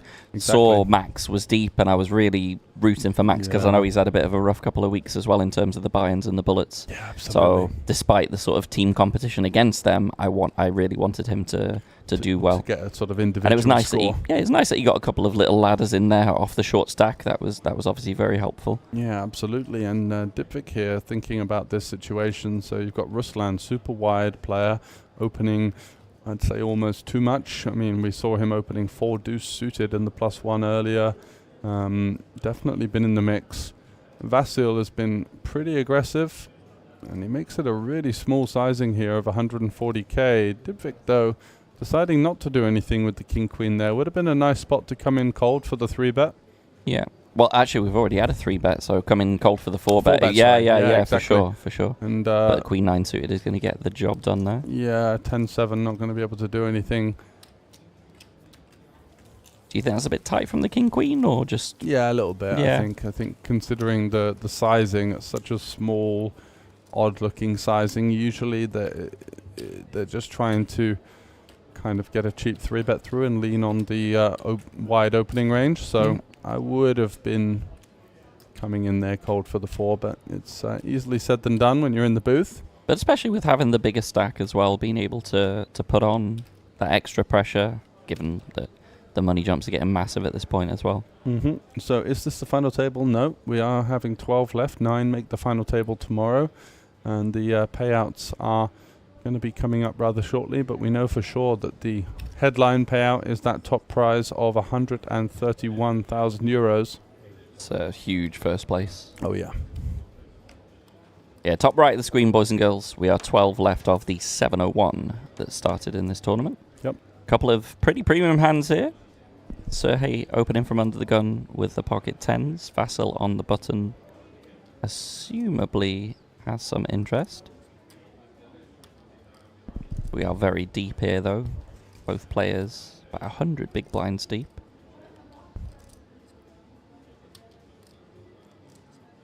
Yeah. Oh, he's just going to fold it. I like the discipline. That when you're that deep, against a fellow countryman under the gun. Little bit scary. Yeah, for sure. Not wanting to tangle with the other big stack, potentially being dominated, facing multiple streets of aggression. So Yeah. let's get out the way. Dipvik is going to just call here in the small. I like the just call with the suited combo, especially again given that this under the gun ranges should be a little bit tighter. Yeah, although Sergey does have the chip lead, but at the same time, do we want to face a 4-bet with ace-jack suited? Not likely, so wanting to 3-bet a little bit stronger and a little bit weaker potentially. Interesting flop, great one for Sergey in many ways. Yeah, very clean for Overpair, Sergey. gut shot. And actually, big blind can have a chunk of 6x, 7x, 8x. Small blind, yeah, so he's going to have... Oh, sorry, small blind, yeah. He's That, going no, to have that, 7, I guess 6 it's not as suited, much 8, then. 7 suited, 10, 9 suited, Yeah. certainly, but for the most part, a relatively neutral-ish board, both players having all of the sets. But some of those combos are very scary. Yeah, for You've sure. got some 1-pair straight combos, some 2-pair combos. Definitely not a board that you're thrilled to see a continuation from. And I wonder if Borges has any plans further from here. Do we expect Sergey to bet once again, or do you think he's sometimes checking back turns It's to... interesting with that 10 of hearts kind of blocking some of the continuing range. Yeah, Maybe he he's- wants to employ some pot control here and just kind of knuckle this one back, see a river, be able to go for a bet check bet kind of line, maybe targeting some 8x, targeting some 6-5 suited, targeting some pocket 5s potentially, this kind of holding. Yeah. And if we assume that our opponent has those kind of hands, what kind of sizing do we go for on the river to try and get paid by those hands with the pocket I 10s? think our hand is worth at least 2/3 pot. Not sure what sizing he's gone for there. Looks like He's gone pot. for pot, he's gone for the jugular. Yep. Tricky with ace high. And Yeah. certainly think that you might have the best hand as Yeah, played. you block ace jack, ace king and king jack, so it's by no means an easy decision here. What are the hands that want to bet check bet this line for value? Of course, rivered king x is going to be one of them, but what sort of king x bets the flop on 7-8-6? Yeah. King x of hearts, maybe. King 10, king 9, potentially. Checking back the turn on the board pair. He is going to look him up. Good size there from Sergey. Gets the maximum value. Yeah, on that one. absolutely. He only needed to be right 1 in 3 times. Yeah, so and I think it was that turn check that got him paid on the river exactly, there. yeah. Feigning weakness, but also kind of pot controlling at the same time. Yep. It's quite a nice move deep in a tournament sometimes, just to make sure that you don't bloat the pot too much, or overrepresent your hand to the point where your opponent is going to be only having really strong continues there. Yeah, absolutely. Very nicely played from Sergey there.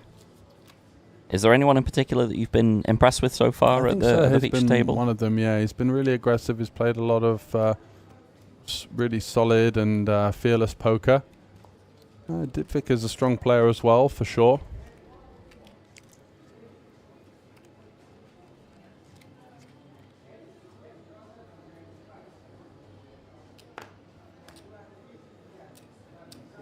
Yeah, I was surprised with the pace of eliminations at the start of the day. I was watching on the rail, and I think within half an hour we lost 6-7 players. It was really rapid. So I think there was a long final end to day 2 bubble that just went on for so long that you had so many players in between 1 and 10 big blinds. Yeah, the money bubble was very long. Like 15% of the field were sub 10 big blinds coming into day 3. Right. You can see that the average obviously is bolstered up a little bit following that wave of eliminations over 50 big blind average at the moment, so certainly shouldn't be too much more waves at this moment in time. Yeah, big chunky 3-bet here from Dipvik, looking to force his opponent into a shove or fold kind of scenario.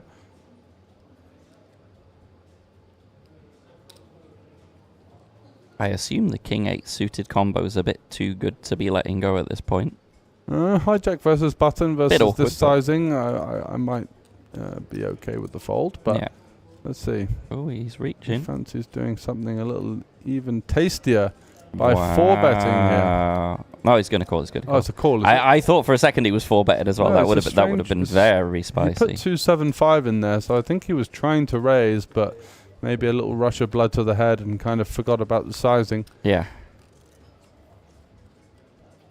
What a flop here for Dipvik with the top pair, top kicker. Pretty safe. Yep.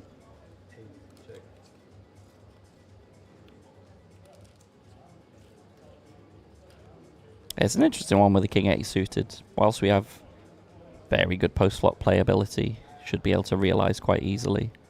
Board isn't that deep. SPR have just 2 post-flop. And it looks like it should just be bet and take it on the flop. Ruslan would have to do something very, very creative at this point. I just can't see it happening with King 8.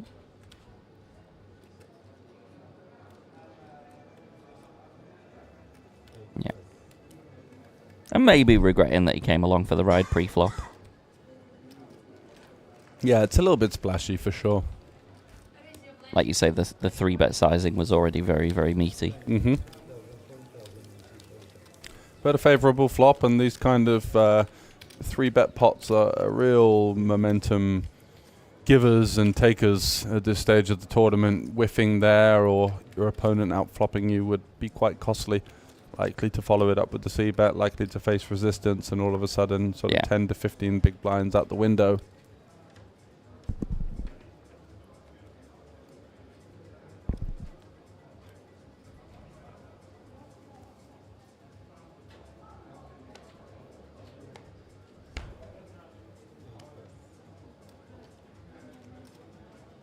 Vasil with the ace-4 suited going to be coming in for a raise.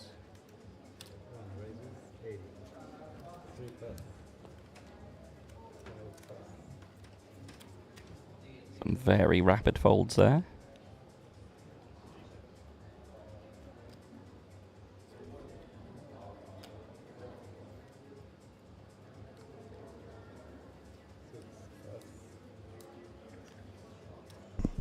The good old dirty diaper in the big blind. Not even the clean diaper. Thrown in the bin as it should be. Yeah, Vasil's also been a pretty strong player as well. Quite impressed with him. He's definitely found his form and an extra gear, I think, since he's come to the final 2 tables. Nice. Yeah, they are our 2 biggest stacks, Serhey and Vasil, 78 and 92 bigs deep, respectively. No shallow stacks here, Aku with 28. Plenty of playability. Absolutely. In the 6-handed format at the moment. Yeah, so the average stack right now is 1.7 million, which is still good for over 40 big blinds. So, as you alluded to there, definitely could be seeing even a couple more hours of play at this rate. Might have to get yourself some energy drinks or some coffee or something. How's the day in the booth been so far? Just powering through. It's been good, though. I've been enjoying it. It was nice. Definitely I found a second win supporting my friend Max when he was on there. Yeah. Unfortunately, his run did go down in flames, running ace-queen into ace-king. Yeah, it's a shame off of 17 bigs. He made a great comeback because Certainly I did. saw final 3 tables, he was down to 8 big blinds. Yeah. He was due to put the big blind and the big blind ante in, and then someone busted and he didn't have to. Then got moved on the button, so that was like a nice stroke of luck for him. Big upswing. I was hoping that the poker gods were on his side there. Yeah, and then he finds a treble up with... the treble up was huge with the ace-queen, wasn't it also? Ace-queen, Jack-10, Queen-Jack. Yeah.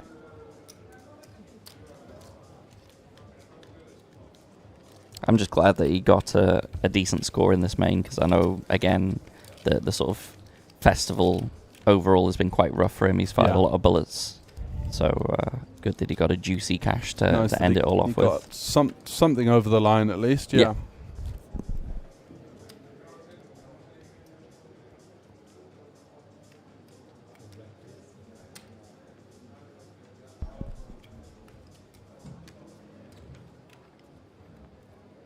Team competition-wise, I was very worried about one of the teams with 40 left.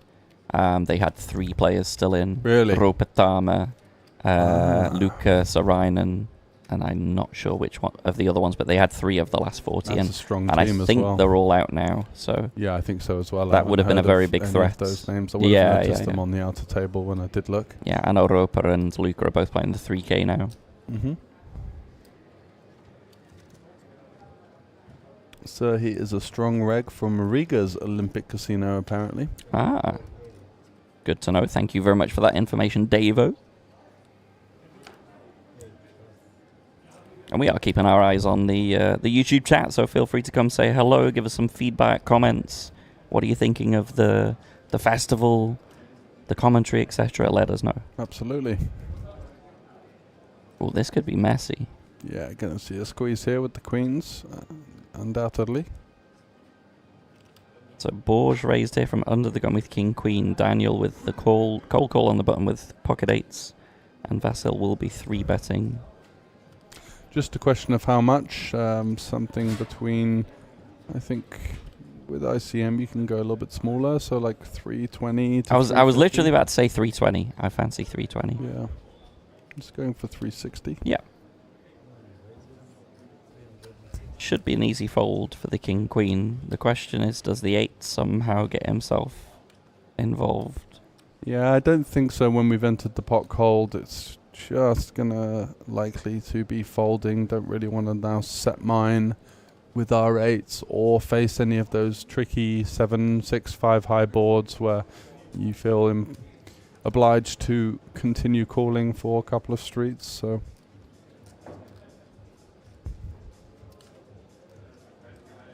let's see what Dipvik has in his sleeve.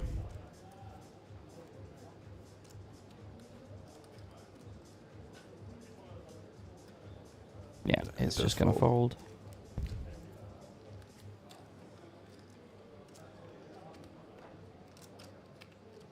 Yeah, we're not just quite deep enough to be able to set mine effectively in the first place. I guess you'd want to be more like... Have about the same stack as Vassal, actually. Yeah. 1.8 just seems a little bit too short to be set mining here.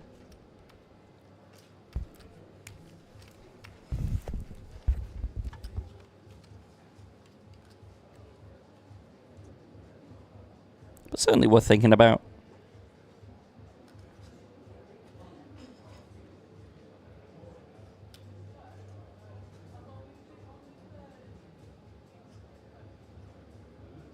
The one redeeming factor, of course, is that we do have position post-flop, should we go to see a flop. Oh, and it looks like he is reaching.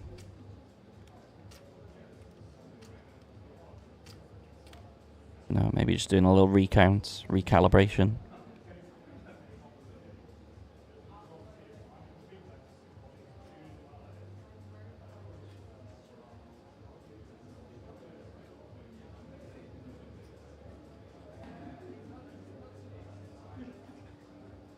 He seems torn, very torn between seeing a flop and folding. And it is tough. It is that sort of awkward stack size where I think both is fine, actually. I don't hate peeling and seeing a flop in position here. But we are just a little bit shallower than we want to be, I think, to effectively set mine.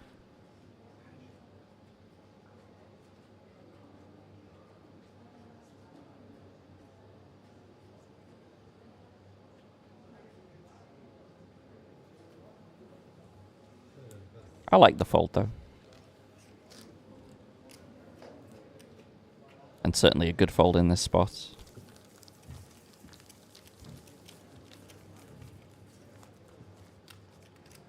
$12 players left in the 1K main event. The Hold'em Championship Kings of Tallinn main event. It was a 500k guarantee. Massively eclipse the guarantee. We have a prize pool of 658,000 euros. The winner will take 130,000 home to wherever they may be from. We got quite a multinational final two tables. Good representation.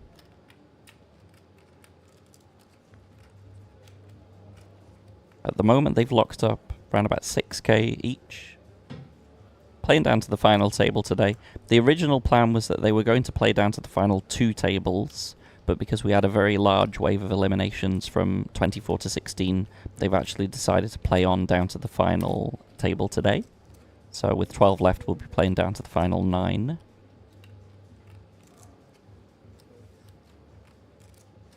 Aku Oscari under the gun here with the king queen suited going to be coming in for a 2 big blind raise.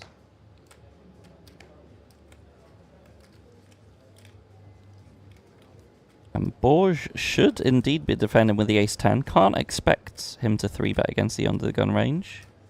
But certainly a very clean defend. We will be going to the flop.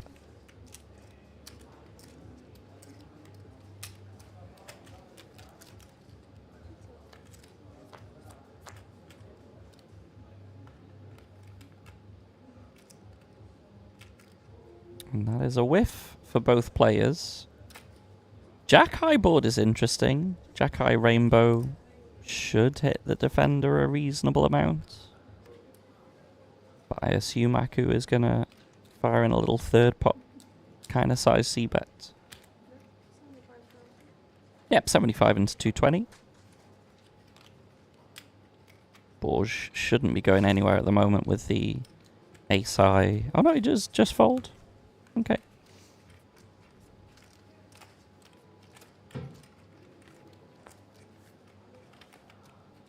A little bit tight, I think, there. Certainly can peel off a turn as well.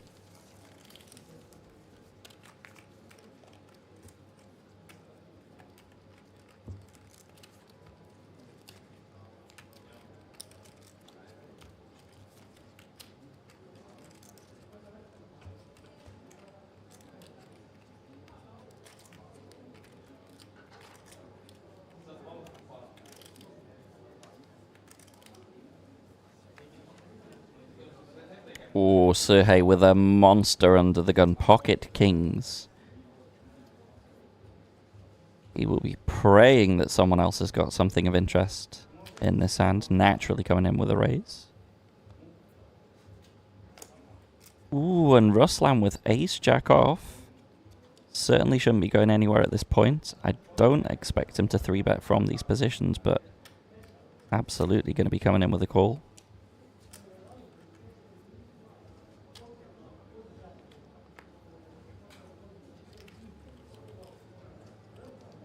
And Aku probably going to defend with Jack 10 off. Yeah, flicks in the extra big blind. We're off to a 3-away flop here.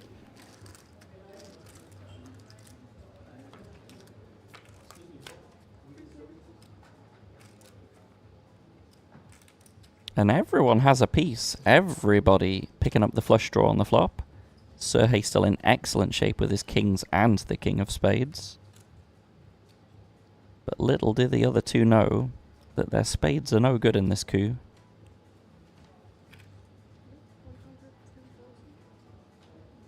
It's such a good flop for Sergey. Just tickles in a little 110. Aku may well just fold once Ruslan calls. I think it's fairly reasonable to assume that our 10 of spades flush draw is going to be no good, but maybe he floats with the 2 overs as well. Ruslan's certainly going nowhere.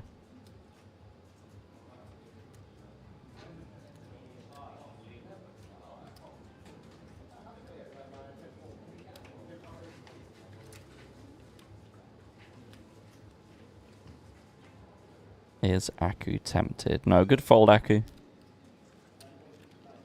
Off to the turn we go. And we really don't want to see a spade if we're on Ruslan's fan camp here, because that would be absolute disaster.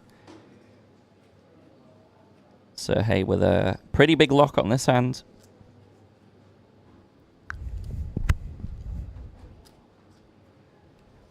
And welcome back, George. Hello. You join us in a bit of a nasty looking spot here for Ruslan. If he ends up hitting another spade, could certainly lose a few extra chippies. He does only have 1 out as well because one of the other aces folded. What's the action here? Action pre-flop. Sergey opened, Ruslan called. Okay. Bet call on the flop.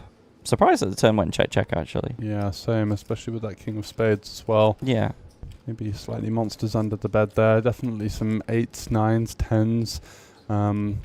Ace of spade, X type holdings. Ruslan as well, one of those slightly wider players, going to have a few more offsuit hands in his range than others. So Maybe his plan is just to go for 2 streets though. Bet flop, check turn, bet river. Kind of like what he did on the last one actually, yeah, where he just extracted bomb the river. Yeah, he extracted big value last time, having gone for that bet check bet line. So maybe that's the same plan. It is one of those things as well. When someone checks the turn, it's like, well, why would they check the turn? That gets those little gremlins coming into your head, like, oh well, you know. Exactly. Is he going to now hero it off with the ace jack, expecting to see hands like queen jack, jack 10, 10 9? Unlikely to see better ace x bet in this fashion on the river. Ace king would be a really thin value bet on the river, especially not for the sizing. I just don't see it occurring. Yeah. So we've got a rather active chat. What have we got going on here? Sadly, my Estonian is not so good these days, assuming that a decent amount of this is... Or Finnish? Yeah, it could be Finnish as well, certainly. Yeah. But unfortunately, yeah, not if only we had like a translate function that would just be nice. automatically did it all.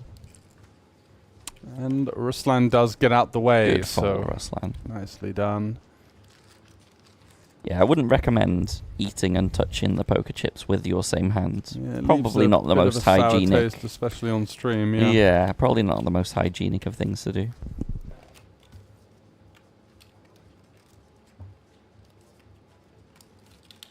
I have seen worse though on TV tables.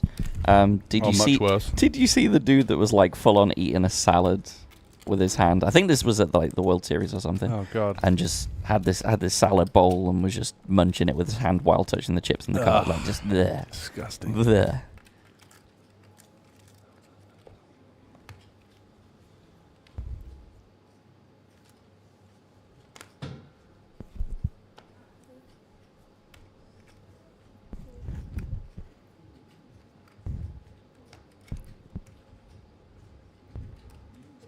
It seems like at the moment we're at a sort of quite calm phase. Yeah, 40, definitely. 50 bigs deep. A little bit average, of a stalemate. But certainly still some clashes of hands occurring. Borge with the jacks on the button going to be opening. Aku has been kind of not withering away, but he's definitely lost. Oh, hello. Withering away, you say? Well. What a spot to pick up the aces here, and wide-eyed and trying to look as innocuous as possible. And he's just thinking about the glory right now. It's difficult to control your emotions in this spot because you just don't expect to find such a great situation here. As we are so strong, and as we're not that deep, do we do some flatting here from the small blind? I don't think so. I think we just want to allow the opportunity for our opponent to jam in the worst pairs, potentially fire in a bluff 4 bet from time to time. Yeah. Let's see what sort of sizing he goes for here.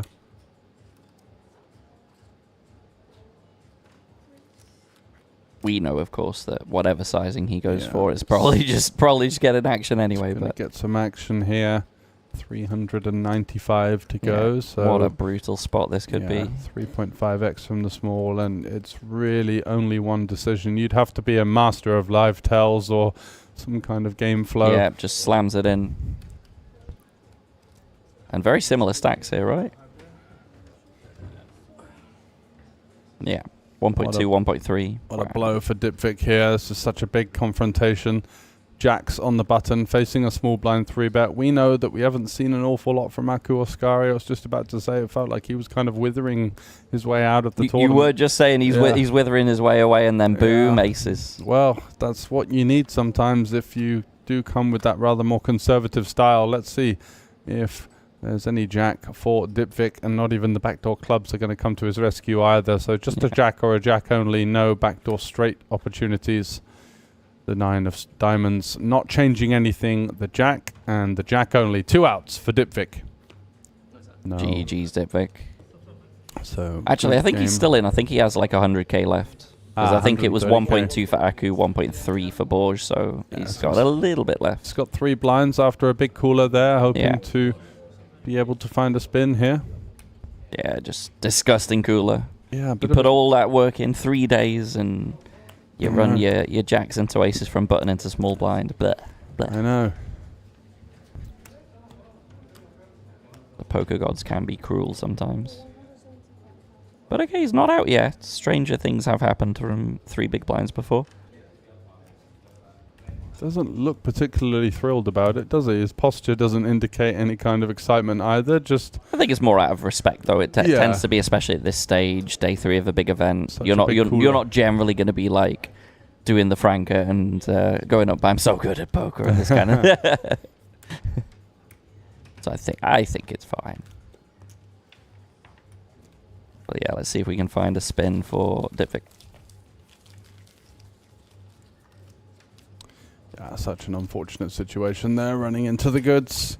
But still, chip in a chair. You've seen stranger things happen. He's got 2 more hands, really.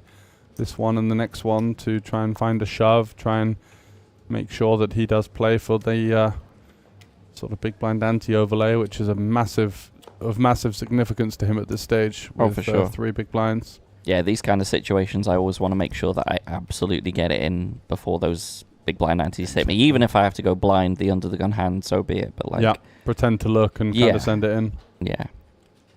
And one other pro tip I would give you, boys and girls out there, off a short stack. It tends to be that live people don't always pay attention so much. So I wouldn't actually go all in. Yeah. I'd literally put in like a min raise just in the event that they're not paying attention. It's amazing how much extra fold equity you yield out of doing that rather than shoving. Very true. Same online as well, you know. If people are playing lots of tables at the same time, they see the all-in button, easy to call, but maybe they just see the min-raise button and they've got plenty of tables. That little trick can yield a bit of extra fold equity. It's amazing how often it works, actually. Exactly, Even at the live tables. So Dipvik left with this hand, really, to try and find something to go with. Going to be under the gun, has 3 bigs, so if he waits for the next hand, he's going to have to put in 2/3 of his stack and have to pay for the big blind ante. Whereas now, of course, if he gets his 3 big blinds in and gets 1 caller before the big blind, then all of a sudden he's going to be playing for almost a triple up. He's got this hand and next hand. Ah, yeah. Yeah. So okay, sorry. I thought that it was just the last 2, so still 1 more to go. And hopefully, something half decent here, because it's kind of nice when someone else opens as well. It might give you that extra bit of fold equity from... they do the job for you. I might have even gone with 9-8. I would have gone with the 6-5 suited in the previous hand. Yeah. I think even 9-8 seems reasonable, or 3 bigs. Yeah. Just to, again, make sure that... Either you go with that or you go with a random hand. I think there's a lot of worse random hands. I mean, True. Also the slim chance that, I don't know, you see 3 eliminations in the space of this hand, which is non-zero, but definitely very low chance. Possible. I think there is a pay jump at 11 as well, so maybe slightly more inclined to fold and wait for 1 elimination, which would put him in good stead. So Ruslan with the 10-8 of clubs facing this open from Vasil, who flops really well here on 5 deuce deuce. Unlikely to see too many deuces in our opponent's defending range. Ace deuce off, just going to be folding. King deuce suited potentially, but seeing a lot of this deuce X region overfolded. Yeah. It's just going to go bet and take it there for Vassal on the flop. Seems to be sort of chipping up quite nicely in general.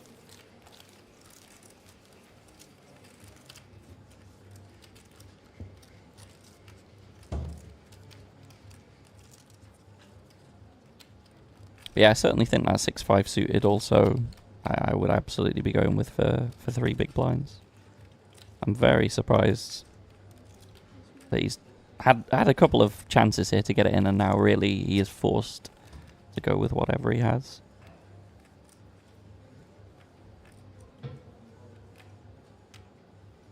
Oh dear. And now it's 5-3 suited. So I'm guessing... Yeah, he's going to have to go with this one for sure. Yeah. But having already folded the 5-4, he is just going to go with it.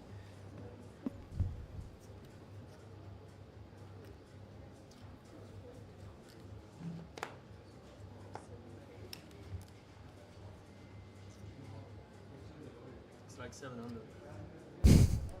So Ruslan inquiring, he's got a big stack behind him. This is why it's kind of nice sometimes, the short stack, because you can put these medium stacks in awkward situations.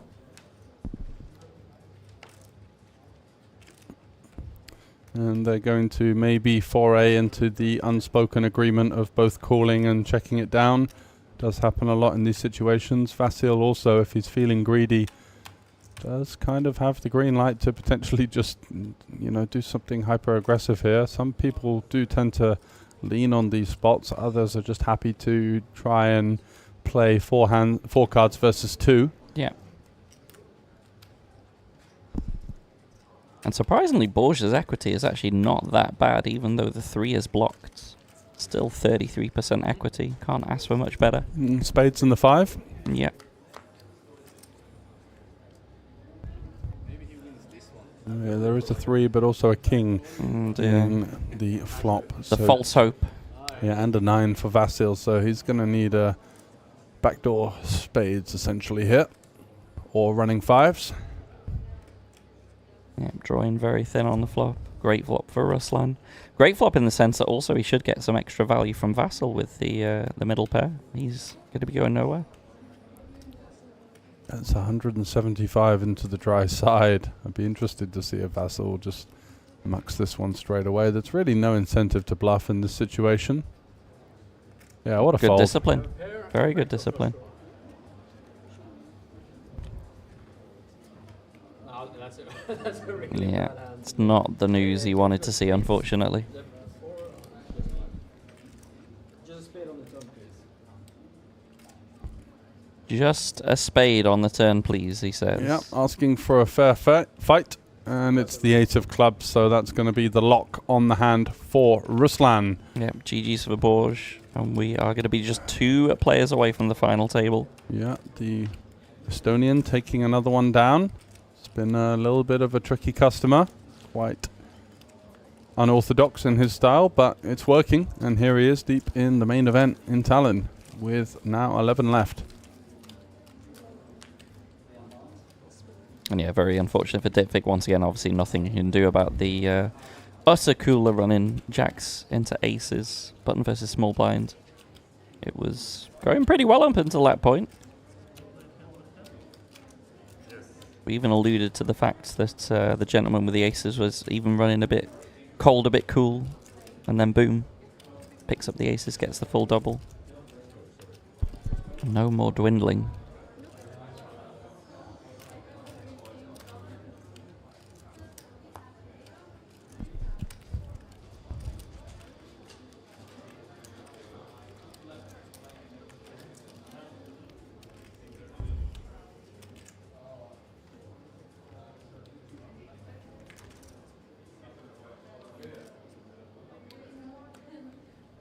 Oh, and did my eyes deceive me, or did I just see 10 in the top right? I think we might have lost another player on the outer table there. Oh, so down to 10 now. And I believe in this situation, they don't actually play full-on hand-for-hand. It's more a soft hand-for-hand where they're paying attention to both the tables in order to make sure there is no excessive stalling, but they don't do it full-on hand-for-hand, which I like, actually. Yeah, can confirm 10 on the top right. We are final table bowl here. Well, there you go. We were at a really stubborn sort of 12 for quite some time there, a couple of hours, almost. It's like waiting for a bus. You Yep. wait half an hour for one and then 2 come along at once. Yeah, that's London for you. So Ruslan with the trips, having open Queen 5 suited. Loving the look of this flop. And it should be a reasonable flop for Aku's range from the big blind here. Yeah, you should have a lot of straight draws, flush you wouldn't draws, expect 6-6. Yeah, you wouldn't expect the opponent to have too much of this, but no, doesn't decide to do anything too creative there. Just bet and fold.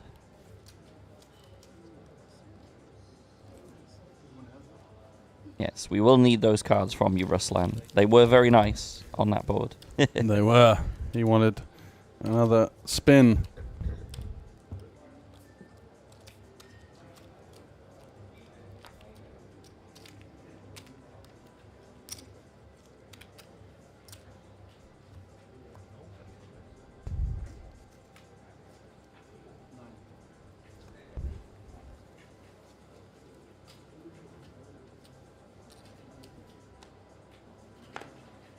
So Daniel now slowly going about business, quite quiet.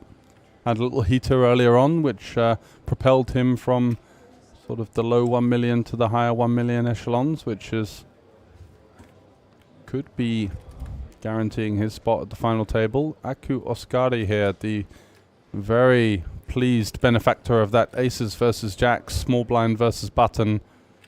One of the dream spots to have deep in the main event. Good disciplined fold there with the queen 10. Yeah, absolutely. Sergej not going anywhere there with the 9-8 suited versus Ruslan. Playing 50 big blinds effective, easy peel. Yeah, lovely hand. Hard to get yourself into too much trouble as well. Pretty nice flop with the gutter ball. 1 diamond.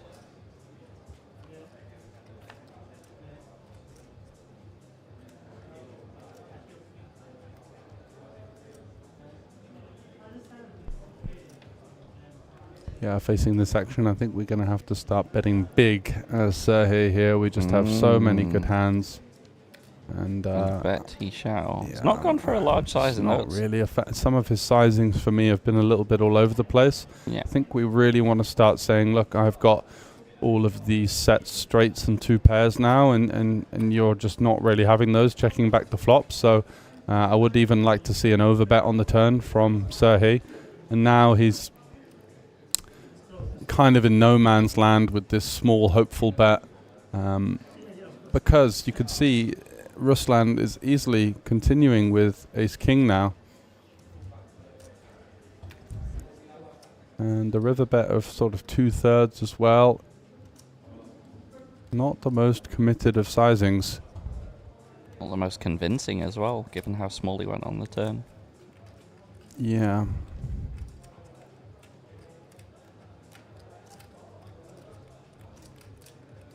Yeah, it's a strange hand. Sizing up on the flush completer, Ruslan spadeless. But still plenty of bluffs available, and this is why when we do have lots of bluffs we want to go bigger, because we need to generate more fold equity versus these kind of hands.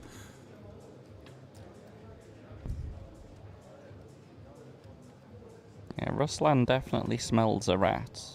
Yeah, I don't think he's a particularly fearful player either. He might just look him up here. Look at this. Yeah, great what call. A call. Great call.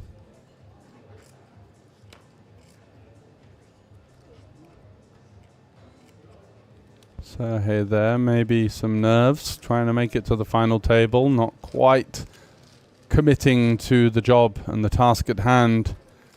Deep on this day 3, potentially some tiredness coursing through the body as well. It's a long day, long 3 days in general up until this point. Yeah. But great pick off there from Ruslan. Propels him up to 62 bigs. Sergej at the moment in the driving seat on the feature table with 88 bigs. And no short stack, Daniel with 43, the shortest stack of the table. Okay, and I believe I'm just getting information that there is an elimination on the outer table. And these will be the stacks that these players are taking through to day 4 and the final table of the Kings of Tallinn main event. It's been a hell of a long day here. 10 hours of play, and now we do have our final 9, as you can see, confirmed on the back screen. So thanks for joining me, Scott, towards the end of our commentary.